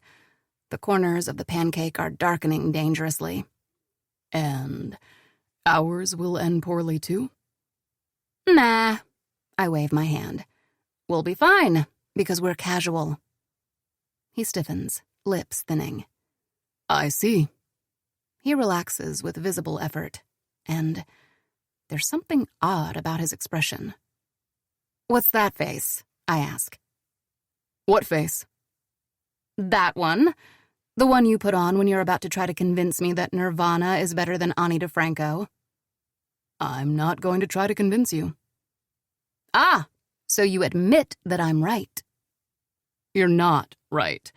You're stubborn and misguided and often wrong about music and other things, but there's no use in trying to reason with you. He leans closer and kisses me, lingering, soft, deep. I lose myself a little. I'll just have to show you. Show me what? Levi's phone rings. He takes a moment to turn off the stove before picking up. Yes? The voice on the other end is almost familiar. Lily Sullivan. Hey, I'm with B. I give him a curious look. Why would Lily know who I am? Sure. Of course. I'll ask. He presses his phone against his shoulder, looking at me. Any interest in spending a few hours hanging out with a 6-year-old who wants to be a spider vet and has strong opinions on Pokemons? I'm briefly confused. Then I realize what he's asking, and my face splits into a grin. Lots of interest. But Levi, I whisper as he puts the phone back to his ear. Pokemon is uncountable. Lily Sullivan is warm, personable, and sweet in a delicious Southern way that has me instantly liking her and feeling welcome in her beautiful early American home. Penny Sullivan, though. I fall in love with Penny the second I lay my eyes on her. Not true. I fall for her when she looks up from lying face down on the living room rug and moans with wide, pleading eyes, "My kingdom! My entire kingdom for a Twinkie!" She's on her 4th day of keto, Lily whispers, for her epilepsy. She gives me the doleful look of a mother who's been feeding her kid eggs and avocados for too many meals. I don't think she ever asked for a Twinkie before today. I remember the cravings of 9-year-old B, who was brutally informed by her cousin Magdalena that gummy bears are made with animal bones, and didn't find out about vegan alternatives for years. Yeah, diets are funny like that. Though Penny seems fine now that Levi's here, laughing uncontrollably when he picks her up, throws her over his shoulder, and starts making his way across the house. Penny Lane and I will be in the backyard if you want to join us. It's clear that they have a routine, which consists of Levi pushing a long swing that dangles from the branch of a tall tree, and Penny yelling, "More! More!" as Lily sits on the patio and smiles fondly at them. I take the chair next to hers and thank her when she pours me a glass of lemonade. I'm so glad you came over. Penny was supposed to have a sleepover tonight, but we postponed after the seizure earlier this week. She didn't take it well. I'd be grumpy too, and it's no problem at all. Your home is so lovely. Thank you for having me. She smiles, covering my hand with her palm. Thank you for not thinking that. She gestures vaguely to herself, the house, Levi, and even me. All of this is weird, having this woman who's always calling the man you're dating. Oh, it's not like that. We're just... My eyes dart to the swing. Can I talk about sex within 100 feet of a child? Is there a law against it? It must be uncomfortable, considering that Levi and I once... She gives me an apologetic look. I want her to stop talking about this for many reasons, including the fact that while I have no right to be jealous, judging by the little pang in my stomach, I apparently am a little bit. Yikes me. It's long over, Lily continues, and it was just a few weeks. We met here in Houston when he came to spend the summer with Peter, before the last year of his PhD. Then he went back to Pittsburgh. We were supposed to try long distance, but he said he met someone else. The pang turns into a thud. Who did Levi meet in his 5th year? Well, me, duh. But he can't have broken up with someone like Lily for... When he told Peter that we'd split, Peter admitted that he liked me and asked me out. She spreads her hands as though she cannot believe her own story. We got married 2 months later, and I got pregnant right after. Can you believe it? I smile. It's so romantic. I'm so sorry about what happened to Peter. Yeah, it was... It's not easy. She looks away. Thank you for what you're doing for Blink. I know it's high security and you can't talk about it. But when you came on board, Levi mentioned what an asset you'd be. It means a lot, having someone like you carry out Peter's legacy. And thank you for sharing Levi with us. There's a lump in my throat. He's not mine to share. I think he might be, actually. Oh, that little... Penny, you need a hat. You can't be in the sun like that. Levi said I could.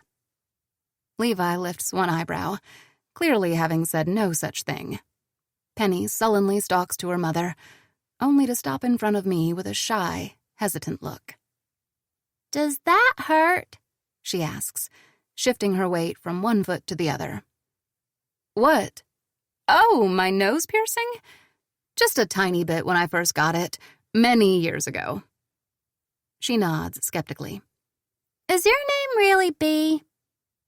It is. Like the bug? Yep. Why? Levi and I laugh. Lily covers her eyes with a hand. My mom was a poet, and she really liked a set of poems about bees. Penny nods. Apparently, it makes as much sense to her as it did to Maria de Luca Königswasser. Where's your mom? Gone now. Oh, my daddy's gone too. I can feel the tension in the adults, but there's something matter-of-fact about the way Penny talks. What's your favorite animal? Will you be disappointed if I don't say bees?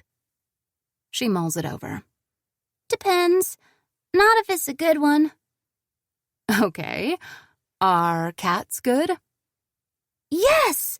They're Levi's favorite, too. He has a black kitty. That's right, Levi interjects. And Bee has a kitty, too. A see-through one. I glare at him. My favorite animals are spiders, Penny informs me. Oh, spiders are, I suppress a shudder. Cool, too. My sister's favorite animals are blobfish. Have you ever seen one? Her eyes widen, and she climbs on my lap to look at the picture I'm pulling up on my phone. God, I love children. I love this child. I look up and notice the way Levi's staring at me with an odd light in his eyes. Is your sister a child? Penny asks after making a face at the blobfish. She's my twin. Really? Does she look like you? Yep. I scroll to my favorites and tap on a picture of the two of us at 15 before I started what Rika calls my journey of softcore body modification. Wow, which one is you? On the right. Do you get along? Yeah. Well, we insult each other a lot too, but yeah. Do you live together? I shake my head. I actually don't see her in person much. She travels a lot. Are you mad that she's gone? Ah, children, and their loaded questions. I used to be, but now I'm just a bit sad. But it's okay. She needs to travel just as much as I need to stay put. My friend said that if you're a twin, your children will be twins too. You have a higher probability, yes. Do you want twins? Penny? Lily reprimands her gently. No grilling guests on family planning before lunch. Oh, that's fine. I would love to have twins. I used to dream of it, actually. Even though at this point I probably won't, for obvious reasons that I won't bother Penny with. She smiles. That's good, because so does Levi. Oh, I feel myself go crimson and look at Levi, expecting to find him just as embarrassed. But he's staring at me with the same expression from before, only about 20 times more intense and... Does anyone want sherbet? Lily asks, clearly picking up on the weirdness. Mother, Penny says darkly. Must you torture me? I got special ice cream at the store for you. Penny's eyes widen and she runs inside the house. Poor girl, Lily mutters as we follow her inside. Keto ice cream's probably disgusting. You underestimate how desperate she might be, I tell her. There are things I used to find appalling after going vegan that I started loving out of... Bee, look! I want to show you something. What's that? I smile and crouch to her height. This is Shaggy, My eyes fall on the stuffed tarantula plush toy in her hands, and sound recedes. My vision fogs. I'm hot and cold at the same time. And all of a sudden, everything goes dark. That was so cool! Levi, I love your girlfriend so much. I know the feeling. Goodness, should I call 911? Nah, she's fine. Everything's foggy, but I think I'm in Levi's arms. He's patiently holding my head up, no concern in his tone. In fact, he sounds weirdly charmed. This happens to her every other day. Slander, I mumble, fighting to open my eyes. Lies.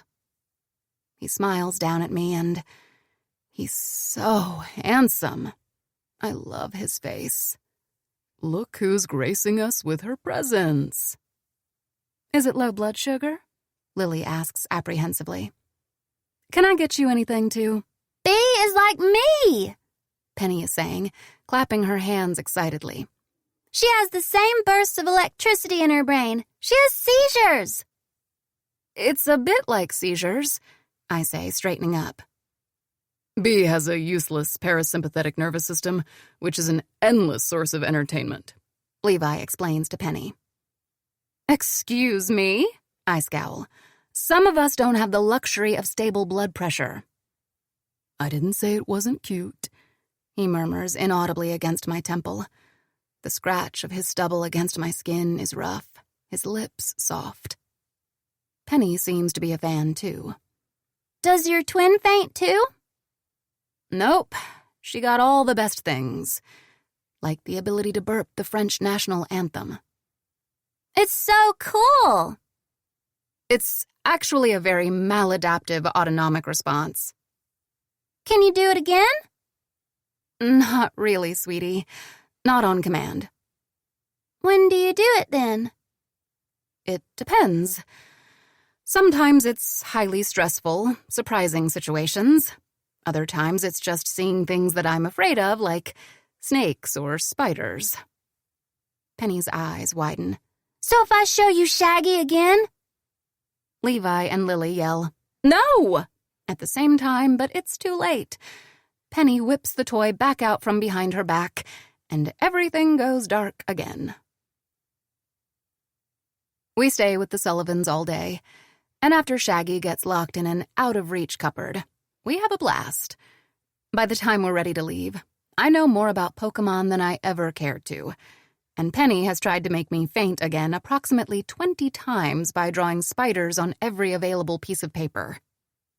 That little monster. I love her to death.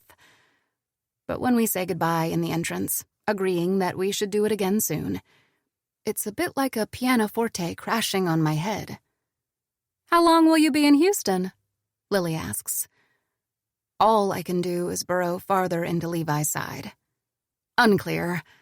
The project was originally supposed to last around 3 months, but things are going very well, so I shrug. Levi's arm tightens around me. I'm fully aware that Levi and I are the Merriam-Webster definition of transitory. But I'm enjoying this so much. His company, his friends, his food. I'll be sad when this is over in a couple of weeks. "Are your parents still going to be in town next week?" Lily asks. Levi's arm tightens again, this time in a completely different fashion. Before, it was possessive, comforting. Now it's just tense. "Yeah." "Ugh, sorry about that. Let me know if you need anything." Curious, I bring it up as soon as we're alone in the truck. "Your family will be here?" He starts the truck, looking straight ahead. I'm beginning to recognize his moods, but this one I'm not familiar with. Yet. "My parents. There's some event on the Air Force Base here." "And you're going to see them?" "We'll probably have dinner." "When?" "Not sure. My father will let me know when he's free." I nod. And then I hear a voice that sounds a lot like mine ask, "Can I come?" He puffs out a laugh. "Are you a fan of strained silences, interrupted by the occasional, 'Pass the garlic salt'?" "It can't be that bad. Otherwise you wouldn't even get together." "You'd be surprised by the length my father will go to let me know the depth of his disappointment." "What about your mom?" He just shrugs. "Listen, I can drop hints on how amazingly Blink is going. I can say that you're the go-to engineer for most neuroscientists. I can print out your Nature publication and use it to gently dab my mouth after the first course." "There better only be one course, and be—" He shakes his head. "It's not that I don't want you to meet them, or that I'm embarrassed. It's just that it's going to be truly bad. At least you have a shitty family to hold on to, I think. But I don't say it. I'm almost positive that Levi's parents are not as horrible as he says. I'm equally positive that he experiences them like that, and that's all that matters. I don't want to be pushy, but I also really want to be there. I could come, and we could pretend that I'm your girlfriend." He gives me a puzzled look. "There wouldn't be much to pretend." "No, we can pretend that we're an inch from marriage. I can put on my lotus septum ring and leave my tattoos out. I'll wear my AOC top and ripped jeans. Think how much they'll hate me." I can see how little he wants to smile, and how little he can help it. "No one could hate you. Not even my father." I wink at him. "Game on, then." 20. Ventral tegmental area. Romantic love. Levi's father, as it turns out, is perfectly capable of hating me. And so are Levi's mother and his eldest brother, who join us for dinner in a less than pleasantly surprising plot twist. But first things first. Before the dinner, there are days of intense prep for the upcoming Blink demonstration. Bolts are tightened, stimulating frequencies are adjusted. Guy is prodded, poked, and shocked on his scalp. He's a trooper. The demonstration is about the helmet, but as test subject number 1, he'll be front and center, and it's clear that he's nervous about it. In the past couple of days, he's been moody, anxious, and more tired than ever. I think he's been keeping his fears to himself to avoid disrupting morale, which makes me want to hug him. The other night, I stopped by his office to check on him. He startled like a coil spring and quickly closed all his tabs. I guess even astronauts de-stress on YouPorn? Rocio and Kaylee are getting chummier and chummier. I overhear them in the break room while heating up the stir-fry I made yesterday in an attempt to impress Levi with the one dish I can cook, which resulted in the painful realization that I can cook 0 dishes. If she's willing to say a few words about how the movement started, that would be amazing, Rocio is saying. She seems pretty private. We could blur her face, auto-tune her, use a helium voice app. Baby, that would undercut the seriousness of the message. What about a Guy Fawkes mask? I do love V for Vendetta, but no. What are you guys talking about? I ask, spearing a piece of carrot that manages to be at once burnt and undercooked. Amazing. This has to be a transferable skill set. You know #fair graduate admissions, right? Kaylee asks. I drop my carrot back into the Tupperware. Vaguely.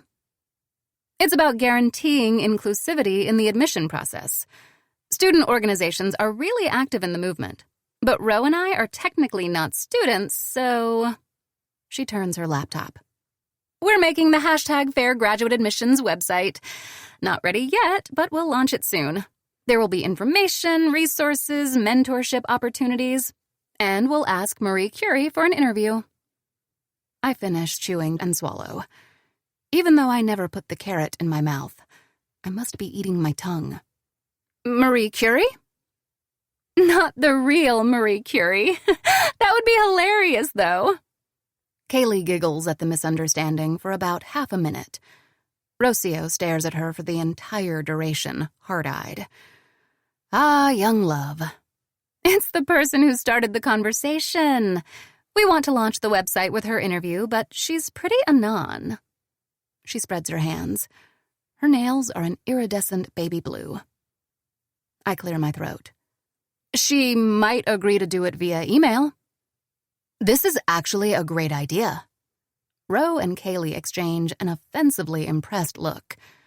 Then Kaylee licks her thumb and wipes something from the corner of Rocio's eye. Hang on, baby, you have a smudge. I walk out of the room, holding Rocio's gaze and mouthing, "Goodbye, baby." I cannot overstate how much I love this relationship development. With so much at stake for Friday, everyone's too frantic to notice that Levi has taken to bringing coffee to my workstation, to making sure that I don't go too long without a break, to smiling faintly and asking if I'm going to pass out whenever a bug flies into the lab, to teasing me about the little mounds of treats I leave for Félicette. I have noticed. And I know he's just being a friend, a kind person, an awesome collaborator. But it hurts a little. Not hurt, but those pangs, those little twinges I experience when Levi stares at me, when we're running together and he effortlessly matches his pace to mine, when he leaves me the yellow vegan M&Ms because he knows they're my favorites. Yes, they taste better than the red. Well, those little twinges are starting to get a bit painful, knifing at my general chest area. Weird. Odd. Strange. Peculiar. I make a note in my reminders app. Visit primary care doc in Bethesda. I'm overdue for a checkup. Anywho, work's fantastic. Sex is even better. And #fair graduate admissions is about to shake things up in academia. The last bastion of the medieval guild apprenticeship model. Things are going great, right? Wrong. Let's loop back to the dinner. The first hint that it might possibly not go super well, or, as I think of it, my first uh-oh, comes when I find out that Levi's family suggested having dinner at an upscale steakhouse.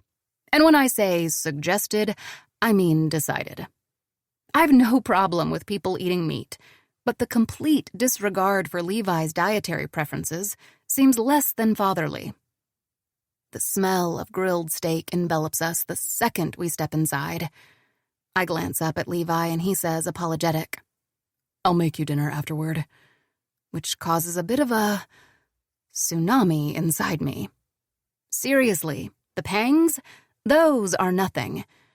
I'm being swept over by a ridiculous surge of affection for this vegan man whose probably annoying parents invited him to a steakhouse and whose first concern is that I don't go hungry tonight. It's a warm feeling that threatens to explode inside my chest, which is why I stop him in the entrance with a hand on his gray button-down and pull him to me for a kiss. We don't exactly kiss in public, and even in private, I'm not usually the one who initiates contact. His eyes widen, but he instantly bends to meet me halfway. "I'll also, I murmur against his lips, "do stuff for you. Afterward." Whoa, very sexy bee, very smooth, you temptress. He flushes with heat. "You will?" I nod, suddenly shy. But we kiss, and that's my second uh-oh, because a throat clears behind us, and I immediately know whose it is. Oops. Levi's father is a shorter, slightly less handsome, slightly less built version of him. His mother is where he gets his wavy hair and green eyes from. And the third person, there's another man with them, and it's clear that Levi's surprised. Given the resemblance, it's also clear that he's Levi's brother. Oh my God. This is Levi's family, Levi's life. I find myself incredibly curious. I want to know everything about him, which is probably why I'm staring a little too hard and missing the introductions. Possibly a third uh-oh. "My eldest brother, Isaac, and this is Dr. B. Königswasser." I smile, ready for my brightest, "nice to meet you." But Levi's father interrupts me. "A girlfriend, huh?" I try not to stiffen. "Yup. Coworker, too." He nods indifferently and heads for the table, tossing an indifferent, "I told you he probably wasn't gay," to his wife, who follows him with a healthy dose of indifference. Isaac goes next after a brief smile to the two of us, a touch less indifferent. The kicker is, when I glance up at Levi, he seems indifferent too. He just takes my hand and leads me to the table. "You can leave any time, okay?" I wonder who he's telling that to. Levi and I need about half a second with the menu before settling on our order. House salad, no cheese, olive oil dressing. We're silent as his parents continue a conversation with Isaac that clearly began in the car. No one has asked Levi so much as, "How are you?" And he seems disturbingly fine with it. If anything, he looks elsewhere. Staring in the mid-distance, playing with the fingers of my left hand under the table, like I'm a miraculous anti-stress toy. I'm no expert in family dinners, or in families, but this is fucked up. So when there's a moment of quiet, I try to remind the Wards of our existence. "Mr. Ward, do you—" "Colonel," he says. "Please, call me Colonel." Then immediately turns to say something to Isaac. How's that for a fourth uh-oh? The first interaction is after the food arrives. "How's your salad, Levi?" his mother asks. He finishes chewing before saying, "Great." He manages to sound sincere, as though he's not a 6'4", 200-pound brick house who needs 4,000 calories a day. I study him in disbelief and realize something. He's not calm or indifferent or relaxed. He's closed off, shuttered, inscrutable. All good at work? Isaac asks. Yep. Couple of new projects. We recently had a breakthrough on something that has the potential to be great, I say excitedly. Something Levi's leading. Anyway, NASA will reconsider your application for the astronaut corps? The colonel asks, ignoring me. 5. Should this have been a drinking game? I doubt it, unless I cut off my feet. I don't like your tone, son. They won't reconsider. Levi's voice is mild, unbothered. The Air Force has no height restrictions, Isaac says with his mouth full. And they like people with fancy degrees. Yes, Levi. His mother now. And the Air Force will only take you until you're 39. The Navy is... 42, Isaac supplies. Yes, 42. You don't have a lot of time to make the decision. I thought Levi's parents were probably not as terrible as he made them out to be, but they're 10 times worse. And the Army's 35. How old are you, Levi? 32, Mom. Well, the Army probably wouldn't be your first choice. What about the French Foreign Legion? I ask, twirling a lock of purple hair. Forks stop clinking. 3 pairs of eyes study me with distrust. Levi's just alert, as though curious at what might happen. God, what have these people done to him? What are the age requirements for the French Foreign Legion? Why would he want to join another country's army? The colonel asks icily. Why would he want to join the U.S. Army? I quit back. I cannot believe that rotten Tim Carson spawned from a loving, perfect family, and someone who's as perfect and loving as Levi comes from such rotten relatives. Or the Air Force, or the Navy, or the Boy Scouts. It's obviously not his calling. It's not as though he works as an accountant who money launders for a drug cartel. He's a NASA engineer cited by thousands of people. He has a high-paying position. I actually have no idea how much Levi makes, but I lift one eyebrow and carry on. He's not wasting his life in a dead-end job. Number 6. The drinking game was totally a missed opportunity.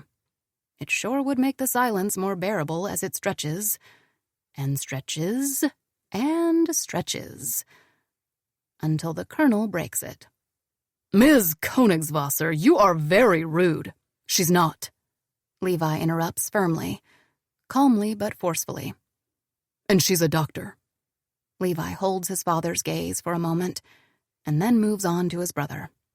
What about you, Isaac? How's work been? I lean back in my chair, noticing the suspicious, hateful way the colonel is looking at me.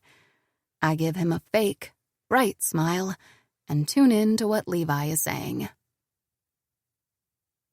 The second we're in the truck, I take off my Converse, push the soles of my feet against the dashboard, and, Quasimodos in full sight, I explode.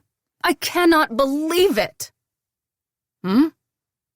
It's unfathomable. We should make a damn case study out of this. Science would publish it. Nature. The New England Journal of Damn Medicine. It would get me a Nobel Prize. Marie Curie, Malala Yousafzai, B. Königswasser.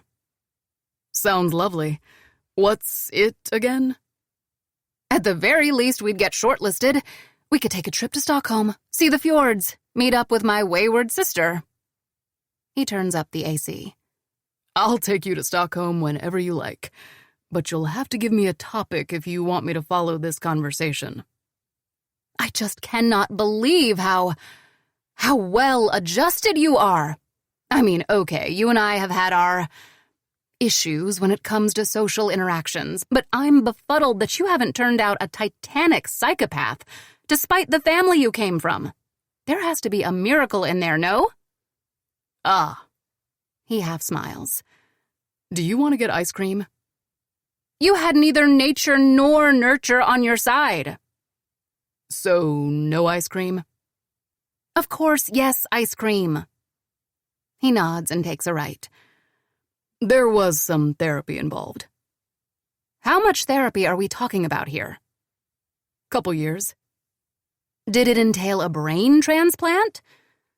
Just lots of talking through how my inability to functionally communicate my needs stemmed from a family that never allowed me to.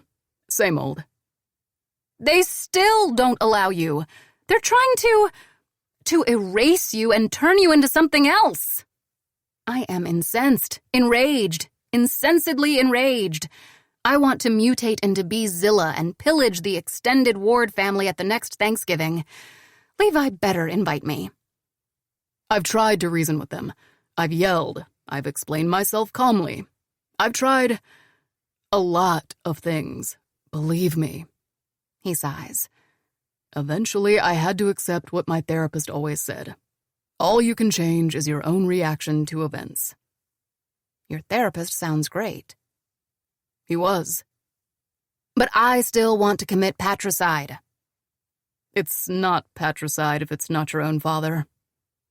An angry scream bubbles out of me. You should never talk to them again. He smiles. That will send a strong message. No, seriously. They don't deserve you. They're not good, for sure. I've considered the possibility of cutting them off many times. But my brothers and my mom are much better when my father isn't around. And anyway. He hesitates. Today wasn't that bad. It might have been the best dinner I've had with them in a long time. Which I'll chalk up to you telling my father to can it and shocking him into temporary speechlessness. If that dinner was not bad, then I'm a K-pop idol. I gaze at the dusky Houston lights, thinking that the way his family treats him should diminish him in my eyes, realizing the truth is just the opposite. There's something patient about the way he quietly stands up for himself, about the way he sees others. Another pang near my heart. I don't know what they're about. I just really... Levi? I want to tell you something. I told you, your lungs are not shrinking because you're training for a 5K. My lungs are totally shrinking, but that's not it. What then? I take a deep breath, still staring out the window. I really like you. He doesn't reply for a long moment. Then, I'm pretty sure I like you more. I doubt it. I just want you to know, not everyone is like your family. You can be you with me. You can talk, say, do however you want. And I'll never hurt you like they did. I make myself smile at him. It's easy now. I promise I don't bite. He reaches over to take my hand, his skin warm and rough against mine. He smiles back just a little. You could rip me to shreds, Bee. We are silent for the rest of the drive. Schrodinger burrowed into my backpack, tore a package of kale chips, decided they were not to his liking, and went for a nap with his head pillowed on the half-empty bag. I burst into laughter and forbid Levi to wake him up before I can take 1,000,000 pictures to send Rika. It's the best thing to happen all day. A reminder that while Levi's actual family might suck balls, his chosen one is the best. I'm very impressed, I coo to Schrodinger while petting his fur. Don't cuddle him, or he'll feel rewarded, Levi warns me. Are you feeling rewarded, kitty? Schrodinger purrs. Levi sighs.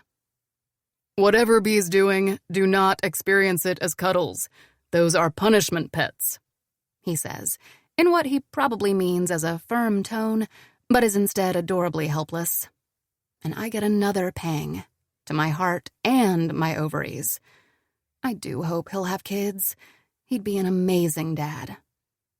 Those chips were on my desk for days, and Félicette never managed to open them. And that's not at all because Félicette doesn't exist, Levi yells from the kitchen.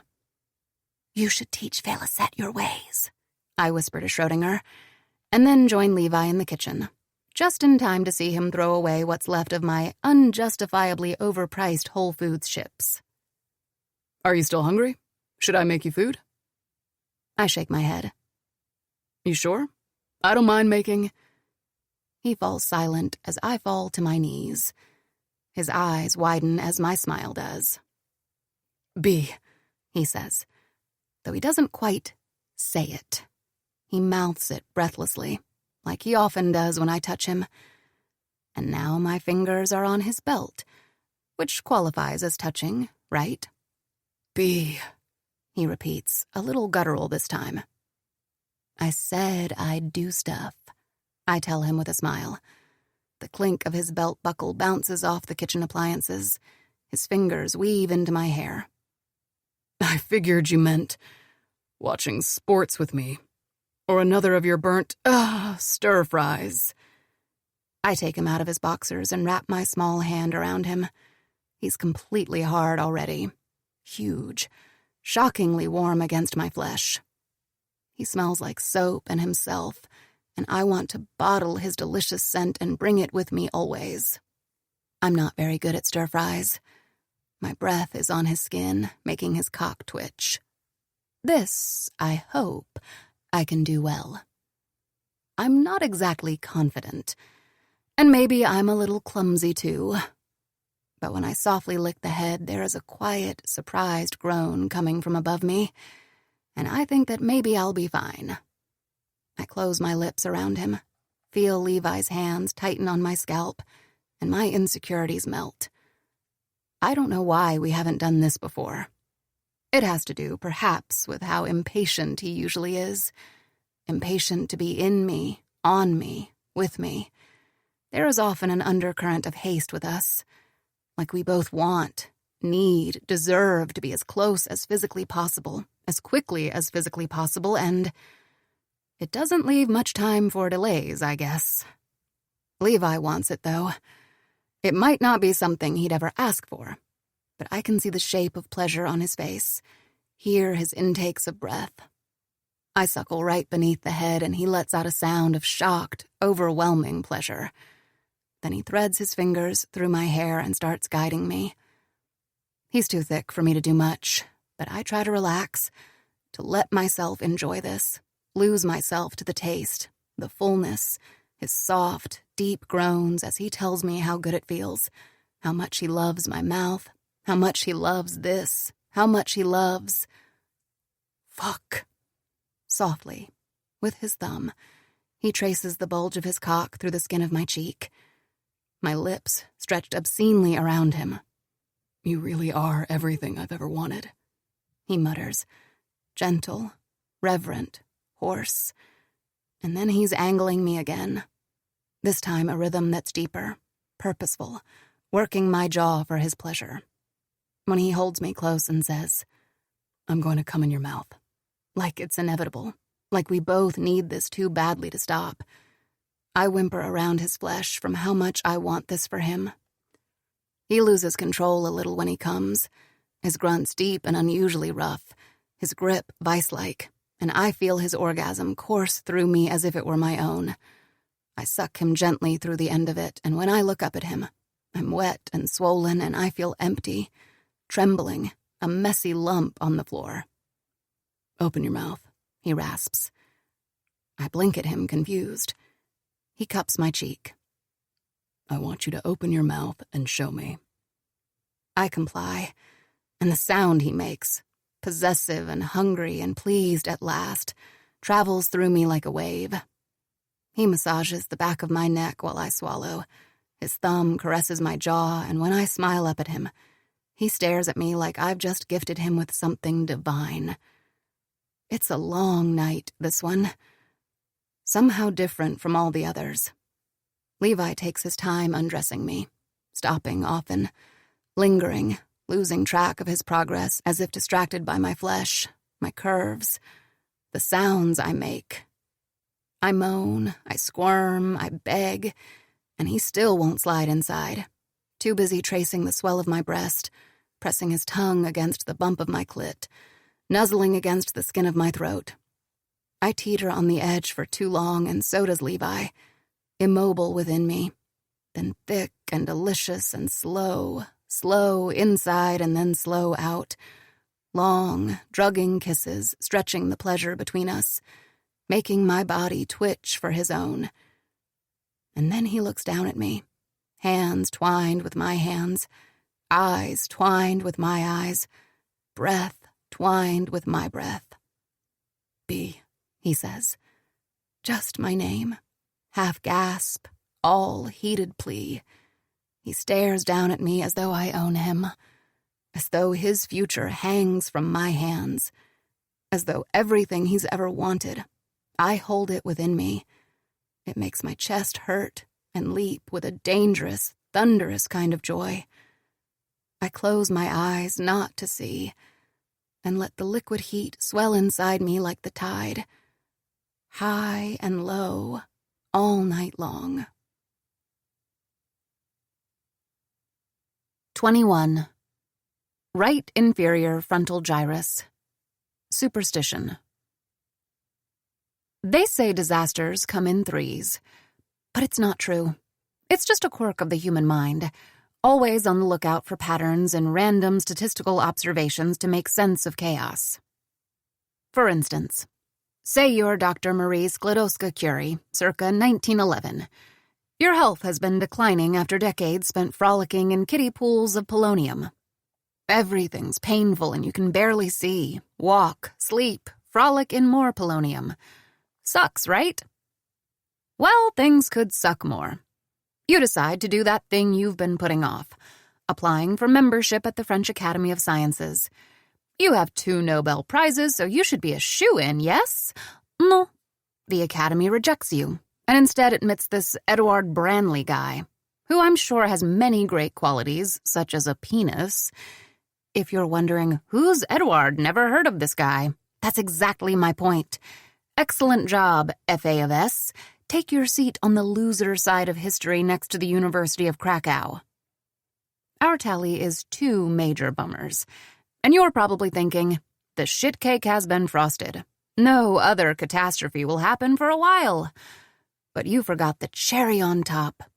Someone breaks into your young stud muffin's apartment, steals your love letters, and sells them to the Fox News equivalent of early 19th century France. Jean Hannity has a field day. Imagine being Dr. Curie. Imagine sitting in your minuscule Paris apartment trying to eat a camembert baguette while the mob rages outside your window because you dared, gasp, to be an immigrant, to be a woman in STEM, to fuck. Wouldn't you tell yourself there's a reason this cluster of shit came about? Saturn ascending to the house of Sagittarius. Not enough lamb sacrificed to the spaghetti monster. Bad things come in threes. We're only humans. We're full of whys, drowning in whys. Every once in a while, we need a bit of because, and if it's not readily available, we make it up. Long story long, despite popular belief, a saying is just a saying, and disasters do not come in threes. Except when they do. The first is on Thursday night, right after the successful dress rehearsal for Friday's presentation. I'm almost looking forward to seeing Trevor tomorrow.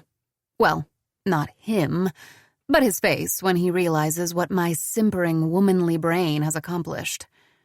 I distractedly exchange a high five with Lamar while checking my phone. And I'm so shocked by my Twitter notifications that I forget my hand in midair.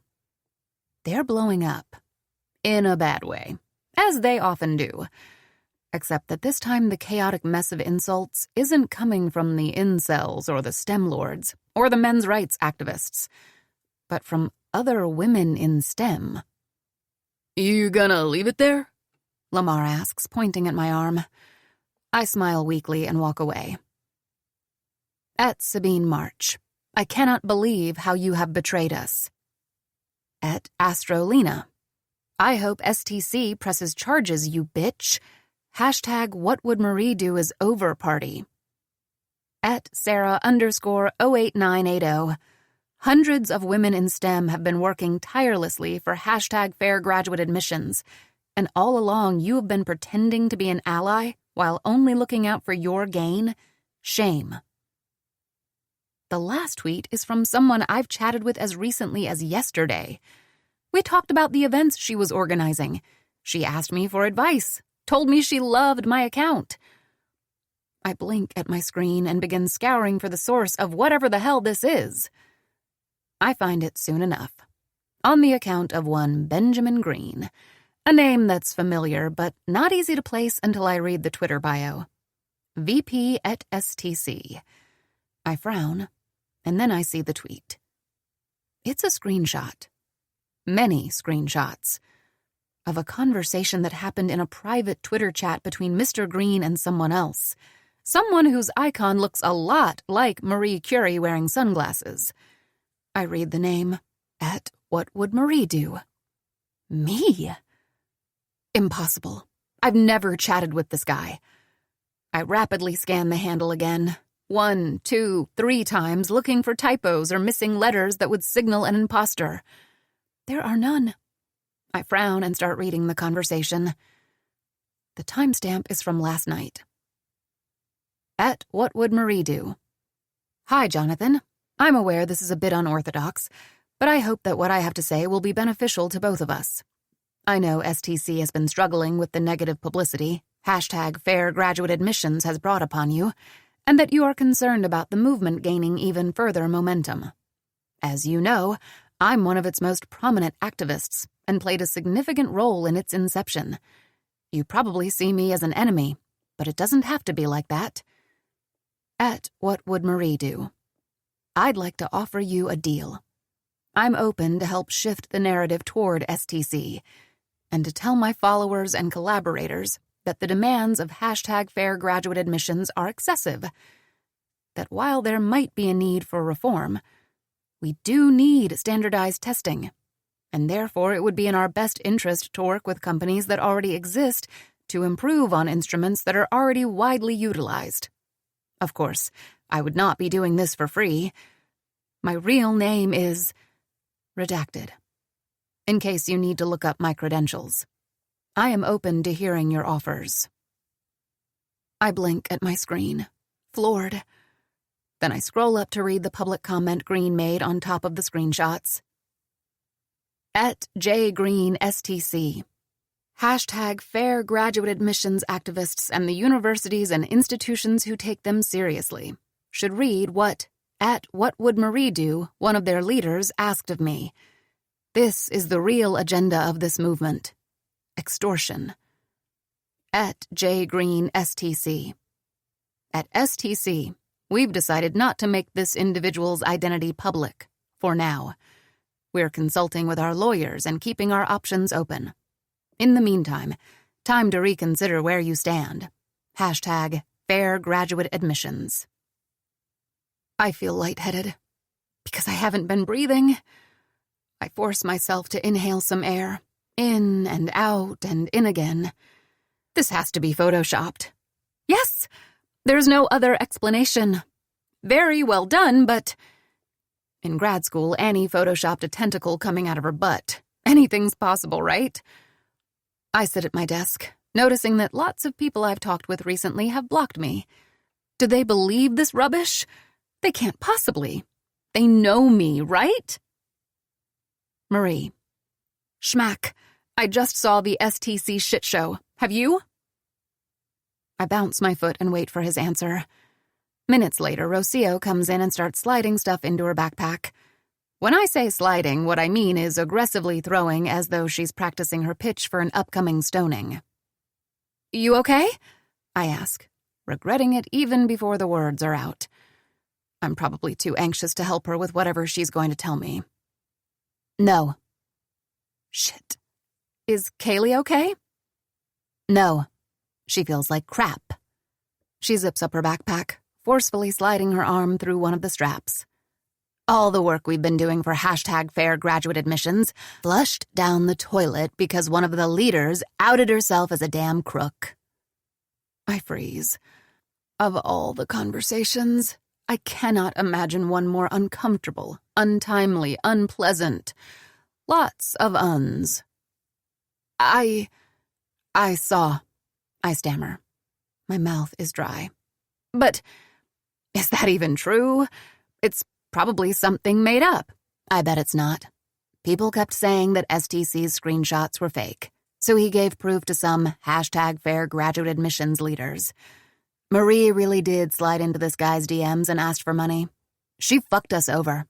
She was the one who started #fair graduate admissions, so we won't be taken seriously any longer. That means lots of horrible things for lots of good people, and even for some evil ones. Like me, I'll have to spend thousands of dollars I don't have to retake a test that's less valid a predictor of my ability to succeed in grad school than the number of mummified scorpions I own, which is 7, by the way. Her voice breaks a little on the last word, which in turn breaks my heart. She looks away, but not before I can see the lone tear sliding down her face. I won't get into Johns Hopkins. I'll be a jobless failure while Kaylee goes to grad school and forgets all about me. I stand. No, it won't happen. I'm just so disappointed. She takes a deep breath, shuddering and despondent. You can't trust anyone. The world really is a vampire. She shrugs, backpack bouncing on her slim shoulder. You should stop doing that, by the way. What? I follow her gaze. She's staring at my hand where I'm furiously twisting my grandmother's ring. Yesterday, I spent 15 minutes arguing with Guy about whether you're married. That's what happens when you wear other people's wedding rings, B. Shit. Did Guy find out? He did seem a little distant today, but I thought he was just nervous about tomorrow's demonstration. Should I go find him to explain? You going home? Rocio asks. No, I was supposed to leave with Levi as usual. But I don't think I can pretend nothing happened. And telling him about this mess seems... well, I could, I guess. If there's someone I could trust with WWMD, it's Levi. But my shitty mood as I try to wrangle my online identity is probably more than he's bargained for. Yeah, sure. I'll walk with you. I shoot Levi a quick text about the change of plans and fall in step with Rocio. He doesn't answer until I'm home, asking me if everything's okay, if I want him to pick me up, if he should stop by. A few seconds later, Schmack finally replies. Schmack. Yeah, I saw. Marie. I have no idea what's happening. I never messaged Green, of course. Schmack. Problem is, people on #fair graduate admission side say they have proof it was you. Marie. Please tell me you don't believe them. Schmack. I don't. I close my eyes. Thank God. Schmack. Let me think about this, okay? Talk to some people. There must be a way to fix this. Also check your logs, in case you've been hacked. I have not. There's nothing out of place. Every access to my account has been from Houston. I'm jittery, nervous, scared. I pace around my apartment, long and aggressively enough that it's probably a workout. I should log it into the stupid exercise app Levi made me download. You'll keep track of your progress. It'll be rewarding. You know what else is rewarding? Don't say not working out, B. Fine. I'm actually considering going for a run to clear my head. Have I been body snatched by aliens? When I get an email notification. It's from a fancy legal firm, one that probably has 8 names on the wall and toilet seats covered in gold leaf. The message is innocent enough, but there's a PDF attached to it. I start skimming the content, and that's when my stomach and the world around me turn. Dr. Königswasser, this letter is served as notice of your recent acts of unwarranted harassment. You are required to cease and desist all acts of harassment, including but not limited to producing tweets under the alias @WhatWouldMarieDo, posting public content aimed at damaging the image of STC and its products, attempting to extort financial or other benefits from STC in exchange for unsolicited PR or other services. Sincerely, J.F. Timberworth, Attorney at Law, on behalf of STC. 22. Anterior cingulate cortex. Oh shit. I'm not sure how I spend the night after reading the letter. It's all a blur. The hours go by and I cry. I breathe. I try to figure out what this mess is. I feel angry, shocked, beaten, lonely, sad. Levi calls me twice, but I remember Rocio's lone tear glistening down her cheek and feel too dirty and tainted to make myself pick up. What would Levi say if he knew? Would he believe me? How could he, if SDC has my real name? I'm not sure I'd believe myself anymore.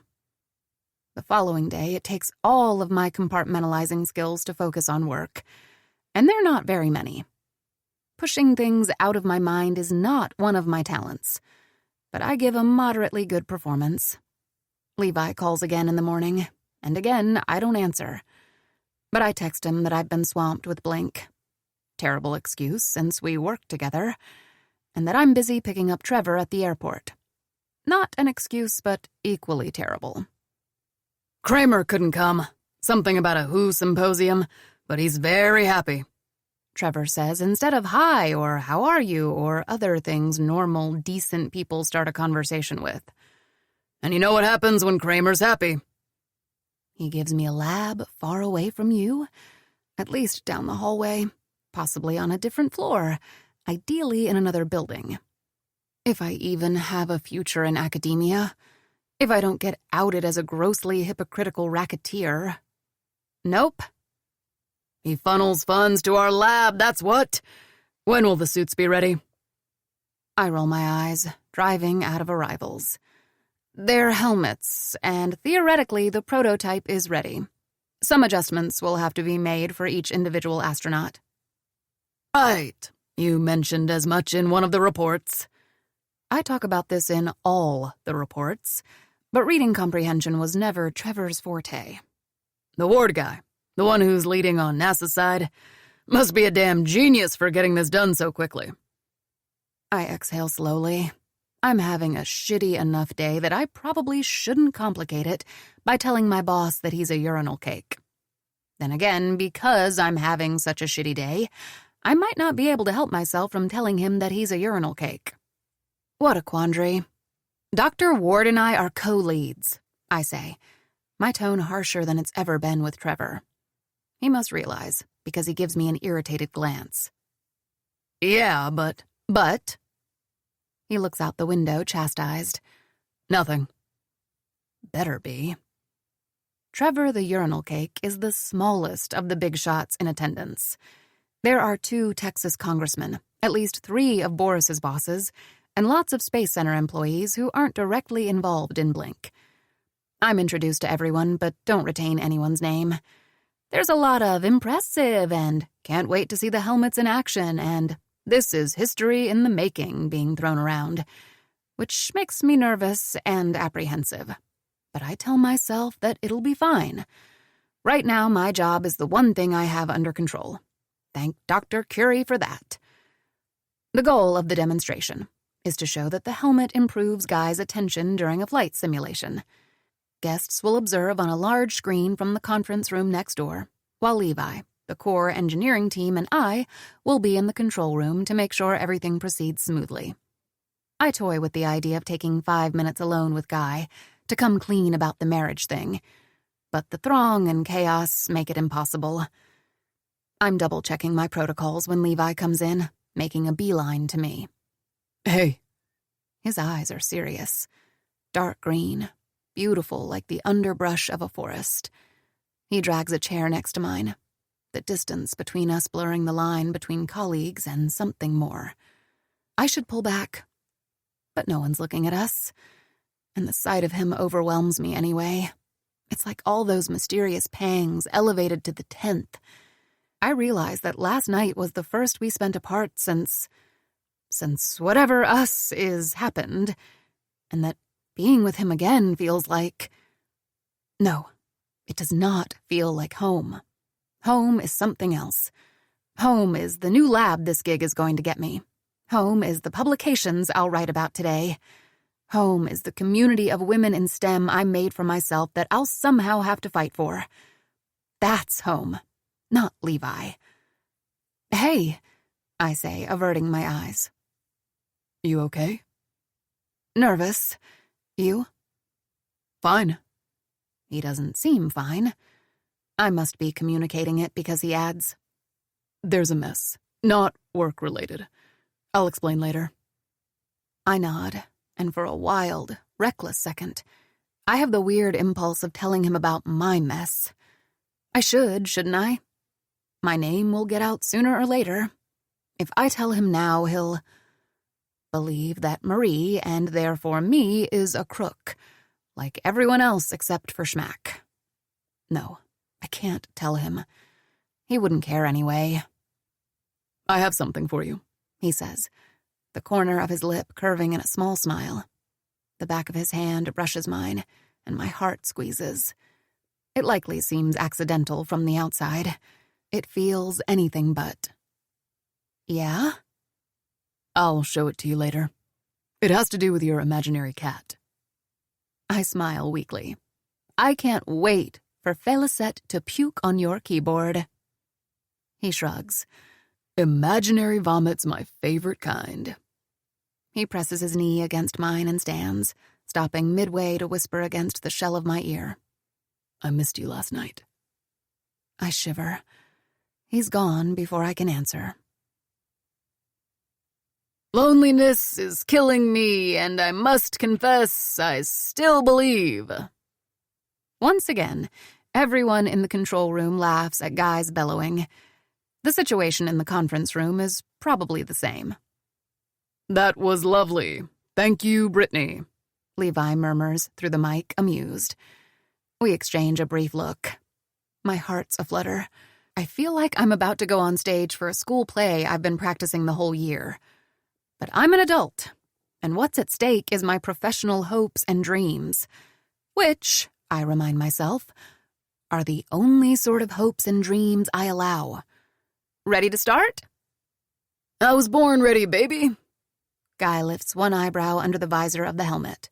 Well, after a labor that my mother often refers to as the most harrowing 43 hours of her life.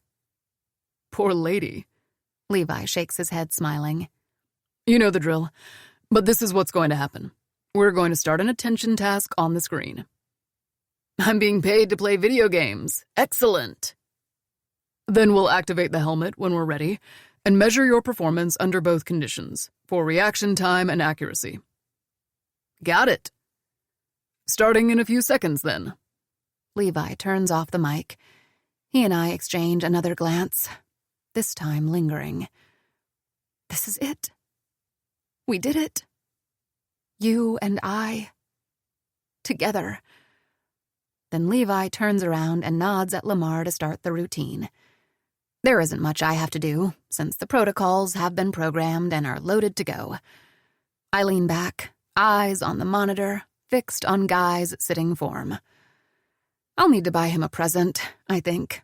A bottle of something expensive. Britney concert tickets. For being so patient when I kept shooting theta bursts at his brain. For being so nice. For lying to him. Then the task loads, and I'm too busy observing to think much of anything. It starts like usual.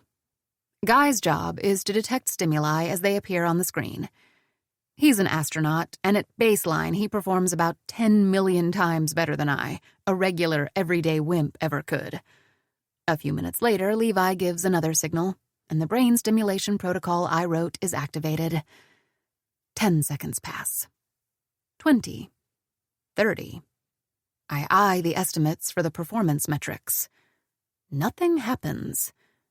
Accuracy and reaction times are hovering around the same values as before. Shit! What's going on? I squirm nervously in my seat. The lag between the inception of the stimulation and the improvement in performance is usually over by now. I glance at Levi with a worried expression. But he's calm, sitting back in his chair with his arms folded on his chest, alternating looks between Guy and the values. The only sign of impatience is his fingers, drumming on his bicep. He does that when he's focused. Levi. My Levi. I'm stimulating Guy's dorsal premotor cortex. Why the hell is he not improving? Suddenly, the numbers start to change. Accuracy skyrockets from 83% to 94%.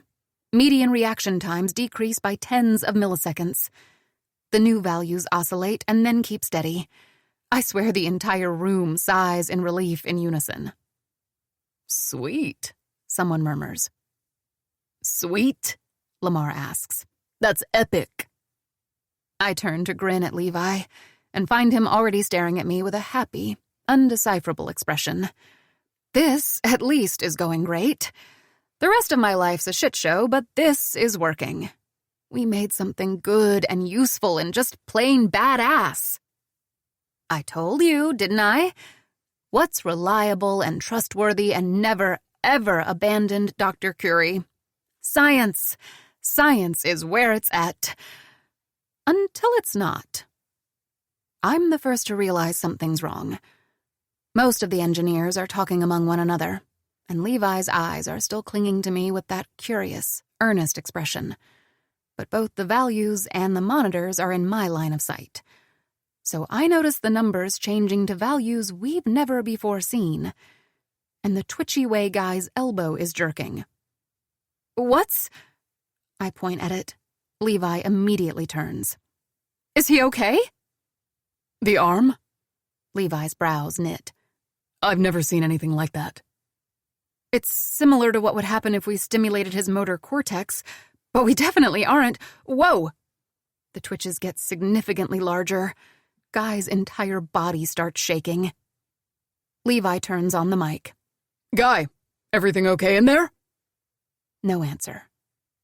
Guy, can you hear me? Silence, and Levi's deepening frown. Guy, do you? Guy falls out of his chair with a loud thud, his body at once rigid and slack. The control room bursts into chaos. Everyone stands, half a dozen chairs scraping against the floor. Stop the protocol! Levi yells, and a second later he's out of the room and into the lab. I see him appear on the monitor and kneel next to Guy's spasming body, taking him into his arms. He turns him to the side and clears the floor of nearby objects. A seizure? Guy's having a seizure. Other people barge into the room, NASA physicians, engineers, and ask Levi questions about the stimulation protocol.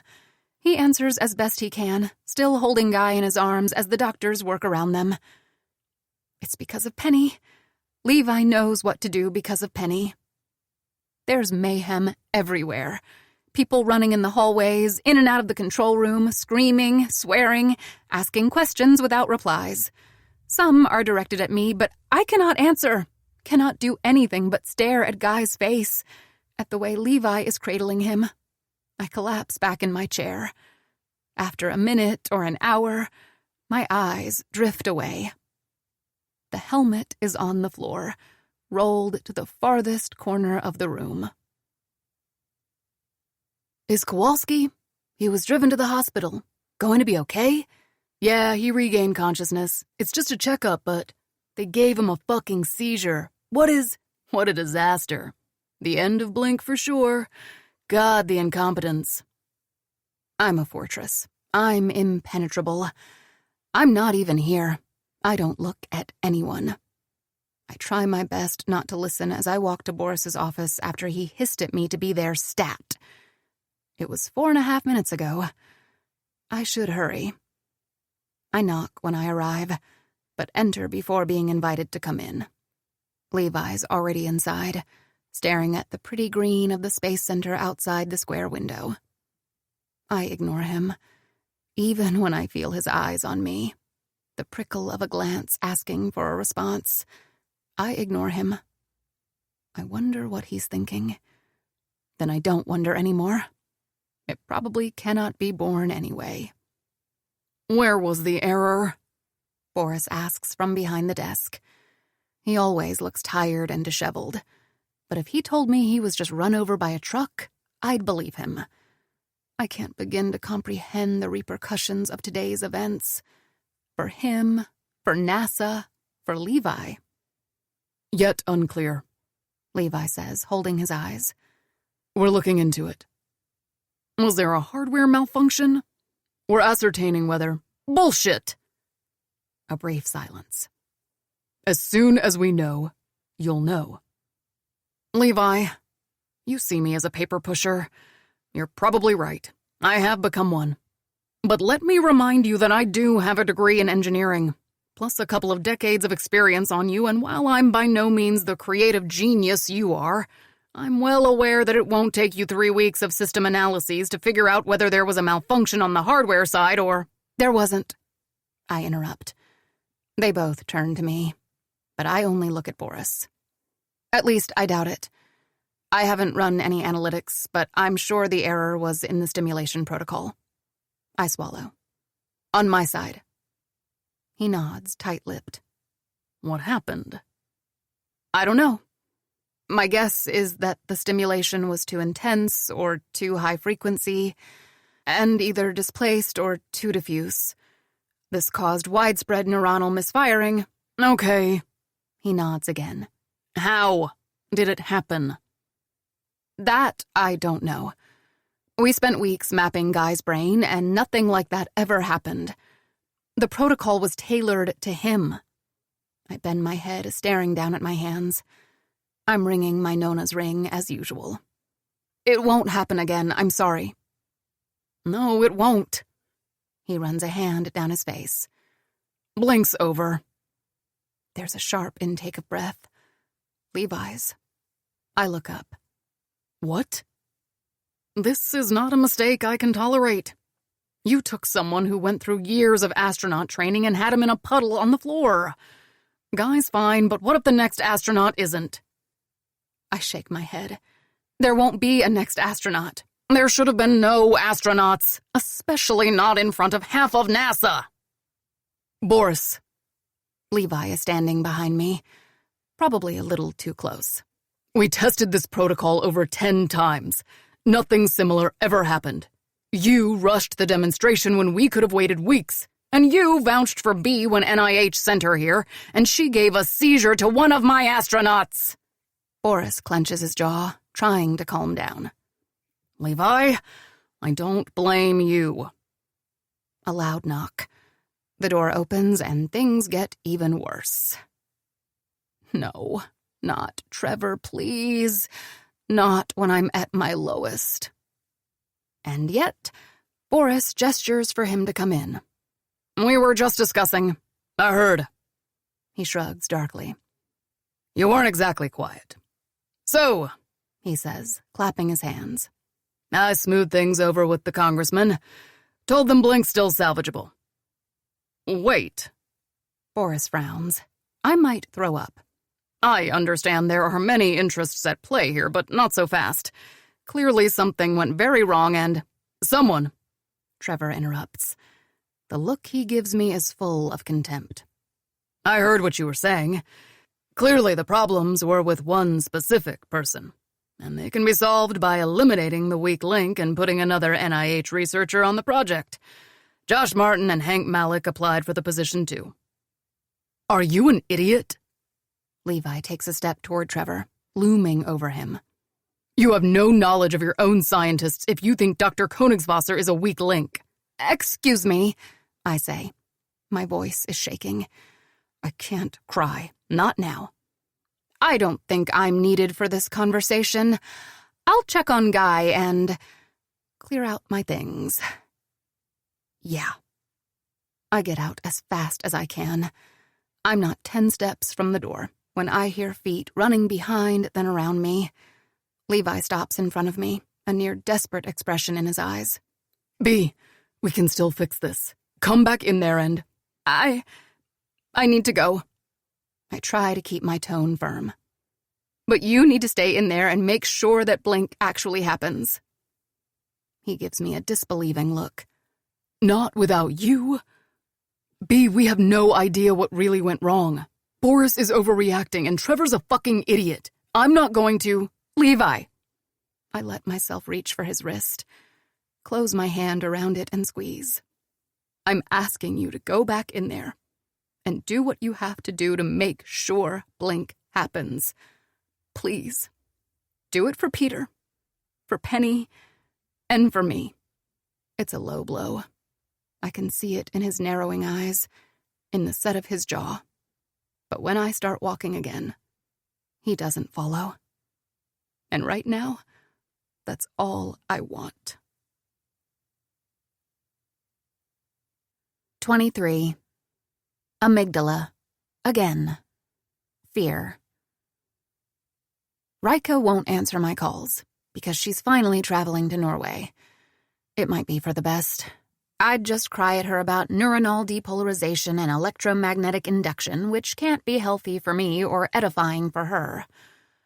I want to visit Guy in the hospital to bring him an edible arrangement, offer my firstborn in penance, self-flagellate at the foot of his bed.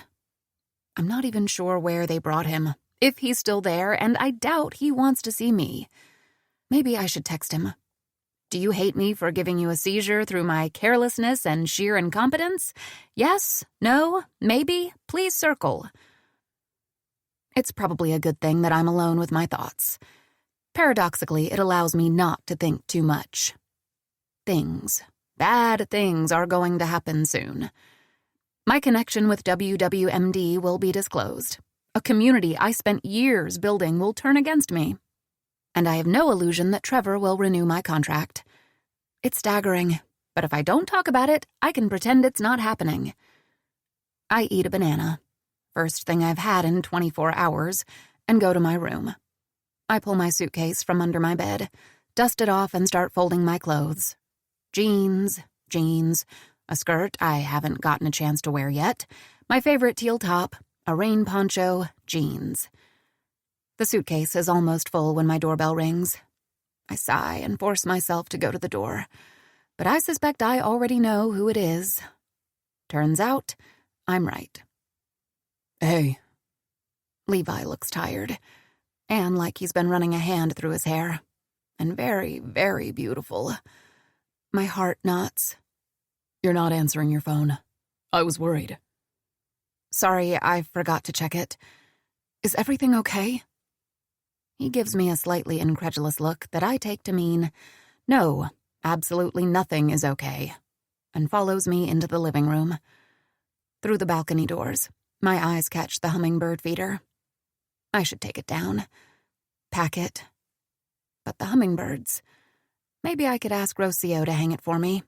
Wouldn't want the little guy who's been coming around to find himself without dinner. From Guy, Levi sang. I whirl around. How is he? Fine. Discharged. He asked me to tell you not to freak out and that he probably deserved it. And to thank you for the trip of a lifetime. Levi rolls his eyes, but I can see the relief in him. Did he say if I can go see him? He's resting, but we can go tomorrow. He'd love to see you. His tone hardens ever so slightly. B, he knows it's not your fault. A million things could have gone wrong, and none are exclusively your responsibility. Boris rushed the demonstration. Because I let him rush it. I press my fingers into my eyes. I told him I could make it. And this mess would have happened anyway, just not publicly. I must have done something wrong. I must have forgotten to account for something. I don't know. I've been thinking about it, and I cannot figure out what the fuck I did wrong. Which means that someone else, someone who has a clue what they're doing, should be on this project with you. He blinks. What do you mean? What I just said, I guess. I shrug. I hope they send Hank. Josh is a prick. And you have to help me ensure that Rocio stays on. She deserves this. And could you write her a rec letter for grad school? I don't know if mine will. No. He steps forward and reaches out. His hand comes up to the back of my head, spanning from my nape to the curve of my throat. It feels so normal, familiar. He is so familiar. B, no one's going to replace you. Blink is as much yours as it's mine. If it weren't for you, we'd still be stuck. You don't understand. I take a step back. His touch lingers until I'm out of reach, until he has to let go. I'm out. Like Trevor said. Trevor will change his fucking mind. He won't. He shouldn't. Levi, today I endangered someone's safety. I jeopardized the existence of a project that's your best friend's legacy. I press my fingers to my lips. They're trembling. All of me is trembling. How can you even want me to stay? Because I trust you. Because I know you. I know the person you are, the scientist you are, and... His eyes fall on my bedroom, on my almost but not quite packed suitcase, open on the floor. He stiffens, pointing at it. What's that? I swallow. I told you. I can't in all conscience stay on Blink anymore. He stares at me open-mouthed, disbelieving. So you're packing up and leaving? The question is aggressive, in a way that makes me think that there are right and wrong answers. I struggle to imagine any besides the one. What else should I do? I shrug helplessly. What's the point of me being here? In the past 2 months, I've seen a lot of Levi Ward. I've seen him happy, focused, upset, sad, exultant, angry, horny, honest, disappointed, and various combinations of all these things. The way he's looking at me right now, though, that's something else, beyond all of it. Levi comes closer and opens his mouth, meaning to say something, then immediately turns around and paces away, shaking his head furiously. He takes a deep breath and another. But when he looks at me again, he's hardly calmer. Are you serious? Icy. His voice, his eyes, the line of his jaw, pure ice. Levi, my presence here was always contingent upon my role in Blink. Was. But things have changed. What has changed? I don't know. Maybe the fact that we've been together every second of the past 2 weeks, that we've made love every single night, that I know that you sigh in your sleep, that you floss like a maniac, that you taste like honey everywhere. I feel my cheeks heat. What does that even mean? Are you serious? He repeats. All of that. That was just passing time while you were in Houston? Fucking? Is that what it was? No. But there's a difference between just passing time and staying, and committing, and actually trying? Is that what you mean? I what? Am speechless, confused, scared. I don't know what to say or what he wants. We're friends, good friends, who have sex, who are always going to go their separate ways, like everyone does. Levi, this was never meant to... I'm just trying to be honest. Honest? He lets out a noiseless, bitter laugh, stares at the hummingbird feeder, his tongue roaming the inside of his cheek. Honesty. You want some honesty? Yes. I just want to be as honest as possible. Here's the honesty. I'm in love with you. But that's not news. Not to me and not to you, I don't think. Not if you're honest with yourself, which you say you are, right? My eyes widen. He powers on, ruthless, merciless. Levi Ward, force of nature, sucking the air out of my lungs. Here's something else that's honest. You're in love with me, too. Levi, I shake my head, panic licking up my spine. But you're scared. You're scared shitless, and I don't blame you. Tim was a piece of shit, and I want to cut off his balls. Your best friend acted supremely selfishly when you needed her the most. Your parents died when you were a child. And then your extended family. I don't know, maybe they tried their best, but they completely fucked up at giving you the sense of stability you needed. Your sister, whom you clearly adore, is constantly gone. And don't think I don't see the way you obsessively check your phone when she doesn't reply to your texts for longer than 10 minutes. I get it. Why wouldn't you be afraid that she'll be taken away from you? Everyone else was. Every single person you've cared about has disappeared from your life, one way or another. I don't know how he manages to look so angry, so calm, so compassionate at the same time. I understand. I can be patient. I've tried, will try to be patient, but I need something.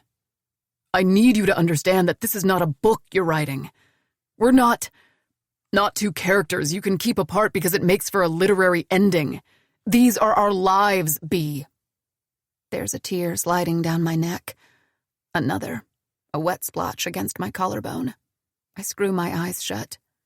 When we went to the conference, and I saw Tim, he nods. It was upsetting. Very. But after a while, I realized that I didn't really feel anything for him. Not anymore. And it was nice. That's what I want, you know? I want nice. I've had so little of it.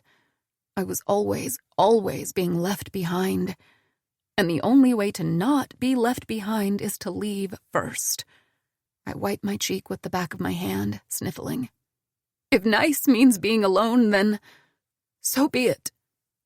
I can give you nice. I can give you better than nice. I can give you everything. He smiles at me, full of hope. You don't even have to admit to yourself that you love me, Bee. God knows I love you enough for the both of us. But I need you to stay. I need you to stick around. Not in Houston if you don't want to. I'll follow you if you ask me to, but... And when you get tired of me? I'm a wet, trembling mess. When you can't be around anymore. When you meet someone else. I won't, he says. And I hate how sure, how resigned he sounds. You don't know that. You can't know that. There hasn't been anyone else. His jaw tenses and works. Since the first moment I saw you, since the first moment I talked to you and made an ass of myself, there hasn't been anyone else. Does he? He doesn't mean it. He can't mean that. Yes, he says ardently, reading my mind. In all the ways you're imagining. If you're going to decide, you should have the facts. I know you're scared. Do you think I'm not scared? Not the way I am.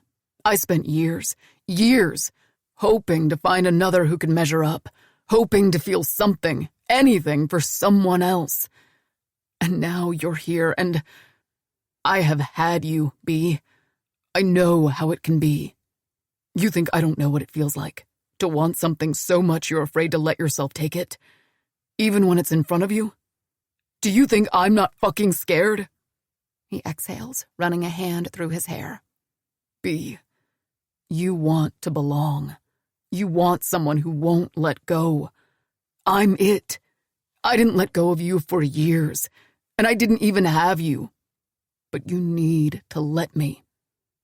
It's difficult looking at him, because my eyes are blurry, because he leaves me nothing to hide behind, because it reminds me of the past few weeks together. Elbows brushing in the kitchen, cat puns, fights over what music to put on in the car, and then talking over it anyway. Kisses on the forehead when I'm still asleep, little bites on my breasts, my hips, my neck, all over me. The smell of hummingbird mint right before sunset. Laughing because we made a 6-year-old laugh. His wrong opinions on Star Wars. The way he holds me through the night. The way he holds me when I need him. I think of the past few weeks with him. Of a lifetime without him. Of what it would do to me to have even more and then lose all of it. I think of everything I've made myself give up. Of the cats I won't allow myself to adopt. Of the gut-wrenching work that goes into mending a broken heart. Levi cups my face, forehead touching mine. His hands, they are my home. Bee, don't take this from us, he murmurs, ragged, careful, hopeful. Please. I've never wanted anything more than to say yes. I've never wished to reach for something as I do now. And I've never been so utterly, petrifyingly scared to lose something. I make myself look at Levi. My voice shakes, and I say, I'm sorry. I can't. He closes his eyes, staving off a violent wave of something. But after a while, he nods. He just nods without saying anything. A simple, quick movement. Then he lets go of me. Puts his hand in his pocket, takes something out and sets it on the table. The loud click echoes through the room. This is for you. My heart gives a hard thud. What is it? He gives me a small, pained smile. My stomach twists harder. Just something else to be scared about. I stare at the door long after he is gone. Long after I can't hear his steps anymore. Long after the noise of his truck's engine pulls out of the parking lot. Long after I've exhausted my tears and long after my cheeks dry. I stare at the door, thinking that in just 2 days, I've lost everything I care about, all over again. Maybe bad things do come in threes after all. 24. Right temporal lobe. Aha. Might be a bit late in the game to pull my mad scientist origin story out of its holster, but I'm sitting in the dark, staring at a less than flattering reflection of my splotchy face in the balcony doors, the purple of my hair nearly brown, a trick of the light. Someone just ransacked my pockets and stole my most important belongings, and that someone is me. I'm feeling very Dr. Marie Sklodowska-Curie, circa 1911, and I guess it's self-disclosure o'clock. Originally, I wanted to be a poet, like my mom. I'd write little sonnets about all sorts of stuff. The rain, pretty birds, the mess Rika made in the kitchen when she tried to bake a cherry pie. Kittens playing with yarn, the works. Then we turned 10 and we moved for the 4th time in 5 years.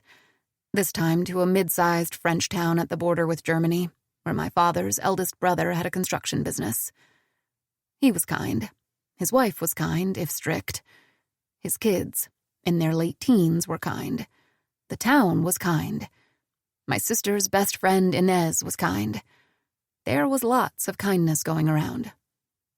A couple of weeks after moving, I wrote my first poem about loneliness. Frankly, it was embarrassingly bad.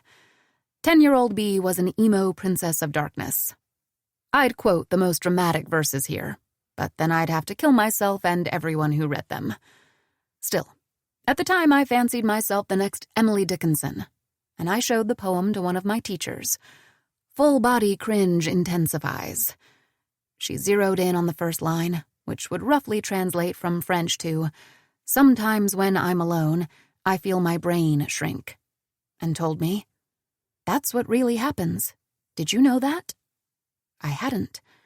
But in the early 2000s, the internet was already a thing, and by the end of the day, when Rika came home from an afternoon at Inez's place, I knew a lot about the lonely brain. It doesn't shrink, but it withers a little. Loneliness is not abstract and intangible. Metaphors about desert islands and mismatched shoes, Edward Hopper's characters staring at windows, Fiona Apple's entire discography. Loneliness is here. It molds our souls, but also our bodies.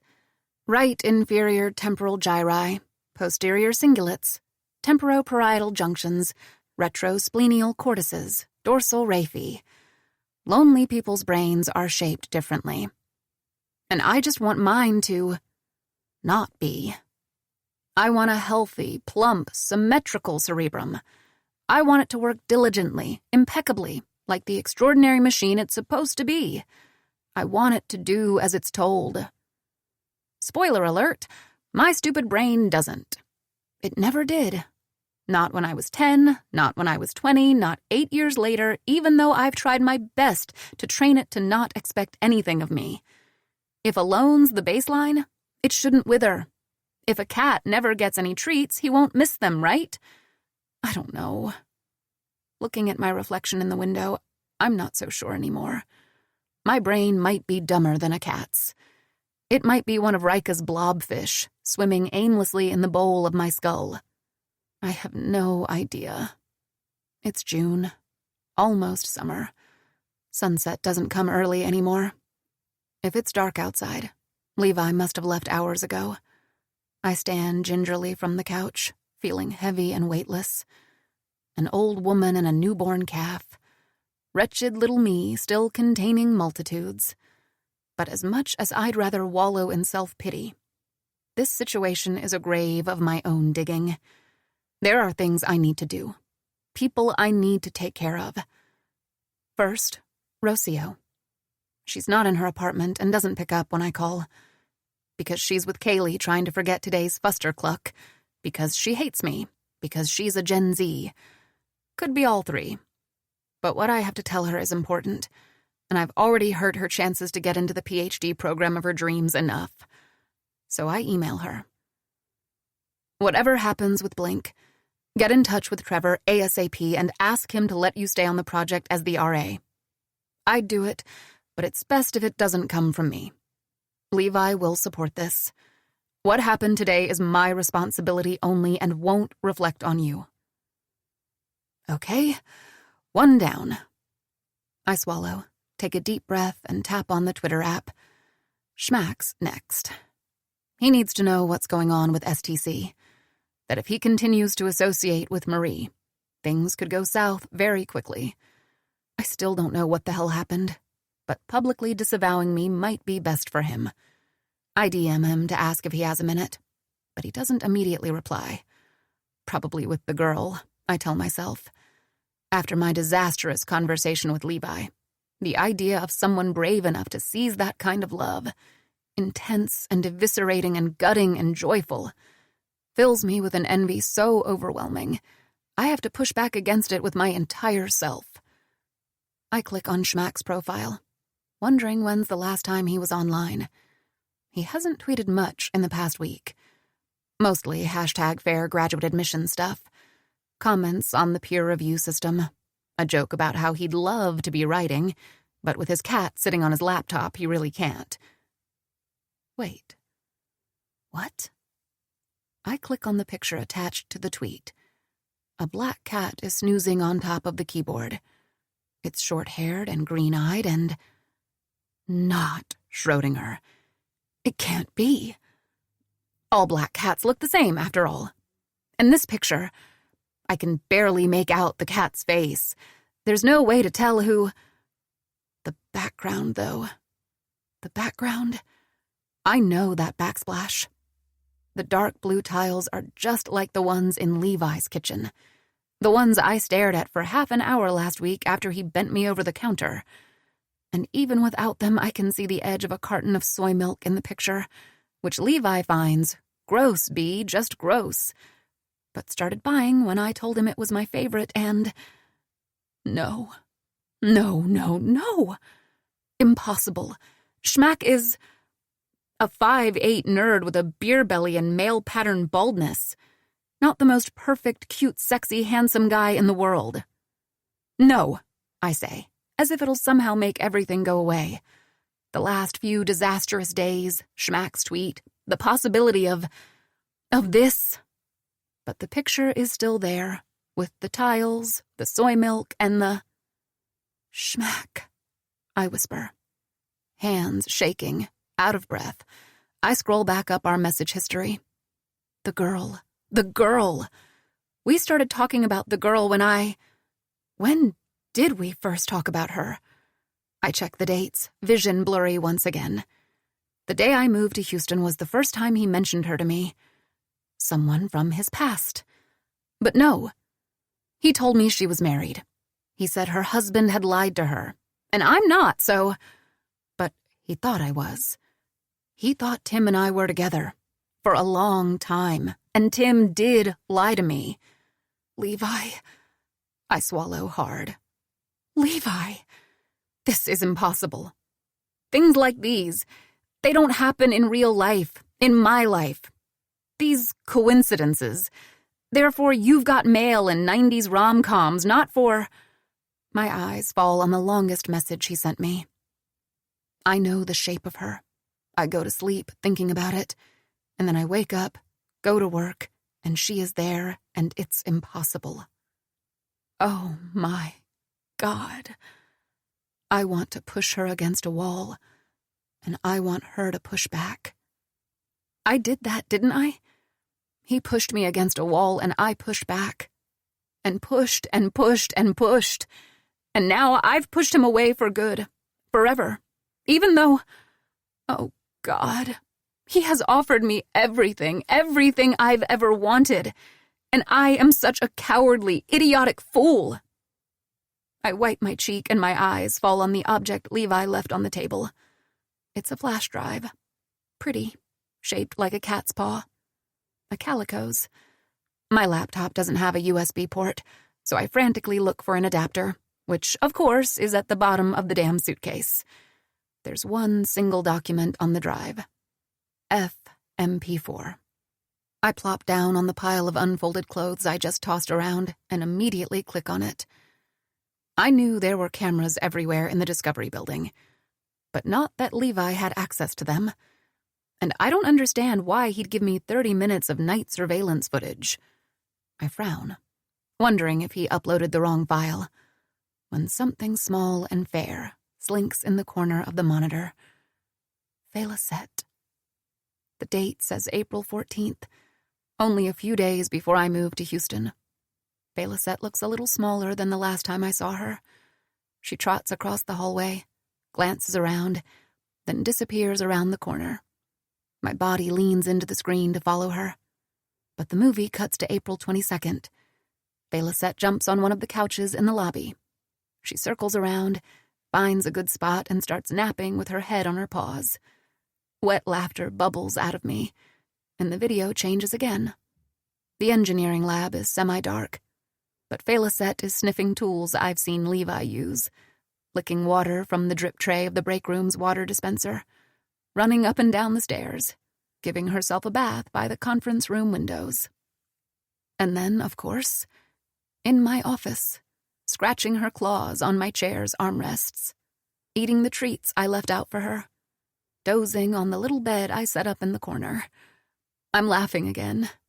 I'm crying again because I knew it. I knew it. And Levi knew it too. This is not something he put together quickly last night. This is hours and hours of combing through footage.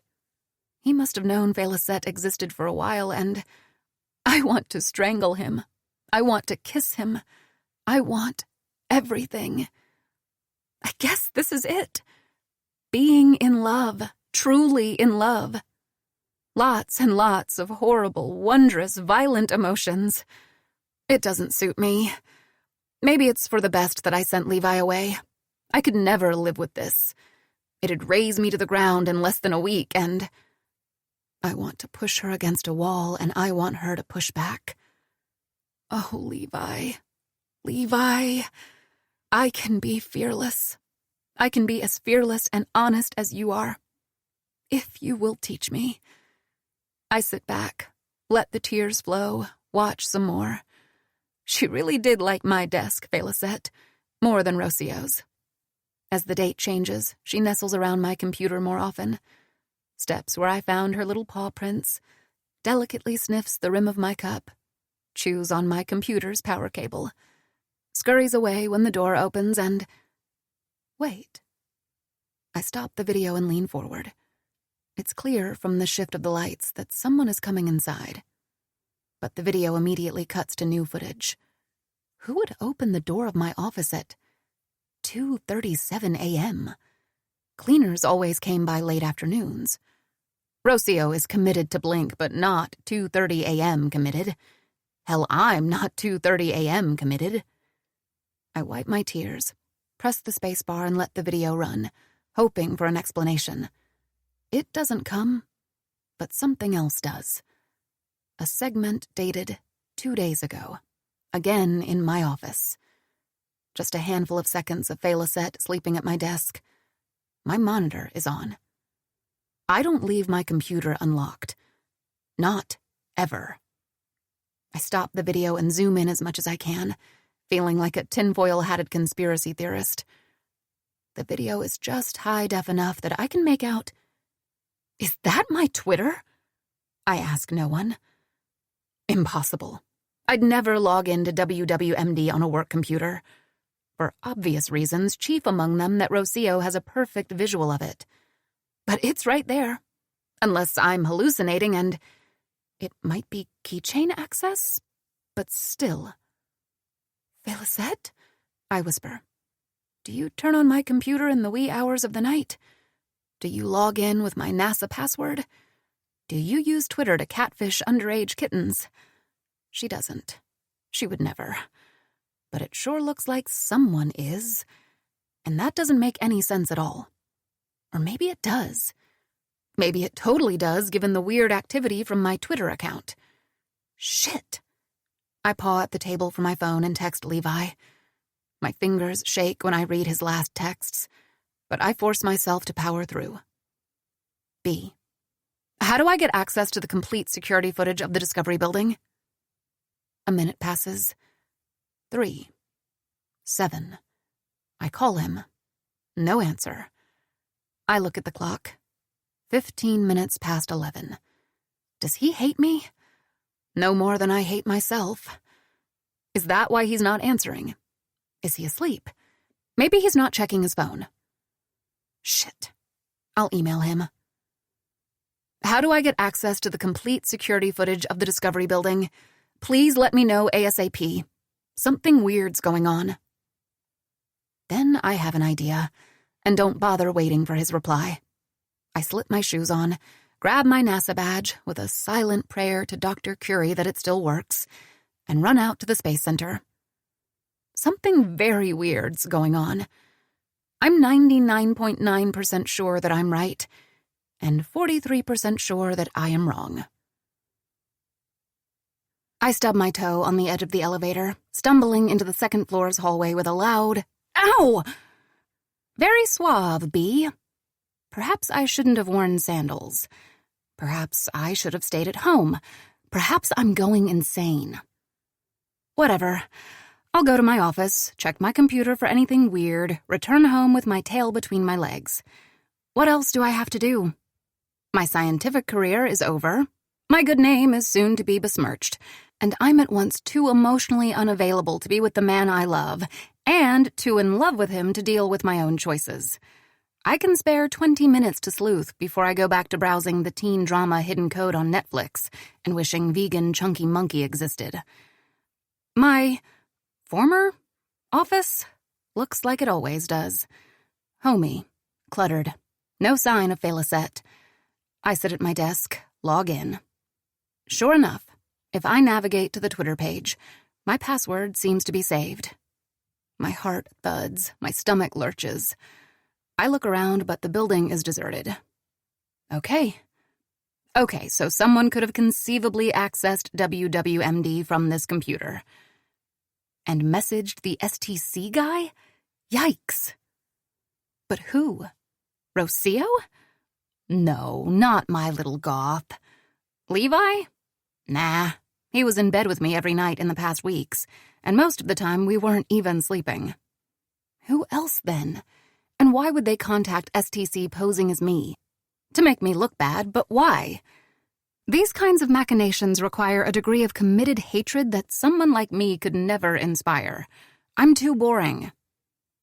I drum my fingers, wondering if I'm a lunatic, when something else occurs to me. Something much, much bigger. If someone logged into my computer, they wouldn't just have access to my stupid social media, but to Blink's server, too. Holy shit! I navigate to the server repository. No way. I click on the folder where the documents pertaining to today's demonstration are. Impossible. I'm crazy. No one would. How the hell did Levi access the logs?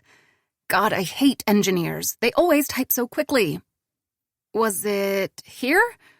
Where the hell did he click? Ah, yes. I open the log for the file used for Guy's brain stimulation, the one I finalized 3 days ago, the one that should be locked to anyone except for me. It was modified last night, at 1:24 a.m. by me, except that last night I was tossing and turning in bed. Okay, so it was modified by someone on this computer. Who the fuck? Are you okay? I startle so hard, I yelp and throw my mouse across the room. It misses Guy by a few inches. Oh my God! I press my hand against my mouth. I'm sorry, you scared me, and I laugh into my palm, high on relief, low-key thankful I didn't shit my pants. It was touch and go for a second. I'm so sorry. I wasn't trying to kill you for the second time in one day. He smiles, leaning against the doorframe. Third time's the charm. Oh, God. I press a hand against my forehead. My heart's calming down, and I remember the last time I saw Guy. He didn't look good because I gave him a seizure. How are you? He gestures at himself with a self-deprecating smile. Back to my hunky self. You don't look too good, though. I'm having an interesting day.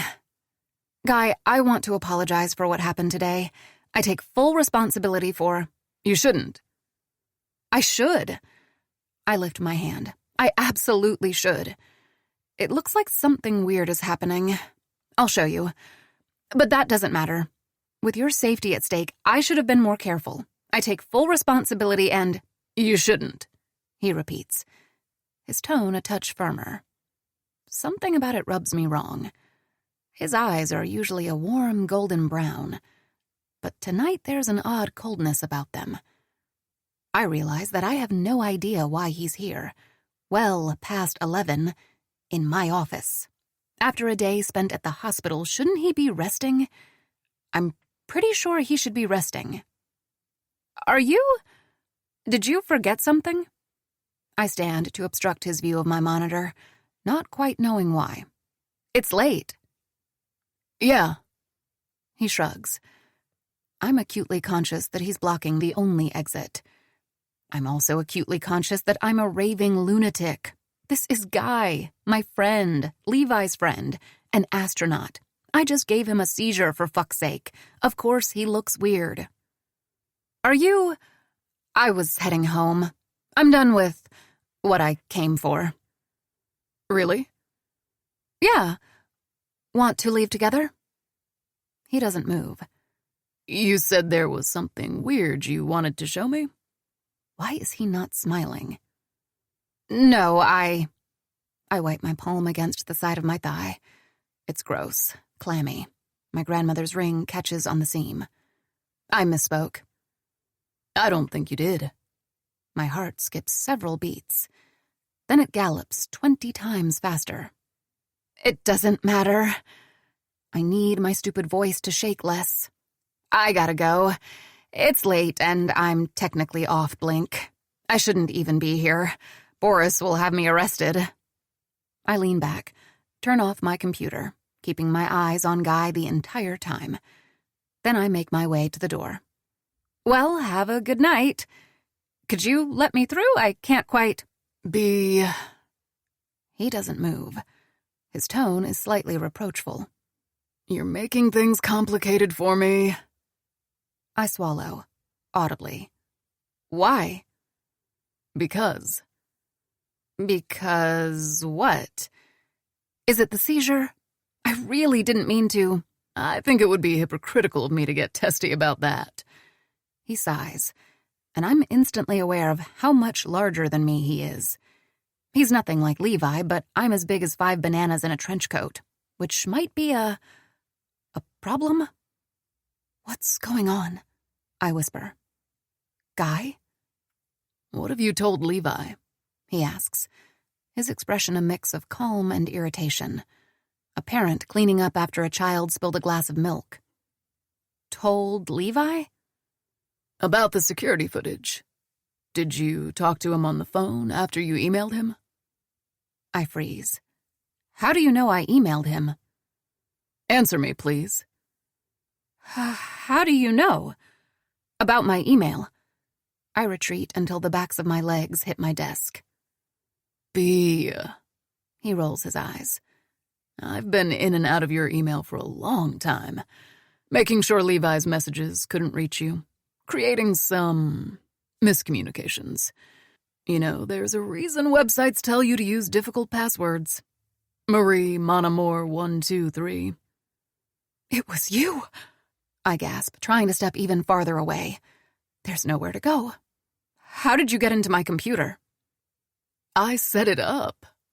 He gives me an incredulous look. You're not very good at technology, are you? I frown, pulled right out of shock and into furious rage. Hey! I can code in 3 programming languages. Is one of them HTML? I flush. HTML is valid, you STEM lord. And I'm minored in computer science. And why the hell were you in my damn email? Because, B, you wouldn't just mind your damn business. He takes a step toward me, nostrils flaring. Did you know that the Sullivan prototype should have been called Kowalski-Sullivan? Of course, Peter had to get his head smashed. He stops, pausing for a moment. Okay, this came out wrong. I was sorry when it happened. But my work on Blink was erased. By virtue of dying, Peter got all the credit. And it would have been fine. But then Levi offered to lead Blink out of some misplaced guilt, and they chose him over me. I had no control over something I spent years working on. His voice rises. He comes closer and I flatten against the desk. And for so long, I was sure Blink wouldn't get done, that it'd be delayed, that Levi would move on to other things. He wasn't even doing neuroimaging anymore, did you know that? If it hadn't been for Peter, he'd still be at the Jet Propulsion Lab. But no, he had to poach my project. What did you do? I murmur. I did what I had to. This morning, I took a few caffeine pills just to be, excitable, and I fudged the protocols. But you put me in this situation. You and Levi. Because B, he was obsessed with you. The second NIH nominated you, he had to make Blink happen. And I tried to do what I could, make you guys fight a little delays, missing files. For a while, you seemed stuck, and I hoped time would run out and you'd go back to NIH. His eyes are a little crazed. But you cracked it, and I had to do it. Today had to happen. They won't let Levi stay on the project. On Twitter. What did you do on Twitter? He runs a hand down his face. I wasn't going to involve you, believe it or not. But when I found out that you weren't really married, that Levi lied to me, I was very upset. It didn't take long to realize that I cannot believe you're fucking him, B. Your Twitter was on your computer, and I'd been following your online identity, so I knew what to do. Oh my God! You were supposed to hate him. When NIH selected you, Levi told me you had issues in the past, and I thought, perfect. He sighs like he's deeply tired. And then you fell in love. Who does that? Are you crazy? I'm angry, because it would have worked out great if you hadn't noticed the security footage. I guess I got a bit sloppy at editing myself out. Why were you looking at it anyway? I shake my head. I'm not explaining Félicette to this asshole. You are crazy. Yeah. He closes his eyes. Maybe. I look around for, I'm not sure what. A siren, a baseball bat, one of those portable transporters from Star Trek. Let me go, I say. B. He opens his eyes. You don't need to be an evil mastermind to acknowledge that I cannot let you go. You sort of have to. You can't do anything to me. There are cameras. Whose footage we established I can doctor, thanks to your RA, by the way. I only got access to the surveillance circuit after catching her in flagrante. You still used your badge to come in? I didn't, actually. Pretty easy to clone an anonymous badge. My fingers shake when I grip my desk. What's your plan, then? He takes something out of his pocket. No. No, no, no, no. Is that a gun? I gasp out. Yeah. He sounds almost apologetic. My entire world stops. I'm used to being scared. I live my life in fear. Fear of being abandoned. Fear of failing. Fear of losing everything. But this is different. Is it terror? Real, hindbrain terror? Is this how the lady feels in Scream and Scream 2, 3, and 4, when she realizes that the caller is in the house? Did they ever make 5? God, will I die before Scream 5 hits theaters? What? Where did you even... Is that real? Yeah, really easy to get one. He holds the gun like he hates it almost as much as I do. NRA's crazy here. I guess I'm having the full Texas experience. I mumble, numb. This cannot be happening. I'm well acquainted with STEM Lord's disregard for women. But one wanting to kill me? A step too fucking far. Do you even know how to use that? They teach you during astronaut training. Insert Space Force joke. He laughs once, humorlessly. But I won't need to use it, because we're going up to the roof. Poor little bee. In a few short days, she lost everything. Couldn't handle the stress. Decided to jump. I will do no such... Guy points the gun at me. Oh, shit. I'm going to die. In my stupid office, killed by a STEM Lord. I'm going to die without having had a cat. I'm going to die without having admitted to Levi that I love him more than I thought possible. Without a chance to show him, to show myself that I can be brave. At least Marie had Pierre for a while. At least she took a chance. At least she tried not to act like the stupid coward I've been, and oh God, maybe if I beg Guy, he'll let me text Levi, and I'll be able to tell him. I just want to tell him. It seems such a waste not to have told him, and... A meowing sound. We both turn. Félicette is on the filing cabinet near the door, growling at Guy. He gives her a confused look. What the hell is... Félicette pounces on him with a shriek, clutching his head and clawing at him. Guy thrashes around, leaving the door empty. I sprint out of the room, running as fast as I can. Not nearly fast enough. I can hear steps right behind me. Stop! Bee, stop, or I'm fucking going to... I'm at the end of the hallway. My legs are giving out, my lungs on fire. He's going to kill me. Oh my God, he's going to kill me. I turn the corner and dart to the landing. Guy yells something I cannot make out. I take my phone out to call 911, but there is a string of loud noises behind me. Shit! Has he shot me? No, not a gunshot. I turn around, expecting to see him come at me, but... Levi! Levi? Levi! He and Guy are tussling on the floor, grunting and struggling and rolling around in a vicious, violent embrace. I stare at them for several seconds, open-mouthed, paralyzed. Levi's bigger, but Guy has a fucking gun! And when he adjusts his grip to aim at Levi, Levi! I don't even think about it. I run back to where the fight is happening and kick Guy in the ribs so forcefully, I feel a zing of pain travel from my toes up my spinal cord. I blink, and by the time my eyes are open again, Levi's pinning Guy to the floor, holding his arms behind his back. The gun has skittered several feet away. It is, in fact, very close to me. I look at it, consider picking it up, decide not to. Levi. You okay, Bee? He sounds winded. I nod. He... Guy is struggling, demanding to be let go. Swearing. Insulting Levi, me, the world. My legs feel like Jell-O, the off-brand one, which doesn't bounce very well. I could use a puke bucket. Bee, Levi says. Yeah? Can you do something for me, sweetheart? Unlikely. Yeah? I want you to take a step to your right. Another. My knee hits the edge of one of the lobby couches. Levi smiles like he's incredibly proud of me. Perfect. Now sit down. I do it, confused. There's something wet on my hand. I look down.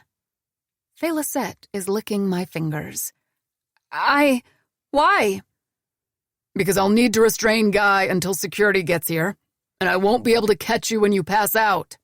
But My eyelids flutter closed and... Well, you know the drill by now.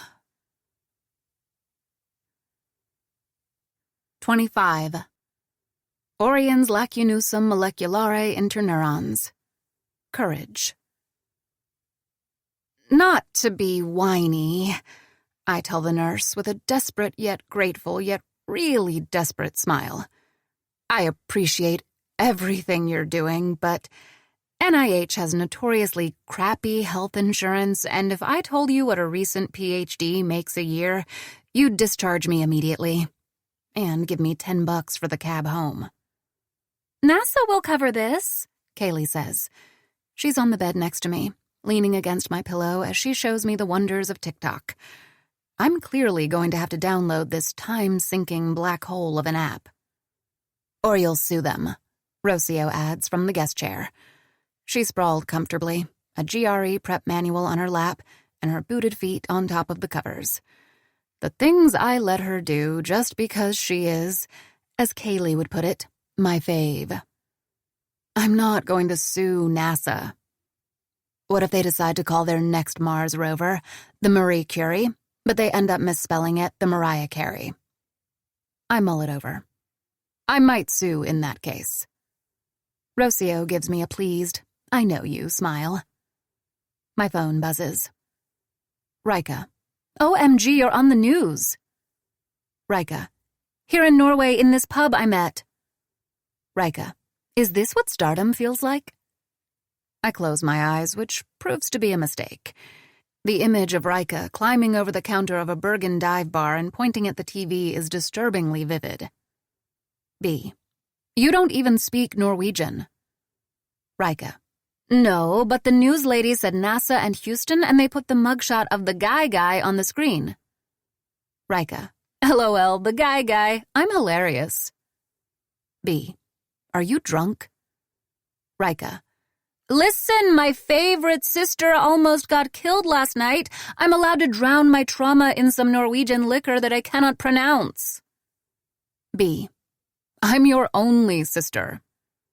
Rika. Smiley face emoji. I lock my phone and slide it under the pillow. I don't even know why I'm in a hospital. The doctors said that me passing out was concerning, and I almost laughed in their faces. I just want to go home, stare out of the window, think wistfully about the ephemeral nature of human existence, watch cat videos.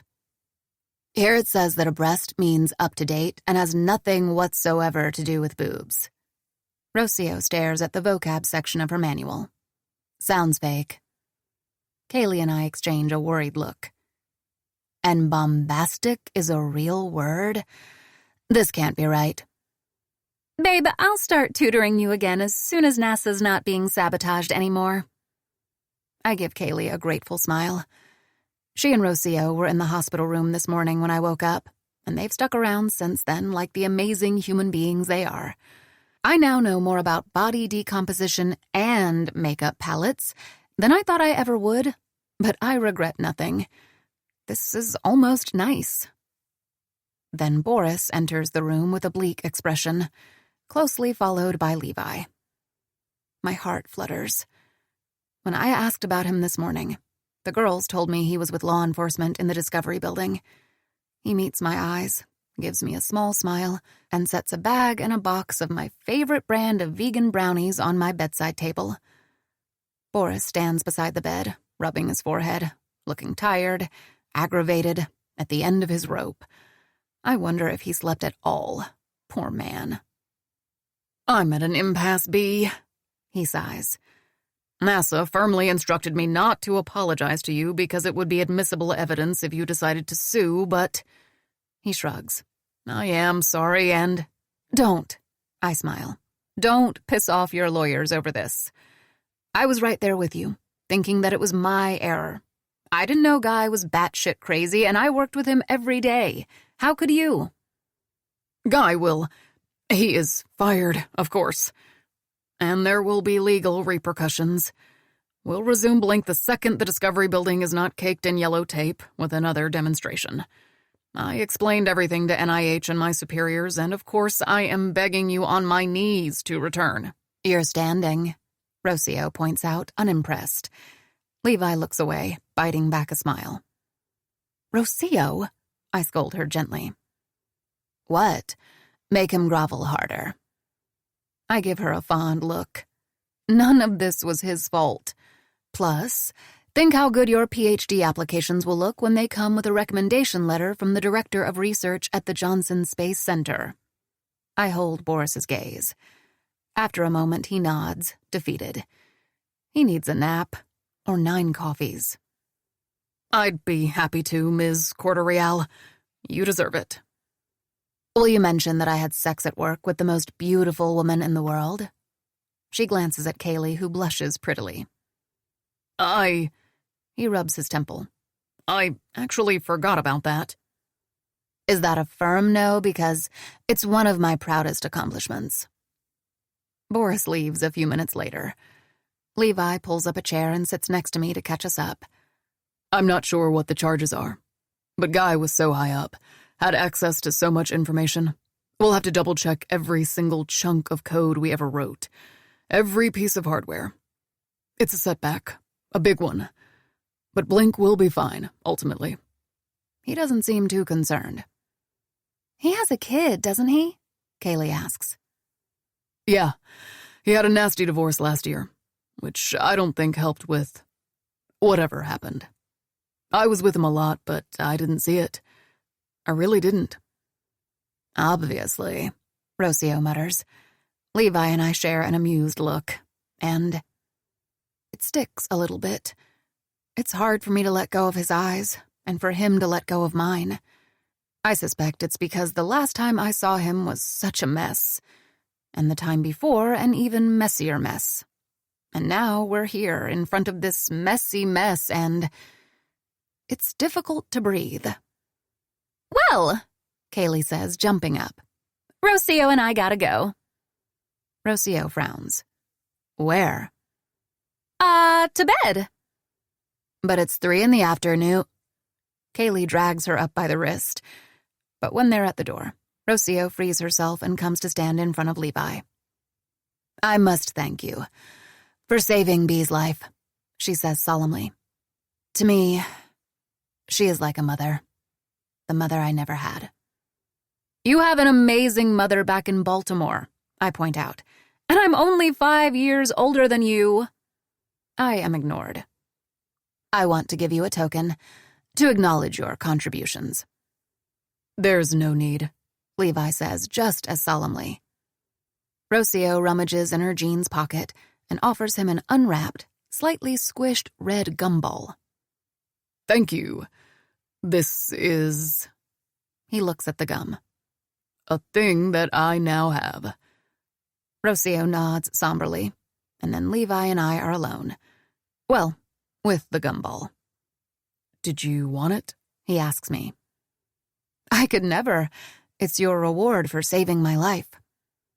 Pretty sure you saved your own life. It was a team effort.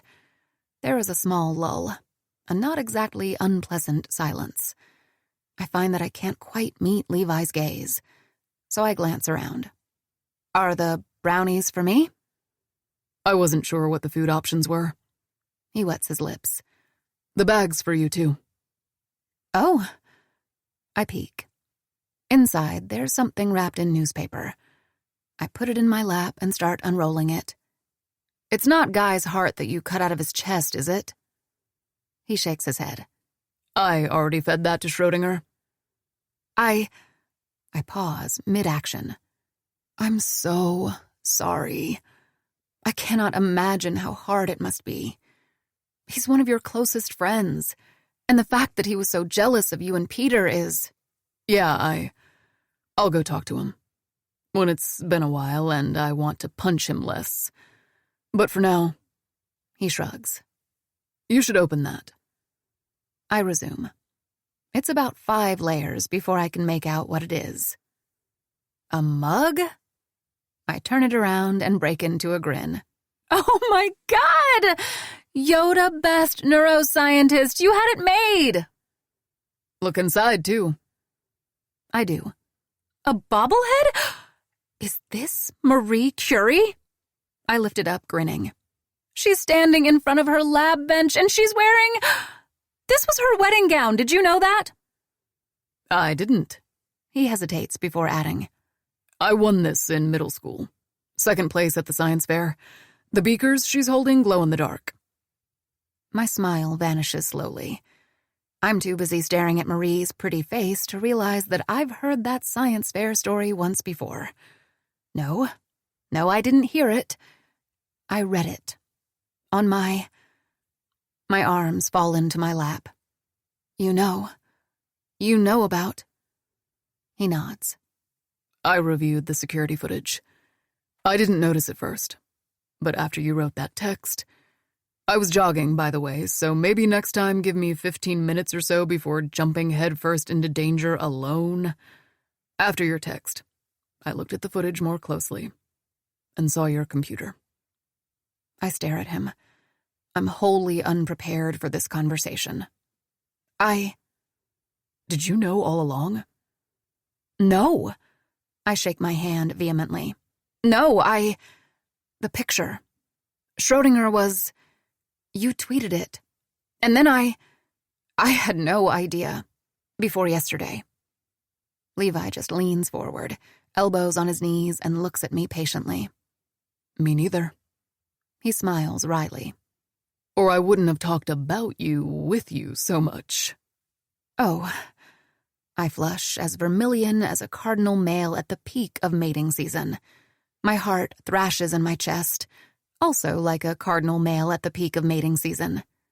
Right. The things he said. I want to push her against a wall, and I want her to push back. The things he said. Are you okay? He asks, concerned. It's warranted. I might be in the midst of a cardiac event. I'm fine. Have you ever seen You've Got Mail? Nope. He gives me a hesitant look. Maybe we could watch it together? Yes, I want to say. I even open my mouth, but no sound comes out of my stupid, stubborn, petrified vocal box. I try again. Nothing. Still nothing.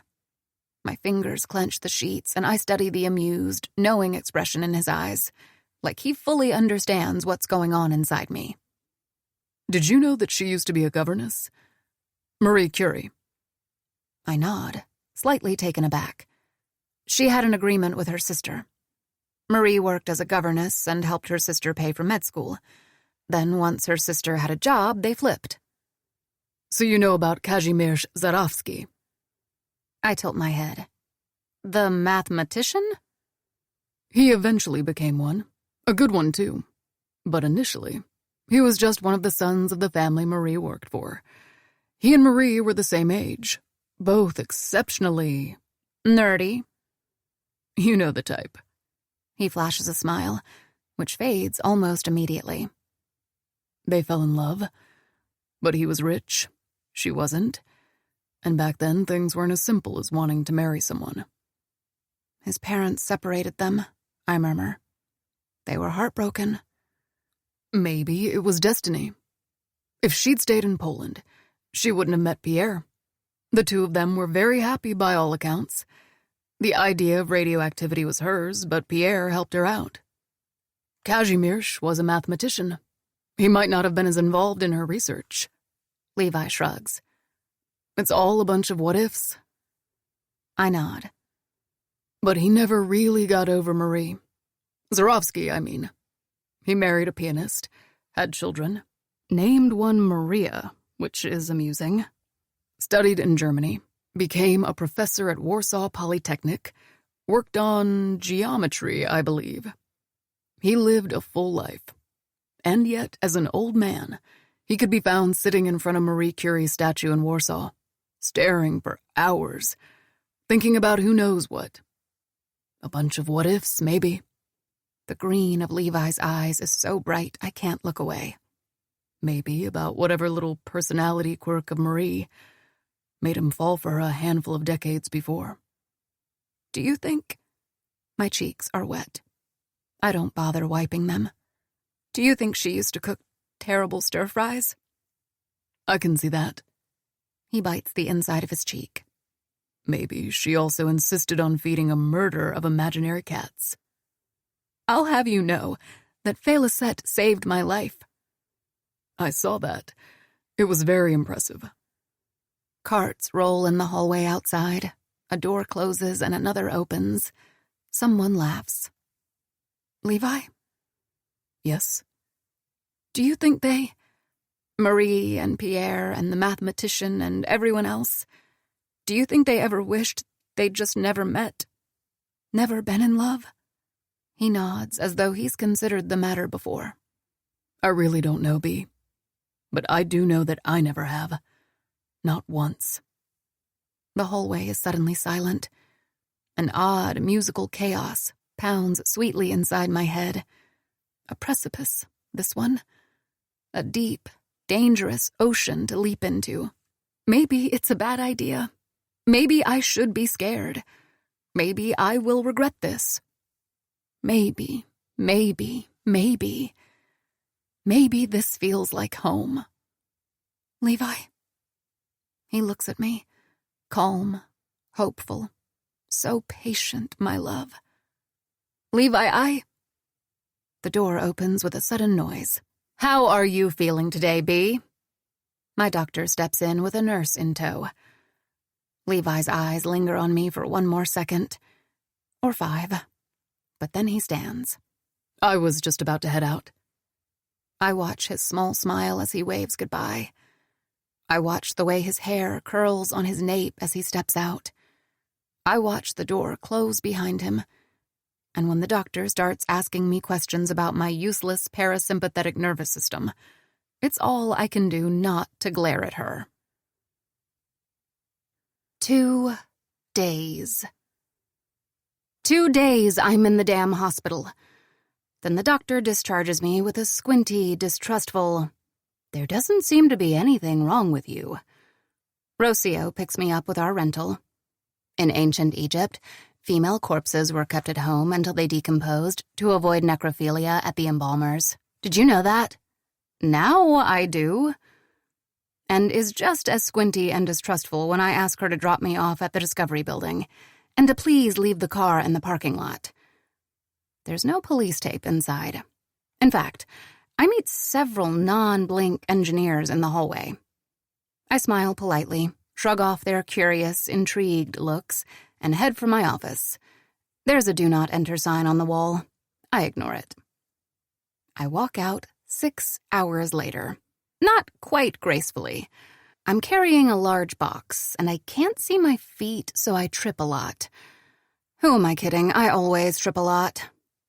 In the car, I tinker with my phone, searching for a good song, and find none I care to listen to. It's dark already, past sundown. For some unfathomable reason, the silent lights of the Houston skyline make me think of Paris at the turn of the 20th century. The Belle Époque, they called it. While Dr. Curie, holed up in her shed/lab, Henri de Toulouse-Lautrec chugged absinthe at the Moulin Rouge. Edgar Degas creeped on ballet dancers and bathing ladies. Marcel Proust bent over his desk, writing books I'll never get around to reading. Auguste Rodin sculpted thinking men and grew impressive beards. The Lumiere brothers laid the foundation for masterpieces such as Citizen Kane, The Empire Strikes Back, the American Pie franchise. I wonder if Marie ever went out at night. Every once in a while. I wonder if Pierre ever pried a beaker full of uranium ore out of her hand and dragged her to Montmartre for a walk or a show. I wonder if they had fun in the few years they had together. Yes, I'm sure they did. I'm sure they had a blast. And I'm sure, like I've never been sure before, that she never regretted anything, that she treasured every second. The solar lights are on in Levi's yard, just bright enough for me to see the hummingbird mint, purple and yellow and red. I smile and lift the large light box from the passenger seat, stopping to coo at it. I know about the spare key hidden under a pot of rosemary, but I ring the doorbell anyway. While I wait, I try to spy into the air holes I carved at the top. Can't see much. Bee? I look up, breathless. Not scared. I'm not scared anymore. Hi. He's so handsome. Stupidly, unjustly handsome. I want to look at his stupidly, unjustly handsome face for as long as I possibly can. Could be a minute. Hopefully it'll be 70 years. Are you okay? I take a deep breath. Schrodinger's here, too, staring up quizzically at me and my cargo. Hi. Hi. Are you... Levi reaches for me, abruptly stops himself. Hey. I was wondering. I lift up the box, hold it out to him, clear my throat. I was wondering, do you think poor Schrodinger would hate us if we adopted another cat? Levi blinks at me, confused. What do you... Inside the box, Felicette explodes in a long, plaintive meow. Her pink nose peeks out from one of the air holes, her paw from another. I let out a wet, bubbly, happy laugh. Turns out I'm crying again. Through the tears, I see understanding on Levi's face, then pure, overwhelming, knee-shaking joy in his eyes. But it's only a moment. By the time he reaches over to take the box from my hands, he is grounded, solid, profoundly, quietly happy. I think, he says slowly, carefully, his voice a little thick, that we won't know until we try. Epilogue. Here's my favorite piece of trivia in the whole world. Dr. Marie Skłodowska-Curie and Dr. B. Königswasser-Ward showed up to their wedding ceremonies wearing their lab gowns. Well, clothes. Gowns aren't really a thing anymore. Unless you're walking the red carpet at the Met Gala or, well, getting married, I guess. Which I was, but I was wearing a Target dress. Yep, the Target dress, which I sometimes wear at work. And I work in a NASA lab, which technically makes it lab clothes. I guess I'm a pragmatic gal, too. Levi and I aren't going to have a ceremony until this summer. July 26th, to be precise. I'd explain why I picked that date, but it might shift your opinion of me from quirky Marie Curie fangirl to dangerously obsessive stalker, so yeah, I'll let you Google it if you must. Anyway, even though we're married, only a handful of people know. Rika, for instance. Should I hyphenate my name too? Rika Königswasser-Ward. Nice ring to it, huh? Penny and Lily, our impromptu witnesses. Schrodinger and Felicette, of course, but they didn't care too much when we told them. They just blinked sleepily at us and went back to napping on top of each other, stirring only when a dollop of celebratory whipped cream appeared. Ungrateful creatures. I love them. It's a bit odd, the way our elopement came about. I noticed Levi's frustration when, around the 9th time he proposed, I told him that I did want to marry him, but I was traumatized by the last-minute split of my previous engagement, and by the thousands of dollars wasted in security deposits. But the solution to this mess appeared to me in a dream. That's a lie. I was plucking my eyebrows. I secretly applied for a marriage license. Then, on a random Thursday morning, I told him I wanted to drive the truck. He was not a fan, but hid it well. He thought we were heading to work, hence the Target dress, but instead, I sneakily navigated us to the courthouse. In the already crowded early morning parking lot, while he looked around to figure out where the hell we were, I told him I'd marry him that very day. That I couldn't be afraid of him leaving me at the altar if we'd already tied the knot. That I wouldn't even make him sign a prenup to prevent him from claiming rights to my limited edition Empire Strikes Back DVD, because I wasn't planning on divorcing him ever. I guess I should properly ask, I said, after methodically explaining my reasoning. Will you marry me, Levi? To which he said, yeah. Hoarse, tongue-tied, breathless, handsome. So handsome that I had to kiss him, a little tearfully. And by a little, I mean a lot. And by tearfully, I mean that snot was involved. It was ugly, kids. and it was beautiful. After a 94-second ceremony, we drove to the Space Center, made up an excuse for being late, and I had lean cuisine at my desk while frowning at the terrible signal dropout in the astronauts' MRI scans. I only saw Levi once in public, and the one interaction we were able to sneak was his hand briefly brushing my lower back. Yikes, right? It was the best day of my life. Unlike today. Today is going to be the worst day of my life. It's 8:43 a.m. and I already know it. Are you actually going to do this? Marika asks, staring at the #Fair Graduate Admissions Race start line banner above our heads. My heart says no. And your body?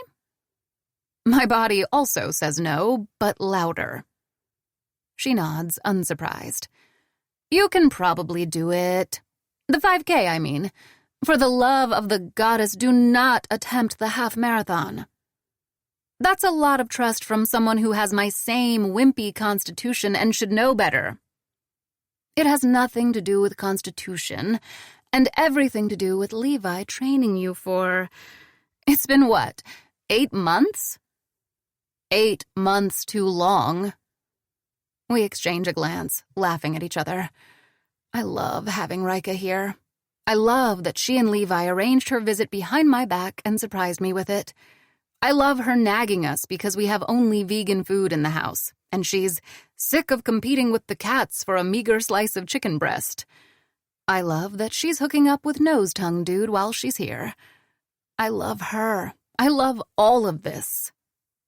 Are you going to do the race? I ask. Yeah, it's for a good cause. Not that I fully understand what a PhD is, what graduate admissions are, or even why someone would voluntarily go to school, but if you say you're helping traditionally underrepresented groups, I'm on board. Rocio and I will walk and chat. She's planning to talk to me about yet uncaught serial killers. Lovely. Isn't she? I cannot believe you let her move back to Baltimore. I know, but she got into her dream school, has an apartment with her dream girlfriend, and I'm pretty sure she's a leader in the local Wiccan community. I'm just glad she and Kaylee managed to be here for the 5K after putting so much effort into organizing it. A young woman walks up to Rika with a smile. Excuse me, Dr. Königswasser? Oh, she points at me with her thumb. Not quite the Königswasser you're looking for. Yep, this is actually my evil twin. I'm B. Kate, I'm a psychology grad at UMN. She shakes my hand enthusiastically. I've been following at What Would Marie Do for years, and I just wanted to say how cool this is. She gestures around herself. 3,000 people signed up for the 5K, but it feels like 3 million showed up, perhaps because it turned into a grad school fair of sorts. The organizing committee decided to allow universities that pledged to guarantee a fair, holistic admission process the opportunity to set up stands to recruit at the finishing lines. I glance at the crowd, spotting Annie and waving at her. We went out for dinner last night, since she flew in for the race a day early. It's not strange, having a meal with your former best friend who once broke your heart, but we're slowly mending things. Plus, she helped out a lot with the logistics of the 5K. I always thought that revealing my identity would ruin the fun of running WWMD for me, and I was frustrated when Guy's actions made it impossible for me to do otherwise. Remember when I said that I was scared of being doxxed by creeps who look back wistfully to Gamergate? Well, that happened. A little bit. There was some unpleasantness as the news spread and I went public. Some awkwardness. A period of adjustment. But one day Rocio called and said, I always suspected that deep down you were cool, but I figured it was just wishful thinking. Instead, look at you. That's when I knew everything would be all right. And with time, it was. Being old news is such a relief. Thank you so much for coming all the way from Minnesota, Kate. You flew in too, right? From Maryland? I actually live here now, in Houston. Left NIH for NASA last year. Blink's demonstration was a resounding success. Well, the first was a resounding disaster, but the second one went so well, got so much positive attention, likely because of the botched first attempt and the publicity it generated, that Levi and I ended up having our pick of jobs. You know how I thought I'd end up living in an underpass with a pile of angry spiders? A month later, I was offered Trevor's job. And when I declined, Trevor's boss's position. That's life in academia, I guess. The agony and the ecstasy. Ebbs and flows. Did I fantasize about taking the job and forcing Trevor to write me a report on how men are stupider because their brains have lower neural densities? Often. And with almost sexual pleasure. In the end, Levi and I considered NIH. We considered NASA. We considered quitting. Building a lab in a retrofitted shed, Curie style, and going rogue. We considered faculty positions. We considered Europe. We considered industry. We considered so much we were doing nothing but considering for a while. And having sex. And rewatching The Empire Strikes Back about once a week. In the end, we always came back to NASA. Maybe just because we have good memories here, because deep down we like the weather, because we truly enjoy annoying Boris, because the hummingbirds rely on us for their mint. Or because, as Levi said one night on the porch, my head in his lap as we looked at the stars, this house is in a really good school district. He only briefly met my eyes, and I'm 74% sure he was blushing. But we formally accepted NASA's offers the following day, which means that now I have my permanent lab right next to his. A year ago, it would have been a nightmare. Funny how these things go, huh? The 2-minute warning whistles, and people start trickling to the start line. A large hand wraps around mine and pulls me toward the crowd. "Did you come get her because you know that otherwise she'll run away?" Rika asks. Levi smiles. Oh, she wouldn't run. More like a brisk walk. I sigh. I thought I'd successfully left you behind. The pink hair gave you away. I don't think I can do this. I'm fully aware. The longest I've run so far is less than 5K. You can start walking anytime. His hand pushes against my lower back, where my newest tattoo resides. Just the outline of Levi's house, with 2 little kitties inside. Give it a try. You're not going to slow down your pace to match mine, are you? Of course I am. I roll my eyes. I always knew you hated me. I grin up at him. When he smiles back, my heart picks up. I love you, I think, and you are my home. Someone blows one long whistle. I look ahead, take a deep breath, and start running. This is Brooke Bloomingdale. We hope you've enjoyed this unabridged production of Love on the Brain by Allie Hazelwood. This program was directed by Alan Tobin. Executive producer Karen Jakonski. Edited by Book Track Post. Text copyright 2022 by Allie Hazelwood. Production copyright 2022 Penguin Random House, LLC. All rights reserved.